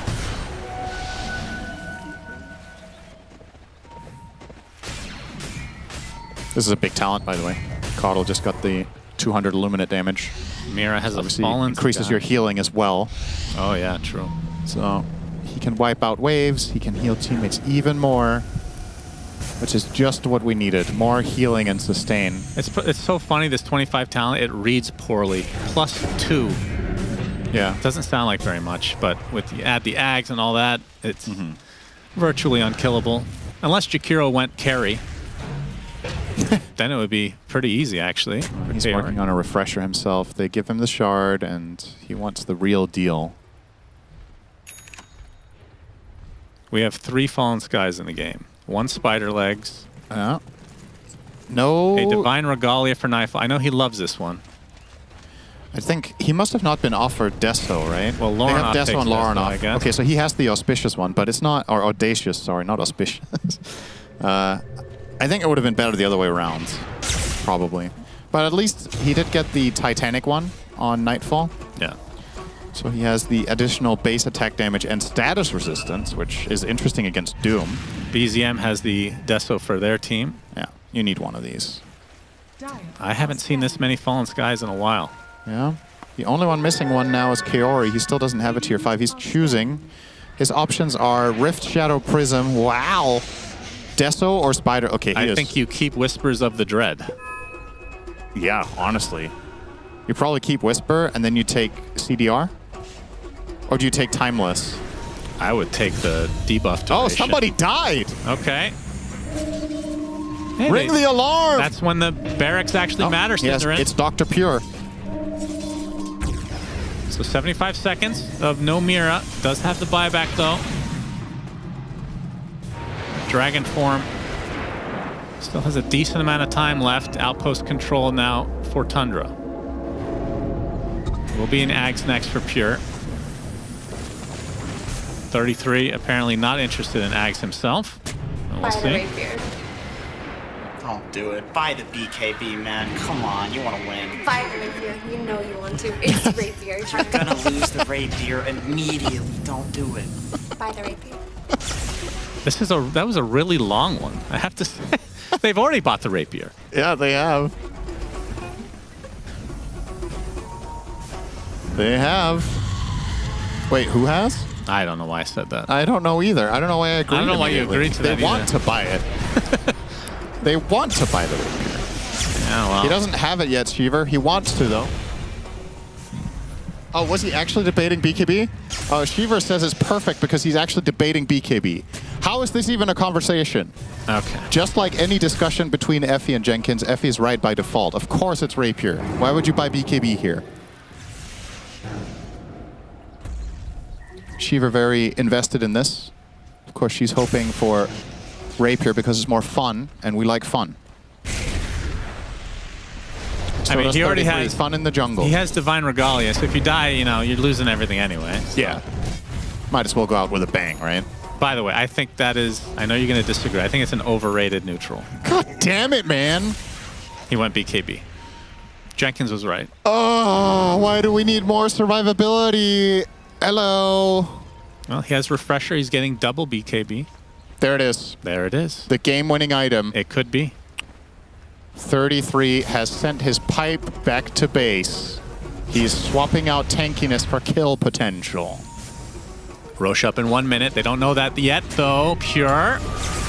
He gets popped. BKB focused on the Hoodwink. Down goes Hoodwink immediately. Nightfall gonna have to pop that ult pretty soon as well. He will do just that as you see 33 introducing his Aghanim Scepter. The lick is not enough to save Kaori. And just like that, a couple heroes dead for Aurora, but you can see it was reciprocated. Buybacks coming out from several supports now. BZM will be able to dissimulate to safety. And actually, they find a Storm Spirit. Lorenoff gets off the stun, but no, he gets decimated by Pure on that right-click damage, and they're going to find the Abaddon as well. Doom still applied to him, cannot heal, but 33 is about to drop to the right clicks, so he goes down, does have buyback himself.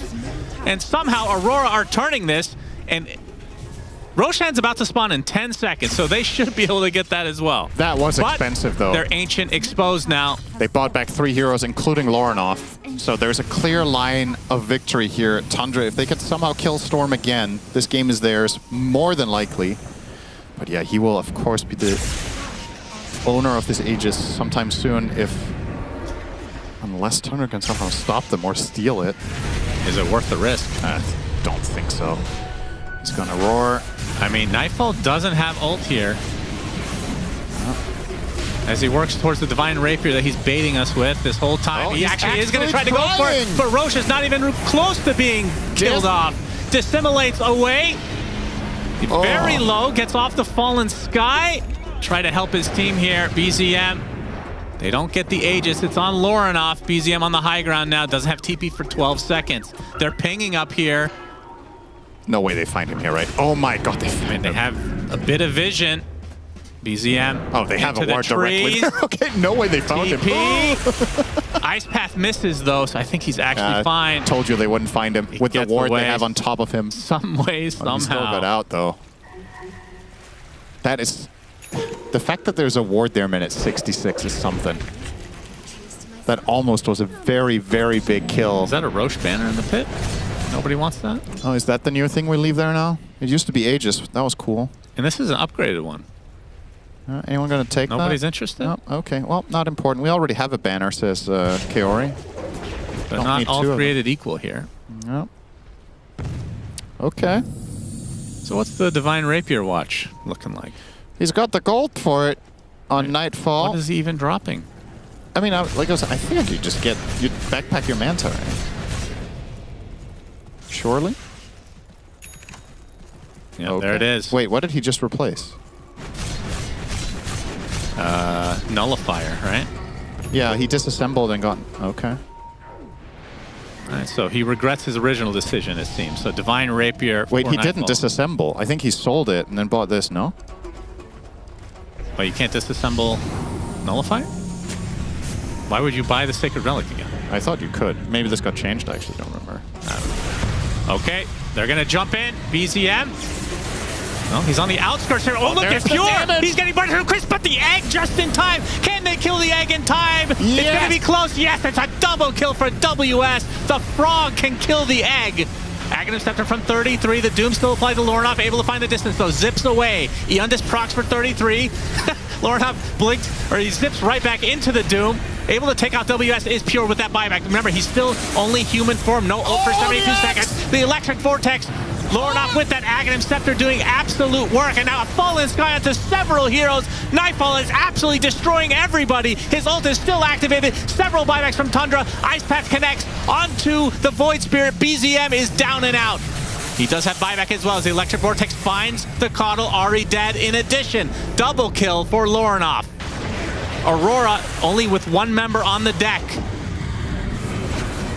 Oh, the BZM getting in pretty deep. 33 with the Fallen Sky. But look at that damage coming out from Nightfall. Basically one-shotting heroes. Another egg for the road, and that's going to be it. Tundra somehow lose this game, and we counter-curse them successfully. Aurora take the 2-1. Wow, the late game Storm Axe plus Shard next to Abaddon is doing ridiculous damage. Yeah, well played. For sure, Lorinoff with a fat smile on his face. What a crazy game and a crazy ending. And it took, we needed those tier 5 neutrals to break the tie. Eventually, the damage is enough. And it becomes about who gets the better jumps. And obviously Aurora with a little bit of an advantage in that department. With the Hexes, with the Storm, they find the right angles. And finally, this game comes to a conclusion after what seems like a half an hour stalemate almost in a way. They managed was entertaining. to get the job done. I didn't even notice. Kaori went for Rift Shadow Prism. Did you notice? Did he? I didn't notice. That's the first time I've seen that. Why? Maybe he was trying to use it to bait. I guess. If they jump him on an illusion, he was like, this is the biggest impact I can Why have. would he ever have an illusion? That's true. Yeah, so maybe. Looking at those damage numbers, though, Laurenov and BZM holding hands on 60k. Delectable Wow, treat. that was a crazy ending. What a game number 3. That's the way we like him. That's the way we want to see them. What madness. If you would have asked me 2 minutes before the game ended who I thought would win, it would have been Tundra. That was a crazy final fight. And the way Aurora played that, jumping the right target, obviously, and like getting the egg as well, Effie, this is mad. That game was crazy. I mean, I just want to start off by saying that this was such a hard game for Aurora to win. And the fact that they won it has really sold me on this team. I mean, I know that they've been owning. I know they have the momentum. I know that everything's been clicking for them. But this is the kind of game that really proves you as a team. It shows your grit. It shows what you're made of. And I mean, that was just really impressive. Yeah, I mean, the funny thing was, I think Aurora was the only other game this tournament that I saw a comeback happen. They were against BetBoom 2 days ago, and they were down like 12k at 25 minutes, and they took like a really immaculate fight and immediately won that game afterwards.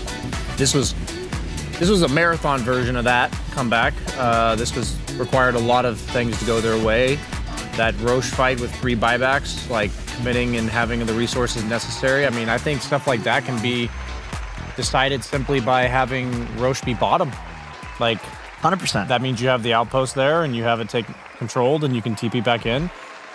There's so many factors that go into that game, and I would just like to remind everybody at home, no offense to this isn't saying pure through the game or anything, but that death at 35 minutes, when you lose that game, you just look back and go, man, if I hadn't died at 35 minutes ago. Yeah. Because that's like the beginning of that the one. That one comeback, hurts. You know what I'm saying? That one hurts. I mean, there's so much that went right in this game for Aurora, though. Like, I really think it all goes back to what Cinderin was saying yesterday when we watched them, which is they are simply in flow state. Because you can win games off of laning. You can win games off of connecting to fights in like the mid to late game, which is what Aurora has been doing. We have rarely seen like any team on this patch, let alone Aurora, go to these like super late game scenarios where being good at connecting to fights doesn't matter at 60 plus minutes because you're going to be at every fight. There's no camps to farm. Everyone's 6 or 7 slotted, Brian, that it doesn't matter. At that point, it's just who is making the clutch calls. And when somebody on the team makes that clutch call, are all 5 people on the team trusting that call? Are they down with the ship together? If the ship's going to go down, we're all sinking with it like it's the Titanic, and these guys are playing the violin. So I agree with the Grit comment. It's insane to see this for a team that has a guy that's a stand-in for a mid laner. It's just crazy. It's a crazy story at another DreamLeague featuring Laurenov. That's true. I mean, this was only their 3rd series in this group stage, and I feel like Tundra was gonna be one of their hardest opponents here. What is it next? Is it Liquid? Oh, aren't they playing Liquid tomorrow? I'm gonna check. Yes, they are playing Liquid tomorrow because they already faced PARIVISION and they already faced Falcons, who would be the other 2 other than Falcons. I mean, there's a lot of top teams, isn't it? Let's be real. But like tomorrow they're facing Liquid, and I feel like they're just, you know, they're the Grim. I've seen the meme with the Grim Reaper, and they're just knocking on the doors, and Liquid's next. It's that scary. They're the other like flow state team where we want to say that they're just playing at a peak. I think Tundra is an amazing test for them because Tundra will not just fold to any team, especially when they get this late into a tournament. You know that they're always a team that like is going to be in contention for winning the entire thing. Liquid at DreamLeague, maybe not so much, but they're also in that like peak form. So definitely these are the 2 tests. They passed test number A. Test number B is coming tomorrow, Shiver. Yeah, it's gonna be an exciting one. Obviously, we're getting ahead of ourselves. I do want to say I feel like we suck overplay Jakiro. Was 2 times this series. We see him frequently getting denied the Phoenix for good reason. He's getting denied the Warlock for good reason. Is it time? Deny the Jakiro for good reason, or is that too linear? I think it's too hard to ban out 5s, really. For me, I just see this, and 2 Jakiros, but also 2 Laurenov Storm Spirits. That's true. He played so well in this series. Like, he was decisive, he was fearless in that late game, and he was clutch. He made so many good calls, and again, that looked so hard for them, even towards the very late game where net worth doesn't start to mean that much. But their throne is exposed. They still have the issues of playing against the Doom in the late game who gets that Ags. They kited around him beautifully. They used their buyback so well. That smoke that they did when they ran in and they started dying, I was like, oh God, is this where they lose? And then they just pulled it off. Right? We were watching that like, what's happening? What's going on? And we're like, wait, how are they doing this? And it just, the fact that we got to have that experience today just really, really reinforces my belief that this team is going places. Yeah, I mean, they're giving me Spirit vibes, like when they're running Sky, where they can kind of just win any game out of nowhere. And that actually that makes me want to bring up this clip from the game, because I did mention it as just a second ago. Shout out to Pure. But, you know, when you lose games like that, there's that one moment in the game where you're up by 13K, you have a teammate dead, and the enemy has an Aegis, and you're invading their Wisdom Shrine. And the experience, Brian. It is an experience, Shiver. It's an experience provided to us as the viewers, because if you don't make this play, then this game most certainly does not go to the extent that it did. They, you know, during the game, Suns Fan and Center were talking about how that Aegis gave Aurora a 10K advantage, and I feel like it didn't have to. And I just feel like I wish we had a compilation of all the times, whether it's the 7-minute Wisdom Shrine or the 35-minute Wisdom Shrine, that teams are just being a little overzealous with the advantage that they have. He wants an ego death for Pure so badly. I'm gonna manifest this. Hold! Wow, we gotta manifest something even more important. We do. That's an interview with the winner. He's named W's because that's all you can fucking do these days, brother. How you feeling after that game 3, dude? Hello guys, can you hear me? Yes, we can hear you loud and clear. Of course, I feel super happy we win this 70-minute games. Yeah, just so so excited. Yeah. I gotta ask, you're playing Largo 70 plus minutes into the game. I know that you must have a plan for the fight, right? Like, I'm gonna go in, bait this spell. Like, what was your personal game plan for the team fights at the 70 plus minute mark?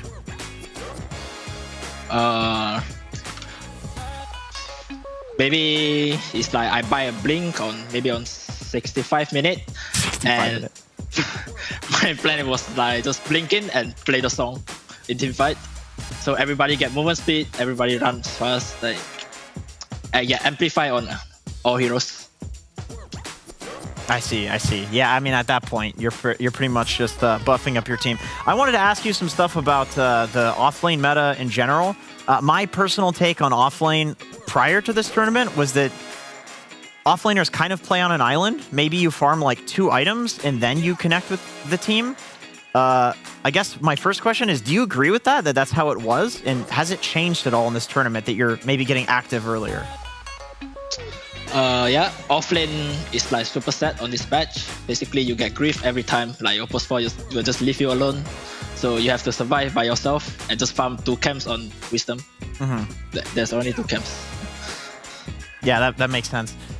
So you're playing with 4 Russian-speaking players currently, and I wanted to ask, what is it like for you? I heard that they will sometimes speak in Russian when things are going like really, really fast. What is it like for you when they talk in Russian? Do you find that there's any disconnect there, or does it help you kind of be on that island on your own? I'm already used to it. Like when they are speaking Russian, I know it's not my business. They are not talking for me. I mean, they are not talking to me for sure, so I don't care.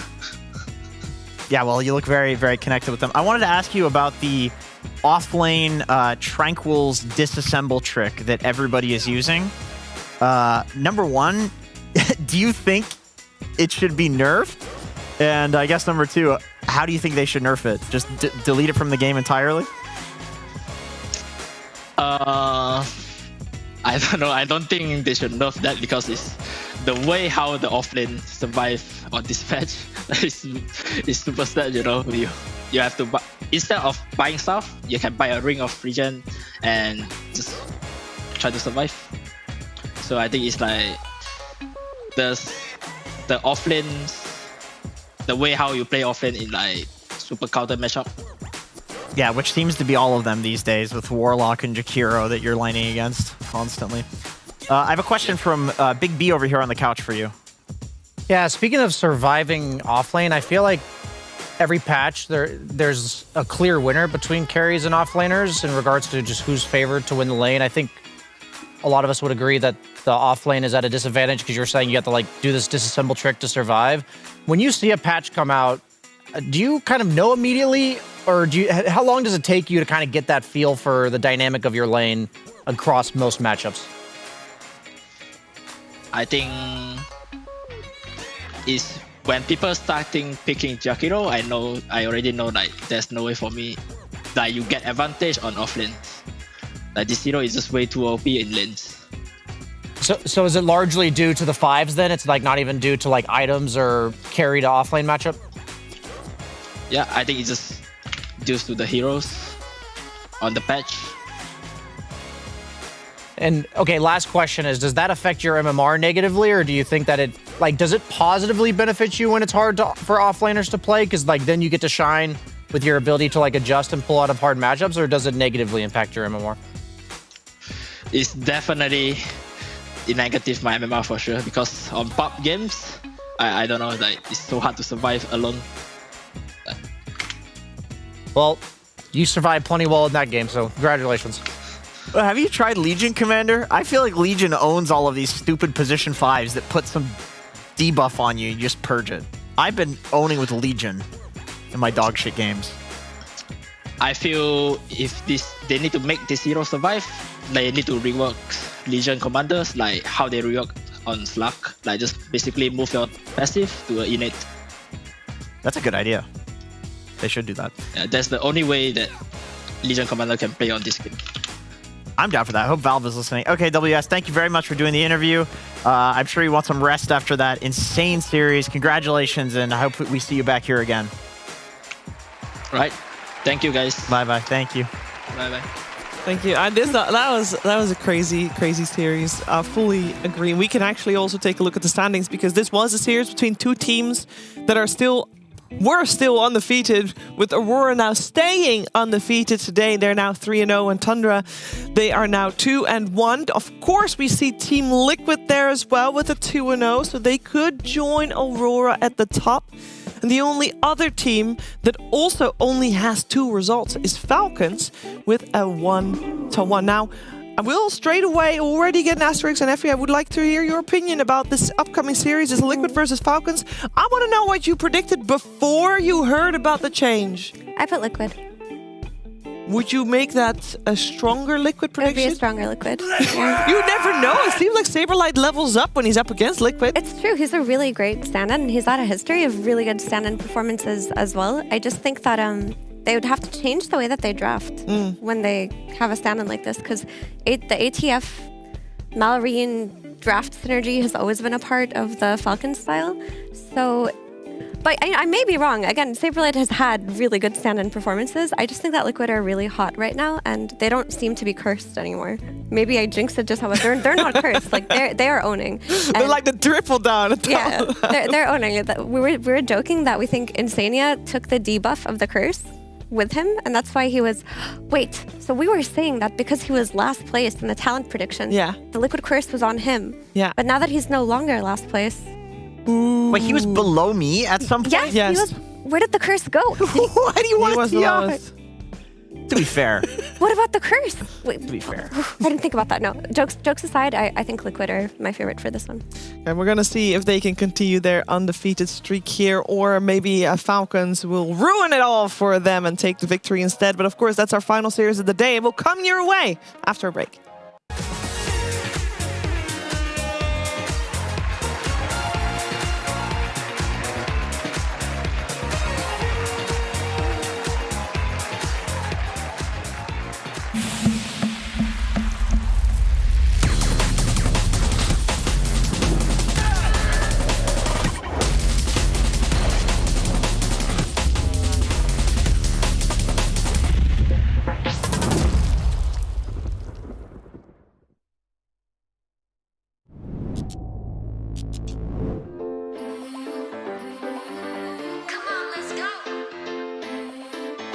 Took a train ride through a galactic paradise. I found a moon rock bouncing around my eyes. I felt the earth shift. It was a gift. I paid my dues and grabbed my ticket.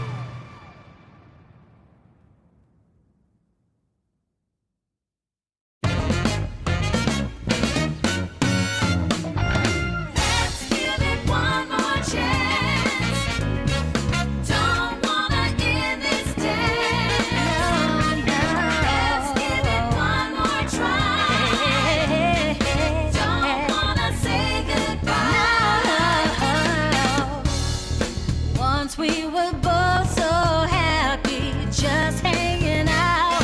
There was no doubt. Why did we take for granted all that was good? I wish we could find what we had and bring it back on track. Yeah. Don't wanna end this day. Don't wanna, no. Let's give it one more try. Don't wanna say goodbye. I know we both had moments. We're both the same. No one's to blame, no. I'm sure that you agree it's not over yet. Let's not forget, no, most of the time is knock on wood. So good. Yeah. Don't wanna end this day. Don't wanna end this day. Let's give it one more try. Just give it one more try. Don't wanna say goodbye. A love like we once had just can't be denied. If we both feel this way, then starting tonight, come on, let's do it right. One more chance. Don't wanna end this dance. Let's give it one more try. Don't wanna say goodbye. Let's give it one more chance to say goodbye. Don't wanna end this dance. Don't wanna end this dance. Let's give it one more try. Give it, yeah. Don't wanna say goodbye.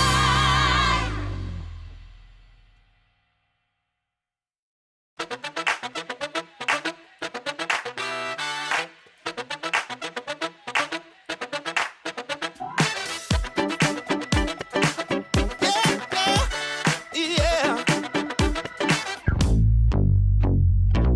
Woke up this morning, now watch me step.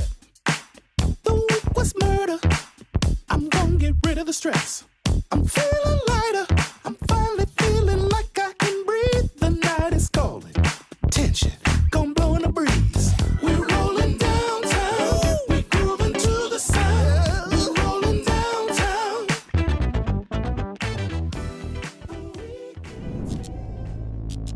Dream League Season 28 is brought to you by DHL.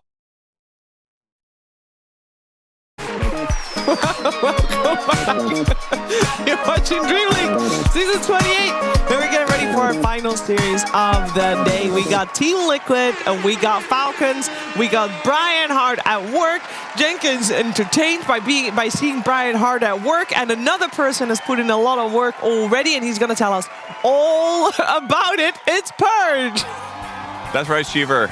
I was pouring over the replays yesterday because we have a big series coming up between Liquid and Falcons. However, a lot of their games were one-sided one way or the other. Falcons kind of got beat up big time yesterday, and Liquid did some beating. So I'm going to take a look at some of the Liquid dishing out the beating from yesterday's games. Let's jump into the clips. Thank you. All right, check this out here. 22 minutes into the game, both teams farming a lot. And what ends up happening here is Liquid says, we want to fight, but there's vision on Storm. And check out this quick reaction that we get out of Boxy here. The second that they jump on the Storm, Boxy comes from the south, lands this crazy 3-man avalanche, which basically just, that's the wrong tool. That creates this big AoE disable in this area and gives them a fighting chance in this engagement. But unfortunately, the Crimson Guard really offsets a lot of that damage. The Great Golem and Fatal Bond splits on multiple heroes, and right when Shadow Fiend's like, okay, it's finally time to use Requiem, the Orchid from Kiritich is off cooldown, and he's able to use it to get that kill as well. So this actually looked okay for BetBoom team, but the problem was that in the next couple of fights, it didn't really look much better despite having an Aegis here on GPK. He had to do a blind jump, didn't end up getting exactly the right location. Storm ends up getting jumped on very, very heavily here, but the nice Chen heals and the beat allows Nisha to get his BKB off, and they're basically able to escape and reset here without any major deaths. And then from there, the game gets a little bit out of hand for BetBoom because Liquid finally crosses the map with a nice smoke. They end up getting lucky and spotting the Huskar, the most dangerous hero, and everybody on BetBoom is not exactly set up for this. They're close by. That nice AoE stun gave them some oomph, but a Satanic Huskar just doesn't quite heal as much as you need in that exact moment. And frankly, even this Miero on Slaughter with huge amounts of armor items does still die to all of this overwhelming damage. So there's just a lot going on there. And then Liquid finally gets their own Aegis with the Butterfly and Shadow Fiend, making him very survivable. And this is really the fight that changed a lot of the game. Both of them smoked, approaching each other. Watch how the initiations go. Kirtish blinks in, he puts an Orchid on Shadow Fiend, which is just okay. And then Miero's a little bit unsure whether to jump because he's not really seeing the heroes that he's really concerned about. And as a result of this small moment here, Save does a Hex, which looks great for them. Boxy finally goes for a tossback. Watch the Requiem here for Mickey. It's going to be really cool. Ends up throwing him back into this. Gets hit by a nice Requiem, which is going to fear him. He dies full to 0 with buyback. And even on the backside, the Tiny who almost dies gets grieved just barely. He gets a Yule's off, and this buys them so much time to actually pop the Abaddon ulti and for them to finally focus and kill GPK. So ultimately just really, really well executed by Liquid, which allowed them to get a nice advantage here. They didn't even have a creep wave near this tower. Nice lasso as well. Ends up getting them the kill on the Slardar dieback. And this was the beginning of the end for them. So you got to be very careful when you're playing against Liquid here because their teamfight execution is excellent right now. They're playing free flow, and they're going to be a really hard team to beat in this upcoming series. Thank you. Yeah, but there's someone who wants to beat them maybe more than anybody else because Saberlight is playing for Falcons. He's standing in for Amar, and he has also stopped Team Liquid from getting to Birmingham. And wouldn't he like to continue his streak by beating Liquid and stopping them from reaching their goals? For example, Team Liquid, because they're not going Birmingham, means that they can't get any EPTs out of that, meaning they have to rely heavily on doing well in Dream Leagues, and therefore getting the points from that. And if Saberlight can stop them from doing well, that's his master plan right there. We are also very close to a draft. In the meantime, we'll figure we show you how our progress is. We're asked to make a 3D version of the Dota map. You see the Dire Towers and Ancients, Radiant Towers and Ancients. We see the Ancients. Sorry, Barracks, not Ancients. Beautiful. We see the Dire Ancient, the Radiant Ancient, and we have a little Roshan as well. And Brian at the moment is starting on the water, and Perch is going to start by painting with the my map. long arms. With his long arms. You can also sit in between Brian and Jenkins if you want. He is very cute. Can I though? It's baby Roshan. He has big wings. Is there... He's a baby. Does brown exist? Yeah, there's one brown. It might not be very full. Where is it? But it's in. You've got all the paint there. You also have Interesting copper. philosophical question, actually, because brown is the way that we perceive burnt umber color. Is that it? Yeah, that's brown. Also, the difference between the perception of the color, like a brown with paint, is different than brown with light, and the way that it's interacting with your eyes. That's very cool. Well said. Well said. We also got a draft on our hands, so we got all the entertainment you could possibly want coming your way. Dopamine maxing here in Dream League Season 28. Yeah, we're doing a good job with that. So one hero that I will look out for in the first phase of this draft is gonna, of course, be the Largo. I don't know if Saberlight plays it. Oh, I'm sure he does. Yeah, that hero's right up his alley. It's goofy as hell. Yeah, I was gonna say. It's like an Aura's guy. You can just run in and feed. Vibe alone, he's like, oh hell yeah. Yeah, vibes for sure. Saberlight vibes. Are you painting Radiant or Dire? You can choose. I will do the. I can do the. If this is this still active? I'm sorry. What are you guys painting? This is not active. Roche pits. We're roche pitting. Okay, gotcha. I do gray. If this is considered gray, is this gray? Shmurry. Yeah. That's what it is. And the roche pit. The Radiant roche pit is gray. The Dire roche pit is black. And unfortunately, the statue that is at the back of the Radiant Roche Pit will not be replicated as we are running out of clay. Can you re-clarify which one's Dire and which one's Radiant? What? On the map before I start painting? Oh, Dire, you're the corner is that's Dire. Okay. Oh my god. That's pink. Giving 2 Dire heroes being picked here. Yeah. Giving SF away, but getting the trade of one of the best supports in the game, other than maybe Tree, probably the best support. He's not supposed to paint this, right? Yeah. He's gonna paint all of the things. Wait, he's painting the paper. Yes. That's right. That's right. Wait, why can't he paint the river on the paper then? You wanted to do the cardboard. But I thought we were only doing the cardboard because he can't paint the paper. He can, he just cannot make it very wet because it's normal paper, not a canvas. Oh, so I can put the... Yeah, you can just put it on the paper. thought you were putting that on the aluminum foil. Brian, you're telling me all the shit you've been doing for the past 10 minutes is now working. No. It just goes here now. It gives them a little riverbank. Yeah. We want the riverbank. Okay, I painted this when the clay was still too wet, but so be it. This is drying now. Good enough for me. Good enough. You know, I know we did talk about how Falcons it's an odd team to stand in for because they're so known for simply forcing the draft, the same draft over and over and over again, and then just being so good at their heroes, they dominate you with it anyway. And obviously, Amar and Malrine are the two that are doing the most flexing there.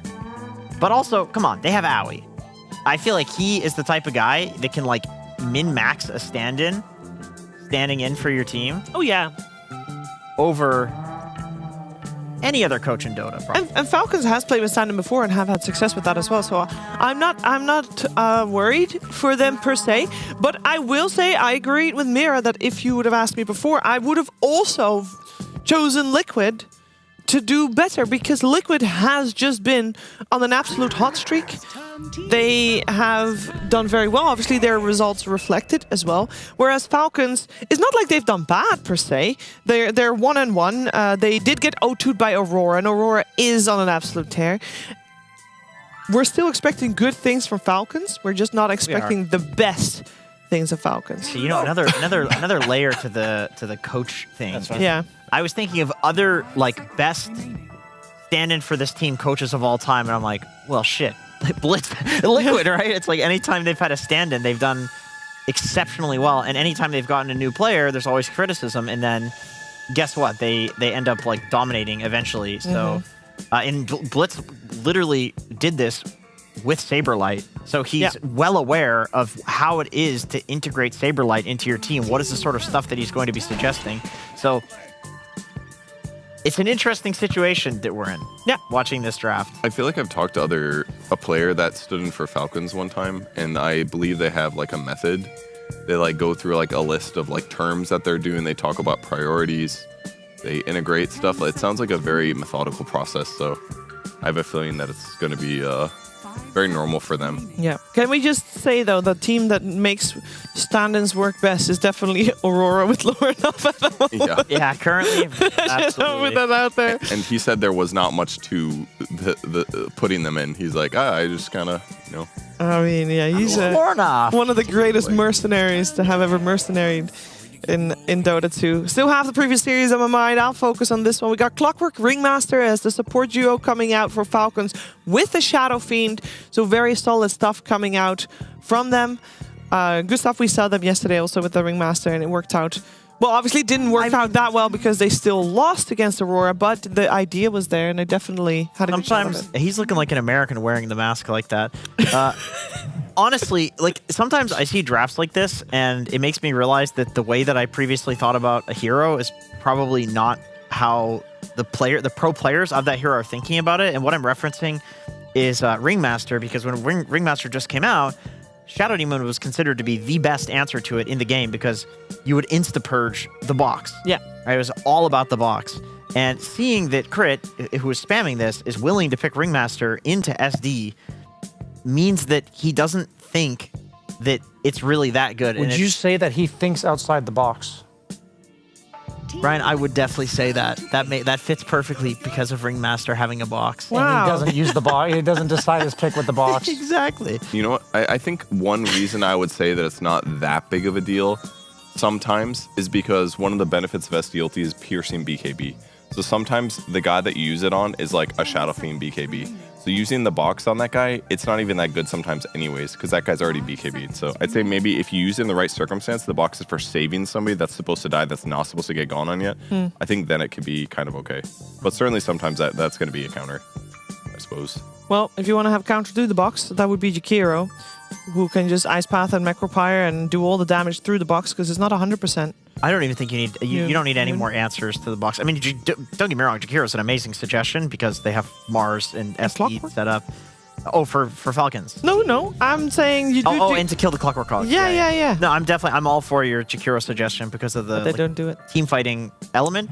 but they go for the other, like, I'm going to layer a bunch of crap inside the Mars Arena team fighter, which is painting all this Warlock. brown, by the way. Is that Yeah, we can just put stuff on That's top fine. of it. It's fine. Yeah, yeah. It might be a bit thick though, is all. Yeah, it's very the thick. hell up?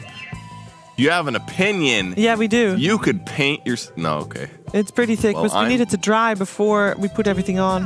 Well, Maybe they don't. Maybe just glue. Like maybe the paint will act as glue. Whatever.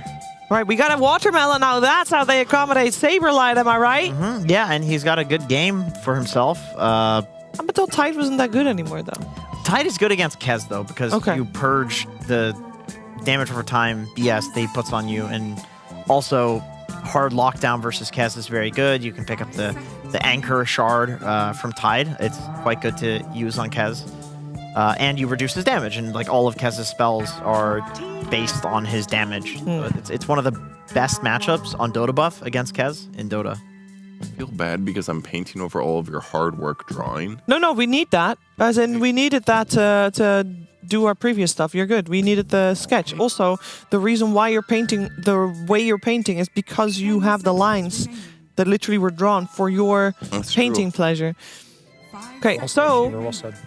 we need mid matchups coming out for our final picks. It is overall last pick for Team Liquid, so they're going to have a little bit of an upper hand there for Nisha versus Malrine. What's the other pool that we would really like? What? I was about to correct you that Malrine's not in this game, but that's next tournament. It's true. Because that's when Loranov's That's when Loranov's playing. We got Primal removed. We got Leshrac removed. Is there any flex potential, by the way? I guess we saw yesterday. We saw Shadow Fiend mid, but I don't really like it. It didn't really work out. I don't think there's any flex for either team. With Clock SF, it's just easy, guaranteed safe lane win. Brian, can I have one of the pillows that you have on the couch that you clearly are not using? This chair, any pillow. I just have a bunch of clay on my hands. I don't mind. Oh. Oh, here we go. Here, I got it. What do you pick that up with? His teeth? Thank you. Damn. Those are for. That's what elbows are for. Oh my goodness! Hold! Oh my god. Oh my gosh. Oh my gosh. Here. Holy shit! Wow. Well, we still don't have the picture with it, but I gotta just do get it. up and walk in front of the camera. Okay, wait, Shiver, you need to play the voice line. Okay. I'll wait until you're in position. Okay. Give him a 3, 2, 1. Okay, wait, let me look at the screen. It's this camera, Brian. It's the crane. No, I gotta be looking at the spot on the screen. Okay, you ready, Shiver? Yeah. Going. Holy shit! Wow. That was good. That was perfect. That was good. Very good. All right, we got the Viper ban. Does it teach us High anything? five. Aren't we surprised that none of the spirits or pucks are getting banned when we're looking for 2 mid laners? I'm confused about that. I feel like it's because there's too many of them. I guess so. You're like, they're gonna do the same thing regardless. Okay, Earthshaker ban makes me think. What is Earthshaker got? Puck and Ember. So Puck is out of the pool. So Ember. But I feel like you gotta respect the Huskar potential there too. No? Huskar's out as well. Oh, my bad. I didn't see that. I think it was actually just an ancient farmer that they were getting rid of. Because Primal Beast does that too. Sand King's gone. These Earthshaker's are all ancient farmers. Is there another one left? That's the question. Mid lane ancient farmer. I mean Timbersaw is a mid lane ancient farmer, but it's a weird pick when you don't know what your matchup is. Yeah. True. You could get really shit on. They did ban Lesh and Viper. Those are really good answers to Timber. I'm just thinking, what can easily clear stacks?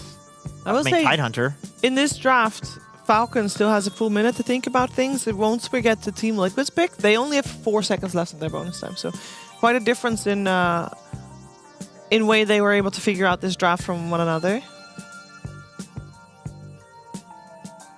But if you don't want to go for Timbersaw because you're obviously not going to get overall last pick, what is the hero that will either have, the what should we call it, the fair mid matchup, just the skill base? Either you want to go for that because you don't want to have something that's just going to straight up counter you. And it is Nisha, and he won't be afraid to put a sniper in the game if it calls for it, so. Yeah, and Malrine also never wants to play fair. True. Like he'll always do some wave cutting shenanigans. It's a really nice sniper game, actually. So far. For Liquid, yeah. Definitely. Yeah, like you don't mind buying Hurricane Pike or Grenade for Clockwork. That's like their only way of catching you. So I want Malrine's hero to have some reach. Yeah. Or jump. Quap. That could work. Quap's not the best for a sniper, though. Bristleback!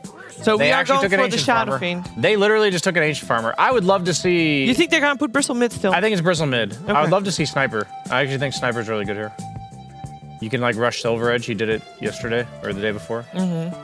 Yesterday. It's like insanely good against Tide and Bristle. And I will say it's also a nasty Timber game. Timber Necro. Oh. Like these Look at all the beefy boys. punishing the beefy boys. I like Sniper too though. Same concept. Totally uncountered. Will lane fine. Oh, Storm Spirit, safe. There's very little disable for him. Curious where this SF goes. Okay, it is a carry SF mid Bristle. Yeah, it's gonna be a pretty free farm lane for Storm. So they picked the you have no disables. We have free farm lane. We'll take that guy instead. I don't mind it. Nisha Storm. We saw Lordoff pop off on Storm last series. I mean, all he has to worry about is like Ravage and Anchor, basically. Hook shot into cogs. So. And Clockwork Hook, yeah. Ooh, watch out. Will they do anything? Will they buy any items like a Atos on Ringmaster or something? Maybe the solution is to just tank up, but I don't love that option when they have heroes like Mars because your SF's not going to reliably deal damage in fights. But you also you obviously have to lock down Storm Spirit. You know, that's the nature of the hero, otherwise you can't hit him. I feel like, I know that Kez is not a spirit, but I feel like he has a similar need. He is one in spirit, Shiver. Okay. He'll be here all week, Shiver, just so you know. You gotta laugh. Think about that real hard. But what I'm saying is that hero also needs lockdown in order to be able to kill him. And they don't have that much. So yeah, maybe Atos is in the cards. I mean, I could see in a world. Orchid Bristleback. Bristleback. Do it in your do it in your voice trailer. The movie trailer voice.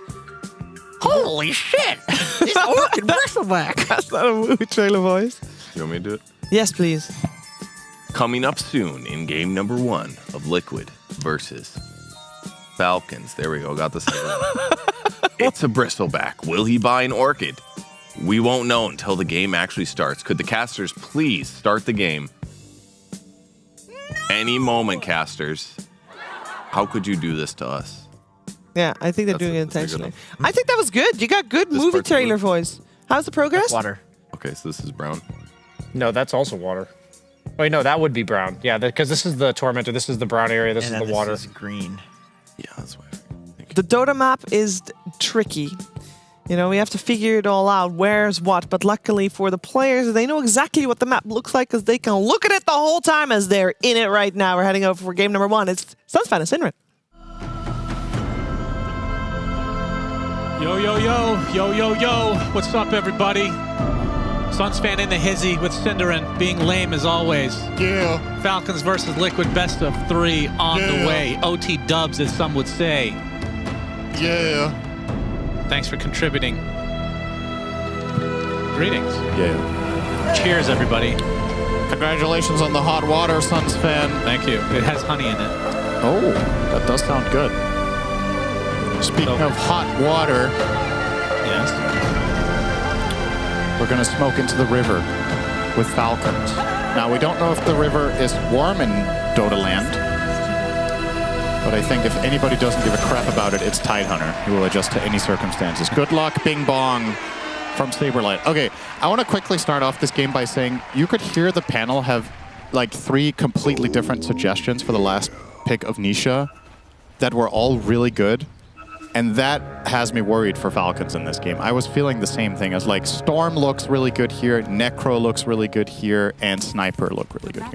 These 3 heroes, archetype-wise, are quite different in nature and what they do. That's so true. If all 3 of them look good at the same time, unbeatable. Have Falcons picked a lineup that is a bit too exploitable, is the question. I find when I look at their lineup, it's very stand in one spot and fight. If you can outrange it, if you can outmaneuver them, if you can out-tank them, all 3 solutions might work well here, and Liquid have some of their best heroes. They've got Storm on Nisha, they've got Kez on Mickey. Ka doesn't work, okay. I think Ace looked really good on Mars the last couple games we've seen from him. So that's just the cores, and for the supports, Tofu Warlock. I mean, it's not really a hero you generally shine on. You just do your job and He knows what to do. And Boxy Shadow Demon is a classic. For Falcons, the stand-in Saberlight will be playing Tide.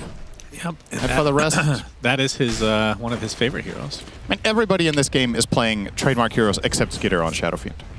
I think that's like the one player who's not playing a hero he is known for. Well, they need to prove that they can play it, because this hero, as you've said, is one of those hotly contested in the current meta. A lot of times it's just banned in the first phase, but if you have a player that doesn't like playing it, then other teams can exploit it. And I think Falcons know better than anybody how that can actually work to their advantage. So we'll see. Yeah. But obviously, like you said, Saberlight is the stand-in, so there's a bit of a wild card factor here.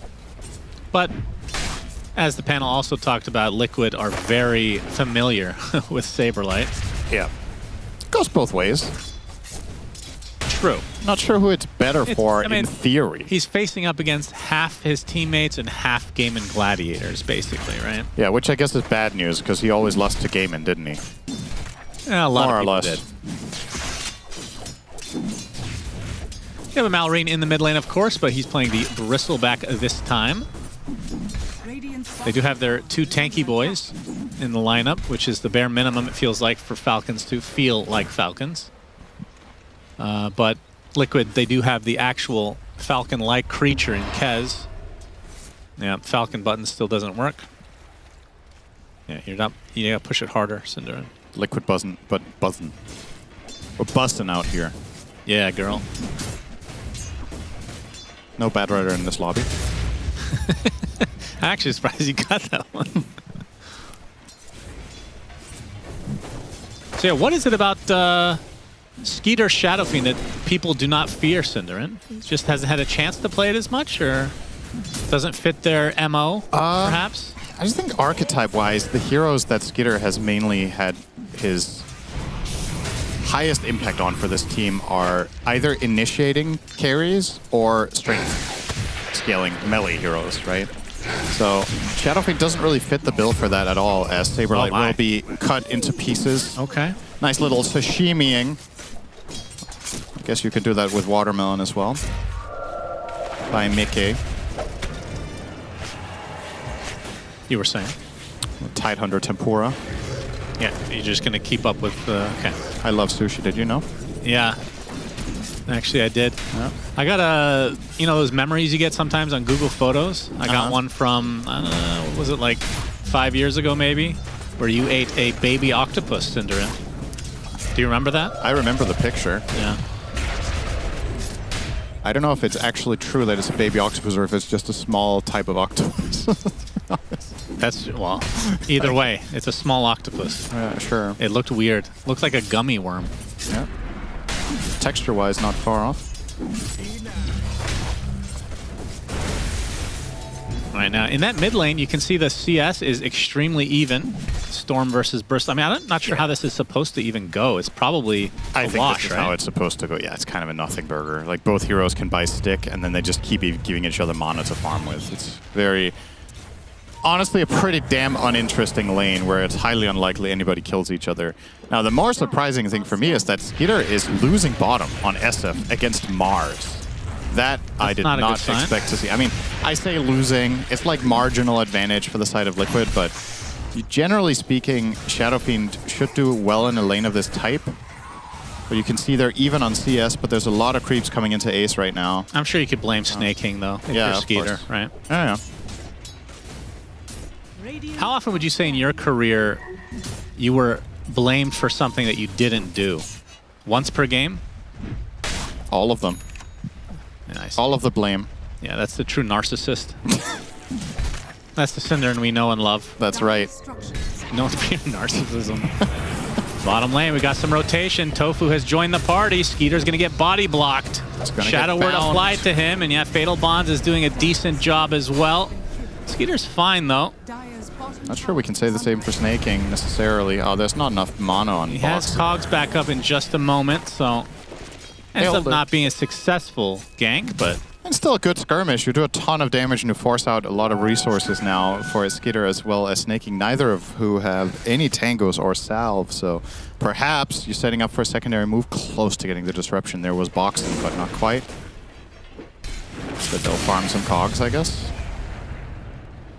We'll get one. Still waiting for the chainmail day. Yep.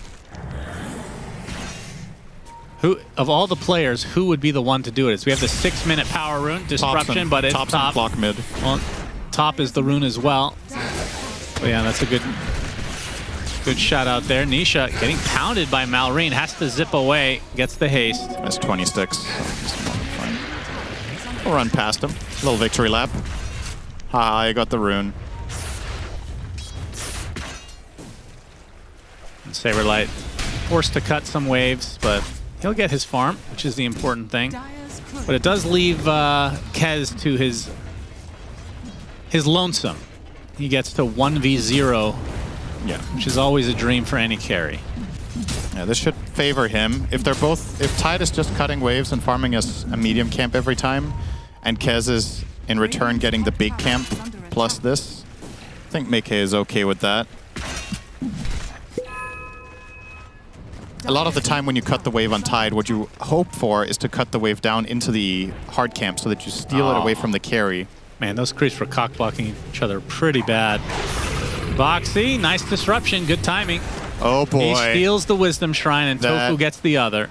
Is really big. I mean, that's one of the best Wisdom Shrine stealers in the game. Yeah, Crit is now level 2, minute 7 on Ring.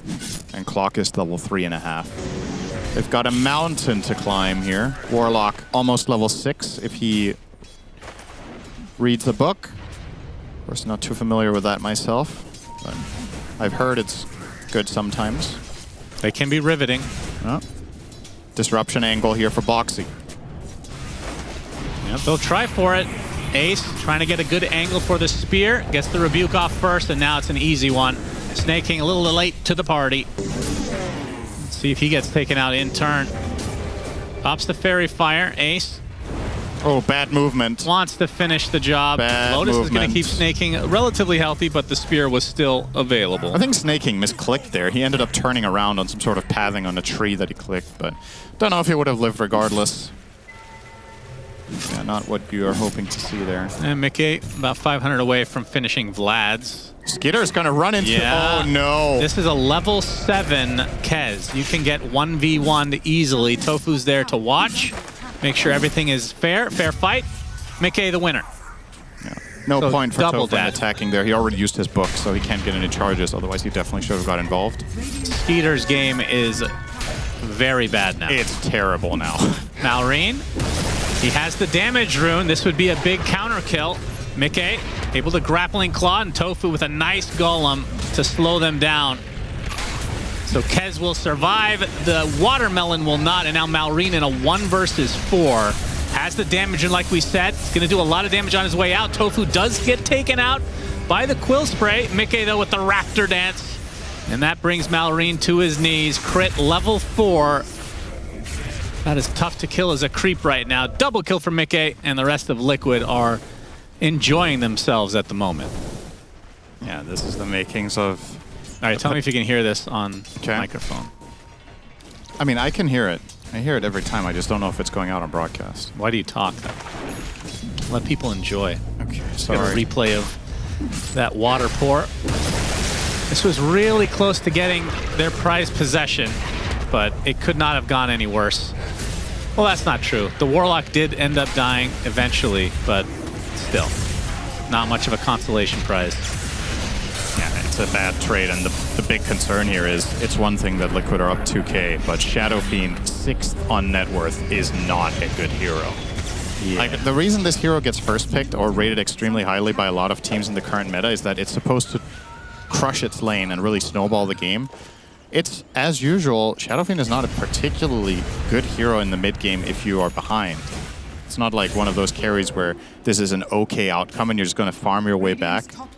He's 2,000 behind Kez minute 10. That is way too much. And frankly, given the lane matchup, should just not happen. What would you say has changed with them? Because back in the day, obviously, this hero has never had any sort of escape mechanism whatsoever, but if you somehow lost your lane, you could always recover in the jungle. Is that not a thing for carry Shadow Fiend that he can get away with? I mean, you can get good net worth, but you're probably not going to overtake Kez, right? Kez will farm fast enough that you're never getting ahead of him now. I see. So, Nisha gets a freebie. Snaking. Having the audacity to try to defend this tier 1 tower, it will be Liquid's. Yep. Using the siege wave with Mars. Nice and easy. And in the meantime, they're also looking to defend top. Mickey will pull away the wave here with a Echo Slash and try to kill the siege, but Malrine and Saberlight have something to say about it, and now they don't anymore. Yeah, they stopped saying anything. They went mute all of a sudden. Yep. 3K lead already for Liquid. This, if it continues with this trajectory, this is not a pretty start for Falcons. I mean, they had a rough day yesterday. Yeah. And that was with Amar as well.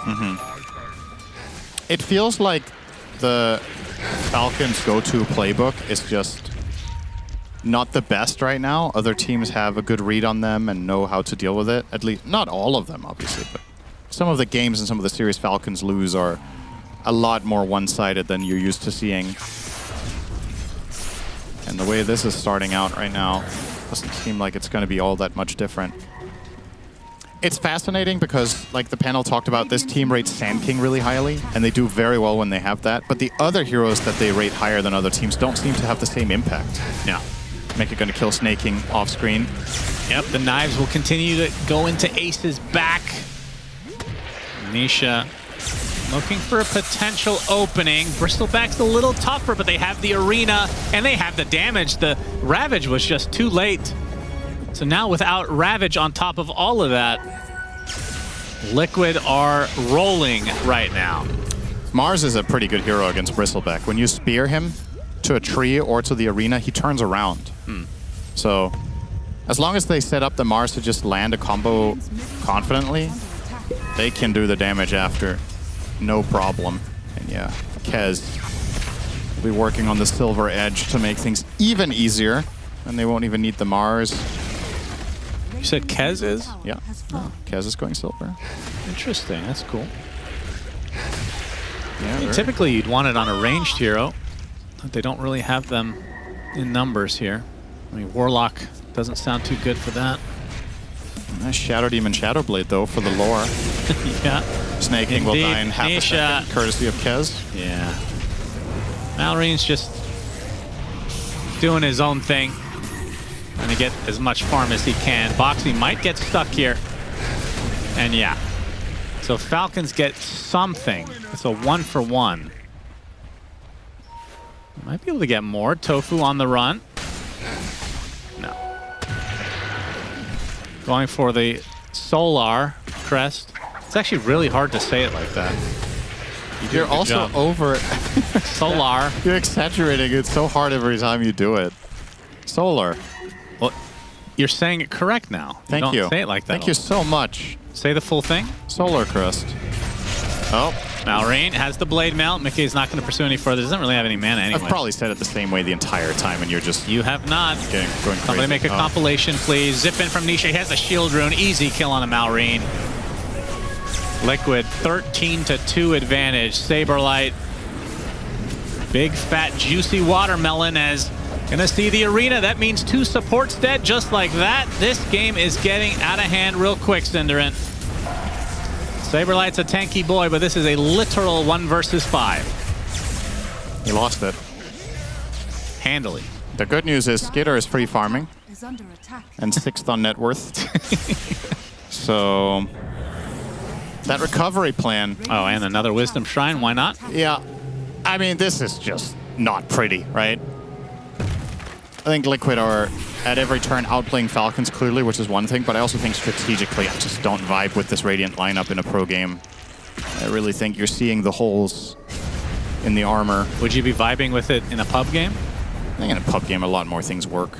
Okay. But when the execution is at this level, I think there's just some glaring issues with what Falcons are proposing here. Yeah, just going to keep the ball rolling. Yeah. Why not? They are so much stronger. They can keep Skeeter. hunting, and they know if they find Skeeter, he's just going to die instantly. And he's there, so... Well, he might make it away just in time. They might see the corpses of these frogs, though. They'll at least... Yeah, they scan as well. Uh-oh. If he farms this camp, he's dead. He's nope, never mind. farming They it. changed their mind. Okay. They would have got him there, I think. But they... I would think so. Had a different plan, and now they get nothing.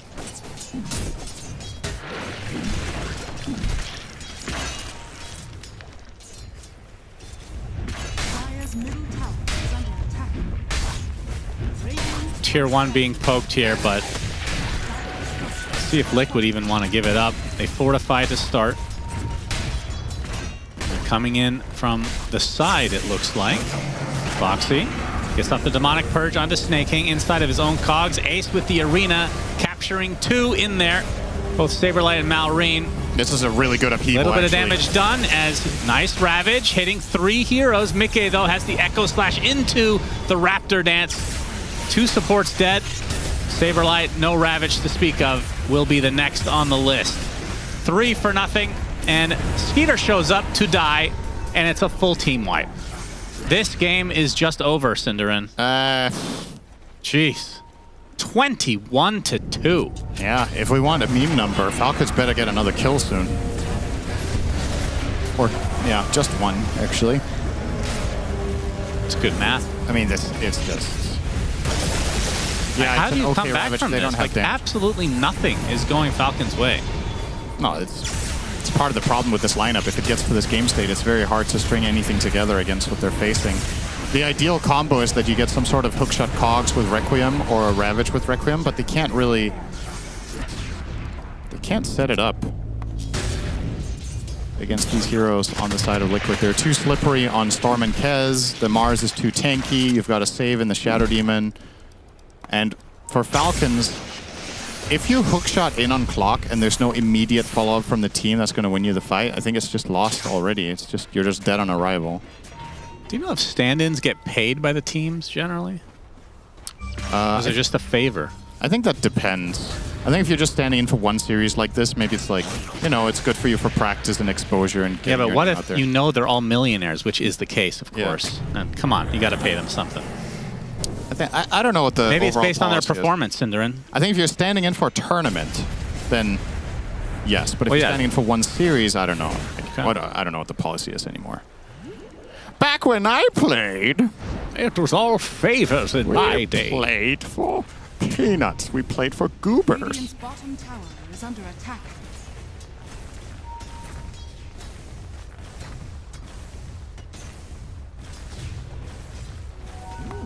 $10K lead for Liquid.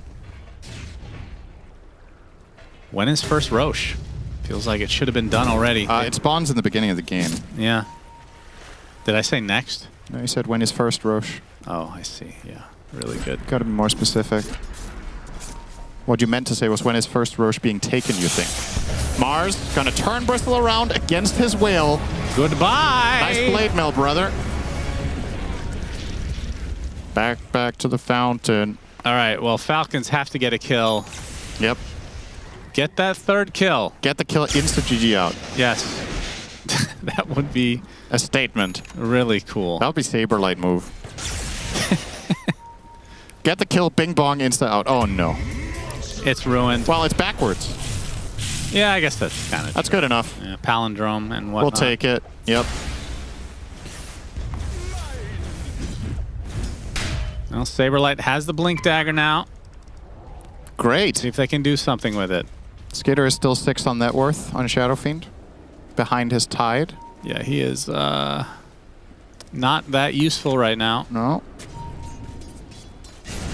But that can change in the next game. Raise those hands, son. Yeah, raise the roof and drop the base. Okay. Yeah, with the Silver Edge, he can kill both Tide and Bristle with a clean opener. Of course, the Blade Mail makes it harder onto Bristle. The backup of some teammates might just be able to do it. Yeah, the Tormentor timer. Falcons, they want to do something about this. This feels like a Hail Mary already. I mean, they kind of have to do this, something like this. Yeah, they do. Scans come out on both sides, so they know that they know that they know. Snaking. Hello. Leading the way. We'll take a chaotic. Oh my God! What the fuck? What? That was a single Echo Slash. Just decimated him. And there is the death on the Tidehunter now. Good Wheel of Wonder onto 2, though. And almost the 3rd kill for Falcons. That's probably all they're going for now, because they certainly aren't winning this freaking game. Skeeter blows up, and 1 more for the road. Disruption sets up the surround onto Malrine, and now slow to a crawl. Broken, dead, triple for Nisha. I want a replay of that one shot. Yeah. Give it in slow. Okay, GG. Yeah. Well, that was a game of Dota. Liquid. I don't know, was it? They showed up. Falcons did not. Yeah, that was not even remotely close. And yeah, Nisha he's got this killer instinct right now. Boxy laughing. I guess if you stomp that hard, you can get a smile out of him. He's generally a very stoic player. I don't remember the last time I've seen him. Watching Boxy just crack up like that. Maybe he just hates Saberlight that much, but beating him is like true joy. That's pain right there. Yeah. Hello, silence, my old friend. I'm a stand-in.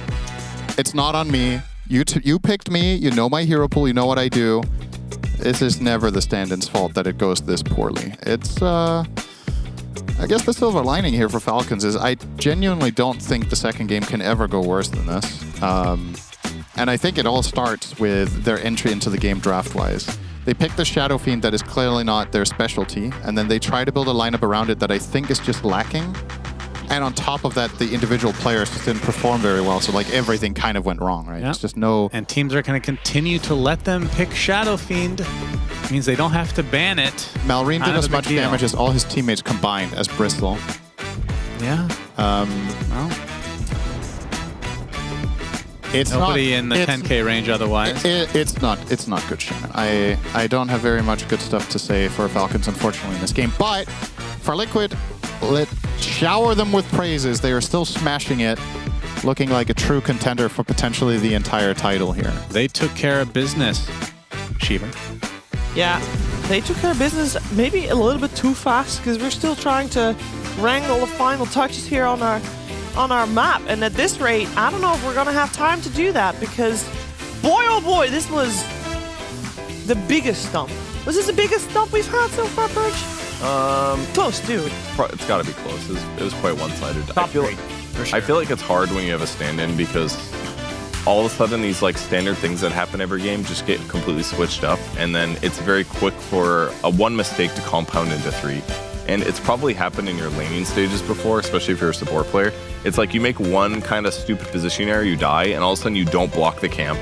And then that leads to a pull, and the pull leads to your carry getting out of position. It's like things just snowball really rapidly. So for a team like Falcons, who's so good, organized, and plays with each other, like a little bit of a swap that changes play styles can really just lead to this crazy cascade against the best team in the world. Yeah, this is... No follow-up. No, well said. Well, I mean, yeah. it's hard to break down a game like that. I guess there's a couple of points that I find interesting about the game. Number one, Ace did excellent again on Blink Initiator on MOUZ. This is a relatively new hero for him, so it's nice to see him getting outside of the box a little bit more. And then number two, Mickey's built Vlad's Silver Edge. Mm-hmm. Very interesting. Brian, we were theory crafting that like carries in general should start valuing this item higher in every game, but we were thinking like 4th item, maybe 3rd, 4th item. I really wasn't expecting like one small item and then boom, the first big item is Silver Edge. Like that's crazy to me, but it goes to show how strong this item is in the meta. Yeah, and you're also far enough ahead that the way I look at it is that the Shadow Blade is effectively replacing your Deso, which isn't all that good against Tide because he just removes off the Deso as well as the damage over time that you're dealing. And then the Bristleback pick made it way too good of an item that game. That's true. You're now looking at a Tide and a Bristle. Yeah, there's 2 heroes that you want to break. You're effectively doing more damage with that item than you are with a Deso, and yes, the item is more expensive, but I just think of it as kind of like a bigger Deso. Yeah. So in that particular build, I think it made a lot of sense. And also when you're that far ahead, you can generally get away with like going for the more expensive version of Yeah. something.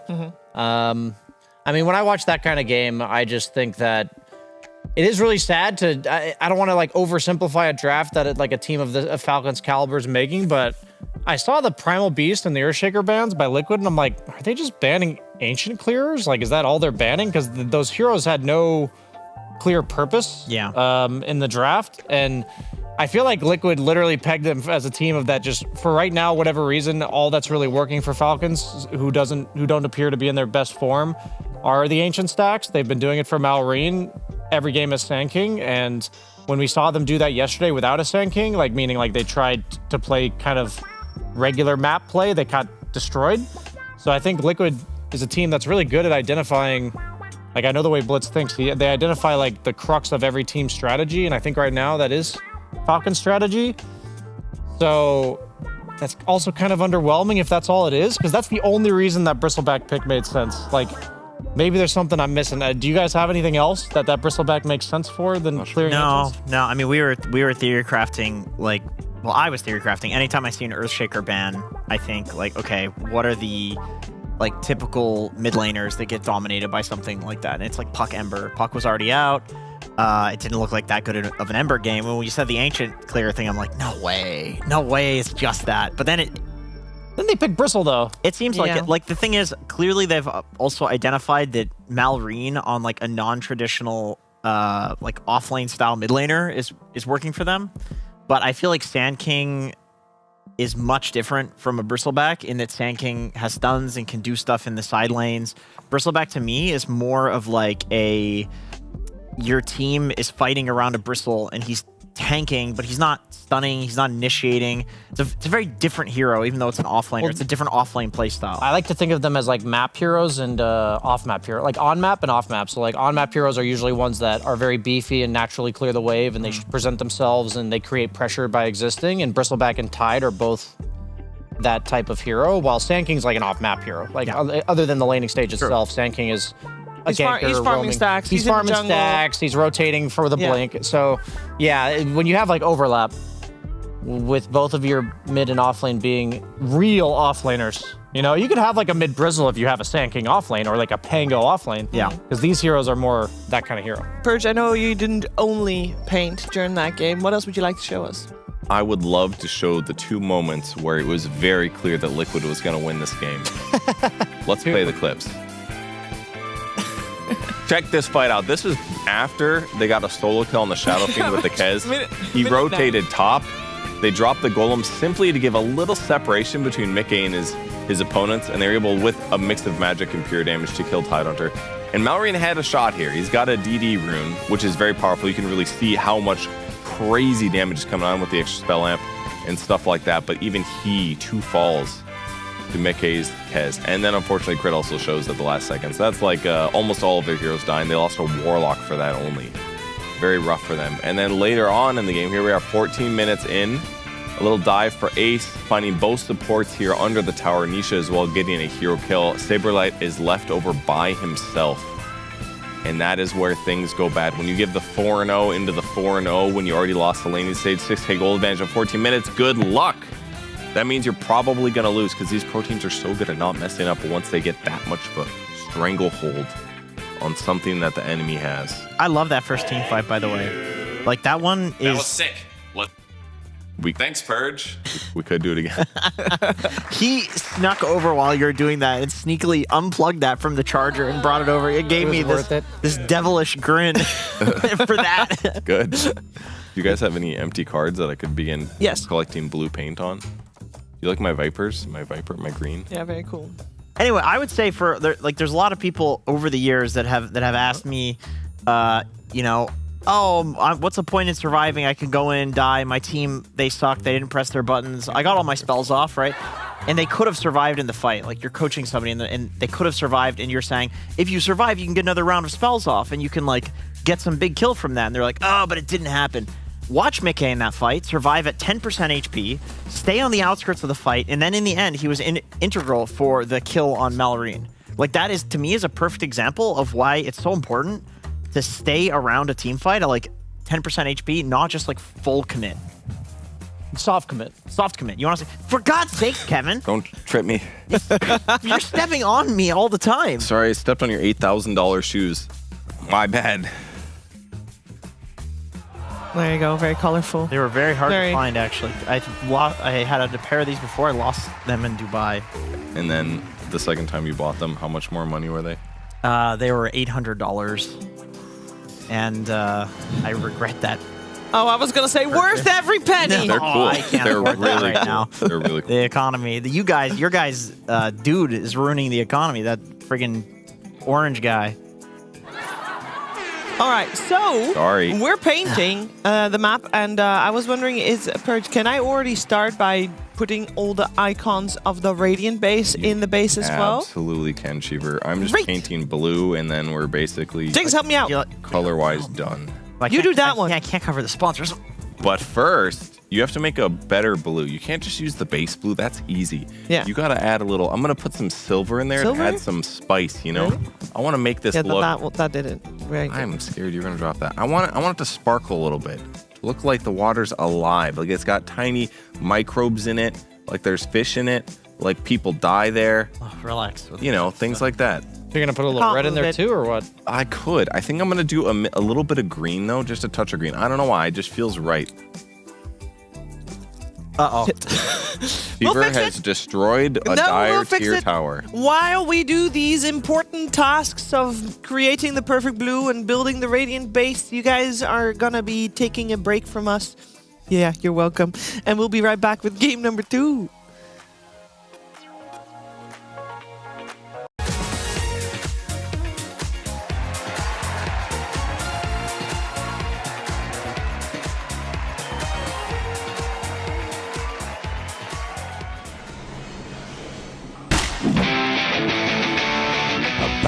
Bloody time.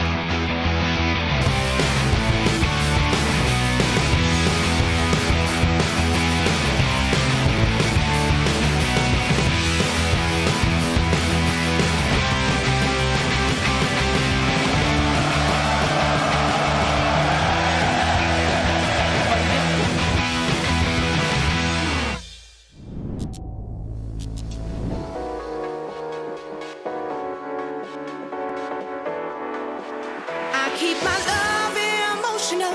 I keep on reaching high. I keep my love emotional. I keep on reaching high. I keep my love emotional.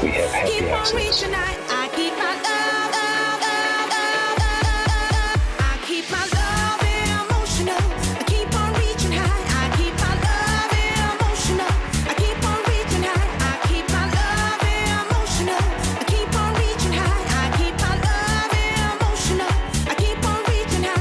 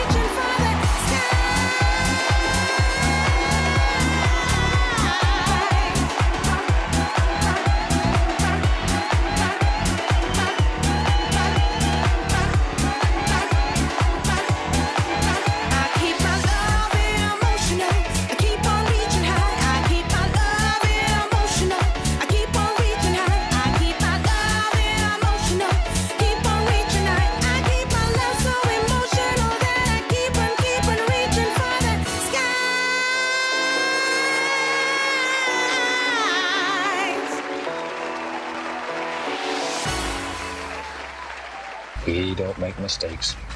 We have happy accidents.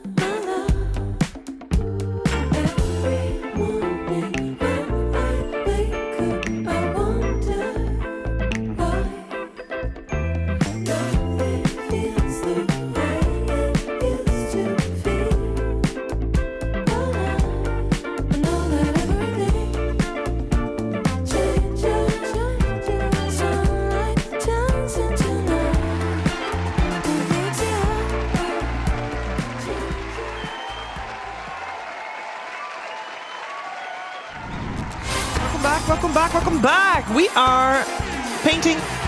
We're painting a pretty Dota map, and Liquid has been painting the floor red with Falcons blood. That's right. That is brutal. I mean, that's what previous game looked like. Let's be real. Falcons even have red blood? Yes. Birds bleed red. I thought they had oil because they're government drones. What? All right, so we're in the draft of game number 2, and game 1. Let's be like if you're Falcons, you gotta just shrug off game 1, and you're gonna have to put up even a different fight, a different type of game. You're gonna have to plan out better what you want to do with that mid lane. Potentially already give some higher priority for the mid laner here. Now, keep in mind, Falcons is playing with Saberlight rather than with Amar, and that does mean that they do have a bit of a handicap when it comes to drafting, because normally they are pretty reliant on the flex picks that Malrine and Amar both play. But I'm sure there should be some overlap between Malrine and Saberlight as well. They just have to find them. Surely there is some. I see Jenkins thinking. He's put his thinking face on. I mean, Sand King, but I feel like they're not. It's already banned. They're not going to get that. What about Mars? Mars is not so much of a. Razor's also banned. Like, Liquid is thinking about what are the heroes that those two can flex. What's another Saber Chad hero that also Malrine plays? Oh no, I have more River. Viper? Much more River. I guess. I don't even think Viper's like a Saber Chat hero. Yeah, not really. Not Bing Bong enough. No. He could be. That's true, Shiva. I'm sure he could adapt a little bit. I'm not gonna lie, this is about the least amount of hope I've had for any team against any team in this tournament so far after watching that game 1. It's just so hard when you have a swap and you're this deep into the tournament and it already looked like you were playing worse as a team. I just feel like they're just like, well, that's unfortunate. We're gonna try our hardest, but they're gonna have to pivot real quick. Yeah, they really do. This is gonna be and the hard thing is that Liquid's not even playing like by a book. They're just vibe playing. So it's like it further makes it difficult for them to like identify what's going on and beat it. When Liquid's in top form, they're one of the scariest teams because their drafts are very Liquid, unintended. They don't really have like go-to heroes. I mean, they do, but it's not like a go-to style, I guess I would say. Like, their style varies widely from game to game of how they intend to beat you. They do have a lot of heroes that often have fight potential at pretty much every stage of the game. Mid-ace hero will almost always have mid-game presence, like a Kez, a Wind Ranger, SF, but like yesterday we saw them have